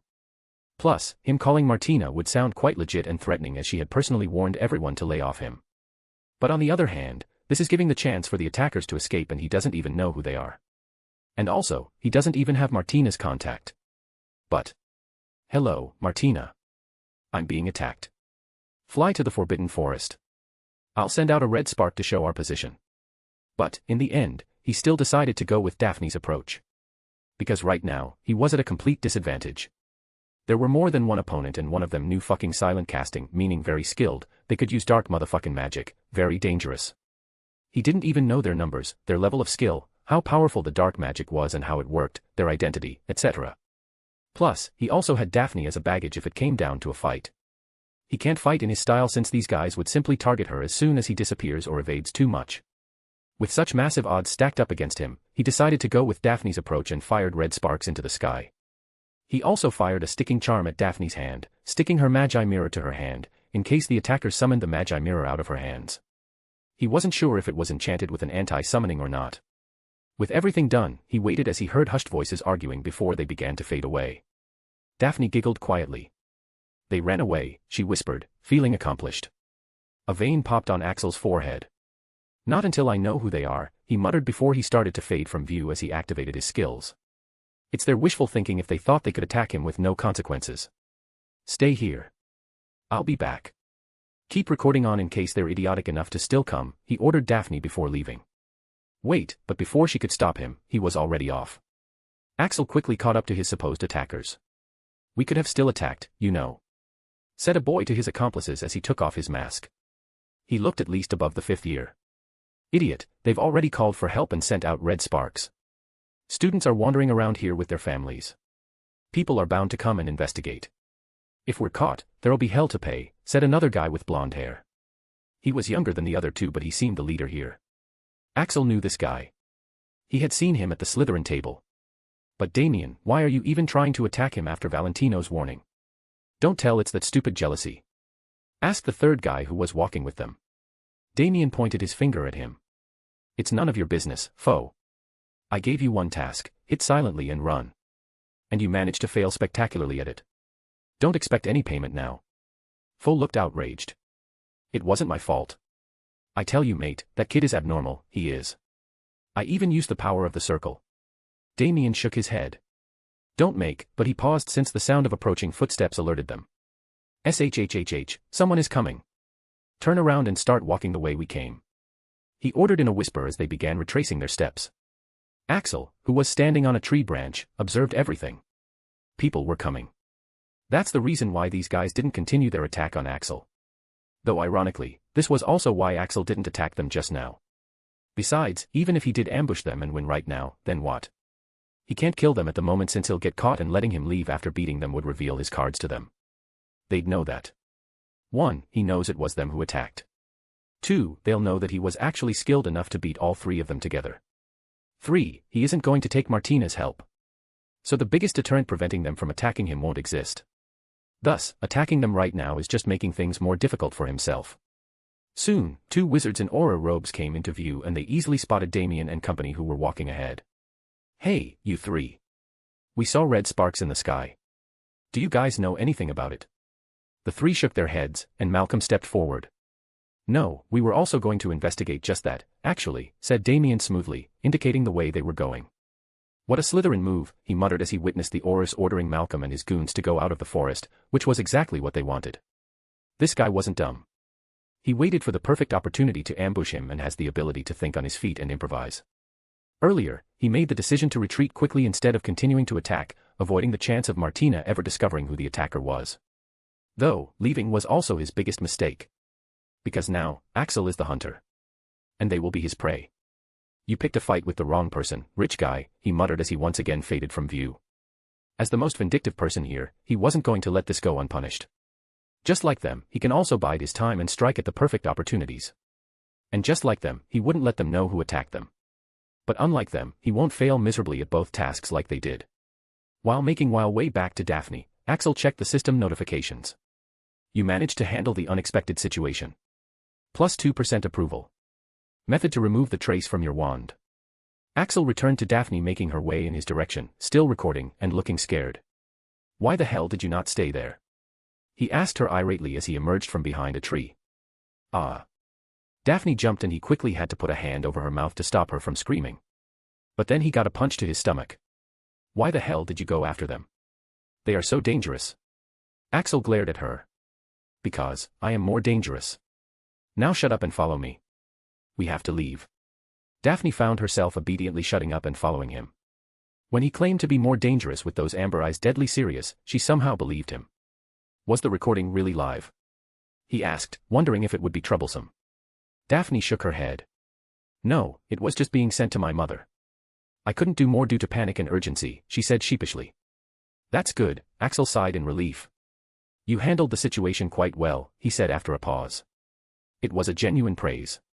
She might not be too strong magically, but she was able to use her brain and come up with a way out when the odds seemed to be stacked against them. Step. Daphne stopped walking as her eyes widened. He actually praised me. An indescribable feeling filled up her chest as she realized what had happened. After 3 months of knowing each other, this was the first time he had actually praised her. That's exactly what made it so much more rewarding now. Axel turned around to glare at her. Why did you stop? We have to leave quickly, he said in annoyance. Yes. A dazzling smile of pure joy came to her face, which had been crying bitterly just a while earlier, as she followed him once again with a spring in her steps and lots of motivation for the future. Mum. Don't be sad. Please be happy, said a small cute girl with brown hair and big and adorable gray eyes. The woman who was her mother wiped the stray tear that had escaped her eyes as she smiled. I'm not sad, Tori. It's going to be okay. I'll find another way, she said reassuringly. Astoria Greengrass shook her little head. I don't mind. I just want to see sister. Can you call her? She asked with a pout. The woman, Evelyn Greengrass, nodded and was about to call her eldest daughter, but her magi mirror rang at this moment, indicating a call from Daphne. Oh, look, she called us herself, she said as she accepted the call. But instead of seeing her daughter's face, she saw a shaky view of a forest with spells being fired towards them. Give me a minute, Tori. Evelyn quickly stood up and walked away from Astoria. Daphne. Daphne. What's happening? She asked urgently, but got no response. You bastards, you want to fight? You fucking got it, came the voice of a boy from the device. I'm broadcasting this live on my channel and Axel is calling Martina. And a professor. Come at us, said Daphne. Evelyn quickly understood the situation and could do nothing but watch the scenes unfold. Fortunately, after some time, it looked like the attackers had gone away. And then, a handsome boy's visage came into her view, holding a wand in each hand. They ran away, came Daphne's triumphant voice. No. Not until I know who they are, said the boy before he started to fade from view. Wait, called out Daphne as she swore under her breath. But then she seemed to recall something and quickly turned the mirror in her direction. Hi Mum, as you can see, I'm a bit busy, so I've disabled the incoming sound. I can't hear whatever you're saying. I'll talk to you later, okay? She said as she quickly began to chase. Fortunately, both of them were safe in the end and the call got cancelled. But Evelyn just stood there with her heart pounding very hard. It wasn't because of her daughter being in danger, since she already knew Daphne would be able to handle it. It was because of something else. Just now in the call, she had noticed something quite shocking. It can't be right, she wondered as she replayed the video. And her suspicions were correct. It was indeed the very same. How did he get it? She needed answers. She needed to know everything. Time passed, and soon, Christmas was coming. One morning, Hogwarts woke up to find itself buried in several feet of snow. And on such a snowy day, a boy could be seen running laps around the frozen lake. This boy was obviously Axel Hunt. His body was now functioning enough that he could actually run, though making explosive movements would still send jolts of pain throughout his body. During this time, his main focus had been occlumency, but he already knew that only focusing on occlumency with his shitty lucky was pure idiocy and impatient behavior. In his short time here, he had been challenged to a duel, attacked by a troll, followed by dementors, followed by some idiots, and almost by a dangerous mafia family. He had to be prepared. Thus, there was one secret weapon he had developed during this time. It was his trump card. Something that uses all of his skills and talents. Aside from that, there were also some other major changes during this time. After arriving at a secluded spot, he took out a dagger and began practicing his knife-wielding skill. Askxasis Rortskov. He muttered in between his strikes. Most of times, nothing would happen. But if he looked carefully, some of the knife strikes would leave behind thin trails of glowing blue light. Frankly, he didn't know what the fuck he was saying. The words he was chanting was a new feature. Approval rate, 20%. New feature unlocked. Arcane Scribe, you are now able to access the arcane language. Progress, 1.2%. When the feature had unlocked a few days ago, the pain he had felt in his head was nothing to scoff at.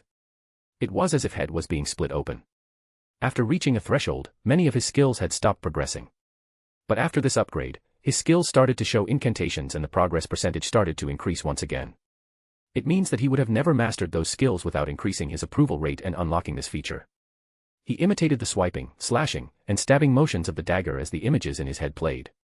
But, he couldn't do one important thing, switching the blade between his hands. He wasn't actually gripping the dagger since he couldn't do that properly in the first place. It was just stuck to his palm with a sticking charm. So he wasn't able to change hands to increase the variations of attacks. After he was done, he lay down on the frozen ground in exhaustion. The Christmas holidays are starting today. And he has decided to spend them outside Hogwarts. He had unlocked some potion recipes which are going to help him train, but he couldn't make the potions himself due to obvious reasons and the ingredients aren't cheap. So he's going to go out and figure something out. Aside from this, he had 3 letters, inviting him for Christmas.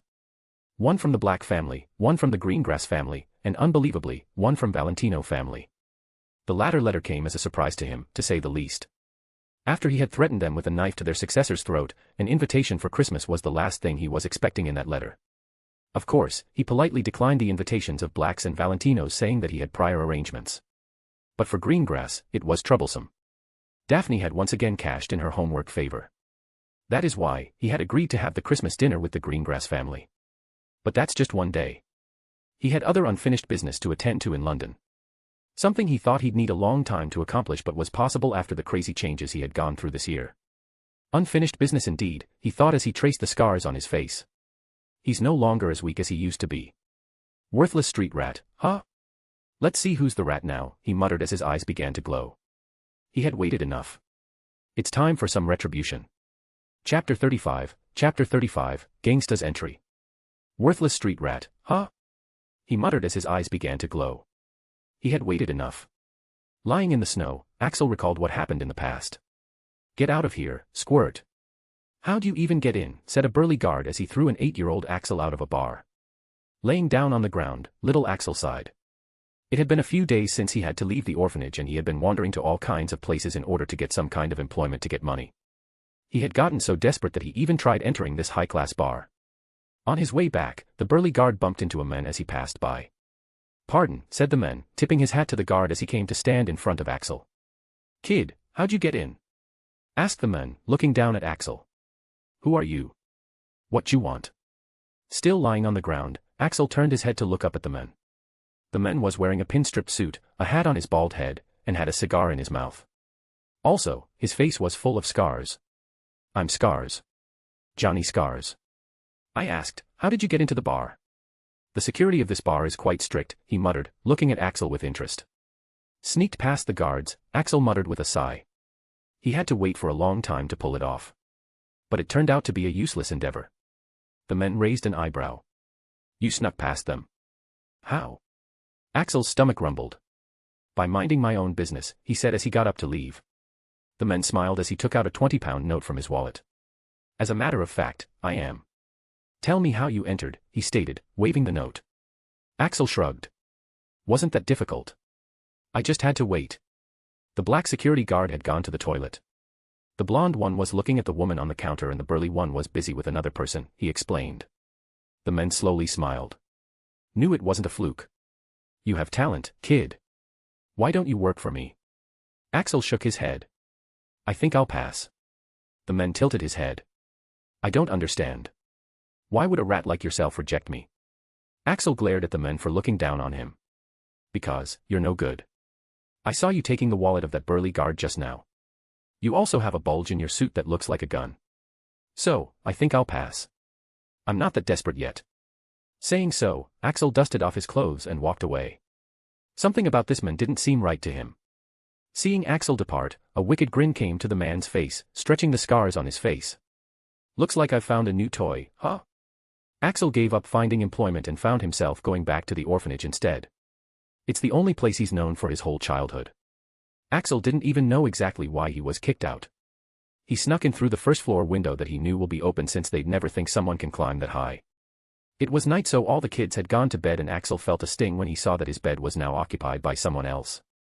Shaking his head, he went to the kitchen to find something to eat. But to his bad luck, the caretaker and the cook were sitting there, drinking alcohol. Damn it, he muttered.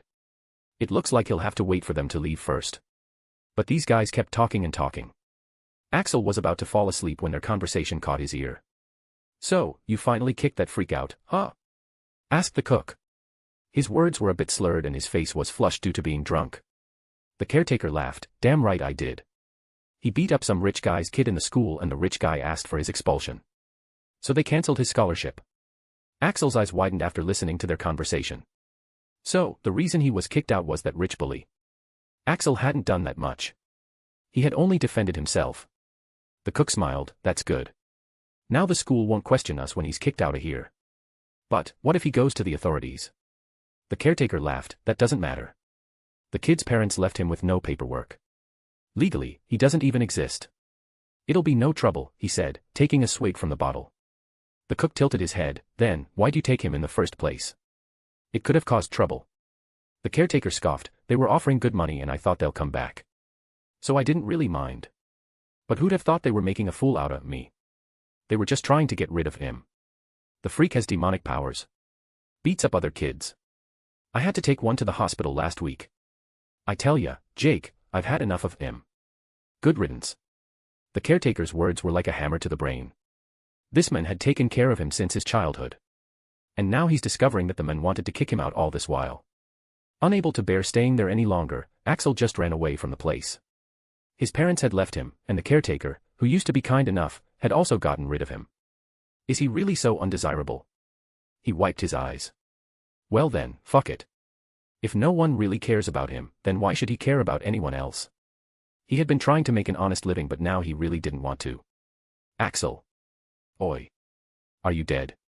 Axel snapped out of his past memory as he heard a voice disturbing his rest.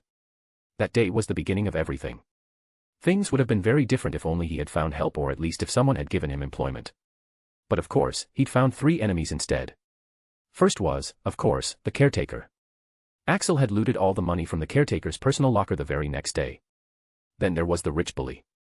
He still had a score to settle with that family for getting him kicked out. The third was someone whom Axel had already forgotten by the next day. But the men hadn't forgotten Axel. Johnny Scars. He was a total nutjob and Axel should have known better than to talk to that guy instead of running away right then and there. Oi. I'm talking to you. Are you listening? Axel finally turned his eyes towards the annoying person who was disturbing him. It was Rose standing there with her broom in her hand. Can't you take the hint? I'm trying to ignore you, said Axel as he got up. It wasn't a surprise that she found him. This junkie can be seen flying around on her broom whenever she has free time. Rose stomped her foot. Arg. Why the hell were you lying on the ground like that? I thought you were dead. Axel scoffed. No, you didn't. Tell me why you're here, he said as he began walking towards the castle. So frustrating. Aunt Andromeda wants to talk to you. She said with a huff, she's been asking about you the whole year and I'm tired of being the middleman. Just politely ask her to leave me alone, he rejected as he continued walking. Rose had had it now. What the hell is your problem? She took you shopping, bought you so many things, even invited you to dinner with us. How can you be so ungrateful? For a moment, Axel paused in his steps and Rose's knees lost strength as she fell down. Axel partially turned his head, showing one eye which seemed to contain blazing embers in it. Don't speak when you don't know anything, he said in a voice colder than the snow around them. And also, if you're feeling jealous and insecure about someone else getting more attention, don't try to take it out on me, he added. Her words had stung. So he must sting back. In the beginning, the two of them were just fine. But slowly, over the months, he had noticed how her hostility kept increasing slowly. That's why he said those words. And from the way her eyes widened, Axel could tell that he had hit a nerve. Inwardly nodding in at a job well done, he left Rose kneeling on the ground as he already began to forget the incident. Axel sat alone in an empty compartment as he sharpened his dagger and knives. He was preparing for war. On the seat in front of him, he had above 20 knives, some swords, and a few shields. The knives were kitchenware or stolen from those who kept them. Swords and shields were taken from armors. There's a reason why he didn't take revenge up to now. That guy isn't just a nobody. He's a dangerous gangster with a whole fucking gang. And Axel has beef with them all. Thus, he can't be lax with his preparation. As he was sharpening each and every piece of equipment, suddenly, the numerous locking spells he had placed on the door vanished and the door slid open. Stupid, Axel had his wand pointed at the door to stun whoever it was, but he paused mid-chant as he realized who it was. He knew better than to attack this person. A shield appeared around Martina even as Axel lowered his wand. And he keenly realized that her hands were wandless. Yep, he knew better than to attack her. After her family's ambush at the Quidditch match, she had come to apologize for their nuisance, and over the past few months, they had become kinda acquainted. "What's the matter?" he asked, trying to play it casual. But of course, if you have a bunch of sharp weapons lying on your opposite seat, it's difficult to not look sus as fuck. Seeing her looking wide-eyed at him, Axel sighed. "Close the door, will you? I'll be suspended if anyone sees this," he said, indicating the mess. Martina came in and locked the door with a complex charm. What are you doing?" she asked, looking at him weirdly. "Well, first tell me why you're here," he demanded. Martina sat beside him since the other seat was completely full of weapons. Being from a mafia family, weapons were a norm to her. Thus, she adapted quickly. "I came to give you this," she said, taking out a small box. Axel made no motion to accept it. "What is it?" "It could be called a gift. My parents were going to give it to you personally. But since you aren't coming, they asked me to give it to you," she said as she opened the box, and Axel's eyes widened. "Damn," he muttered. It was a beautiful obsidian black dagger. From just one look, he could say it was enchanted. Or rather, he had been enchanted by it. A knife is a sign of friendship in a mafia family. "You are now a friend of Valentino's," she said with a smile. Axel knew what it was supposed to mean. He just couldn't understand one thing. "Why?" he asked. How could him pulling out a knife on their son lead to this? Martina shook her head. "You managed to somehow impress them. And..." She paused. "And..." She looked away with a roll of her eyes. "And they think they know me better than I do," she said exasperatedly. Axel didn't know what that was supposed to mean, but he did accept the knife. Rejecting it usually means enmity, and he wants to avoid that. "Thanks," he said truthfully as he examined the blade. Though he was hesitant to touch it. "It's not cursed," said Martina in exasperation as she picked it up and held it out to him, handle first. Axel hesitantly reached out and took it. "Wow," was all he could say as he held it. It was well balanced and just fitted right into his hand. "It's good, right? It has a lot of enchantments. It won't need maintenance, can conduct magic, and it even can cut right through spells." That surprised him. He looked at the knife. "Well, I'd have given an equally good knife in return, but as you can see, I don't have it," he said, gesturing at his collection. Martina looked at his collection and picked up a knife. It was the best one, but also the most used and battered one. "Well, this one seems nice." Axel shrugged. "It does the job," he muttered. "Well, it has been used to stab through a man's testicles, eyes, heart, and lungs, a job well done," he thought inwardly. Martina finally decided to address the elephant in the room. "So," she said, gesturing towards the weapons, "I was wondering if you'll explain this now." Axel sighed. He knew it was coming. "Well, I'm sharpening them all," he said evasively as he picked up his whetstone and once again got to work. He couldn't just say he was preparing for a gang war, could he? With a whetstone. "Why aren't you using magic?" He didn't know you could do that. The train arrived at the station and everyone met with their families. Walking through them, Axel couldn't help but look at the happy expressions of the people. He neither felt envious nor sad to see them. Feeling sad or envious would mean that he's dissatisfied with his current life. But he's not. He's well on his way to becoming the strongest in the world. And that's all he wants for now. Though he did feel envious about how most of their bodies are completely fine while he has been having it tough. But oh well, his acclimacy is proceeding steadily since that's the thing he focuses the most on. He'll get the cure soon enough. Getting out of the station, he hired a cab and got in. "Where to, Sonny?" asked the driver cheerfully as the radio played an old song. "Peckham," answered Axel. The radio got turned off along with the driver's cheerful mood. "Not going, get out." Peckham is a district of southeast London. It had a population of over 300,000.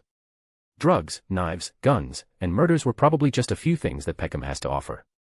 Almost every part of it is full of thug dealers or new bloods that are soon to be killers. Axel sighed. "Take me as close as you can," he muttered as he showed him the money. "The closer the better." As he got out of the taxi, he activated his stealth and his clothes began changing.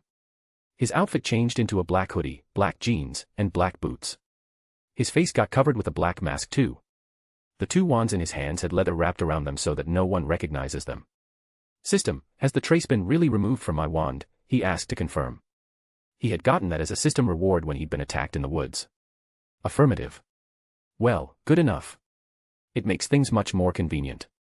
He arrived in front of a large villa that had graffiti painted on most of its walls. "A rat, huh?" he muttered as his wand slowly rose up to point at the door. He had made his decision. This time, he's not going to enter as a rat. But as a fucking gangster. Bombarda. Boom. Thus, with a wicked glint in his eyes, he blew up the gates of the villa. Chapter 36, Revenge and New Magic. As he blew up the gates, all Axel could think was the memories he had been suppressing all this time. "Hold him down for me," said a man with lots of scars on his face. "What the fuck is wrong with you? Let me go," protested a 9-year-old Axel. But, instead of freedom, he got a punch to his face that broke his tooth from one of the men holding him down. "Stop struggling, you little fucker. My balls are still aching from the kick you gave me earlier. You had it coming." "What did I ever do to you?" replied Axel hotly. "You've been stealing in our area without paying us protection money. Now take your punishment." "Bullshit." Little Axel wanted to cry from the unfairness. This wasn't even their turf. They'd been following him for no reason and now they're here with this guy. The guy who was their leader was none other than Johnny Scars, the scary scarred guy who'd creeped him out. Scars chuckled as he casually squatted down as he looked at the struggling Axel.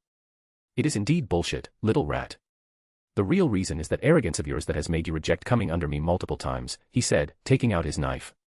Axel looked at the knife in horror. This guy is a lunatic. That's exactly why he wasn't joining this guy. Like hell he'd work under anyone, let alone a lunatic like him. "Why do you keep bothering me? There are so many willing people in the world." Johnny shook his head in disappointment. "You don't get it, kid. You don't get it," he said, twirling the knife and pointing it at Axel. "I saw potential in you, kid. No one else saw it, but I did. And I could have taken you to great heights if you had come under my wing. But now that you've rejected me, I have to show you exactly what you are without me," he said, bringing the knife closer to his face. "No. At least give me a fair fight, you bastard." Axel's heart was racing and he was sweating profusely. Yep, this guy is a total lunatic. He struggled with all his might as he saw the knife slowly descend. And not for the first time, he realized how weak he was. And Johnny seemed to enjoy seeing him squirm as he slowly ran the flat of the blade along his cheek. "Get this in your little head, the world is unfair, you cheeky fucker. You are nothing but a rat right now and I'm the hunter. I'm the one with the power so I can do whatever I want. You want fairness? Bullshit," he spat, before turning the blade in his hand. And Axel's screams began. Flashback end. Axel snapped out of his memory as the gates he had blasted with Bombarda fell to the ground. And it made him all the more determined in what he was doing. With his skills, he could have ended this as easily as breathing using his stealth skills. But that wouldn't have given him much satisfaction. The bastard had tried to carve into him the fact that he'd always be a fucking rat without following him. And now he's here to shove those words in the bastard's face.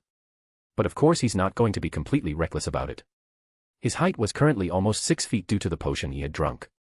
It was only temporary, but it'll do the job. Adding to his outfit, he can be assured that no one will know it's him. The explosion practically announced his presence to the whole villa and that was exactly what Axel wanted. Sounds of cursing, yelling of men and the screams of a few women started to come from inside the villa and there was even a gunshot, indicating the fact that they were armed. There were at least 20 armed men in there, ready to welcome him. But Axel didn't back down in the slightest. Guns might scare other wizards, but not him. He's not just an ordinary wizard. Even the Arcane Thief can't simply define who he is. Aside from being a wizard and the Arcane Thief, he is also the person with an insane amount of mental talent. In the past, he wasn't able to fully utilize it due to his lack of magical ability, but that was no longer the case now. The spells that require extreme mental power, and the spells which can display incredible might based on your mental prowess. Those were his domain. And after the attack from Damian Malcolm, he had made sure to utilize his talent to its fullest potential. Expulso. Expulso. Expulso.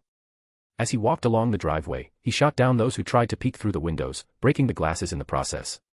While doing so, he also took out a bundle of weapons containing shields, swords, and knives which were all wrapped up.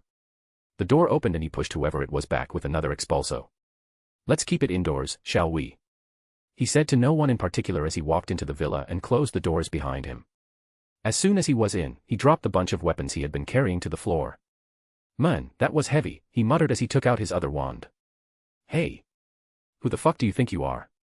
shouted someone even as more and more of the gang started to come into the large hall of the villa. The number of guns pointing at Axel kept increasing. But he didn't flinch as he kept waiting. Axel wasn't scared of the guns. He was wearing the custom-made enchanted clothes he got from selling his memories. They should be able to take a bullet or two. After a proper number of guns were pointed at Axel and all the gang members were present, only then did the boss strut in with a cigar in his mouth and a gun in another. "Gentlemen, what a rude way to enter someone's home. I assume you are prepared for compensation." he asked calmly. Axel's grip on his wands tightened when he saw the bastard. After almost 3 years, he still looked the same, horrible scars all over the face and an air of superiority. His cherub core wand responded to his anger as it emitted dark red sparks. And Axel chuckled darkly.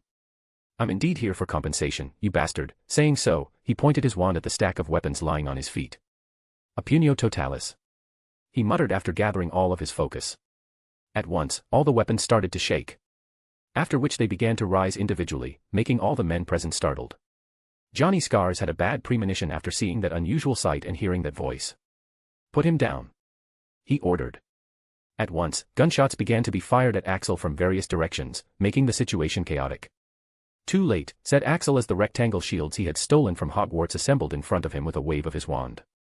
A punio is a common spell that is used by many wizards to make animate or inanimate objects move to perform a specific action. It needs a lot of mental power. A punio totalis, on the other hand, grants total control over multiple objects. The amount of objects you can control depends on your mental talent, and unlike a simple punio, different objects can be controlled to perform different actions. But it's like trying to write different things with different hands. Few can really pull that off perfectly. Though Axel was a different case altogether. He stood there as the shields assembled themselves in front of him, blocking all the bullets. The veins around his temple became visible due to the strain. But he wasn't done yet. Arcane eyes. Peering through the gaps of shields, his eyes glowed as he controlled the knife and daggers to shoot out in different directions at once, stabbing into different victims with pinpoint precision. Though, his current limit was 2 at a time if coupled with the shields that were hovering around him. This method was great because the projectiles were being controlled by his mind, not by his unsteady hands. So the process was much faster and more precise. Bullets aren't working. Stop shooting and rush in, ordered Scars after seeing more and more men falling very rapidly. The hail of bullets stopped and men were now able to close the distance, thinking they could take him out in close range. But of course, they couldn't have been more wrong. The closer they are, the worse their situation. Anyone who approached close enough was taken down either by a knife or a spell from the other wand in his hand. Soon, dozens of men were taken down and Axel saw Scars slowly slipping out of the room. Nope, not a chance, he declared as he took down the last few stragglers unhurriedly. He stepped on one of the shields and controlled it to fly after the bastard while the rest of the shields were still assembled around him. Seeing no escape, Scars turned around to face Axel. Hey man, why don't we talk this out? You already destroyed my whole fucking gang. I can give you whatever you want, yeah. Looking at the men, Axel really felt disgusted. These types of people will pretend to be all high and mighty and do whatever they want when they're in a position of power. But as soon as you take that away from them, they're nothing. Axel shook his head. You don't get it, Scars. You don't get it, he said, throwing the words that he still remembered quite well to this day. Expelliarmus, he muttered, making the gun shoot out of his grasp. Does this guy not realize how obvious his intentions are? He was going to shoot just after making Axel think he won and let his guard down. He pocketed the wand and let the shields drop. Now we're talking, he said, taking off his mask. Scars' eyes widened. You. Axel grinned. Surprise, surprise, motherfucker. How is this possible, he began, but Axel cut him off. That I'm no longer a rat. Don't tell me you're surprised, he said, shaking his head. You always knew this day would come, didn't you? You saw it on the very first day, he said, making the men speechless. Axel had seen it in his eyes. The reason why this man came after him from day one. You were envious, weren't you? He asked, making the men flinch. Yep, this guy only wanted to make himself feel better by crushing him when he was still growing. Scars laughed forcefully. But you're still a rat, aren't you? Relying on these parlor tricks. Why won't you face me straight on, men to men? Axel shook his head. You don't need to try so hard. There's a reason why you're still completely unharmed, he said, putting his wands on the floor. Catch it, he said as he lightly threw out a knife to the men. Hope returned to Scar's face as his eyes followed the knife sailing through the air, ready to catch it. This kid is an idiot. There's no way anyone can beat him, Johnny Scars, in a knife fight. He's going to. Shin. Johnny's thoughts were cut off as he felt an excruciating pain below his abdomen. He looked down to see another knife stabbed into his pelvis, right through his little brother, cleanly severing it from his body. The knife he was going to catch bumped uselessly on his head and he fell to the floor in pure agony. Arurorf. You. Why? Why didn't I give you a chance? Is that what you want to ask? Haha. How naive are you, Johnny? You wanted a fair fight. That's quite rich coming from you, Axel laughed in pure amusement, as if he hadn't just severed a man's penis. The reason why Axel had left him unharmed up to now. It was because he wanted to give him hope. And then take it away once again. You gang up on a 9-year-old and torture him for no reason. And now you want a fair fight. Axel was laughing so hard that he was having difficulty breathing. You really are one hell of a hypocrite, man. Oh, sorry, I forgot, you are no longer a man. He exclaimed, pointing to the bloody mess that could identify him as a man. Scars couldn't believe this situation and his consciousness was hazy due to the pain. No. This isn't happening, you can't do this, please, stop, he was desperately hoping that it was a dream. Axel grinned. What? You want me to stop? Why would I stop? I am now the hunter and you are the rat. I'm the one with power, so I can do whatever I want, he said, using the same words that were used on himself as he took out his knife from the man's pelvis. And the screams of Johnny Scars began. After he was done, sitting covered in blood, Axel put his mask back and went down and freed all the men from paralysis and poured some healing potion into their wounds. He was precise enough that none were able to run away and yet none were dead. Though one of the men had all of his teeth broken for some reason but no one was complaining. The guy who'd broken Axel's tooth 3 years ago. Listen y'all. Your boss is gone for good. I'm your new boss. Anyone got any problems with that? He asked as he stood in front of the assembled men. No, boss. They all yelled in fear. None of the men even thought of rebelling. Everyone had heard the screams of their old boss. They didn't know much about this new guy. But they knew one thing, he's even more of a madman than their boss. And if anyone tried resisting, they were dead. Axel nodded. Good. Now get me every valuable thing and all the money Scars had. I'll let you divide 5% among yourselves if no one tries to hide anything. You know what would happen if you tried to be smart. Go. He barked and the men ran with utmost loyalty. A while later, Axel stood speechless as he looked at all the things that Scars owned. Let them hoes go away, he said, directly indicating the 2 tied-up half-naked women. The men complied as they cut off their ropes. He threw the women a bundle of cash each. Go and try to make an honest living or whatever, he said, shooing them away. The women thanked him profusely before scurrying away. Axel looked around at the rest of the men. The rest of you. You're not allowed to keep unwilling women. Stop all illegal activities for now and lay low. Try other means of earning which do not include breaking the law. You're allowed to stay here and wait for my orders. Got it? Yes, boss. Good. Hey, you. Yeah, you in the back. You are the temporary leader in my absence, he said, pointing at a guy in the back. This dude had tried reasoning with Scars when he was torturing Axel. Arrange a phone with your number saved on it. Ah. Why yes, boss. The guy saluted and got to work while the others looked at him enviously like Christmas had come a day early for the guy. Tomorrow was Christmas. With everything done, Axel finally looked at the mountain of cash, drugs, and other valuables gathered up in front of him. This is going to be a long day. What is it? Asked Axel as he picked the call on his magi mirror. Daphne's face came into view. When are you coming? And what's your address? We'll come and pick you up, she said excitedly. Axel sighed. He is homeless, what address is he supposed to tell her? I'm coming. You don't need to pick me up. I'll use the Flu network. Daphne nodded. Okay, just remember the custom code of our house. Greengrass Manor. Yeah, I know. I'm hanging up, he muttered, about to cut the call. Wait. What is it? Do you have nothing to say to me? She asked a bit nervously.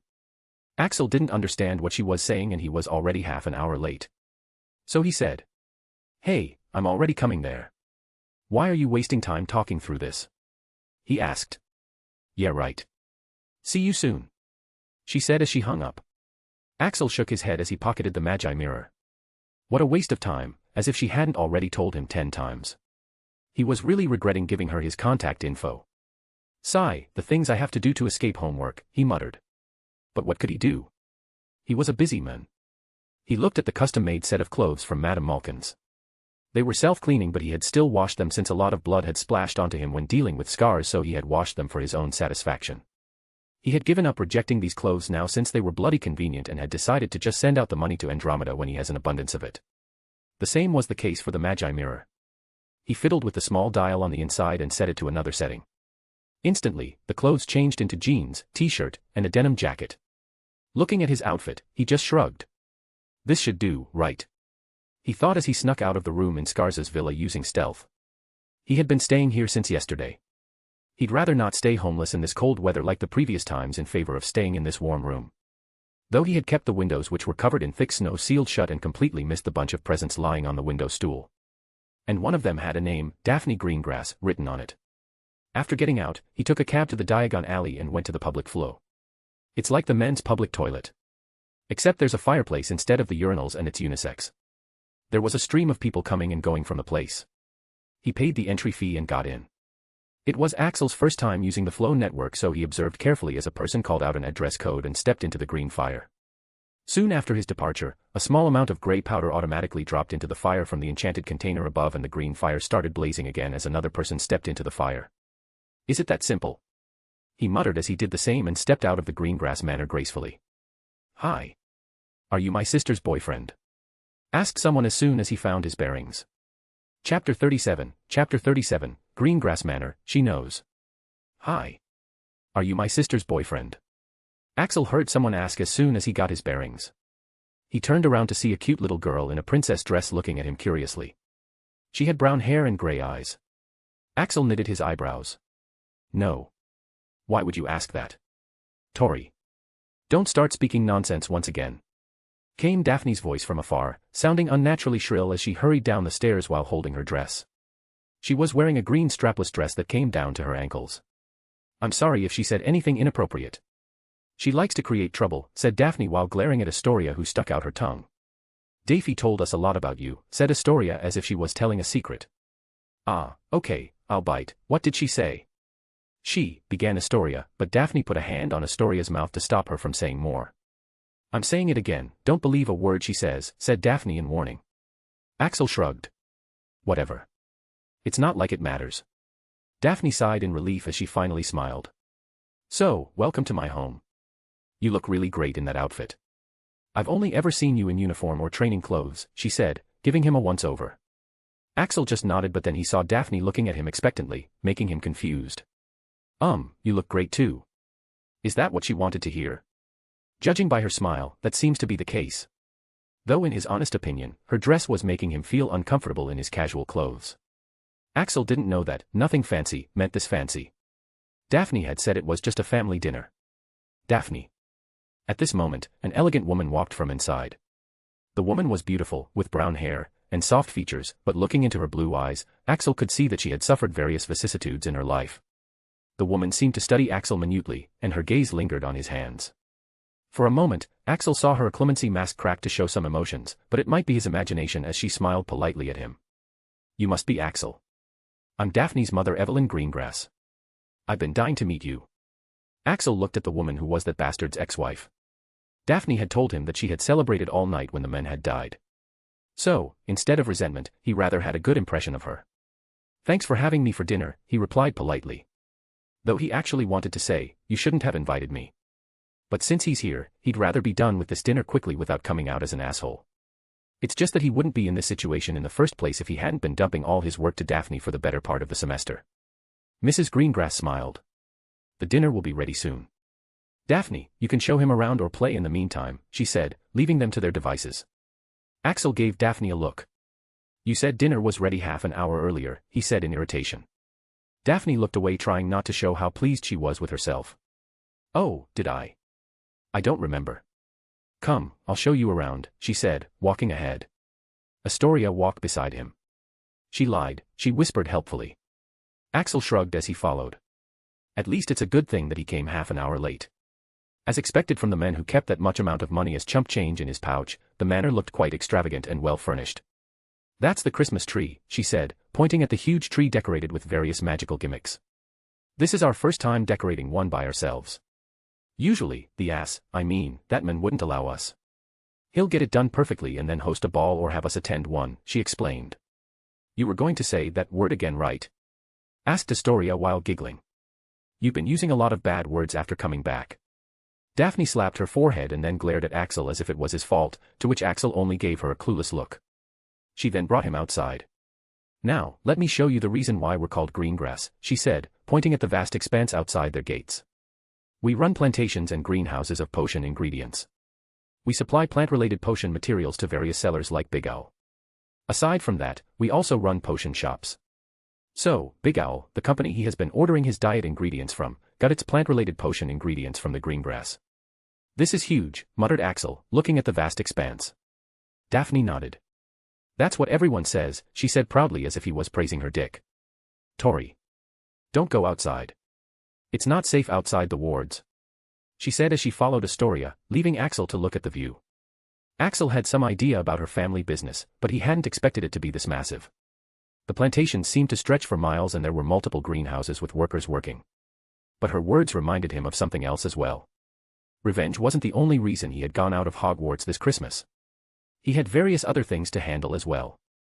And one of them was that some potion recipes for the training of his Arcane Thief class had been unlocked for a while now. But he couldn't make them himself due to his low dexterity. So, this was something he was supposed to figure out during this time. At this moment, Daphne's magi mirror beeped, bringing him out of his thoughts. The dinner's ready, shall we go? She asked. They made their way to the dining room where they all sat at the end of one long table. Mrs. Greengrass smiled as she looked at her family. Usually, we're always either hosting balls or attending one. But this year, we didn't do anything, explained Mrs. Greengrass.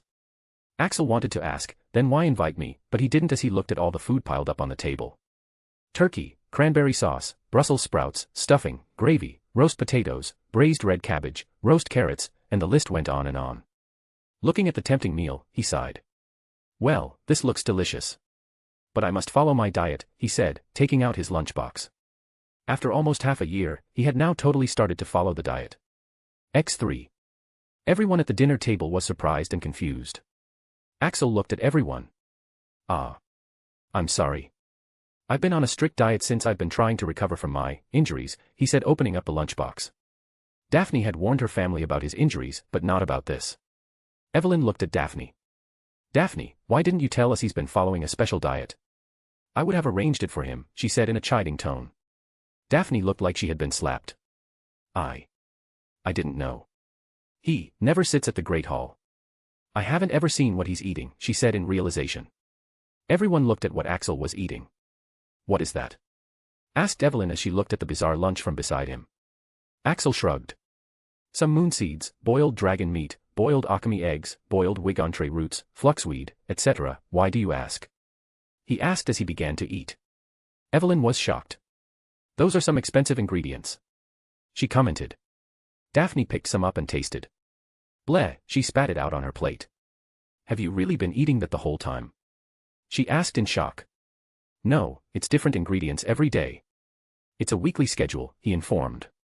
But, began Evelyn, that's not really food, is it? There's no flavoring, and it's not even cooked, she said, looking at the food. Well, it's boiled, he defended. But Evelyn was unimpressed. As I said, it's uncooked. Axel couldn't understand the thinking of these rich people.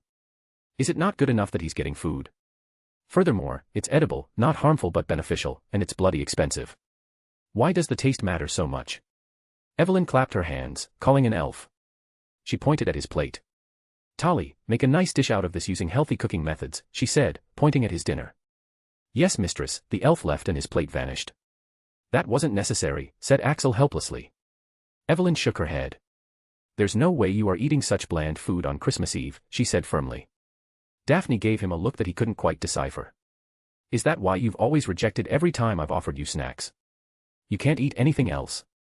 She asked, recalling all the times she'd eaten snacks during class while he rejected them. Even that time at the VIP box, he didn't eat any popcorn. Well, it's not like I can't, but I shouldn't, if I want the most benefits. Why do you ask? He asked. Nothing. She now felt really bad. It's not that he didn't want to eat them. He just couldn't eat them in hopes of a recovery that might never come. And all that while, she ate those delicious things right in front of him. Along with feeling sorry, she once again felt the familiar disappointment. Axel knows everything about her and yet he hasn't let her know much about him at all. Maybe only she is the one who wants to be friends.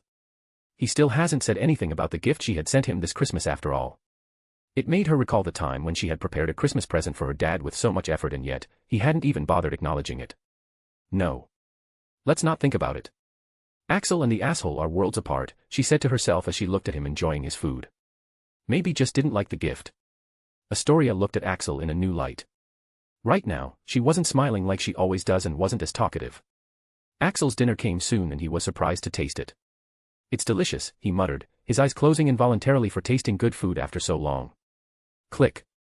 A clicking sound came from his side, followed by a giggle, making him infuriated. "You are going to delete that," he muttered. "No. I'm not kidding, delete that. Over my dead body." Overall, the dinner went rather well and Axel felt that perhaps it wasn't such a waste of time coming here. But after dinner, just as he was about to leave, something unexpected came up. "Axel, I need to talk to you about something, could you please spare me a minute?" asked Evelyn, making him pause. Axel shrugged. "All right. Daphne, Astoria, could you two please leave the room? I need to talk to Axel about something." "What is it, Mom?" asked Daphne in puzzlement. Evelyn shook her head with a serious look. "Go." Okay, I'm waiting outside." Since her mom rarely used this look, Daphne didn't protest anymore as she left while dragging Astoria. "What is it?" asked Axel. Evelyn picked up her magi mirror and showed him a picture. It was of Axel standing in the woods. Just when he was about to ask why she was showing him this, Evelyn zoomed into one of his hands, and Axel's eyes slowly widened a little, but he controlled it. He still feigned ignorance. "That's my hand." "What is it holding?" "A wand covered in leather." "Why do you ask?" he answered. But at this point, he knew she knew. But the question was, how? To avoid this situation, he had wrapped up the wand in leather. "Could you please tell me where you got it from?" she asked desperately. Axel paused. He couldn't just say, "I got it after I won allegiance by killing your husband," as the system had informed him. Or could he? Chapter 38, A Naughty Misunderstanding. "Could you please tell me where you got this from?" Axel paused. He couldn't just say, "I got it after I won its allegiance by killing your husband," as the system had informed him. Or could he? No, let's not risk it, he thought. Accepting would be equal to admitting a crime. This woman may not resent him for her husband's death, but if he accepts, she will always have the power to get him a death sentence whenever she wants. "I picked it up from the road," he said finally. It was technically true. Evelyn shook her head in disappointment. "How did she recognize the wand? That's probably what you're wondering right now, aren't you?" she asked him with a sad smile. Axel didn't say anything, but his silence was a loud agreement. "When you have the same wand pointed at you multiple times, you just know, no matter if most of it is covered in leather," she said in melancholy, and Axel could see that her clemency was slowly going away, showing her real emotions. Axel looked away from those eyes. "I'm sorry for what happened to you in the past. But I really can't help you with anything." Evelyn shook her head. "I'm not asking for any help. I'm just asking you to hear me out." "Then I'll say what I want from you," she said earnestly. Axel sighed. "Go on," he might as well hear her out. Evelyn looked at her wine glass as she slowly swirled it. "You know, deep down, I've always wished for his death. But there was nothing I could do. I was already bound by contract and bewitchment charms. I had given up hope a long time ago," she said, a hollow look coming to her face as she remembered the past. She then looked back at Axel as light returned to her face. "But then one day, he was suddenly gone, finally leaving us for good, and I was finally free, as all the magic binding me failed when the person with whom it was keyed to disappeared. And that was the happiest day of my life. You cannot imagine how much it meant to me and how much gratitude I felt towards the person who had finally rid the world of that scum. I tried finding who it was, but I couldn't. And then, I saw the wand in your hand," she said as a smile came to her face. She stood up from her seat, surprising Axel. She had wondered how he got it and if he knew anything about the one who had killed her husband. And most of all, how was he able to use that wand? She felt extremely curious about the boy, especially since he was someone whom her daughter had befriended. "I needed answers. So I tried to find everything about you," she said, walking around the table to stand on Axel's side. Axel listened to everything she was saying and he was still on guard. "You checked my background. What did you find?" he asked, feeling uncomfortable since she was standing too close. Evelyn smiled as she recalled her research, her clemency slipping further. "Do you want to know what I found?" she asked.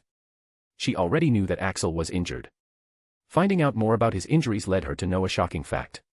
Someone named Axel had been admitted to St. Mungo's on the same date as her husband, though the rest of the records about him had been mysteriously removed. She also came to know from Daphne that Axel often keeps a knife around with him and is quite powerful. What a coincidence that Cyrus had been killed by a knife. And she also found out from Ollivander that the only reason her husband's wand would serve another is when he has been bested by someone. Knowing all this, she was smart enough to connect the dots and come to a conclusion. Her clemency shields dropped completely as she finally stopped resisting her emotions altogether. Axel was prepared for some questions, but Evelyn did something completely unexpected. I found that, you're the benefactor I've been looking for, she said as she gracefully knelt on the ground. Axel stood up in absolute surprise. What the hell are you doing? He asked hastily, his voice coming out loud after being completely bamboozled. Evelyn had a serious look on her face. I'm expressing my gratitude. Bowing is too small a gesture to express the magnitude of my gratitude, she said earnestly. Axel shook her head. Whatever it is, get up. Just don't kneel like that. He shouted uncomfortably as he tried to lift her up. Click creak. At this moment, the door behind Axel opened and Daphne's voice came. Mom, what's all the noise ab? Her words stopped abruptly in her throat as she saw the scene in front of her. What she saw was the back of Axel, who was gripping and kneeling Evelyn with both of his hands, whose face appeared to be quite close to Axel's legs. As soon as the door opened, Axel turned his head and Evelyn peeked from the side of Axel's leg to see a wide-eyed Daphne giving them a last glance before running off. Daphne. Sweetie, it's not what it looks like. I swear. Exclaimed Evelyn as she rushed to explain. Meanwhile, Axel looked up at the ceiling blankly. What the fuck just happened? He muttered as he questioned reality. He recalled similar scenes when he'd sometimes walk into some alley to see some woman kneeling in front of a man, moving her head back and forth. Did it really look like that? What a bad timing she had. His life always manages to surprise him by taking the strangest of turns. He wondered whether everything was his fault. Was it his fault that he tried to rob a mad wizard? Was it his fault that he was rude to a hat? Was it his fault that he had precious ingredients lying around in his room since he never thought a troll might be wandering in the castle? The list seems to go on and he was too lazy to complete it. Now he only had one thought in his head. Will she still do my homework? Yep. So much happened, and this was what he was most concerned about. Why was Mum kneeling? Asked a voice, and Axel looked down to see Astoria looking up at him with curiosity. As he thought about how to explain it to the girl, he realized something else. How would Evelyn explain this to Daphne? She'll say, I was just kneeling in front of him. Why? To express my gratitude. What kind of gratitude? He killed your dad. Boom. It's game over for him once someone picks that off Daphne's unprotected mind. And he can't have that. Hogwarts is not a safe place. He already knows 3 people who use legilimency freely. Dumbledore, Martina, and Snape. He turned to Astoria. Where did your mom and Daphne go? Axel rushed to Evelyn to prevent her from speaking anything about him murdering a pure-blood lord. And it would seem that he had barely made it in time as he found the mother and daughter standing facing each other. How could you? Asked a furious Daphne, and Axel saw that Evelyn didn't seem to be thinking smartly right now. She's definitely going to tell her. He realized. Sweetie, it's not what you think. I was just. Your mom was just helping me with something, he said as he rushed to stand between the two. For a moment, all of them stood in silence in which he signaled Evelyn not to speak about it. But then Daphne shook her head. Oh, what was she helping you with? Well. Axel paused. Axel had managed to rush here in haste, but he still hadn't thought of an alternative explanation. Daphne shook her head in disappointment. I need to go. Wait. I swear she wasn't for doing what you think she was doing, began Axel. Daphne became even surer that something was up. No, you wait. First you didn't even so much as thank me for the gift I put so much effort into, and now this. She shouted as she left with tears in her eyes. Right now, she wasn't thinking straight. The image of her mother kneeling in front of her father came into her head once again. That was the real reason. Not some weird bullshit like her mother giving a blowjob. She's not foolish enough to misunderstand it. In some ways, Axel is just like her father. Like how apathetic he is. Wait, what gift? Axel couldn't even ask her what gift she was talking about before she had left. But, this time, he could at least warn Evelyn. Don't tell her about the murder thingy, he whispered, fairly nonplussed with the whole ordeal. Evelyn looked at him in confusion before her eyes widened as she slapped her forehead. Right. Of course, you could be in trouble. She muttered in realization. After that, Evelyn temporarily gave up on Daphne and decided to focus on finding ways to help the benefactor who was looking troubled. Don't worry, it's just a misunderstanding. She'll come around, she told Axel reassuringly to Axel. Let's first talk about your problems, shall we? Tori, will you go look after your sister? She asked Astoria. Okay. Astoria looked at the two of them before nodding and starting to leave. Though before she did, she turned around. Am I getting a new daddy? She asked innocently. No. Shouted Axel immediately while Evelyn began laughing. There'll be no more daddies here now, sweetheart. A while later, Axel was on his way back to his temporary gangster residence in Lambeth, still thinking about the series of events. After that, Evelyn had managed to persuade him to let her help with the ingredients for his potions and diet after repeated insistence. Though that was it for now. He wasn't going to give her the potion recipes to make them for him despite the fact that he could have a constant supply of those right from the next day if he does. The recipes are precious, and he can't risk them being stolen. He needs to think more about this. As he walked along the snow-covered streets, his ears picked up a conversation. "Hey. Looks like that kid is loaded, Benji." "Yeah man, looks like it's a Merry Christmas for us." Axel snapped out of his thoughts as he heard the voices from his surroundings.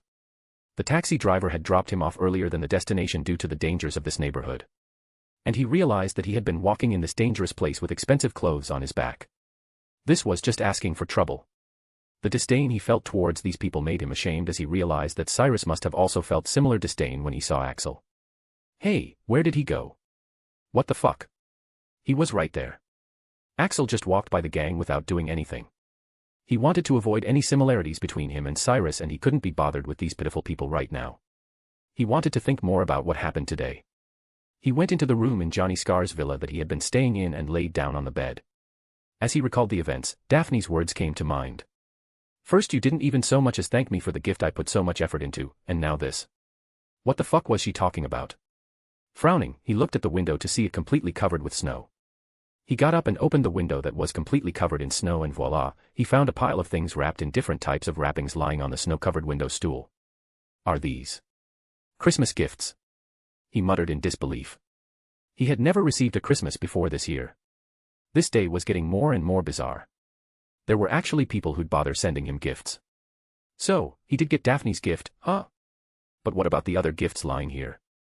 Chapter 39, Gifts and Acceptance. Gathering up everything, Axel sat at a table as he looked at the pile of gifts in front of him. This was quite a foreign experience, receiving gifts. Since he'd never received one before, of course, it never crossed his mind to buy gifts as well. So right now, he was quite confused as to what he was supposed to do. Is it okay to just accept them? Should he have sent them gifts as well? What if he doesn't want to send them gifts? What was he supposed to give them in return? What would be considered an ideal gift? If he got a great gift or an expensive gift, does his gift also have to be equally expensive or good, even when he is struggling with time and money? Seriously, why even exchange presents? It makes life so much more complicated. Sighing, he began opening the gifts at random. The first one happened to be from one Susan Bones. She had given him an expensive-looking box of chocolates. Axel would have tried one if he wasn't on a strict diet. The most he can do is thank her for her gift. The next one he picked turned out to be from Rose. He frowned. Rose would be the last person to send him a Christmas present. They had sort of a verbal confrontation just before the Christmas holidays. Axel decided not to open it for now. The next few were from unknown senders, meaning he had never heard these people's names, and most of them were girls. He didn't open them in case his Slytherin attackers might have sent him some kind of dangerous present. Then there were presents from Andromeda and Bellatrix as well. He didn't open them as well. Axel finally looked at the present he was avoiding. From Daphne Greengrass. Yep, this was the one. He unwrapped it and opened the box to find a big stack of notebooks inside. Other than that, there were a bunch of potions as well. Axel picked up the note that was on the top. "Dear Axel. Merry Christmas. I couldn't really find the gift I was looking for. So, I had to think of something else. Did you know that the teachers give the same homework every year? These notebooks contain the homework for the rest of the term and some of the second-term homework. And, this is without any favors or strings attached. How's that? It took me a lot of time to do this, but I don't mind since it's for the time you helped me out in the woods. Now, you might be wondering why I am giving you all the homework in advance if I could have just done it over the rest of the term. That's because I am going to ask you something. Can we be friends? Honestly, I'm tired of pretending we're just acquaintances while in actuality, you might be my best friend at Hogwarts. So, I gave you the homework already so that I know if you say yes, it's not because of that. I had always thought that only I wanted to be friends while you didn't give a damn. But I've begun to think my assumption was wrong. Otherwise, why did you even agree to my annoying demands? You had the option to reject. Why did you cheer me up when I was crying hopelessly? Your lame excuse can't be considered a plausible reason. Why did you also protect me from the spells when the danger suddenly came instead of only saving yourself? I never asked you this one. It's because we're friends, Axel, and it's because you care. And I want you to accept that. I'll wait for your reply. Best wishes. Daphne. P.S. My mom also wanted to gift you something as well, so I suggested the power nap potion. It revitalizes you properly even if you sleep a little. I'm tired of seeing you yawning every day with bags under your eyes. You're not going to start sleeping more no matter how much I tell you, so you might as well take these. No side effects. Tastes like shit though. Not that I've ever tasted shit. I'm going to stop speaking now, it's gotten so lengthy, self-writing quill has grown on me while doing your homework. Axel put the letter down and laid down on the bed. He was supposed to read all this before going there. He recalled when he had gone to her house, Daphne had been looking expectantly at him and he couldn't figure out why. Well, guess the real reason was this. Until a few minutes ago, he had been feeling bad because he thought that he'll have to do his own homework due to Daphne being angry with him. But now that he already had the homework, how come he's still not feeling better? Whatever, he muttered as he quickly got up. He might as well train. Right now, there are 3 things he's been focusing more on. Ward breaking, arcane eyes, and occlumency. Ward breaking was the skill he had gained after getting the required SP, stealing points. And to say it was amazing would be an understatement. He quickly needs to master it. It not only has ways to detect a ward, but also ways on how to trespass it without tripping it. That's what a thief's main goal is, and it's usually a very difficult feat to achieve. He had discovered that the system's information was usually much more advanced, to the point, and practical than what the wizarding world had to offer. He had casually looked through the ward breaking of the wizarding world and realized that doing those things using their method of ward breaking included a fair amount of things he knew nothing about. So, there's no way he could have learned ward breaking at this stage without the system's information. To put it in simple words, if you want to solve a math problem, the wizarding world's method will include lots of complicated equations and difficult calculations to solve it, but the system's method would let you solve it with one simple equation by training you to formulate that unique equation. But, he can't practice ward breaking right now since there are no wards present here. Arcane Eye should be a better alternative to practice. It's an amazing skill that trains his eyes. Using this skill, his eyes can see things that are impossible to be seen. Its potential is huge, though it's equally difficult to level. But, it has stopped progressing since he needs a potion to make progress in this. He needs to fix that problem soon. This once again made him think back to the conversation he had with Evelyn. He had revealed to her that he had been given a diet and some recipes by an expert and he'd been unable to get the potions since he couldn't divulge the recipes to anyone else. Evelyn had volunteered to make the potions herself and even sign a contract to prevent her from using them or divulging their recipes to anyone. But he didn't feel comfortable making her sign a contract for even trying to help him. So she had suggested one of the Podiwanners who worked for the Greengrass Potion store. Having secret recipes isn't that uncommon, she had told him. Even the Greengrass family has more than a few secret recipes that they've been using the Podiwanners to them produce by using contracts to keep them secret. System, will you be able to check and modify the clauses of the contract? He asked. Affirmative. That's doable. Then, it was decided. He'll contact Evelyn and hire a Podiwanner. He'll use someone old who wouldn't have much ambition and won't try to find out what the potions he was making might be for. So, the potions issue will be solved within the week but he can't practice the arcane eyes. The only thing on his priority list is now occlumency. Who is he kidding? There are a lot of things he can practice but he's only going to focus on occlumency because. Occlumency first stage. Progress, 85%. Every time he sees that thing, he can't help but put all of his training efforts into occlumency. He's so close. Just a few more days and he'll unlock the recipe that can heal him. Almost all of his memories are now organized and he only needs the shields now. Memory organization is usually the most difficult task in occlumency's first stage and talent can't help you much here since it's a time-consuming task. Most of the other occlumens either skip this process or do it improperly so they don't know the benefits. But after doing it himself and using the system's methods at that, Axel definitely knows the benefits. Most of our memories are a jumbled mess that keep moving here and there in our mind, always making our mind a chaotic mess that is already focusing on many things at once. But, after he organized his memories, they are no longer overlapping with each other, nor are they moving around. This has made it possible for his mind to put more of its focus on other things.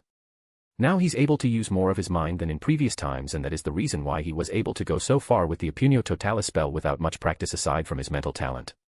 Though some memories are still unclear and his memories aren't yet organized into a structure yet, so he can still surpass his current limits of the Impunio spell. But that'll only happen when he trains the second stage of occlumency so it's none of his concern for now. What concerns him the most right now is. System, how long do you think the shields will take? With your talent, they should be done by the end of the Christmas holidays. That's it. He asked in surprise. He had passed the most difficult phase of occlumency and he was now very close to reaching his goal. After he was injured, the urge to focus solely on occlumency had been overwhelming, but he resisted.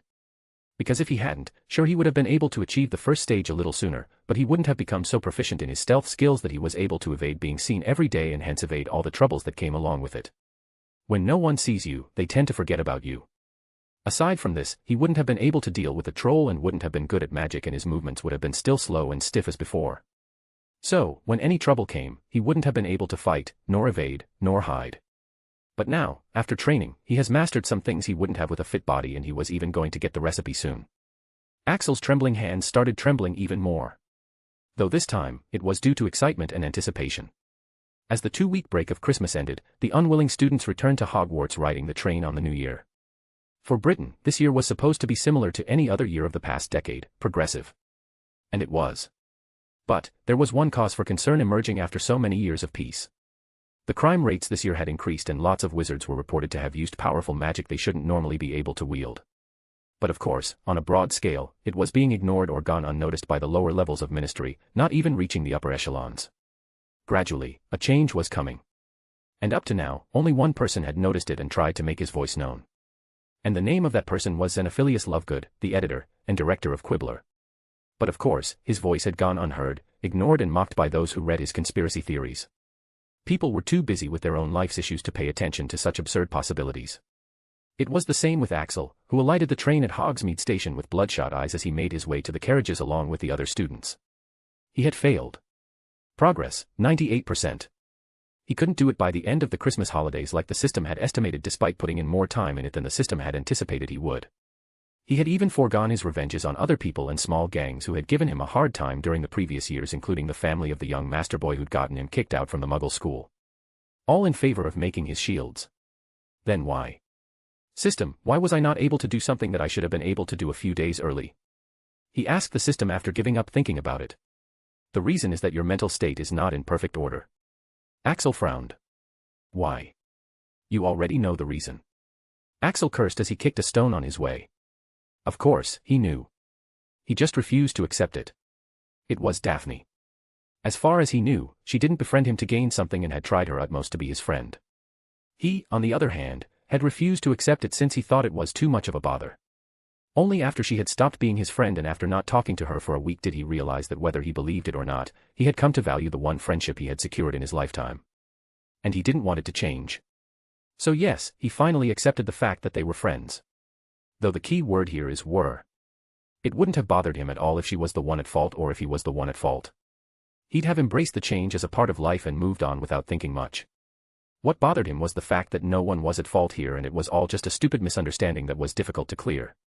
Axel kicked yet another stone as he walked, and he stopped walking when he saw the stone stop near the hoof of a creature.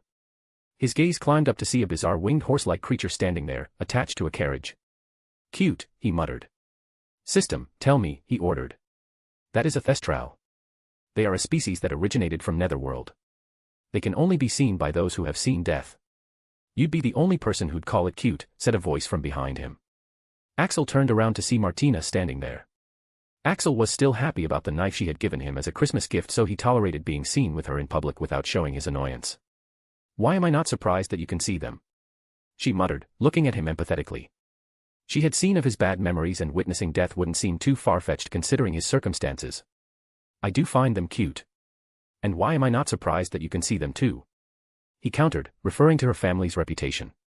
Martina winced at the jab. She hadn't actually witnessed any death here. Her father and brother were extreme in their overprotectiveness. But she had witnessed her own death, along with many of her patients' death in her previous life, so. Axel just remembered that he had some business with Martina.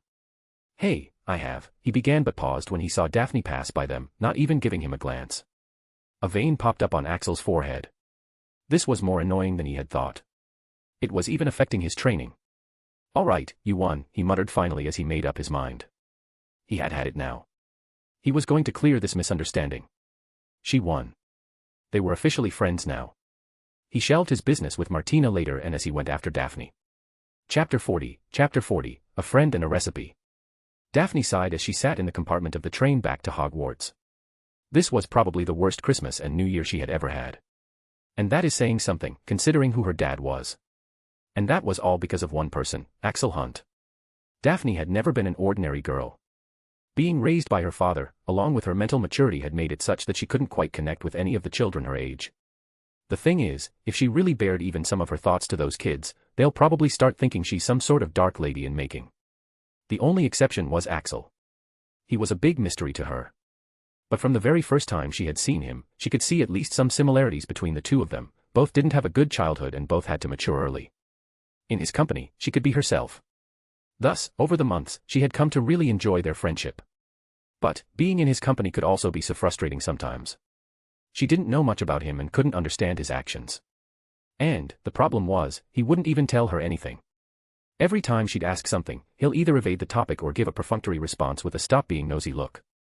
He wouldn't tell her who raised him, he wouldn't tell her how he got his scars, he wouldn't tell her much about how he got his body in such bad condition, he wouldn't tell her how he was so abnormally skilled at some things, and he wouldn't tell her why he's been working himself half to death every day and pushing himself so hard. Heck, she couldn't even tell why he seems to hate Rose's family so much. It's always felt like she's the only one who actually gives a fuck. That he doesn't care at all whether she's there or not. Especially since he wouldn't acknowledge her as his friend. And it was beginning to remind her of someone else. There was one other person who had always treated her coldly no matter what she did, and no matter how hard she tried. The only things he seemed to care about were money, power, and politics. This person was, of course, her father. She had tried her best to gain his acknowledgement until she was no longer naive and finally began to see the man for who he really was. After that, she had given up as she realized the fact that he'll never care about her. And she was right, he never changed. But she had thought that Axel was different. Especially after that time in the woods. He had even shared a little about his past with her that time. That had given her hope. That yes, Axel will not always be the same. That he'll come around if she put in enough effort. And she found an opportunity through Christmas, preparing his gift after putting a lot of thought into it. And, she was hopeful and excited about the outcome. She had anticipated how he would respond. A Christmas gift in return would be asking too much from someone like him, and she knew that there were low chances that he'll accept being friends, but she had at least thought that even if he didn't accept friendship, he'll at least be moved and there will be some change. But much to her dismay, he didn't even acknowledge it, let alone thank her or be moved. She had waited for him to say something about it throughout the day, or even at dinner, but he didn't. And yet, she kept telling herself that there must be a reason. That no matter how much this seemed like something her father would do, he wasn't like that man and there must be a reason why he didn't respond. Maybe he never got it. No way, she had gotten the notification on her magic mirror saying that it had been successfully delivered. Then maybe he didn't see it. No way, who doesn't check presents on Christmas? Then there must be some other reason, right? She hadn't given up hope. But then after dinner, when she saw her mother kneeling on the floor with her eyes moist with unshed tears, an image of her mother kneeling before her father had popped into Daphne's mind. The reason she got angry wasn't because she had misunderstood the situation. She knew her mother wouldn't do anything inappropriate. The real reason was, Axel reminded her once again of her father at that time and she had lost it. She was extremely out of her mind and got further unhinged when he refused to explain properly. No longer able to bear it, she had run away after saying what was bothering her, not able to face him any longer. And, she had been miserable ever since. And that was the reason why on this return trip to Hogwarts, she kept silent while her friends were excitedly discussing their Christmas. Currently, the topic had shifted to what gifts they had given each other. I gave my aunt a set of Oddwell candles that help with concentration. They are really popular these days and I had to order them 1 month early. She loved them. As for others, I gave Hannah an enchanted bunny, Neville, a squirrel plant, Rose, some of the newest prank items on Zonkos, Daphne, a bestseller called Magical Me, and Axel a box of his Haze chocolates. They would have talked about the gifts, but one thing was peculiar. You gave a present to Axel? Asked Hannah. Susan nodded. Yeah, what's wrong with that? Neville shook his head. Why would anyone give a present to him? He's always so rude and he rarely even talks, he said as if he couldn't understand it. Susan shrugged. Well, a lot of people would disagree with you on that, I'm sure. Especially girls. He even has more than one few fans at Hogwarts. Rose began to snigger. Well, I also gave him a gift, she said with a grin, as long as he opens it, he'll keep laughing at odd times for 24 hours. Why would you do that? That doesn't seem right, said Hannah.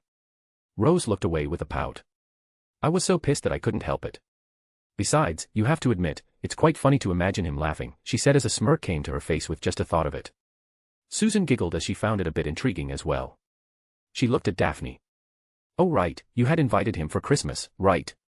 Did he come? Was he laughing? Daphne shook her head. He was the same, she said helplessly. But then she began to think. If he was all right, does that mean he didn't open the gifts? No, let's not once again get her hopes up. The only conclusion is, it's better to stay away from Axel Hunt. It'll only hurt her since there's no way he's going to change. There's no way he'll ever agree to become friends with her. He most likely wasn't even bothered a little bit after all this while she's been agonizing over it all the time. Screech. The train reached Hogsmeade and Daphne disembarked along with her friends. She was a bit apprehensive about facing Axel after that incident, but she thought that it shouldn't be a problem for now since he rarely shows himself. Though, it would seem that today was her unlucky day. Because, the guy was standing right in front of her. Daphne wanted to hide. She wanted to take a different route. And apparently, she wasn't the only one. "Hey, it's Axel. Hide me and don't stop," she said, gripping Daphne's shoulders and hiding behind her as they walked. Susan laughed out aloud. "This is a first. Rose Potter scared after pranking someone," she said in amusement. "Ouch." Rose pinched Susan on her bum. "Not funny, Suz. Stop looking at him and walk in front of me," she ordered, hiding behind both Susan and Daphne. Having no choice, Daphne had to walk in his direction unwillingly. She saw that he was actually talking to Martina and there was even a slight smile on his face. That made her angry. Here she is, all bothered after having fought with someone who was probably her best friend, and there he is, chatting with the most popular girl in Hogwarts, not looking bothered at all. Feeling angry and stupid, she walked past him while ignoring him. Just when she thought she had crossed the hurdle, a voice called out from behind. "Hey, Daphne. Can you give me a minute?" It wasn't a question. At least it didn't feel like one. Because she found out she somehow didn't have a choice. Axel and Daphne took a carriage together with just the two of them. Axel decided to clear the misunderstanding right away. He was tired of it. "Listen, about that time in the dining room," he began, but Daphne cut him off with a shake of her head. "That's not the reason why I was upset," said Daphne quietly. When she spoke, Axel sighed in relief. At least she was willing to talk. It could have been worse, right? But he got confused by her words. "Really? Are you really sure what I'm talking about?" he asked. Daphne nodded. "My mother is not someone who'd do those sorts of things," she said while looking away. Axel tilted his head. If that is not the reason, then why else would she cry? "Oh right, the gift." "And your gift?" "I only found it after I left your house," he explained. "This should do, right?" Daphne gritted her teeth. "Liar. That wasn't a lie." Daphne looked at him incredulously, facing him for the first time. "How is that possible? How did you not find it?" Axel furrowed his brows. "How is it not possible? My windows were closed all day and I only checked later." Daphne pointed a finger at him with a face that was saying, "At least find a better excuse." "There you go. Who doesn't check their mailboxes and check the windows on Christmas morning for presents?" she asked him mockingly. Axel's fist clenched. Her question was valid, but it still pissed him off.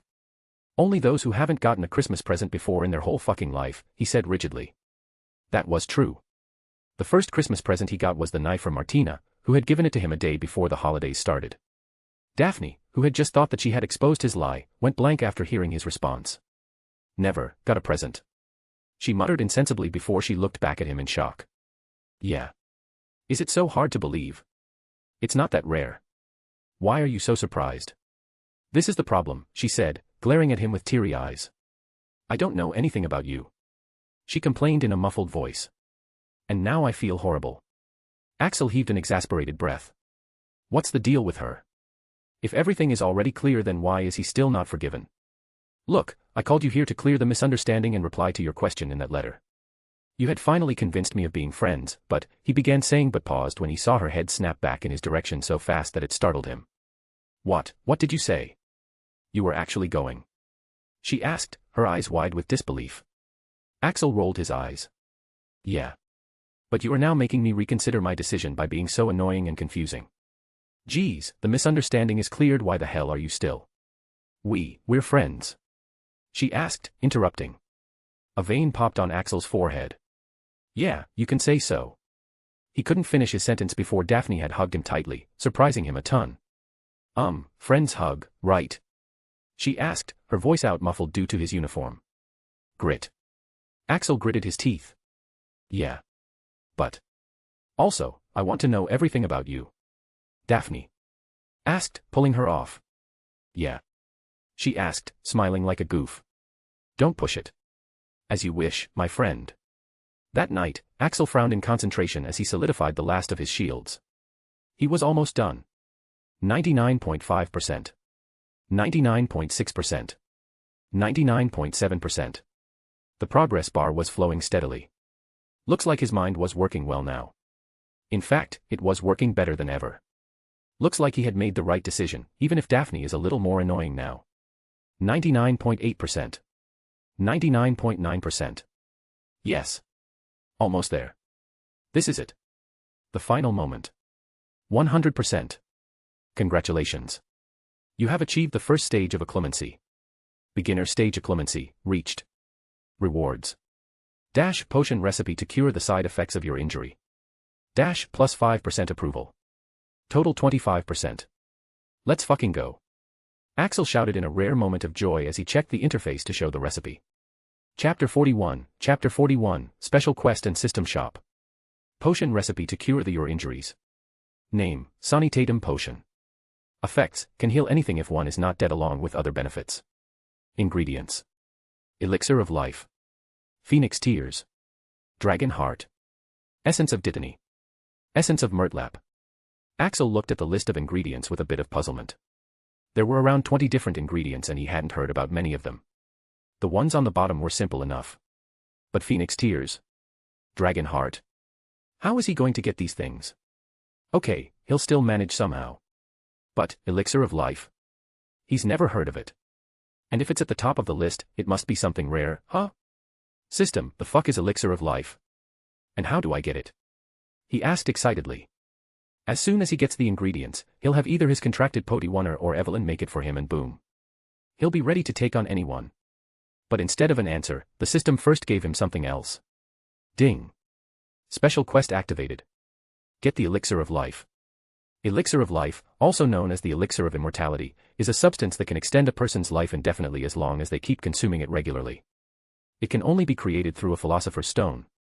You need to get the Elixir of Life in order to complete the recipe. Rewards. Elixir of Life. Plus 3% approval.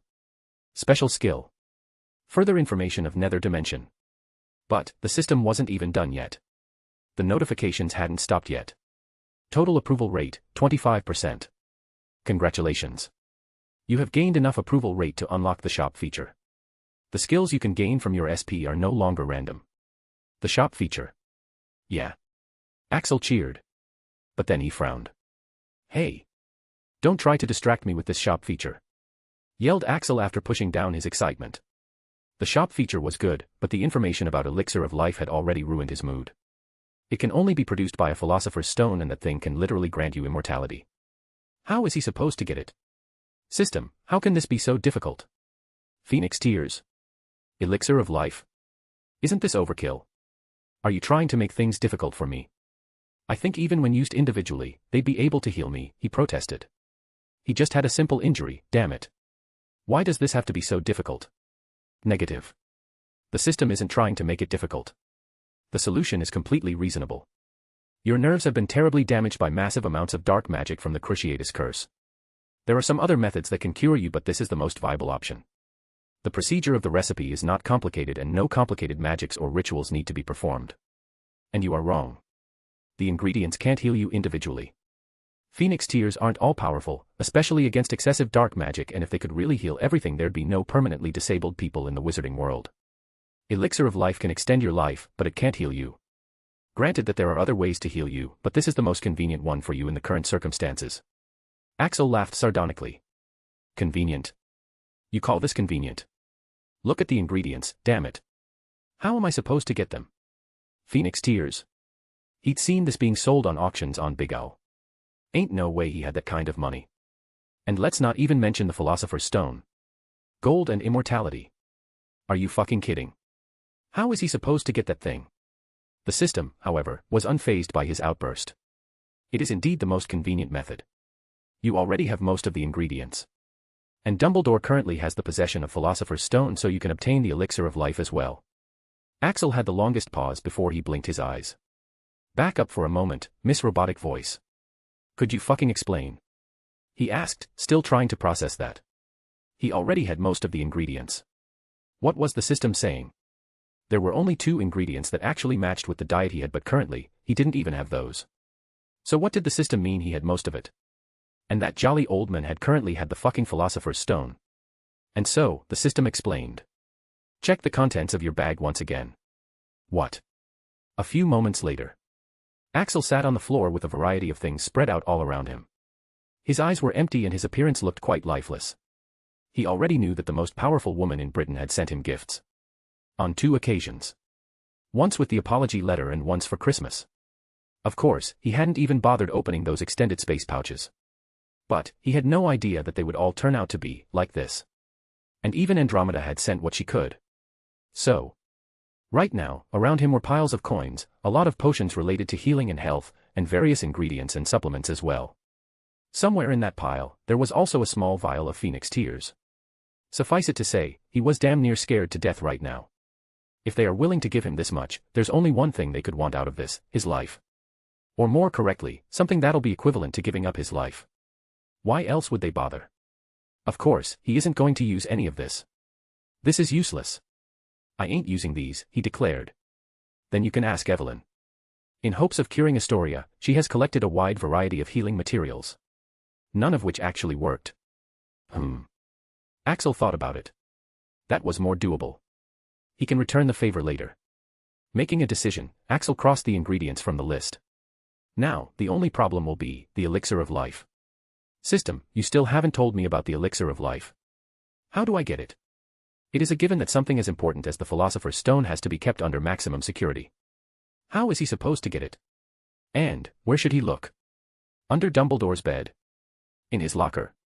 Or does he keep it with himself all the time? It is hidden in the 3rd floor corridor. You need to figure out the rest by yourself. Damn. Axel's eyes widened. That was more than enough information for him. Why didn't he think of that? It all made sense now. Why else all that fanfare? The man had even put the Dementors on guard, as he witnessed and experienced firsthand. Now that he had a clear direction in his mind, a feeling of excitement began coursing through him. Philosopher's Stone. Immortality. Infinite gold, getting healed. All these things can be possible. A fire lit up in the depths of his eyes. There's no time to waste. He needs to get to work as soon as possible. He stood up even as his mind began to think up everything he'll need to do in order to get the stone. First of all, he'll have to go past the Dementors. Then it is also expected that there'll be some wards he'll have to pass by, so his ward breaking has to be top class. And last but not the least, his stealth skills need to be as high as possible. He looked at the stealth skills. Presence reduction. Progress, 50%. Blend. Progress, 50%. These 2 skills were the skills he already had. At 50%, he's already the master of stealth now. They had stopped progressing since he'd need potions to progress further. And now that he had contracted a Podiwunner through Evelyn, that problem has been solved. He'll now make that percentage higher just in case. Then he looked at the ward breaking. Progress, 20%. This won't do. He quickly needs to increase this one. Next, he looked at his defense against Dementors. Special skill. Light infusion. Progress, 17%. He had practiced this one as well, due to his fear of Dementors and not wanting to feel that weak and helpless again, but it would still need some work. And last but probably the most important. Arcane Eyes, 15%. He's going to need this one as well. The most important thing would be to see. This skills is a special skill. And it has huge potential. Since he now the potion, he can level this one as well. But, this doesn't seem enough, does it? He's against someone as good as Dumbledore. Ain't no way he could succeed with just this much, right? He'll need to use all of his cards. System, open the shop feature, he ordered. He decided to check out the new feature of the system. Up to now, he has unlocked 4 features. 1. Class feature. Upon choosing a class, he gets to master all the skills and knowledge entailed under it. 2. Stealing system feature. The more he steals, the more SP and knowledge he'd gain.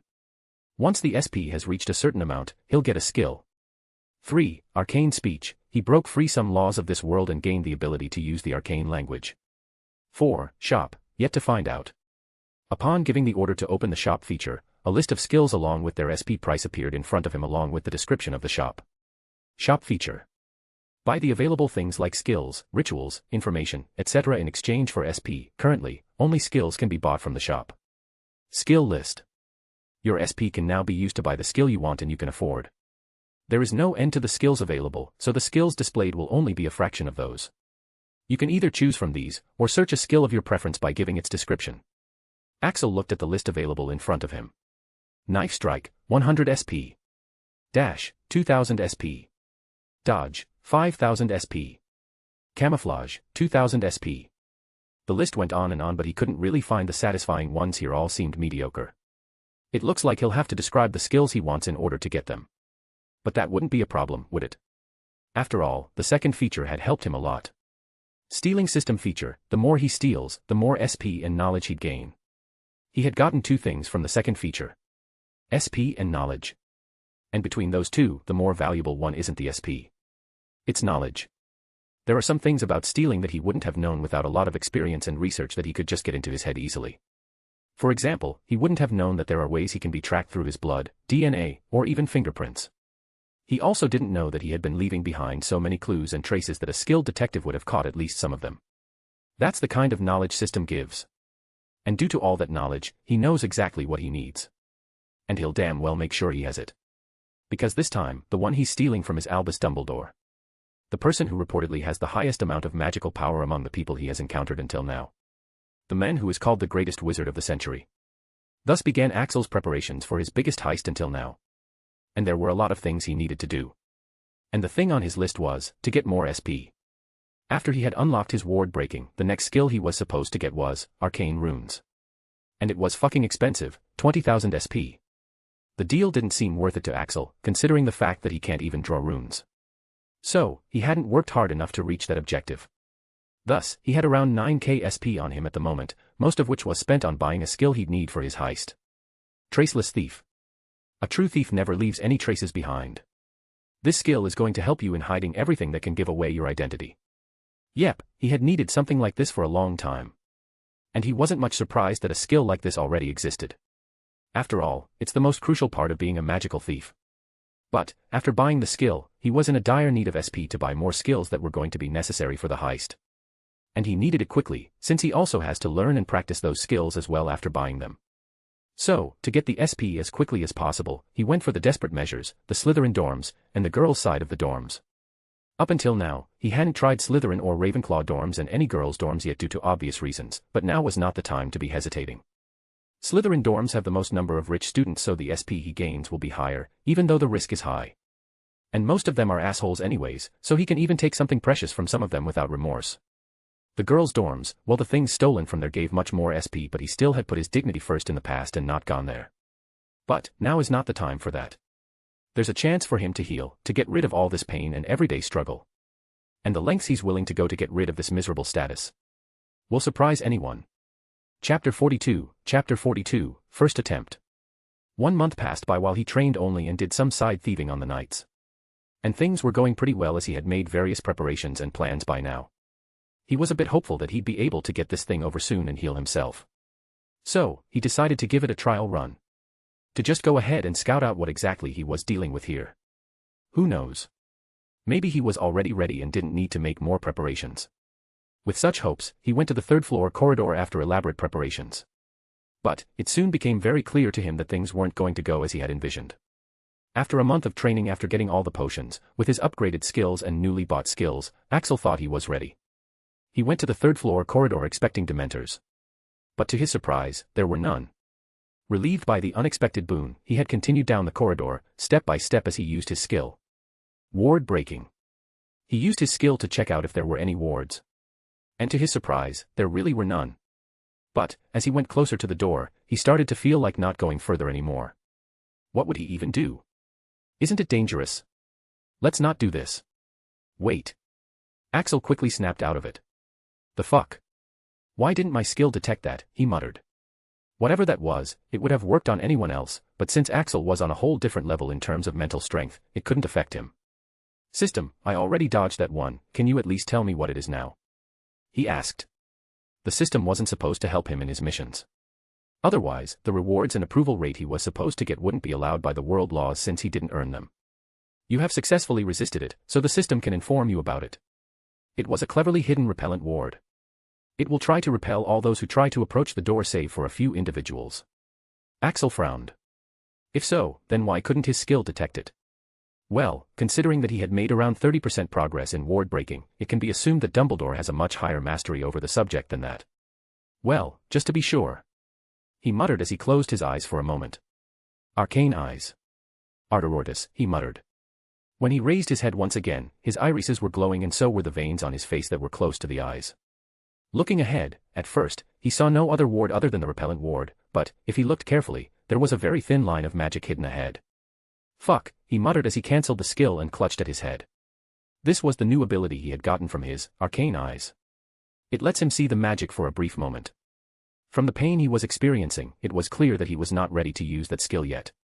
But, it has given him enough info for now. This is confusing, he muttered as he rested on his knees, gasping for breath. The men could have laid the whole place with different kinds of traps, but instead, there are only two. He already knows what one is for, repelling. Then what about the other? He can't even detect it, so how'd he check what it was for? And, bypassing it would be even more difficult. Axel sighed. It seems like he currently doesn't have the skills to deal with this. He was far too overconfident, thinking that since he had reached the 25% of the ward breaking, he was a fucking boss. But turns out, Albus Dumbledore isn't only an expert in transfiguration, alchemy, and dueling, he is also quite an expert in wards if he can outmatch 25% of the system's ward breaking. Thus, there was no way Axel could do this theft without a lot of practice in the warding breaking skill. With his current level, it's gonna take a while for him to be able to deal with the wards considering that this was just the beginning of the corridor. There could be anything in there.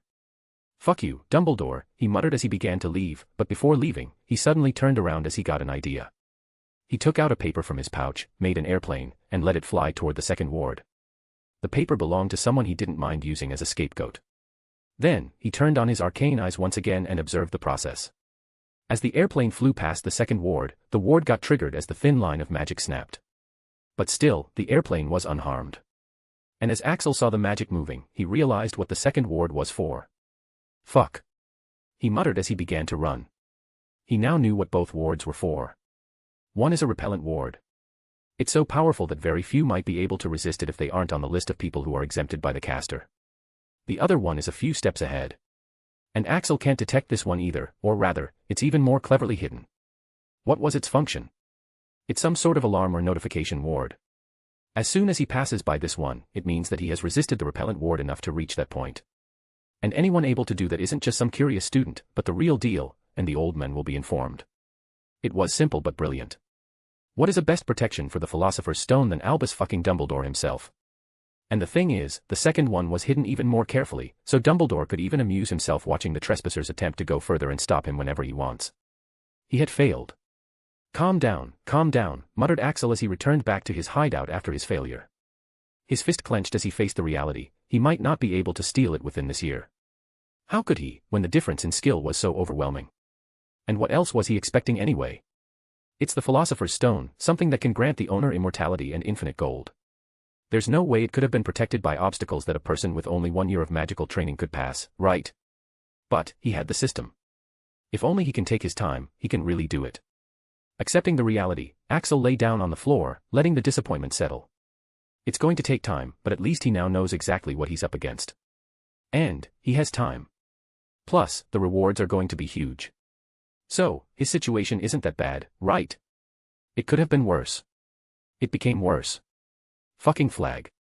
It was just after a few days after his first attempt. He had been in the library, minding his own business when. Pest. What is it? He asked, turning his head towards Daphne who was trying to attract his attention. Shoo. Keep it down, she said in a harsh whisper that probably attracted more attention than his voice did. Axel's eye twitched. The fuck you want? He asked in a lower voice. Daphne came closer as she whispered into his ear. I have a very shocking news. Axel looked unimpressed. What is it? Promise you won't tell anyone, she whispered.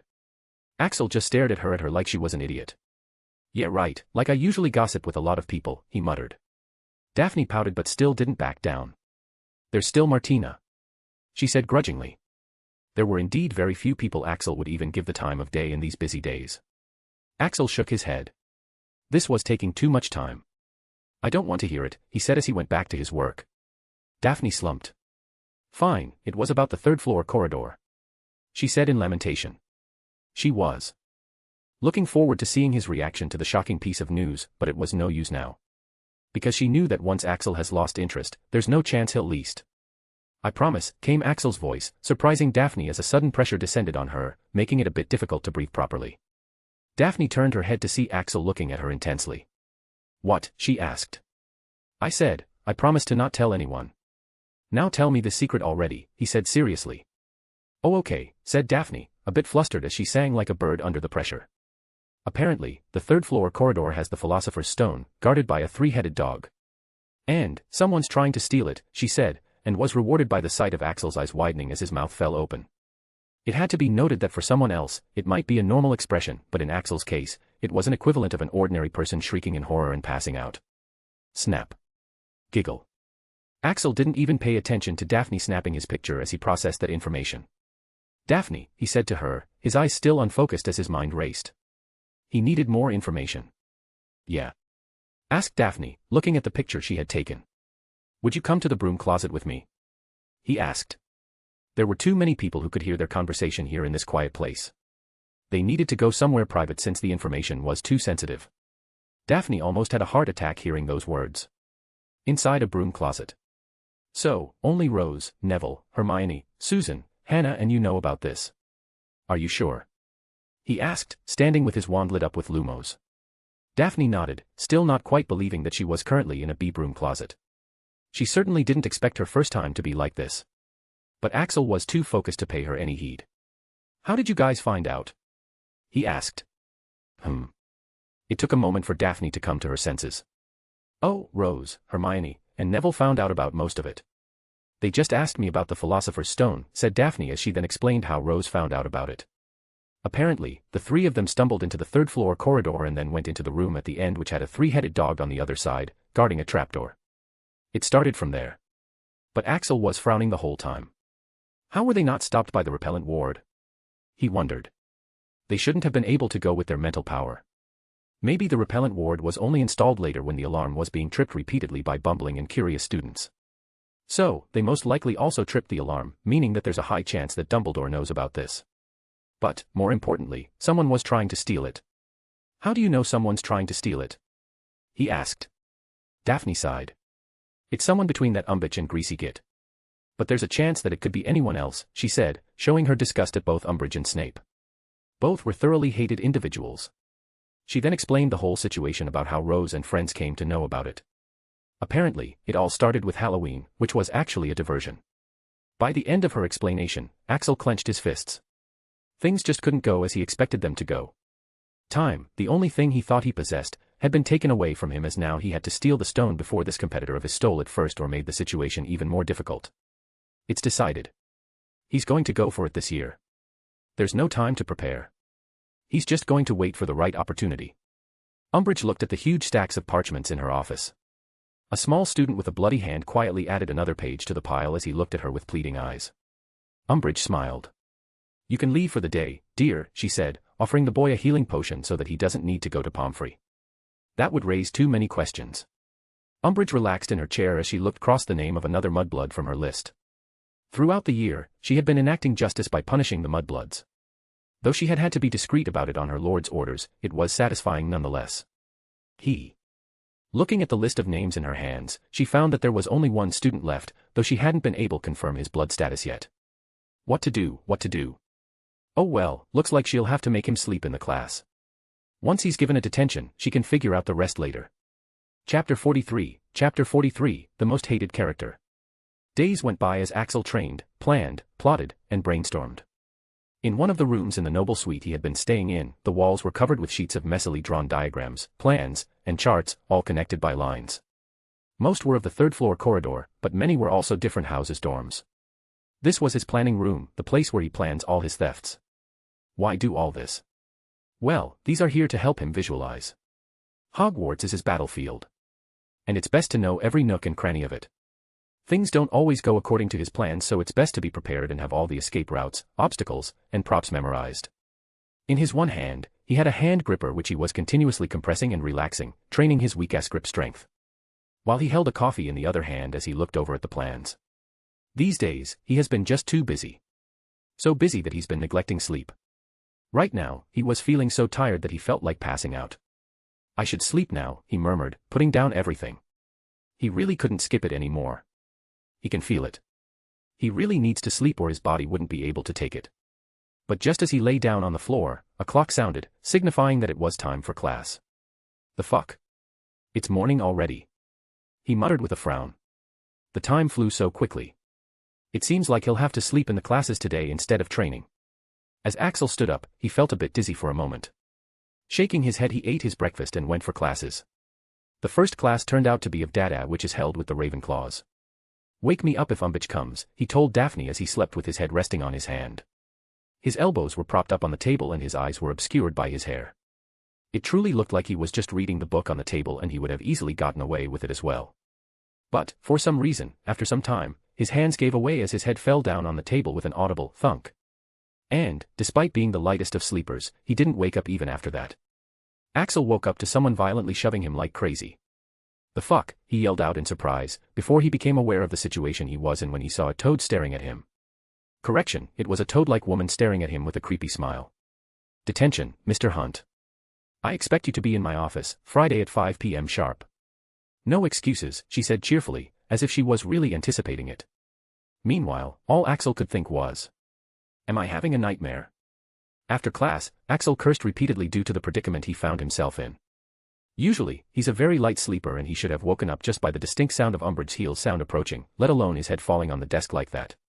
But earlier, he didn't even wake up after Daphne tried shoving him multiple times. There was only one conclusion, he had passed out. Seriously, of all the times his body had failed him, did it have to happen in that creepy bitch's class?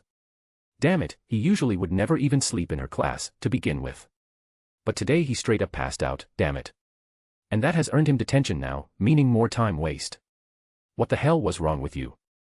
I shook the fuck out of you but you didn't wake up until the bitch was standing right in front of us. I was scared out of my mind. Exclaimed Daphne as soon as Umbridge had left. Axel grimaced. It's not like he enjoyed waking up to the face of Umbridge staring down at him. For some reason, a troll seemed to be a much better alternative. And this is coming from someone who's had the misfortune to actually experience both the cases. I might have been a bit tired, he replied evasively. Daphne gasped, looking horrified. It must be really bad if you're actually admitting to it, she muttered to herself then looked at him seriously. What the hell has been going on with you lately? Can you please tell me? She asked in genuine distress. Axel sighed. How could he tell her the truth? If he ever successfully stole the stone, Daphne and her friends would be the first of the people whose minds Dumbledore would check considering their open involvement in the matter. So, telling her anything related to that would be asking for trouble. He yawned while rubbing his eyes tiredly. Well, I can't tell you exactly what is going on, but I can tell you that I'm very close to healing myself. So, taking rest is very low on my priority list, he said, revealing as much truth as he could. Daphne's eyes widened. Really? You're actually going to be healed? She asked overjoyed. It could be seen that she understood just how big of a news this was. Axel shrugged. Well, I wouldn't say I'm sure, but there's hope, he said dismissively. Daphne nodded in understanding. Well, then I can certainly understand why you are trying so hard, even I would do the same. But, she sighed, I might sound like my mum but you need rest as well. Take sick leave and go rest, please, she said imploringly. Fine. Axel didn't say anything more. But instead of going to his next class, he decided to go and rest. So, that's what moms usually say, huh? How naggy, he thought as he saw Daphne leave. He would never accept that he was a bit envious. Excuse me. Just as he was about to leave as well, someone's voice caused him to stop. Axel turned around to see a short boy looking at him nervously. What is it? He asked the mousy boy. Axel remembered seeing him in the classes. This guy is just as much unsocial as Axel, though for different reasons. The boy shifted uncomfortably. I just came to warn you about the detention from Professor Umbridge. It can be tough, he said, rubbing the back of his hand. Axel tilted his head. Oh. What did she do? He asked. It wouldn't hurt to know before how he was going to be wasting time for his idiocy. The boy tried to speak, but words seemed to have stuck in his throat. Looking panicked, the jittery boy fled away, leaving Axel with question marks on his head. What was that about? Muttered Axel. Shrugging, he went on his way. He wasn't particularly worried about the detentions. Today was Friday and Axel was currently on his way to Umbridge's office. It was time for Axel to serve his first ever detention at Hogwarts. That is not to say that he was a good student, or that he didn't do anything wrong yet. It only meant that he was just that good at not getting caught. And this time would not have been any different. But he wasn't in the right condition that day, both physically and mentally, thus falling unconscious. It wouldn't have been an issue had he not passed out instead of going into his alert sleep mode as he had planned. He would admit that it was a mistake to not rest properly despite being in a desperate situation. But the thing was, he really didn't know it could lead to such consequences since he'd always thought himself above normal people who sleep on time. He was only 12, so he was allowed some 8th grade syndrome. Besides, no one was there to tell him that not resting could lead to such disastrous consequences. So, he can only learn these lessons on his own and not make the same mistakes again. Here it is, thought Axel as he looked at the office in front of him. Dolores Umbridge. Professor Dada. Knock knock. As he knocked on the door. Come in, came a sugary voice. Axel entered cautiously, looking around. Though looking around only caused him to cringe at the sight. The surfaces had all been draped in lacy covers and cloths.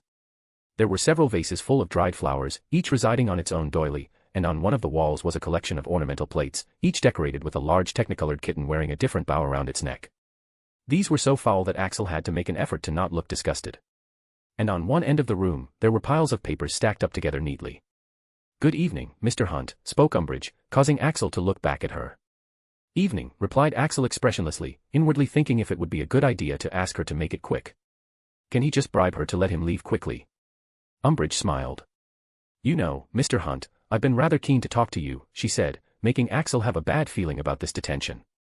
I don't understand why, Professor, said Axel, not giving out anything. Umbridge relaxedly mixed a few spoonfuls of sugar in her tea. You see, Mr. Hunt, you're the only person I don't know the blood status of. So, I've been waiting for you to slip up and give me the chance to give you detention. And now, I want to know whether you are a half-blood or a pure-blood, she said, taking a sip of her tea. Axel frowned. Why is that important, Professor? He asked, but he could tell just by how she said the word Muggle-born that he was in trouble. Umbridge tilted her head, still smiling. How is that important? She repeated the question to emphasize her bafflement. It is of paramount importance, Mr. Hunt.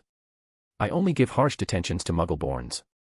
Though sometimes half-bloods with lowly backgrounds also have the fortune of experiencing it. Pure-blood's blood is much too precious to be spilled for a mere detention. Harsh punishment. Blood. Axel had goosebumps hearing that. He was already beginning to plan what actions he should take if things went south. Well, I'm actually a pure-blood, he said simply. My family is quite secretive, so I've kept my background a secret. But they're very powerful, he lied without batting an eye. Anything to get this creepy woman off his back. Umbridge did react for a moment as she put a hand on her chest.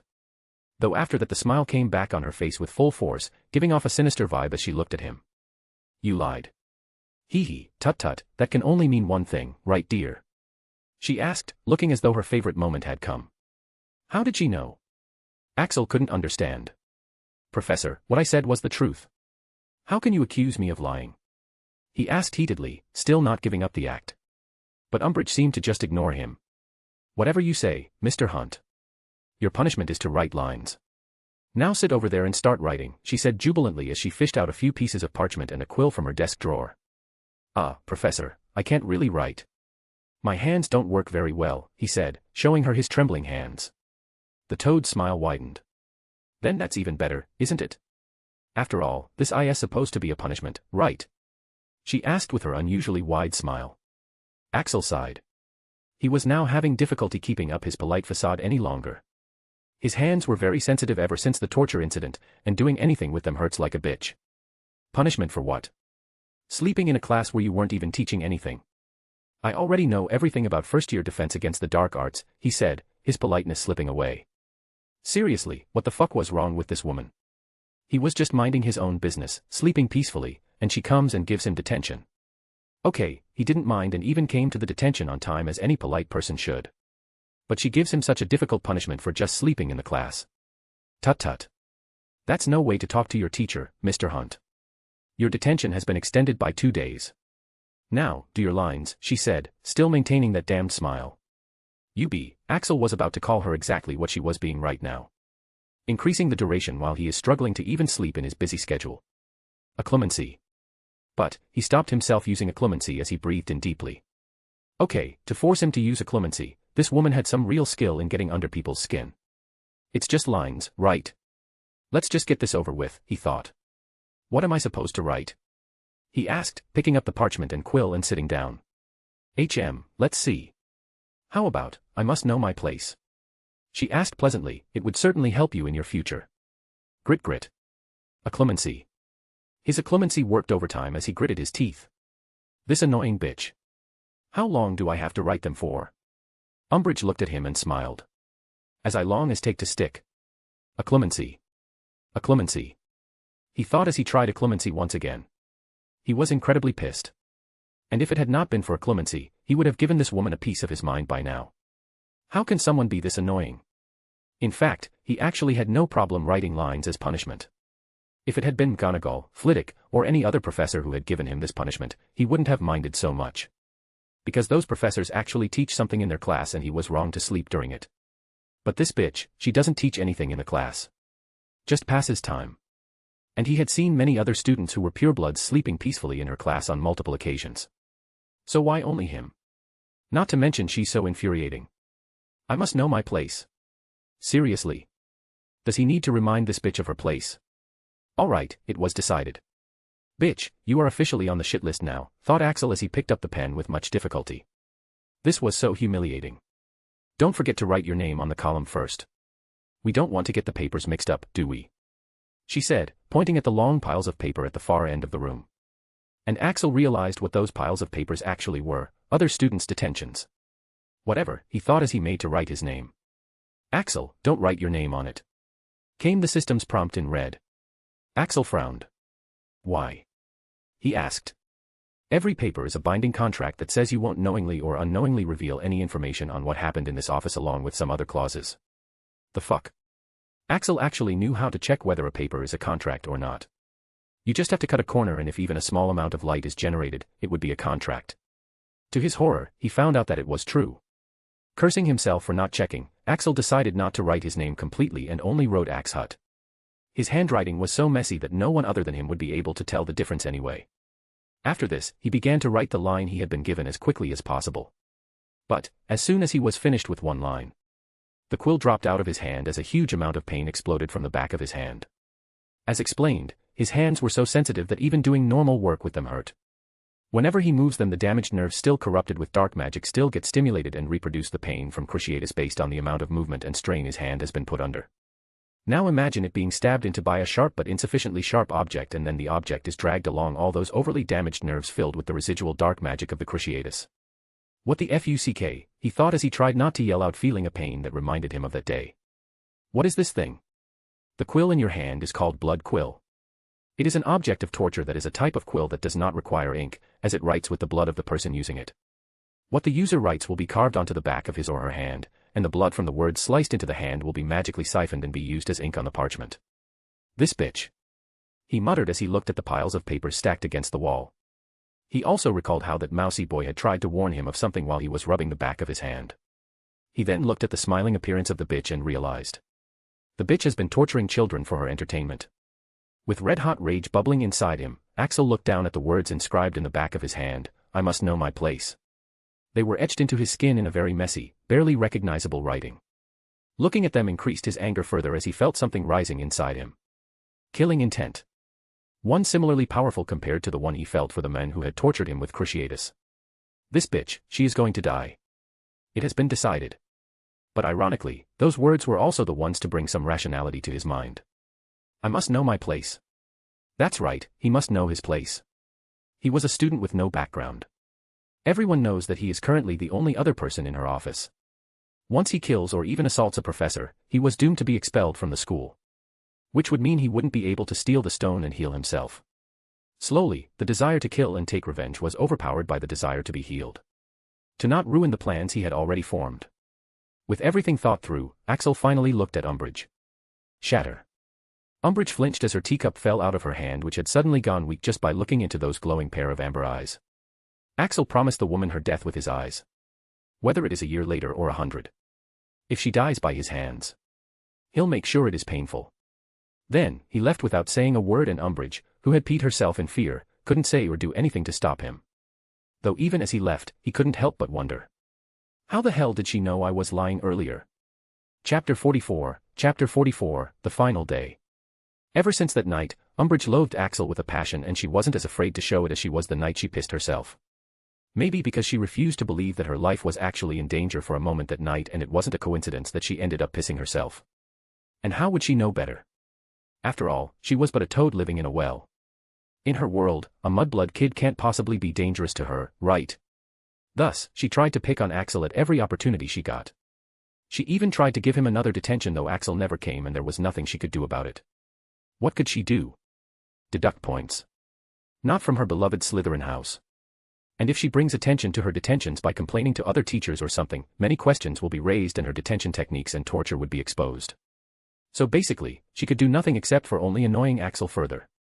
And Axel didn't do anything either. Basically, he could complain to the headmaster about it, but then when the bitch actually dies, everyone will know that he had a motive. Besides, what would he even accomplish by telling everyone? It would only mess up with his plans. He had already planned for every scenario of stealing the stone. And currently, there's one plan that he thinks has the most chances of him getting the stone. June 24th. It's the day when the exams end. But, it also has another significance. Dumbledore's going to attend an ICW meeting on this day, and it's going to be the best day of stealing the stone. Not because Dumbledore, whose power intimidates Axel, will not be present that day, but because that is the best day for the other thief to make their move as well. Axel figured it would be best to let others do the work for him and then pick up the rewards afterwards. If they fail, it would at least make him aware of what not to do. Up until now, this is the only plan that has the least chances of failing. Of course, there's the thing of directly asking the old man for some elixir of life, but Axel is done trusting adults in power. If the old man refused, from then on, Axel would be a prime suspect if the stone is ever stolen. Him being healed would also mean the same thing. Certainly not a viable option. Thus, Axel waited. He waited until that day to come. The last day of the exams. On the morning of 24th, Axel woke up after an 8-hour sleep. He figured a better state of mind and body would help him more now than any meager preparations and training. After getting ready, he went to take his last 2 exams of the first year, dueling and history. Of course, he'd made no preparations, like any of his other exams. But he'd done very well in all of them anyway. The written portion, he had done pretty well since his memory wasn't bad and the system had helped in some questions. Though it was a different matter that he had to sit in isolation and use self-writing quills due to his hands. As for the practicals, he'd aced everything except potions. But he'd actually managed a P, poor, which was actually above D, dreadful, and T, troll, due to his practice over the year. Not to brag, but there are very few things he wouldn't be able to do if given a few more years, even with a crippled body. More than once, he's witnessed people taking comfort in the fact that he was a cripple. Because, they're too afraid to imagine what he'd be like in his perfect condition. And frankly, even Axel could no longer imagine what it would be like to not have any pain for once and just do things without this massive handicap. And the closer he's getting close to finding that out, the more impatient he's becoming. With the intention to quickly get it over with, he went to the dueling arena. Axel Hunt, called out Mrs. Longbottom. The test would be taken a few students at a time, and it would seem that he was among the first group. The dueling exam was just an exam which would last a few minutes at most, in which the students display some physical and dueling skills, show some spells, and hit some targets. You've worked very hard, Axel. After his test, he got a rare praise from Professor Alice, who gave him a pat on the back as he left. She put his score on a big screen which had the names of all the first years written on it. Needless to say, he'd aced the fuck out of it. Even in the target practice, in which he used to be the weakest in the whole class, he'd managed to perform decently. In fact, after everyone had taken the test, his overall average turned out to be the highest in the class, meaning he was the best duelist in the whole first year. It's Hunt. Blimey. He used to be worse than me. Yeah. I saw him in the beginning. He couldn't even hit a single target. Meanwhile, Axel realized that he might have screwed up a little. Fuck, did I not gold back enough, he thought as he felt the attention of the crowd focusing on him. Of course he was going to draw attention. Those whom he had outperformed also had students like Rose Potter, who'd gotten special training since childhood. But of course, none of them even came close to the amount of hard work he'd put in. And none of them had a system. So, it shouldn't be a surprise. Just the crazy expensive diet along with potions and those exercises had ensured that he'd be superior to any first year by a huge margin. He just felt uncomfortable with the attention. Axel sighed. But, at least, it prevented one problem, he thought, looking at Draco Malfoy, who was currently glaring at Axel. This coward wants to challenge Axel again. But, it looks like he's afraid of losing. Maybe, he's felt it by now. That despite all the dark magic he learns, he'll never beat Axel. The distance between them will only increase with time. I'll get you next year, Hunt. He heard Malfoy calling out. And Axel felt so disdainful that he didn't even bother thinking about it, let alone reacting. After the dueling exams, Axel had history exam next. As he was leaving with everyone else, someone called out to him. "Hey! Axel!" Axel turned around to find that it was Susan who'd called him out, and the rest of the party was also there, including Rose, Hermione, Daphne, Hannah and Neville. Rose's grip on her wand tightened as she looked at the scoreboard. Somehow, she was actually second. Not first. In dueling. Being raised as a black and the girl who lived, she was used to the fact that she was superior to others in many aspects. She'd gotten a special early education in all subjects. And dueling had always been one of her stronger suits. Her talent in dueling was comparable to her talent in flying. So, she was already used to the fact that she'll be the best. But somehow, someone had managed to beat her and take the first place. And it wasn't just anybody. That guy. Rose grinded her teeth. Did it have to be Axel Hunt? Rose could still recall the first time they'd met. He was a skinny boy, barely able to eat with his injured hands, and his movements were incredibly sluggish. When Andromeda had told her that his condition wouldn't improve and he most likely won't be able to do magic properly, she'd felt pity for him. She'd even witnessed with her own eyes how even doing a lumos, which she had learned easily quite early in her life, was so difficult for him. Yet, here they are. After just a year, that weak and skinny boy whom she used to bully was nowhere to be seen. Now there's an intimidating tall guy who's emanating a dominating presence by just standing there, with a predator's grace. Why? She asked Susan as the students finished giving their tests. Is it really necessary? Yeah, we shouldn't invite him, agreed Neville. Susan gave Rose an "are you dumb" look. Of course it's necessary. How many reasons do you need? No one believes in our story and we need as much help as we can get. Besides, he's even better than you, he'll be a ton of help, she reasoned. Rose sighed. She already knew that. But taking help from Axel? She didn't want to do that. Especially after what he'd said. She recalled the words he had said to her before Christmas. If you're feeling jealous and insecure about someone else getting more attention, don't try to take it out on me. Those were his words. And they infuriated her so much. Not because they were rude and insulting. But because there was indeed some truth to them. Having most of her life spent under their care, Rose had come to see the Black family as her own family. But, there was always the insecurity that she wasn't related to them by blood. She was an outsider. And then Axel came along, another outsider, but he was suddenly being treated more like a family than her. Thus, she can't be blamed for having resentment, especially since it looks so unnatural, as if he'd put a spell on them. What's even more infuriating is how he doesn't even seem to value the care and concern he's getting from them. We should ask him, said Hermione. What do you think, Daphne? She asked Daphne, who knew Axel the best. Daphne didn't say anything.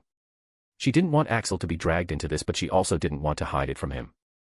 As the class was over, all of them went to Axel together, and Rose and Neville, who were both opposed to telling him, could only follow. So, you're saying the thief will go for the stone tonight? Axel looked at the Golden group with a poker face as they stood in a secluded area. Behind his poker face, he was a bit annoyed. Susan nodded eagerly. Yeah. And we're going to stop whoever it is from stealing the stone. What? The sense bafflement experienced by Axel was so intense that his poker face broke. You guys are going to stop whoever it is, on your own? He asked, trying to put it straight. So, is that how the normal children my age think? He wondered. The place is designed by Dumbledore, the greatest wizard of the time. And according to them, the person they are trying to stop is at least a professor level. So, what exactly gives them the confidence that they won't be killed due to traps, wards, or the mysterious attacker within a few minutes of entering? The group nodded, confirming his absurd words. And we need your help, said Susan. We need you to help us stop the thief and prevent the Philosopher's Stone from falling into wrong hands. Axel found it ironic that they were asking the thief to stop the theft from happening. Why don't you guys inform any authorities? One of you has a mother who's a professor here, one of you has an aunt who's the head of DMLE, and one of you has aunt who's the Minister of Magic. He asked. The group looked at each other helplessly. We tried. None of them would believe us, said Neville in frustration. Axel nodded. To be honest, they did sound quite nuts. Looking at all of them, hopefully looking at him, Axel sighed. Look. If you guys think that you can actually take on the thief and get past the security, then you're wrong. You'd have to be very lucky for that to happen, and any of you can die any time. So, I'd advise you to just sleep tight and let the stone get stolen or whatever. As for you, he said, turning to Daphne. I expected you to be smarter than this. Why are you going along with their childish delusions? Unable to meet his eyes, Daphne looked away, ashamed. I'm sorry, she muttered. Axel shook his head. You aren't going, understand? He asked strictly. Okay. Daphne could only nod under the pressure she felt. Inwardly, Axel sighed. He can't have her go. If only the entrance had such subtle yet powerful wards, there's no telling what might be inside. So, Axel didn't care much about others going. But he certainly can't let Daphne go. Others would even be welcome diversions, but since they weren't exactly bad, he had tried warning them. It was up to their own brain and luck from here. Hermione had a lot to say about that. Excuse me. How can you dictate her life like that? She can make her own choices, who are you to make them for her? Mind your own business, Ginger. Axel just ignored her as he began walking once again. He had an exam to take. Though just as he was leaving, he heard Rose speak up for the first time. So, you're not going to help? You're going to let the thief steal the Philosopher's Stone just like that? Axel turned to glance at Rose. Well, I missed the part where that was any of my business, he said with a shrug as he walked away, leaving them all staring with different thoughts in their minds. History exam was quite easy for Axel. He didn't even have to use the system since he paid active attention in the classes. Axel looked at the questions. Why do you think the early age was the most prosperous age in the Britain's magical history? What led to the medieval age? What do you know about the magical civilization of Egypt? What did the Egyptian wizards learn from the pyramids? Why is Atlantis considered the oldest magical civilization? What led to its downfall? What is ninjutsu? What do you know about the ninja wars in the Japanese magical civilization? Yep. If the questions were like these, he didn't have any problem answering. Who'd want to remember the boring and useless goblin revulsion/revolution and other dumb things? Professor Gorski always taught interesting and useful things. It was the only class in which he didn't train or do anything else during the period and only focused on the class. Mr. Hunt. Just as Axel was about to leave after submitting his exam to Gorski, the professor stopped him. Yes, Professor. The exams of the rest of the students had already been submitted and Axel was the last one whose answer sheet had been collected. Professor Gorski indicated the pile of sheets that was gathered around him. Would you help me take this to my office? Sure, Axel shrugged as he nodded. You know, Mr. Hunt, you have been quite a mystery at Hogwarts. Even among the professors, said Gorski as they walked. And why's that, Professor? Gorski chuckled. Surely must be aware of the reasons yourself, Mr. Hunt. Professors talk, a lot. And your name has been brought up multiple times, the student with condition. Your hard work, your rate of improvement, your tenacity are highly praised among the professors. Axel sighed, wondering if he should have showed an average performance. And of course, what makes you so mysterious is, even after attracting so much attention, no one quite knows your background. That had been a mystery to Axel as well, but whatever. While talking, they had already reached his office. As Axel put down the books on the table, Professor Gorski looked him in the eyes as he asked. Mr. Hunt. Just out of curiosity, could you tell me your father's name? He asked, surprising him. But, what surprised him more was the legitimacy probe he felt right after. Chapter 45, The Philosopher's Stone. Mr. Hunt. Just out of curiosity, could you tell me your father's name? He asked, surprising him. But, what surprised him more was the legitimacy probe he felt right after. Axel tried not to show how surprised he was. This time, he was really caught off guard since from what he could observe, Gorski didn't seem to have ill intentions just a moment earlier. Plus, legitimacy is rare. Very rare. But, he wasn't really worried. The system will always prevent any sensitive information from leaking. Axel casually broke eye contact, thus breaking the connection, as he answered the question. I never knew my father, Professor. But I believe he was a muggle named Ethan Hunt, replied Axel, making up a random name. It would be an impossible mission for Gorski to get anything out of this. Oh, is that so? Uttered Gorski as he looked at Axel pensively. Well, your face looked familiar. And you have the same surname as a man I knew in the past, so I asked. Axel shrugged. Not a problem. May I leave now, Professor? Gorski still seemed to be in deep thought. Yes, of course. Thanks for your help, Mr. Hunt. I hope you enjoy your holidays. Likewise, sir, replied Axel as he started to leave, still on guard. Oh, and Mr. Hunt. Axel paused. Do be careful. Your name and appearance might attract the wrong sort of attention, said Gorski, sounding ominous for some reason. What the fuck was that about? Exclaimed Axel as soon as he was out. System, what did he want to know? Basically, Jakub Gorski wanted to know if you are related to Tristan Hunt or not. Your appearance and surname would suggest you are. Axel's brows furrowed. Why would he want to ask that? He asked. Gorski is a member of a mysterious organization. Your dad stole something very important from them and escaped. Gorski wanted to know if he passed it on to you. Axel shook his head ruefully. How the fuck would I have anything that valuable? They left with me Nothi. He paused as his hand went to his neck. It can't be, right? He thought as a blurry scene of the cross-shaped pendant being placed around his neck came to surface in his mind. It was the only thing they had left him. Yes, that is precisely the object your dad stole. Axel clenched his fist around the pendant. So, that's why Gorski told me to be careful, he muttered. They'll come for him as soon as they discover the clues relating him to Tristan. Axel took out the pendant and stored it in his pouch. So, what the fuck is this thing? Why is it so important? He asked finally. Information restricted. The fuck? Why? That object is the key to fighting Voldemort and the key to obtaining powers. It's the most important piece that you can use against Voldemort. That is why direct information is restricted. It would be too big an interference to directly tell you its use. If this level of interference was allowed, then the Akashic records would not have to go through the trouble of slowly helping you become strong on your own. Axel sighed. It is never easy with the system. So what the fuck am I supposed to do? Special quest activated. Go after the members of the mysterious organization and extract the information on using the key. Rewards. He was left with hundreds of thoughts. Another special mission. But damn, it does make sense. If the system can't tell him, then the only other people who can will have to be the ones who had it in the first place. So, those were the people who killed his so-called parents, huh? He is supposed to go after them if he wants to know the powers of this key.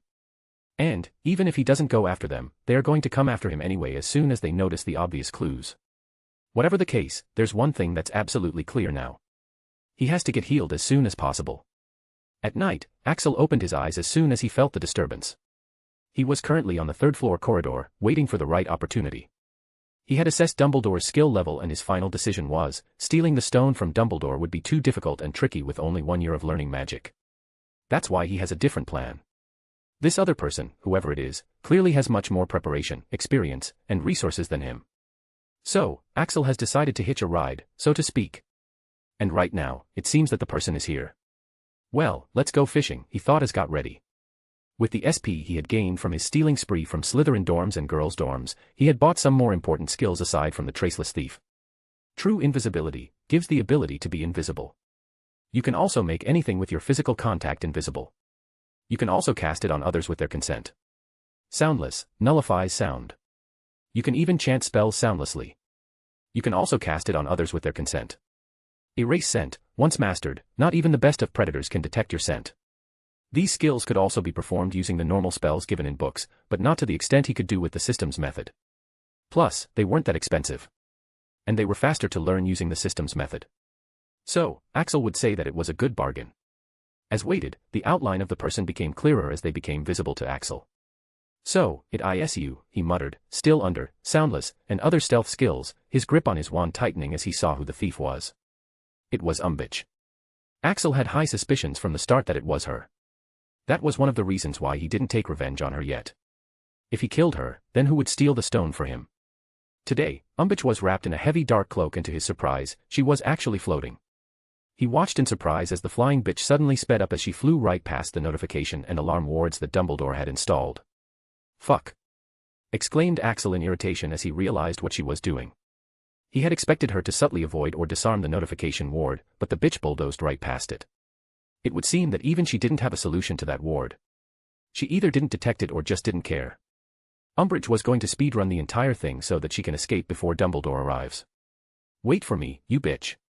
Yelled Axel as he followed on his broom, the Valentino knife in one hand while his wand in the other. Umbridge seemed to have gone beast mode tonight as Axel saw her power through the obstacles and traps. The door at the far end was blasted open and a 3-headed dog was killed with 3 bursts of green lights as Umbridge yelled out the spell continuously.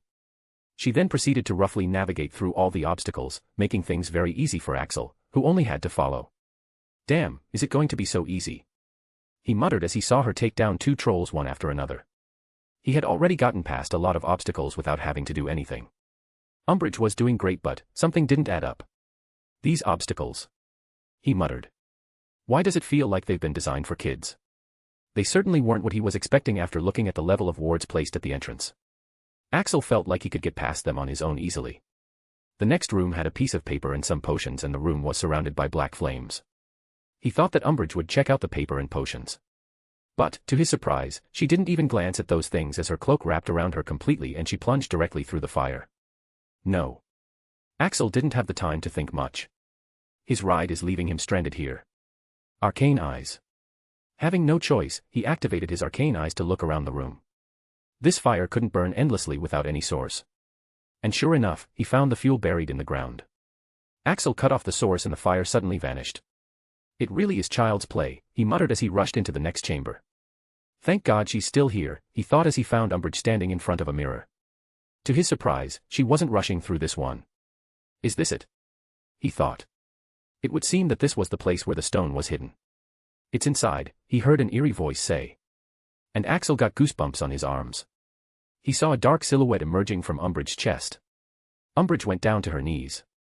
My lord, what shall I do? Foolish woman. It's your job to figure it out. If I could be corporeal, then the stone would have long been in my possession. Said the voice in anger. Why, yes, my lord. Umbridge bowed, right after which she began trying out different methods to try and get the stone out of the mirror. A few minutes passed as Umbridge tried out everything and Axel was getting impatient.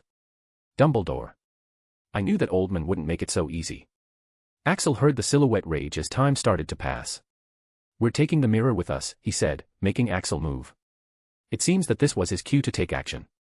Axel relaxedly raised his wand to point it right at Umbridge. Though, before he could do anything, he heard rushed footsteps from behind. Umbridge. Stop. Axel, the silhouette, and Umbridge all turned their heads in unison at the unwelcome intrusion. Son of a. Axel cursed out loud when he saw who the new guests were.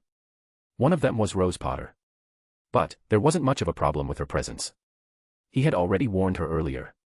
After that, if she still had a death wish, she was free to come. But. What the fuck are you doing here? He almost yelled as he looked at Daphne, who was also present beside Rose. It would seem that the others really had taken his advice and given up on the stone except for Rose Potter, who had rushed in anyway. But, what is Daphne doing here despite agreeing to not go? It had to be noted that these two were nothing in front of Umbridge. They stood no chance and Umbridge won't show them any mercy. Axel punched the air in frustration. He couldn't understand why she would do this. Daphne is usually a smart and logical girl who would disdain to do these Gryffindorish acts. She wouldn't do anything so suicidal. Unless. Axel's eyes widened as he realized. Yes. That's it. How could he have been so blind to not see it? Daphne is usually smart and logical, unless it's about her sister. The Philosopher's Stone. Its elixir can grant the drinker immortality. Astoria is dying and all methods to save her have failed, except this one. And when Daphne heard about this news, she must have thought of getting it for her sister. She usually wouldn't have been so impulsive, but it was probably her only shot. Axel recalled how excited she had been when she first told him about the stone. She seemed much happier that day now that he thought about it. But he had been too busy and self-absorbed to notice that. On the other hand, she was the one worrying about him and now she was in danger because he hadn't noticed it. Ha ha ha ha ha. A dark chuckle was heard as a face became visible in the dark silhouette. Rose Potter, daughter of that mudblood, we finally meet. Chapter 46, The Revelation. Rose Potter, the daughter of that mudblood, we finally meet. Said the voice. Rose and Daphne, who were only expecting Umbridge or Snape, were understandably taken aback upon coming across a ghost-like creepy existence. What the fuck are you? Asked Daphne, and Rose also wanted to know the same. You. Umbridge pointed her wand at Daphne and Daphne's legs gave away as she fell to her knee. Foolish girl. You don't know who you're talking to. She yelled with a deranged expression. You have to thank Daphne's lucky stars for being a pureblood or she'd have eaten a Crucio by now. You are in the presence of the most powerful Dark Lord of all time, Lord Voldemort. Show some respect. X3. Axel paused in his actions as he looked back at the snake-faced existence in shock after listening to Umbridge. This is Voldemort. How? Wasn't that guy supposed to be in the Netherworld? System. He is indeed Lord Voldemort. As explained, he has his means of influencing the world. Fuck. Axel cursed. As if this wasn't difficult enough. Rose also shook her head in denial. Voldemort is dead. I vanquished him a decade ago. She declared, examining the ghost-like existence in front of her. How could he be Voldemort? Voldemort cackled, looking amused. Don't be delusional, girl. Lord Voldemort is very much alive. And you had no hand in anything that happened a decade ago, it was all that woman's doing. Oh, how I wish I could torture her," he said, spitting out the last part with venom in his voice. Rose couldn't understand what was happening. What the hell, she began, but Daphne had heard enough. "Expelliarmus," she yelled, pointing her wand at Umbridge. She was here for the stone and she was going to get it. Axel, who was tinkering with the mirror, trying to get the stone out, cursed under his breath. Can this girl not court death for a moment and let him steal in peace? The spell did hit Umbridge, but it hit her cloak and fizzled out, having no effect. Following her lead, Rose also tried to fire her spells, but to no avail. "Hee hee, that was cute, dear," said Umbridge, after which, she pointed her wand at the girls. Tenebris Ligere. 2 dark ropes got conjured as they snaked towards Rose and Daphne. The girls tried to avoid, even tried firing spells at it, but it was all in vain as they soon got tied up. She then proceeded to fire 2 disarming spells at them, making their wands fly out of their reach.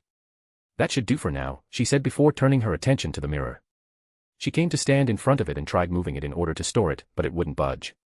Axel didn't do anything since he had already tried storing it to no avail. "Of course, it couldn't have been that easy," she murmured. "What shall I do, master?" "Try using the Potter girl," came Voldemort's voice. "It will show her something different." Umbridge did as she was told, and Rose, who was still bound by the ropes, found herself being hauled to face the mirror when Umbridge pointed her wand at her. "Look into the mirror," Umbridge ordered as she all but shoved Rose's face in front of the mirror. Rose looked into the mirror and her eyes widened just a fraction, letting Axel deduce that it actually worked. "What do you see?"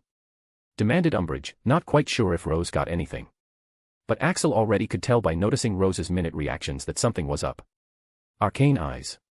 Having no choice, he once again used arcane eyes and suffered the headache. But it was worth it. Just as he'd expected, there it was.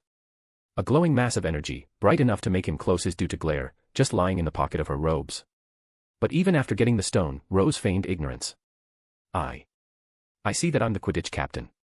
I have the Philosopher's Stone in my hand. There's a certain annoying boy prostrating in front of me, acknowledging my superiority." Lies. She's lying. Lord Voldemort knows, he always knows. Exclaimed the ghost-like apparition, and Axel's eyes widened as he realized how this Umbridge knew he was lying when he told her he was a pure blood. Umbridge waved her wand and Rose's head got banged onto the mirror. "Tell me now. Or you'll be in for a world of pain, girl," she yelled, pointing her wand at her. Rose shook her head, remaining stubborn through the pain. "Tell me now, Rose. And I can consider giving you and your mother an easy death," said Voldemort in a sinister tone. He didn't seem much bothered at Rose's futile resistance. Rose paused in her struggles as she comprehended Voldemort's words. Didn't he already kill her mother? "What did you mean by that?" she asked. Axel, on the other hand, couldn't care less about these things. His eyes were focused on the pocket of Rose's robes, where the most valuable treasure was hidden. He looked down at his hand, which wasn't stable at all. Nowhere near good enough to be able to take the stone while Rose is still on guard. Voldemort chuckled at Rose's cluelessness. "You don't know anything, do you? You're not as bright as your mother, Rose Potter," he said in amusement. While Voldemort was amusing himself, Axel had already made up his decision. Even with these crippled hands, it's not that difficult for him to get the stone. Electrica Impulsa, X5. He charged his electrical zap 5 times in very quick succession, generating a massive amount of charge begging to be unleashed. Right after which, he stuck it into Umbridge, right into the exposed area around her neck. Overwhelmed with agony, Umbridge screams like a dying pig, distracting not only Rose, but everyone else in the room as well. Though she wasn't the only one who screamed. The cloak which was wrapped around her also somehow produced a sound as it left her body and escaped. "This was for the torture, you bitch," muttered Axel, even though no one could hear him through, soundless, as he quickly extracted the stone from Rose's pocket while she was distracted. The stone, after being in physical contact with him, got cloaked in the invisibility magic through true invisibility, and Axel quickly pocketed it, still not quite believing he had actually gotten the stone. "Finally, I can be healed, I can be healed. I can be healed," he thought repeatedly in disbelief. "What have you done?" On the other hand, Voldemort grew enraged at Rose, thinking it was her who did this while playing dumb. Not wasting any more time, he plunged straight into Rose's head, trying to burrow into her mind to find out the location of the stone. "Rose!" screamed Daphne, who was still bound, and Axel also thought that Rose Potter was done for, but... Snap. "What?" came Voldemort's shocked voice. As soon as Voldemort tried to touch Rose, her eyes went pitch black as a vortex of dark magic began swirling around her. And then... boom. An explosion happened with Rose at the center while Axel got thrown off as he defended the stone with his life. Black lightning crackled as a deep cut appeared in space, which sucked Voldemort straight into it. Umbridge, who had Voldemort's locket around her neck, also started to get dragged into the crack. "No, you don't, bitch!" exclaimed Axel, who made to stop her. One little shock was not nearly enough to satisfy his revenge. Ah! But at this moment, a scream sounded, making him turn immediately before he knew who the screamer was. He saw that the cloak which had been wrapped around Umbridge had now its tentacles out as it captured Daphne. It didn't even take a second for Axel's mind to deduce what was more important, killing Umbridge, of course. There's no telling whether that bitch would be dead or alive after going through that hole, and there's no telling how many she'll torture if she's alive. While Daphne could be saved even a few seconds later, right? But, even before he had made his decision, his body was already moving towards Daphne. Daphne, who was already bound, was trying to back away, but the creature already had its tentacles wrapped around her. Axel already knew the creature could absorb normal spells, and he didn't trust his aim enough to not accidentally hit Daphne. Thus, he got in close range and began cutting it with the Valentino knife, making blue streaks of light with it as he cut through the tentacles. But, the knife strikes he delivered using the system's magic skill went right through it, giving no damage at all. Expecto Patronum. A familiar voice came from behind him, and Axel saw a huge owl, swooping down, helping him tear off the cloak-like creature using its talons. Though, unlike Axel's knife, the creature seemed to be affected by the Patronus. That's it. Light magic. He realized. ZNNNNN. His knife got ignited with intense golden light, which soon cut through the creature with an audible sizzle. The creature shrieked in terrible pain as it quickly let go of Daphne and tried to run. "Not you too," muttered Axel as he did a series of slashes, all leaving burning golden trails on the dark cloak of the creature. By the time Axel was done with it, the creature had already dissipated. Done with his business, Axel looked around the room, this time with arcane eyes. The crack was gone, and so were Voldemort and Umbridge. But that's not what he was looking for. Other than himself, Rose, and Daphne, there were not one, but two other presences in the chamber. And Axel could tell who exactly they were. Not wasting any time, with the Philosopher's Stone still in his possession, he left the room after making sure Daphne was okay. As soon as he had returned to the safety of his room, the quest window popped up. Special quest completed. Get the Elixir of Life. Elixir of Life, also known as the Elixir of Immortality, is a substance that can extend a person's life indefinitely as long as they keep consuming it regularly. It can only be created through a Philosopher's Stone. You need to get the Elixir of Life in order to complete the recipe. Rewards. Elixir of Life. Plus 3% approval. Special skill, Light Armor. Further information of Nether Dimension. Axel frowned as new information got installed in his head. He didn't have time for this. Ignoring the critical information, he first took out all the potion tools and ingredients from his pouch with the urgency of a drug addict. After giving it some thought, he had decided to make the potions by himself instead of taking someone's help. The materials were too precious and too much was at stake that he wasn't willing to trust anyone. "System, how do I extract the immortal elixir?" he demanded. "You just have to melt the stone. It would be more than enough for making the potion before it's finished." Axel frowned. "Melt it. Finished. I don't understand. Shouldn't I have an unlimited amount?" "It would have been unlimited if the stone was real. The one in your hand is just a copy made up of the Elixir of Life." The system unceremoniously dropped a bomb on him. "What the fuck? This is not real. Then where the fuck is the real stone? I thought the mission was complete." He fired rapidly. "The real stone is hidden under a Fidelius charm somewhere, so its location can't be disclosed. As for the mission, you only needed the Elixir of Life whose location system was disclosed to you, and you have obtained it in sufficient quantity. Hence the mission is completed." Axel sat down in shock as he realized that system was indeed right. He was supposed to get the Elixir of Life, and the system also gave the location of the Elixir of Life. It was his stupid ass that assumed that he'd only get the Elixir of Life directly from the Philosopher's Stone instead of finding the already extracted Elixir of Life. But, wouldn't that mean the stone was fake all along? No wonder the defenses were so lame. Looking at it from another perspective, it's probably a good thing that it's fake though. After all, who knows what kind of traps that old man would set if he got serious. Axel sighed. So, his plans of being the richest man in the world will have to be postponed. Big deal. But he's still going to be healed. And that's what matters the most. He'll become a rich immortal some other day. It's not like the Philosopher's Stone is going to be destroyed. Just like how no one was stupid enough to put the Real Stone under such low security, no one would be stupid enough to destroy it, right? Not really minding the small setback, Axel focused on the more pressing matter first. Yes, he was going to make the potion on his own, but he's not stupid enough to make it using his clumsy-ass fuck hands. He has other methods to do that. A puño totalis, he murmured just like he had practiced 100 times using fake ingredients. The potion and tools began to move on their own under Axel's practiced control. As he's already claimed, if given enough time, there's nothing he can't do even when crippled. That's why he's going to be healed and he deserves it. After taking Miss Potter and Miss Greengrass to the hospital wing, Albus Dumbledore sat in his office as he pondered on tonight's events. Extraordinary, indeed extraordinary, he murmured in amazement. Lily Potter has truly outdone herself this time.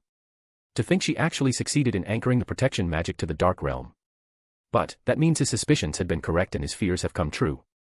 Tom was truly sucked into the netherworld, and with Tom's affinity, it can only be called adding oil to the already blazing flames. That would mean that he'll now come after Rose with everything he's got. Because after the loss of keys, Rose will be his only way back into this world. Unlike any other, Dumbledore could understand what happened today quite clearly. Because he knew what had happened a decade ago on that Halloween night. Lily had been researching the Dark Dimension, also called the Nether Dimension at the time. When Voldemort came for Rose as they had expected, Lily was prepared. She made a ritual, granting Rose protection against Voldemort. When Dumbledore had rushed there and did find Lily's body in the wreckage, he had assumed that she sacrificed herself to power the ritual. But no. After further research, he had found that wasn't the case. To power the ritual, she had used the energy from the Nether Dimension. And when Voldemort attacked Rose, he was caught totally off guard as the dark energy lashed back at him, almost destroying him. A rift opened and he got pulled in, transferred to the Dark Dimension. But, he didn't go alone. Lily was somehow dragged in as well. Leaving Rose with a scar on her forehead where the killing curse had hit. Genius. Pure genius, praised Dumbledore. Putting the matter aside, Miss Valentino is yet another witch who has managed to surprise his old bones. To save Miss Greengrass by performing a Patronus and then killing a Lethifold, an immortal creature, all at the age of 14. Dumbledore sighed as he popped a lemon drop in his mouth. Yes, new generations indeed surpass the old. First Lily and now Miss Valentino. He just hoped Lily was doing fine in the Dark Dimension. Chapter 47, Healed. As soon as Martina entered her room, she fell into her bed, her head still playing the series of events that she'd just witnessed. It's a mess, she concluded with all her genius. Her head was currently a mess with her thoughts going haywire. Too much had happened, all within a few minutes, and even when she thought she was ready, she realized that she was still terribly unprepared. With so many changes, she was a bit hopeful that nothing bad would happen this year. And she had also decided to not get involved. After all, she had already tried playing the hero in her previous life and that had gotten her killed. Thus, she had just spent the year not meddling and minding her own business. But, as it turned out, her inner self just couldn't find peace doing nothing even after knowing that something was going to happen. That's why, she found herself going towards the third-floor corridor anyway. If something was going to happen, it would be tonight. And as she had expected, things did happen. The only thing she didn't expect was, how different things will be. As soon as she opened the door, she found Fluffy's dead body lying on the floor. That was just the beginning though. The rest of the traps were destroyed as well, and instead of Quirrellmort, there was the most hated character in the last chamber, with a Horcrux of Voldemort around her neck and 2 tied-up girls. She couldn't make sense of what was happening. Especially why there was Voldemort's Horcrux here instead of his wraith. After that, she heard Voldemort say some confusing lines. Why would he say he'd grant Lily Potter an easy death? Is she not already dead? Ignoring all that, she was about to help out Rose, but at that moment, to her surprise, there was a bright flash of electricity and Umbridge fell to the floor. That flash of light gave Martina a strong feeling of déjà vu for some reason. She realized that there might actually be someone else present in the room as well under disillusionment. But, why did that light seem so familiar? In her bedroom, Martina sighed as she sat up on her bed, giving up on trying to sleep. The surprises of the night didn't end there. The biggest and nastiest surprise was when she saw a real Lethifold in person, an XXXXX creature. Up to now, very few people have actually managed to escape alive from a Lethifold, and they're so rare that very few people even know about them, let alone seeing one. Martina shivered recalling the appearance of the creature. Lethifolds are worse than Dementors. They eat their victims and are practically indestructible. And upon actually seeing one, she was extremely horrified even as she cast the Patronus. Because, unlike Dementors, a Patronus can't really do much against a Lethifold. And as she'd expected, the Patronus wasn't enough to deter it from eating its prey. But, just as she was about to lose hope, golden lines appeared out of thin air, as if someone was slashing at it, and the Lethifold actually took damage. The Lethifold let go of Daphne and Martina was already rejoicing. But, as if the invisible person had a vendetta against the creature, it wasn't allowed to flee as hundreds of thousands of slashes were piled up on every part of its being, to the point that even Martina felt a bit sorry for the creature. In her bedroom, Martina dug out a book on dark creatures from her bag to research what exactly was that magic. The inner geek inside her was going crazy. After this, she will also have to research what exactly had happened with Rose when Voldemort attacked her. What was that turbulence and the crack in the space? This is going way off canon. Geez. So much has happened, there's no way anyone would be able to calm down after having so many surprises back to back, right? This was going to be a long night for Martina. Meanwhile, unaffected and unconcerned by the night's events, Axel was currently in his most focused state as he strictly followed the steps of the recipe to make his potion. Everything he'd done after knowing about the recipe was for this moment. And it'll be worth a suicide if he failed now, after he'd overcome so many obstacles. Thus, whatever happened tonight would be the last thing he'd have on his mind right now. He continued making the potion as he guided the tools using his magic, paying attention to every detail. Yeah, if he actually wants to, he can be quite good at potion making. It needed loads of practice and time, but he just couldn't trust anyone but himself to make this recipe. Looking at it from a different perspective, he could have still gotten an outstanding in the practical exam of potions, but he'd have had to reveal his ability of controlling multiple objects at the same time. And, did he care enough to do that just for a better grade? Hell no. It took around 2 days for him to make the potion.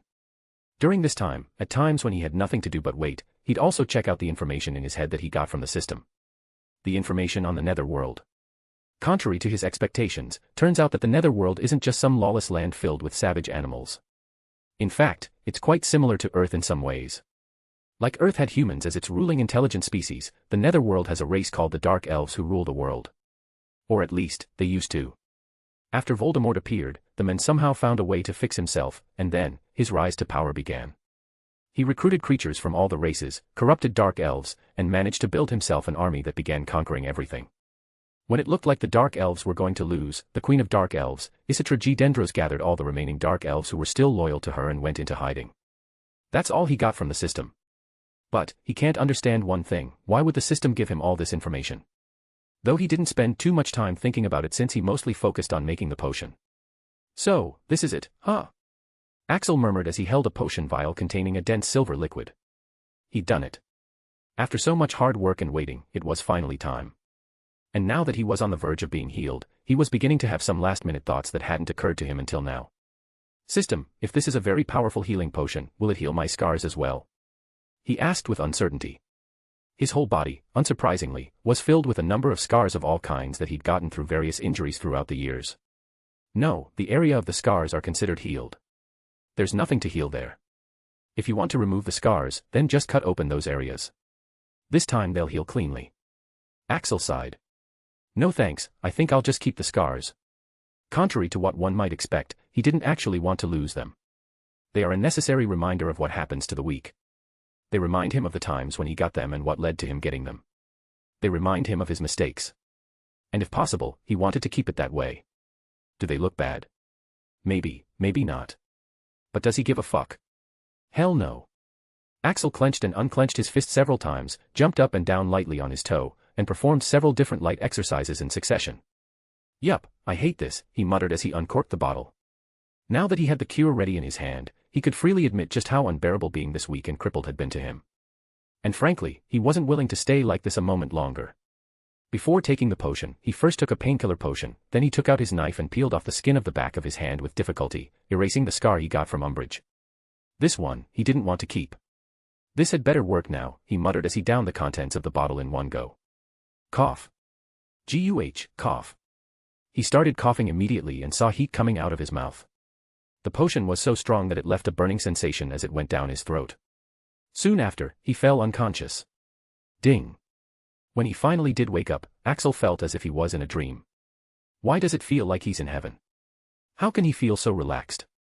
And the most surprising thing was, there was no pain. And this made him realize that he'd been in pain for a whole year. Pain tolerance, 87%. Pain tolerance doesn't lessen his pain. No, not at all. It's only an indicator of how much pain he can tolerate, endure, without letting it affect his mental state or body functioning. And his pain tolerance had gotten so high that he'd gotten used to enduring all that pain without letting it affect his daily life. But now that there was no pain, he felt quite surreal. He felt so light that he could fly. Axel decided to focus on the most important thing now. He slowly, ever so slowly, with all the hope and apprehension, looked down at his hands. They were covered in black ash, but this time, they weren't trembling. They weren't trembling and they didn't hurt. Not at all. He finally clenched and unclenched his fist and his eyes in satisfaction as he realized just how effortless doing that felt, unlike before, when he had to struggle to even make it move. He didn't even dare to pinch himself to confirm if this was a dream. If this was a dream, please let him stay a while longer before letting him wake up to the cruel reality. I'm healed. He murmured, wiping away the moisture from his eyes. I'm actually healed. He exclaimed, jumping up, but he jumped so high he almost reached the ceiling. Arcane Acrobatics. Progress, 19%-45%. The hell? He murmured even as a bunch of new information began to pour into his head. Looks like his body really was messed up badly, huh? He took out a knife and began twirling it in his hand like he used to. Right after which, he casually threw it as it got buried to the hilt in the target dummy's skull. Ding. Ding. Ding. Knife throwing. Progress. Knife wielding. Progress. Special skill unlocked. Magic hands. Progress, 3%. Axel ignored all the notifications. Right now, he was having just too much fun welcoming a precious part of himself that he thought he'd lost forever. He took out his wand, which greeted him with multicolored sparks in celebration, and it hummed excitedly. Even as he did that, notifications kept coming to him of various skills increasing their proficiency. Okay, let's see, he muttered as he pointed his wand at the dummy placed at the far end of the room. Expulso, he chanted, thinking of starting small, but... BAAM boom. The spell hit the dummy so hard that it was blasted straight into the wall, causing cracks to appear in the wall. Hum. His wand hummed excitedly upon amplifying so much magic at once. Ding. Ding. More system notifications came. Ha, ha ha ha. Ha ha ha ha ha. Ha ha ha ha ha. And, for the first time in a long, long while, Axel laughed freely as he felt himself breaking free from the invisible shackles that were holding him back. Just like this, the year at Hogwarts had passed with lots of events happening. Mysteriously enough, a certain Damien Malcolm found out that all of his possession had disappeared without a trace. While he was going mad with rage, the poor boy didn't know that this was just a teaser of what was actually about to come. Also, rumors about how Rose Potter and Daphne Greengrass had had a confrontation with Voldemort and how they had managed to stop his return were spread throughout the school. Rose, who had recovered just after a day, managed to get Gryffindor the Quidditch Cup right after, and thus the House Cup. Meanwhile, Daphne, who was more injured of the two, had to stay a while longer in the hospital wing. But lots of people also visited her as well and gave her gifts and treats, since was also a hero who survived an encounter with Voldemort's Lethifold. But, despite all the attention, Daphne didn't feel happy at all. Because 1. She'd absolutely failed in getting the stone. 2. The stone was now destroyed, as confirmed by Dumbledore, leaving no hope for Astoria and Axel to be healed. Her sister's lifespan wouldn't be extended, and any chance she thought that it might help Axel with his condition had also got away. 3. Axel, the person she wanted to see the most, hadn't even bothered visiting her during these days. Furthermore, she didn't even see him on the train. But apparently, enough people had seen him to conclude that he wasn't actually missing, just not willing to meet her. Daphne was sad throughout the summer as owls failed to deliver letters to him and his magi mirror was switched off. She'd almost lost hope of their friendship, when midsummer, out of nowhere, an anonymous package arrived, addressed to her name. It read, "Here are the first clear words I'm writing with my own hands in a long while. Thanks for being my hands until now." Inside was a bottle containing a few drops of silver liquid with the label, "For Astoria." End of Volume 1. Volume 2, The Rise. Prologue. A woman with red hair walked through the corridors of a grand castle in a hurry. The woman could be considered quite beautiful, with emerald green eyes and red hair tied up in a bun. She was wearing a cloak that covered her whole body, only leaving her face exposed. As the woman walked by, guards in dark skin and black armor would bow to her with reverence, even though the woman didn't seem to acknowledge them. She took out her wand and opened a heavy pair of doors as she went into the room. "Isitra," she called out as walked in. "Isitra." There was a dimensional disturbance in the north of Alastrapha. "We need to check it out." Inside the room, there was a chocolate-skinned woman wielding two swords as she fought against multiple creatures. She wore no armor or protection as her whole body was covered with a dark energy that she'd channel in her sword. This woman was tall, around 6 feet 2 inches, and with a well-proportioned body that was visible through her small garment that only covered her essentials. She had long pointed ears, and a perfectly symmetrical face with exquisite features, but her eyes were fierce and her disposition was such that it'll make anyone bend their knees in her presence. The woman, Isitra, finished off the creature as she sheathed her sword. "Lily, what exactly is a dimensional, what did you call it? Is it important enough that I have to stop my training over it?" she asked with slight annoyance. Though from her behavior, it could be seen that she treated the other woman as her equal. Lily nodded her head urgently. Yes, it is. It means that Voldemort might have succeeded in opening a way back to the mid-world. Or maybe someone from the mid-world managed to connect to this world. Isitra tilted her head. And that is important because... Lily sighed. Because, if Voldemort actually succeeds in finding a way back into my world, it'll be destroyed. And I can't let that happen. Now, do you want to help me or not? Isitra shook her head unwillingly. I'd rather not, since it would only be beneficial to us if Voldemort focuses on another world. But, she sighed. How can I deny you? When you are the only reason why we managed to survive this long. She said as she began putting on her armor. XS. Chapter 48, Chapter 48, it's not the end, but a new beginning. Look, I'm telling you it's him. I'm sure it's him. Said Daphne impatiently. Evelyn sighed in exasperation. And how you know that, sweetie? It's unsigned, and you haven't even seen his writing. Besides, I've tried examining it and the only conclusion I can reach is that it's too powerful and can be harmful, she said rationally. With Cyrus's death, the number of hungry eyes on their family had increased. So, this wouldn't be the first time anyone tried to pull shady tricks on them. Besides, the potion they'd received was rather unique. Evelyn hadn't ever seen it in her life. They couldn't just blindly let Astoria try it as it might further aggravate her condition, or worse. While the two of them were arguing, they didn't even see when Astoria had come skipping into the room to ask her sister to play. Astoria rolled her eyes when she saw her mother and sister arguing. There's nothing new in that. She thinks it's their way of showing their love to each other. What is that? Her eyes caught sight of a very small vial of potion containing a shimmering silver liquid sitting at the table in the corner. So pretty.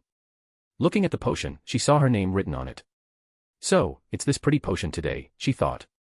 Astoria has forgotten the number of times she's tried new potions and procedures that were arranged to cure her. So, this wasn't anything new to her.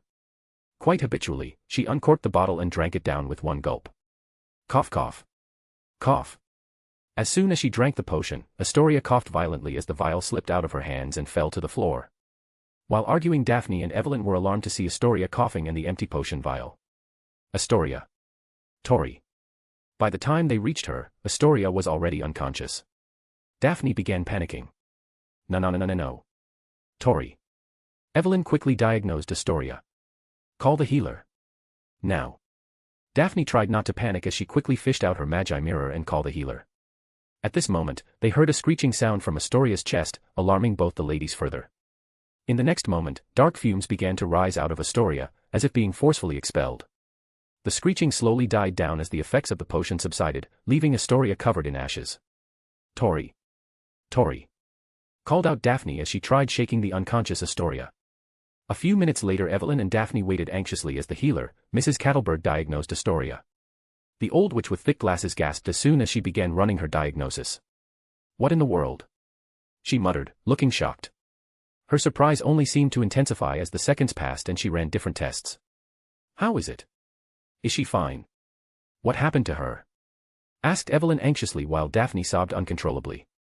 Mrs. Cattleberg stood up quicker than her old age should allow her. What in the world did you give her, Evelyn? Evelyn shook her head. I have no idea. How is her condition? She asked urgently. But the healer seemed equally anxious. You don't know. She repeated outrageously, this thing managed to cure the incurable blood malediction of the Greengrass family. How can you not know? Daphne's teary eyes widened and Evelyn gasped. See, cured. What did you say?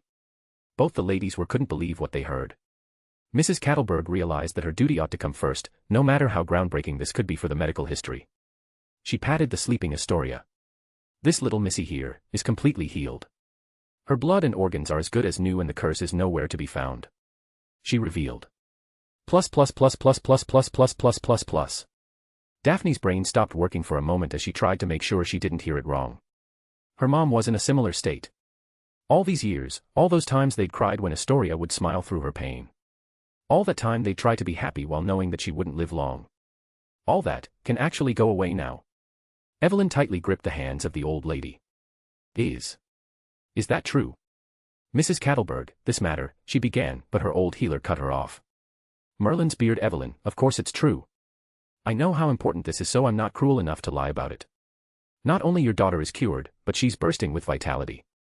Whatever you gave her must have cost you every single penny you have, if you paid a fair price, said the old witch reassuringly. But no matter how much they wanted to believe it, the mother and daughter pair were still having a hard time coming to terms with it. Especially since they didn't even know what exactly they gave her. Though at this moment, the sleeping Astoria moaned a little as she slowly opened her eyes and looked around. Astoria blinked repeatedly. "Mum, sister," she said, her cute face scrunching up in confusion. "There is no pain. How? Am I dreaming?" Before she could speak more, Astoria was hugged from both sides by Daphne and Evelyn, whose happiness knew no bounds. "You're healed, Tori. Healed. There'll be no pain anymore." "It's gone," said Daphne softly. "Thanks to him," she added in her mind as the silhouette of a person came to her mind. She couldn't wait to see him. Meanwhile, Mrs. Kettleberg sighed. "This doesn't seem the right time to ask about the potion." A month later. Boom. A loud explosion rang out as a number of men wearing skull masks chased a person in a dark hoodie, jeans, and sneakers. If this person didn't have a mask on his face, one would be able to see that his expression was quite relaxed despite the odds being stacked against him. "Kill him. How did he get here? Don't let him get away." "Looks like it's the wrong address," muttered Axel as he saw multiple spells heading his way. Pause. It seems like a bit of context is needed here. How did he end up in this situation? Good question. The answer will be a bit long. After getting healed, there was no limit to the things Axel could achieve in his life. The only thing that was going to be a problem was Voldemort. And the best way to handle Voldemort is supposed to be with the help of the pendant around his neck. So, this whole summer, he'd been trying to find the mysterious organization that had killed his parents so that he could get the information on this pendant. But much to his disappointment, he couldn't find anything. Nothing. He'd tried everything, every source. He even found out that the ministry had also been trying and failing to locate this organization for years. So, when he saw several sus-looking individuals wearing cloaks and masks entering and exiting this place, he'd gotten a bit hopeful. After being healed, his confidence was on a different level, so he got in gangster style. But, they turned out to be a different secret organization. Which is how he found himself in the current situation where a number of spells were headed his way. Resume. Under the onslaught, Axel remained calm as he smoothly activated his skills. Arcane footwork. Arcane eyes. Wisps of blue light started to swirl around his legs and his eyes under his mask started to glow. Under his glowing eyes, the spells seemed to slow down as he weaved his body through the volley of curses of all kinds at an incredible speed. What the F?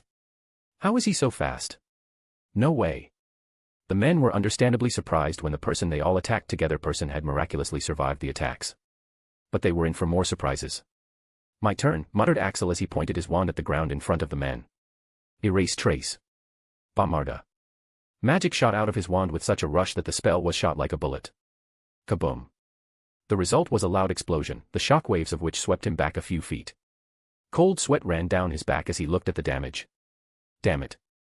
I still forget that I'm already healed, he mumbled to himself as he felt the huge drain in his magic. During the time he was crippled, he had to exert an insane amount of effort just to cast weak magic. And during that time, he'd also done other things to increase his output.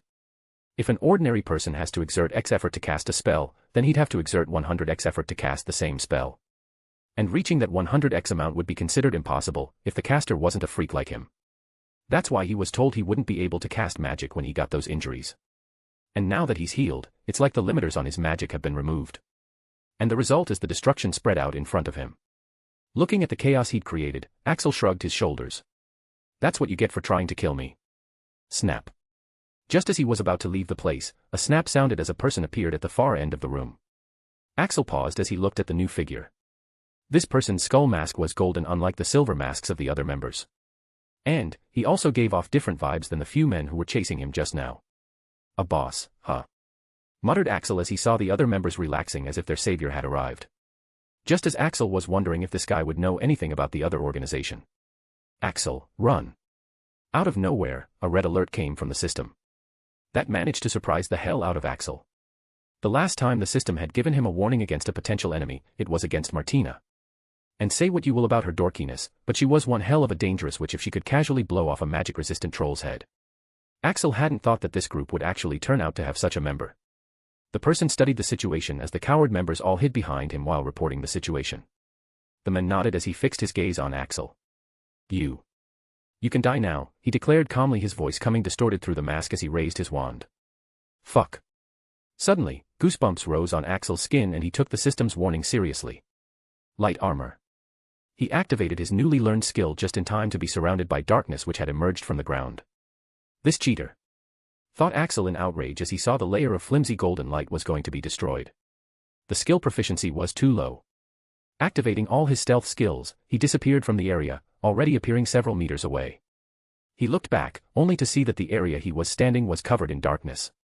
Fuck indeed, he muttered as he fled the hell out of there. It's not worth it to stay. Later that day, Axel sighed as he walked through the streets of London, quite far away from the crazy place he'd been in. What the fuck was that place? He asked as he grabbed a newspaper to check the news. That was one of the places where the wizard are being taught the ability to wield and control dark magic. Axel paused. What the hell? Isn't that bad? It is and it is not. But you can't do much about it with your current power. Informed the system. Darn, Axel couldn't deny the system's words. That golden mask guy was fucking scary. Looks like I got a bit ahead of myself, he mumbled, flipping through the newspaper in his hands. After getting healed, he'd gotten a bit reckless with the way he handled things. After all, what's the use of being so powerful if he still has to sneak around? But the encounter with the men told him that he still had a long way to go. Anyways, the summer break is almost over and he couldn't find anything about the organization in the end. And now there are only two options left for him, Plan B and C, both of which he'd rather avoid. What a waste. It seems like he has wasted his whole summer on a useless endeavor when he could have spent more time training his magic or legilimency. Well, not a complete waste, at least, he relented, looking at an article in the newspaper he had been flipping through. It featured a case where a wealthy family of 3 was robbed clean of all of its possessions in one night, including everything they had in their bank accounts. Spoiling your son to the point of making an orphan boy homeless just to satisfy your kid's vanity. He muttered, shaking his head. Axel wouldn't argue whether they were morally correct or not. But, since the orphan kid they chose to antagonize was him, let's just say this is not the first time they're going to be robbed. He dumped the newspaper after checking the date on it. The holidays were almost over. It's time he returned to Hogwarts. Lily Potter waved her wand around in a particular area while chanting different spells. Lily, I don't see how you can find anything here. Why don't we just leave? Asked Isitra, the chocolate-skinned dark elf queen. Lily didn't reply to her. Instead, she fell to her knees looking to be in shock. Isitra quickly rushed to her side. Hey. What's wrong? Lily slowly shook her head in regret. This is bad. She muttered, her breathing quickening as she lost her calm. What is it? Asked Isitra. It's my daughter. He somehow managed to reach her and that recreated the phenomenon that happened 12 years ago, she explained. Isitra sighed, once again not understanding the situation clearly. Lily, you need to realize that everything may not be as obvious to others as they are to you. Lily looked far into the distance, her grip on her wand tightened. It means that he now knows that he can use my daughter to open the portal to Midworld, she clarified, making up her decision. The situation has gotten more urgent. So, she'll have to take drastic actions. Light and dark. Both types of magics exist on Midworld. If the darkness comes from the Netherworld, the light comes from another. Voldemort wants to conquer all the 3 worlds. So, the other world can't be allowed to stay out of the conflict forever. Chapter 49, he returned everything. With the start of the next term approaching, Axel had to go to the Diagon Alley to buy some necessities. Last time, after he had left the shopping with Andromeda halfway after meeting Bellatrix, he was just a weak cripple with no support. Thus, he had simply bought lower quality and second-hand stuff, even skipping some things at the time to save as much as possible. That day was definitely his black history. The 2 sisters were both quite the bitches. Andromeda was trying to use him as a test subject.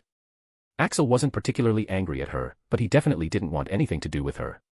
As for Bellatrix, that psycho bitch first had fun showing him the brutal reality, and then she also forcefully got the memories out of him. He's going to have that bitch grovel at his feet while begging for forgiveness. That's why, this summer, he had returned all the things he had received from the sisters. Accepting those things would mean he's forgiven them. Since he was already using the space extended purse and the clothes, he had sent the money for it instead. They were fucking expensive, but since Damien Malcolm had been robbed clean at the end of the year, Axel was able to pay for them. Anyways, now that he was loaded, healed, and able to make money through many ways, he was going to get himself some better things. The first thing he did was to go to Gringotts. Axel looked at the white building in front of him. With the development of the Diagon Alley, the goblins had to keep up in order to not be left behind. And, maybe because they had a complex about their heights, but Gringotts was still the tallest building in the Diagon Alley. A set of white stairs led up to a set of burnished bronze doors which were flanked by a goblin in a uniform of scarlet and gold. As he entered, a few words caught his eyes. Thief, you have been warned, beware. of finding more than treasure there. Axel smirked when he read the warning. Is that a challenge? Well, you're on, he thought with a smirk. He had heard a lot about Gringotts' treasures and security which had gotten him quite curious. So, for future reference, he activated his arcane eyes. Damn. He thought, looking at the magic around the place. The goblins sure knew their warding. Anyways, he was just checking so that it might come in handy in the future. Deactivating the skill, he walked up to the teller. Yes. Asked the teller, looking up from his work. I need to do some conversions. Currency conversion can be done there, said the teller, directing him to a different goblin. What kind of conversion do you need? Bronze and silver coins to gold and platinum ones, informed Axel. The goblin grunted, not even looking up from his work. Put the nuts and sickles in here, he said, indicating a trolley. Looking at the trolley, Axel shook his head. I think I'll need more trolleys for that. In the end, the amount of sickles and nuts he'd collected turned out to be quite shocking. That's why he got them converted in the first place.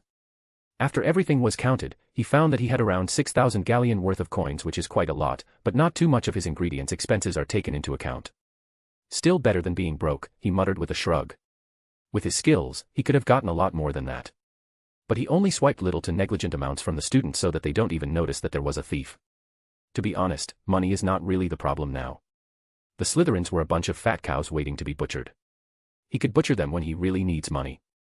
The problem is not having any legitimate and legal and stable source of income to use as a cover, and it's quite clear to a lot of people that he doesn't have any family. So there's no way to explain how he's getting the money without coming to the conclusion that he's Martina's or some other rich girl's toy boy. But oh well, it was not a big deal. He was sure he'll figure something out. Now that he was properly loaded, Axel went to the same hair salon he'd visited the previous time.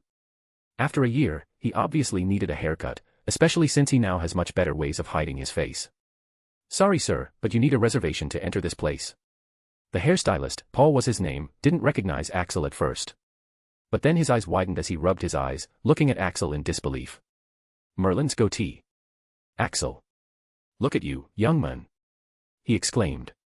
Axel was surprised the guy actually remembered his name. Following his words, Axel looked at himself. Well, all he can say is that he's glad that the clothes he had were self-lengthening. A year ago, he was just a short and skinny kid, who hadn't gotten proper nutrition and body care for years. But due to the diet, exercises, potions, and whatnot, he was now quite tall for a 12-year-old, with lean compact muscles that were hidden behind his baggy outfit. Paul left the client he was attending to his worker as he approached Axel rather aggressively. Just what did you do? Merlin's hair, look at those muscles, he exclaimed, thumping Axel on his shoulders. And then he finally checked Axel's hair. Wait, what the fuck? How the fuck? He exclaimed, running his hands through Axel's hair, confusing him. What's wrong? Asked Axel, furrowing his brows. Paul shook his head, still looking like he couldn't believe what he was seeing. He took Axel to a seat as he began to cut his hair. Mate, I won't even mention the body. Just tell me, how the hell did you suddenly get such perfect hair? It's like, they've been nourished with the most expensive material and all the damage has been removed. He exclaimed, his eyes not leaving his hair. Did he change so much? Axel looked into the mirror as he actually looked at himself objectively. Compared to his previous self from 1 year ago, he did look like a different person. Aside from all those ingredients, exercises, and potions, there could be another reason as well. Axel recalled after taking the healing potion, he had changed further. System. Is there an explanation? Affirmative. Healing is not the only benefit of the potion. Since you took it in a larger quantity than necessary, it also nourished your body and cleansed the impurities. Also, your lifespan has been increased to approximately 400 years. And Astoria got her lost lifespan back with the amount she consumed. That managed to shock him properly. To make sure that he healed properly, Axel had taken a generous amount of it, only saving a little for Astoria. Now Axel was feeling quite perplexed. He'd just gotten a few centuries worth more time in this world. He wasn't quite sure what to feel about that. Currently, he was really loving his life.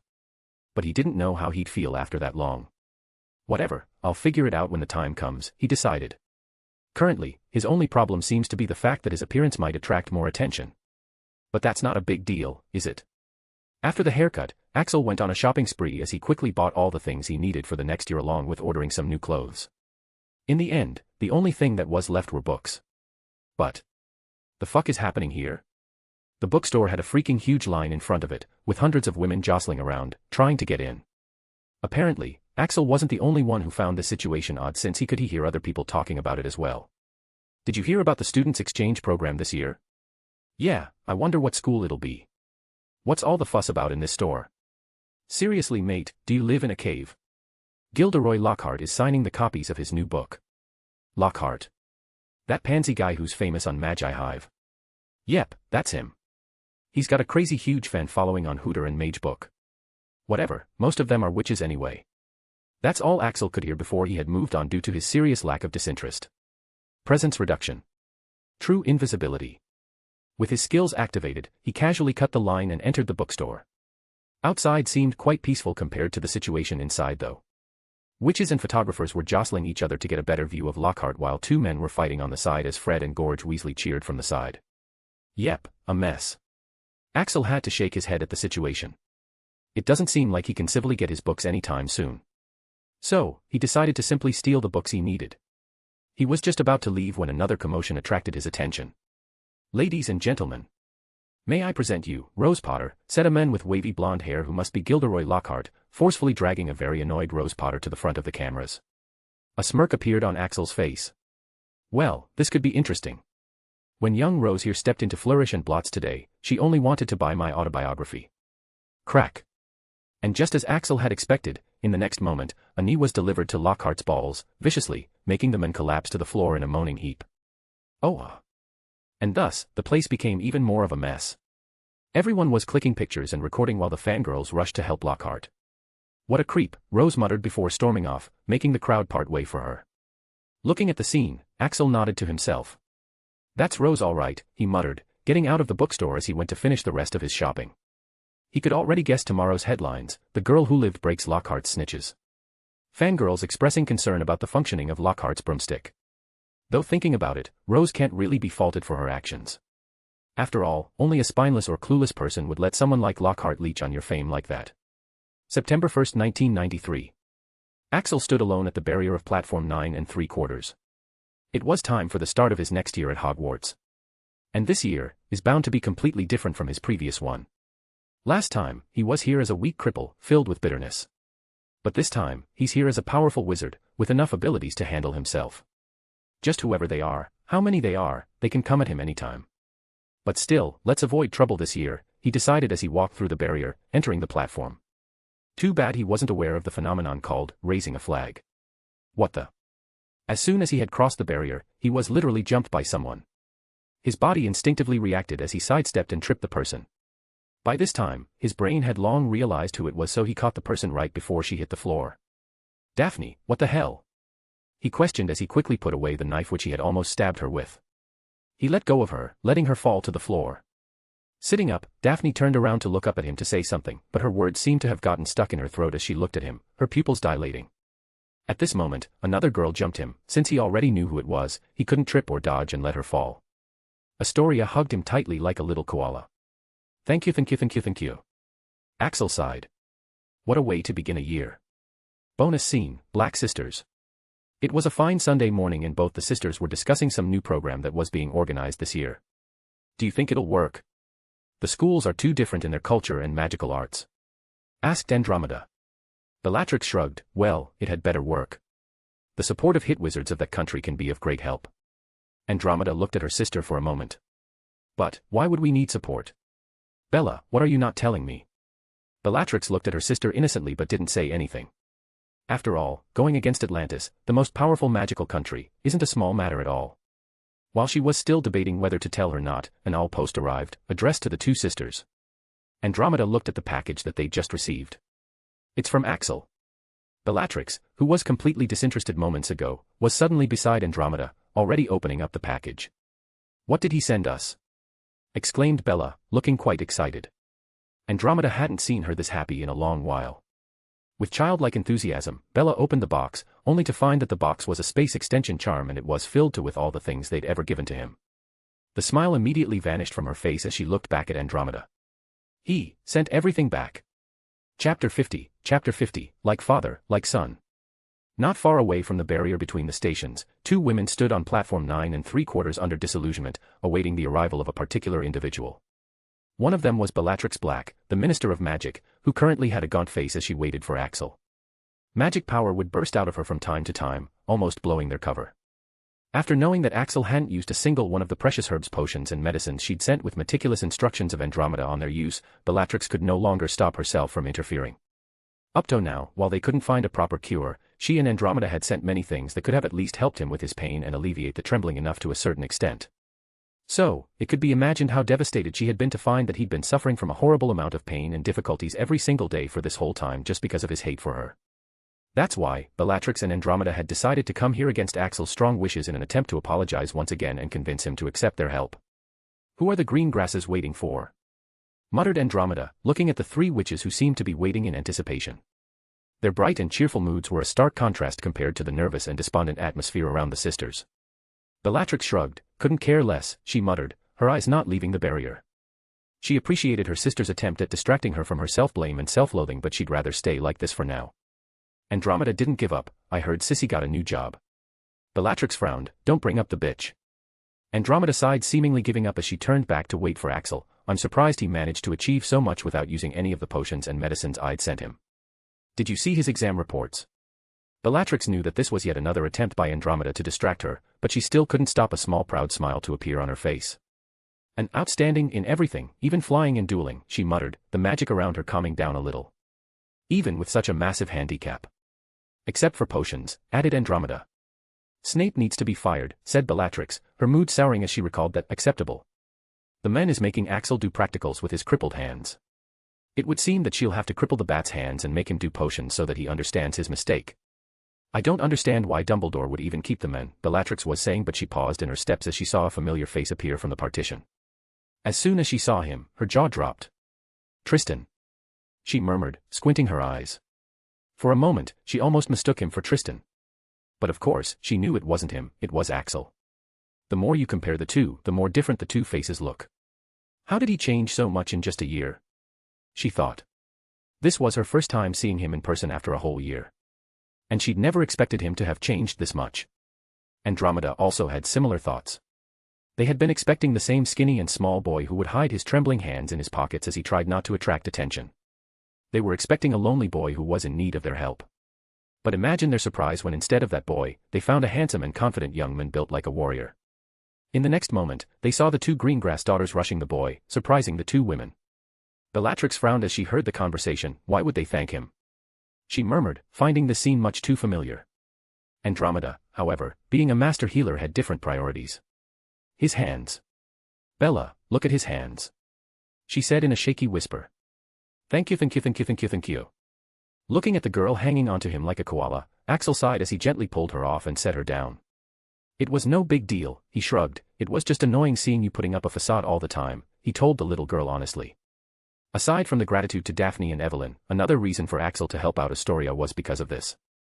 Due to his experiences, he could easily tell that the girl was not as happy-go-lucky as she pretended to be. Far from it, she was quite mature for her age and arguably the most miserable among the family of three. So, after observing this, it was just a bit hard to let a sick, frail, and miserable girl pretend like that while you have the power to help her. Exclamation point. Listening to his words, Astoria's eyes widened as she looked up at him with surprise. Evelyn, who was standing behind her, patted her head gently. "It broke my heart every day to see her do that." "You don't know what you've done," she said, looking at him expressionlessly. It was clear that her clemency was having a hard time reining in her emotions since she was trembling slightly. Axel felt a bit uncomfortable with that gaze. It felt like something was wrong here. "Well, as I said, it's not a big deal. I just happened to have it so I shared it," he said dismissively. He was somewhat glad he wasn't alone with her right now. Who knows what kind of stunt she'd pull this time. He looked down to see Daphne still sitting on the ground, looking up at him adaze. "And how long are you planning to sit there?" he asked, offering her his hand. "Oh." With a jerk, Daphne seemed to realize that she had forgotten to move while staring at Axel. He had definitely changed from the last time she'd seen him. He just looked even more perfect, if that was possible. Another change she noticed instantly was, he looked happier, more relaxed for some reason. The constant frown and annoyed look on his face was gone and his shoulders weren't tense like before, like he was no longer carrying a huge weight. Over the summer, she'd been looking forward to meeting him, thinking about ways to thank him, and things she'd talk to him about, but, now that she was finally in front of him, she found herself unable to do anything but keep looking at him. She had this flip-flopping like feeling in her stomach and she was having a hard time forming a coherent thought. Taking his offered hand with slightly flushed cheeks, she got up when she noticed something. "Wait," she said, feeling up his hand properly. Her nervousness went away as the realization hit her. She observed that the calloused hand in her hands was very stable. That familiar trembling and twitching was gone. Is it true? You're actually fully healed?" she asked as she held up his hand. She had, of course, considered this possibility after reading that letter, but she had still found it a bit unreal. Axel smirked. "Healed." He snapped his fingers as a knife appeared in his hand. With another movement, it spun around both of their hands before he made it disappear. "You can say that. Try to keep it a secret though.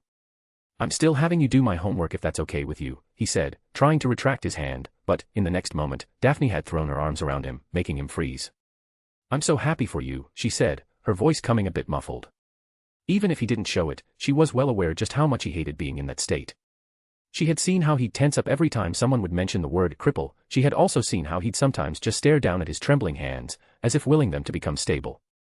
She'd seen how hard he'd work, always having bag under his eyes and even working during the classes. So, even though it terrified her that he wouldn't need her now that he was healed, she was indeed very happy for a friend. Axel stood there, frozen like a statue. Just like any other orphan, the concept of being hugged like this was completely foreign for him. And it felt comfortable and uncomfortable at the same time. "Homework? Anything?" he heard Daphne whisper. "I'll do anything for you." The Black sisters, who had been listening in on the whole conversation, were still in a state of shock even as they saw Axel boarding the train. "That's Tristan's son all right," said Bellatrix, shaking her head. She currently had her magi mirror out as she snapped Axel's pictures one after another. The father-son duo seemed to have some fate with saving damsels in distress. Only, the son seems to have the potential to surpass the father. First he happens to kill the villainous man of the house and then he goes and heals the dying girl. At this point, he practically owns the house Greengrass. He's managed to heal himself and Astoria. "How?" murmured Andromeda, finding herself unable to wrap her head around this. "Two medical miracles one after another." Bellatrix nodded, "Not to mention he's changed so much. I don't care how, but I'm quite excited to see what he'll do now that he's healed," she said, finally feeling quite light after months. She was glad that the boy wasn't as lonely as he used to be and had the support of someone who wouldn't betray him. Looking at Evelyn, who was clicking away pictures as Axel and Daphne departed, Bellatrix felt a sense of camaraderie. Yep, no way this woman would betray Axel, she thought, being quite familiar with the look in Evelyn's eyes. That was the look of a woman who had found her liege. Bellatrix grinned. Turns out, they had something in common. It looks like a chat with Regent Greengrass was in order. Who knows, they might actually become friends. With the knowledge that Axel will no longer be suffering, now she can work on her revenge on the organization in peace. It's just there was dull ache in her heart knowing just how much he hates her. Lily Potter stood in front of a giant magic circle, with hundreds if not thousands of runic arrays drawn in its layers. "It's not working. It's not working," she exclaimed in frustration. Isitra, who was lying on a comfortable seat on the side, sat up while sighing. "Could you at least explain properly what you're trying to do? Even though I'm not as much of a genius, but I still have a century of ruling under my belt," she said as she walked to Lily's side. Lily pressed her lips together into a line. The age difference still somehow manages to baffle her. Especially since this beautiful woman looks even younger than her. "All right, let me break it down for you," she said, drawing a circle on the ground. "Finally," muttered Isitra with faux enthusiasm. "This is Midworld," said Lily, ignoring the taunt, tapping the circle. "It's the place I came from and the place my daughter currently is. This world doesn't have a magic of its own." She drew another circle on the side. "This is Netherworld. The place we're currently in. This is where the dark magic originates from." After that she drew another circle on the other side of Midworld such that the three worlds were now in a triangular formation. "And this is the Ether World, the place where the light magic and even the normal magic originates from," she said, tapping the third circle. "The Midworld doesn't have magic of its own. But," she drew two lines, connecting the Midworld with both the other worlds. "But it has special individuals who can draw magic from either of the worlds. They're called witches and wizards." Isitra nodded. "So, you're a witch?" Lily nodded. "Yeah, a very badass one," she said seriously. "Voldemort is also a wizard, though he's now far more than that. Anyways," she said, pointing at the three worlds. "Usually, it's impossible to travel between these worlds, but as you can see, there are exceptions. The worlds can be connected if you have the right circumstances. Especially the Mid-World and Netherworld. But, the Ether World, that place has mostly been sealed off from the other two worlds.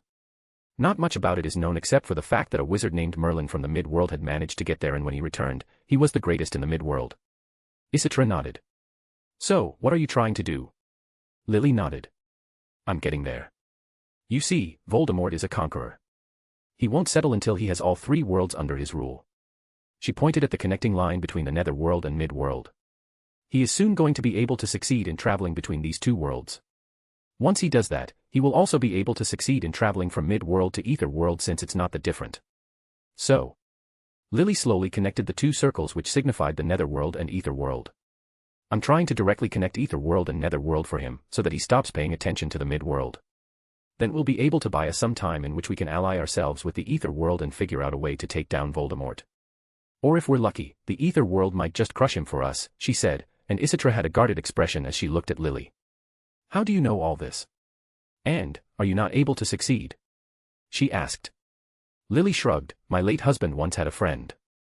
I don't really remember his name. Crystal. Tristan. Whatever. Anyways, he was on the run and he thought he was going to die. So he left a lot of stolen research on this subject with us, so that they don't get it back when he's caught, Lily sighed. That's how I got the information. It was centuries of research all just handed over to me, and I was able to save my daughter. She explained. She was truly grateful to the men. He also had a son of Rose's age whom they were talking about leaving at the Potter cottage since they had the Fidleys. Too bad Voldemort had attacked soon after, killing James and sending Lily here, not leaving the men that option. She still sometimes wonders if the man and his family were still alive. And is there truly no way left for you to succeed? Asked Isitra. Lily shook her head. There actually is. The notes extensively mention the existence of 2 objects. They're called the keys. If I even had just one of them, I can pretty much do anything, she said with a shrug. Too bad I don't have them. So, I'll have to search for alternatives. Isitra looked at Lily as she finally understood the whole plan. So, you'd put an entire world in danger. Just to save your daughter? She asked with interest. The ether world was just becoming a collateral damage in this woman's plans. Lily scoffed. Hardly. Netherworld has already been almost conquered. The other races have also surrendered or given up, so he already has the netherworld. Also, there's no way midworld can stop him. So, etherworld will have to fight Voldemort, sooner or later. I'm just hastening the process, she said as she sighed. At least that's how she justified her actions. Maybe it was the dark magic affecting her, or maybe she was always a bit heavy, but she knew that for her daughter, she was willing to do anything.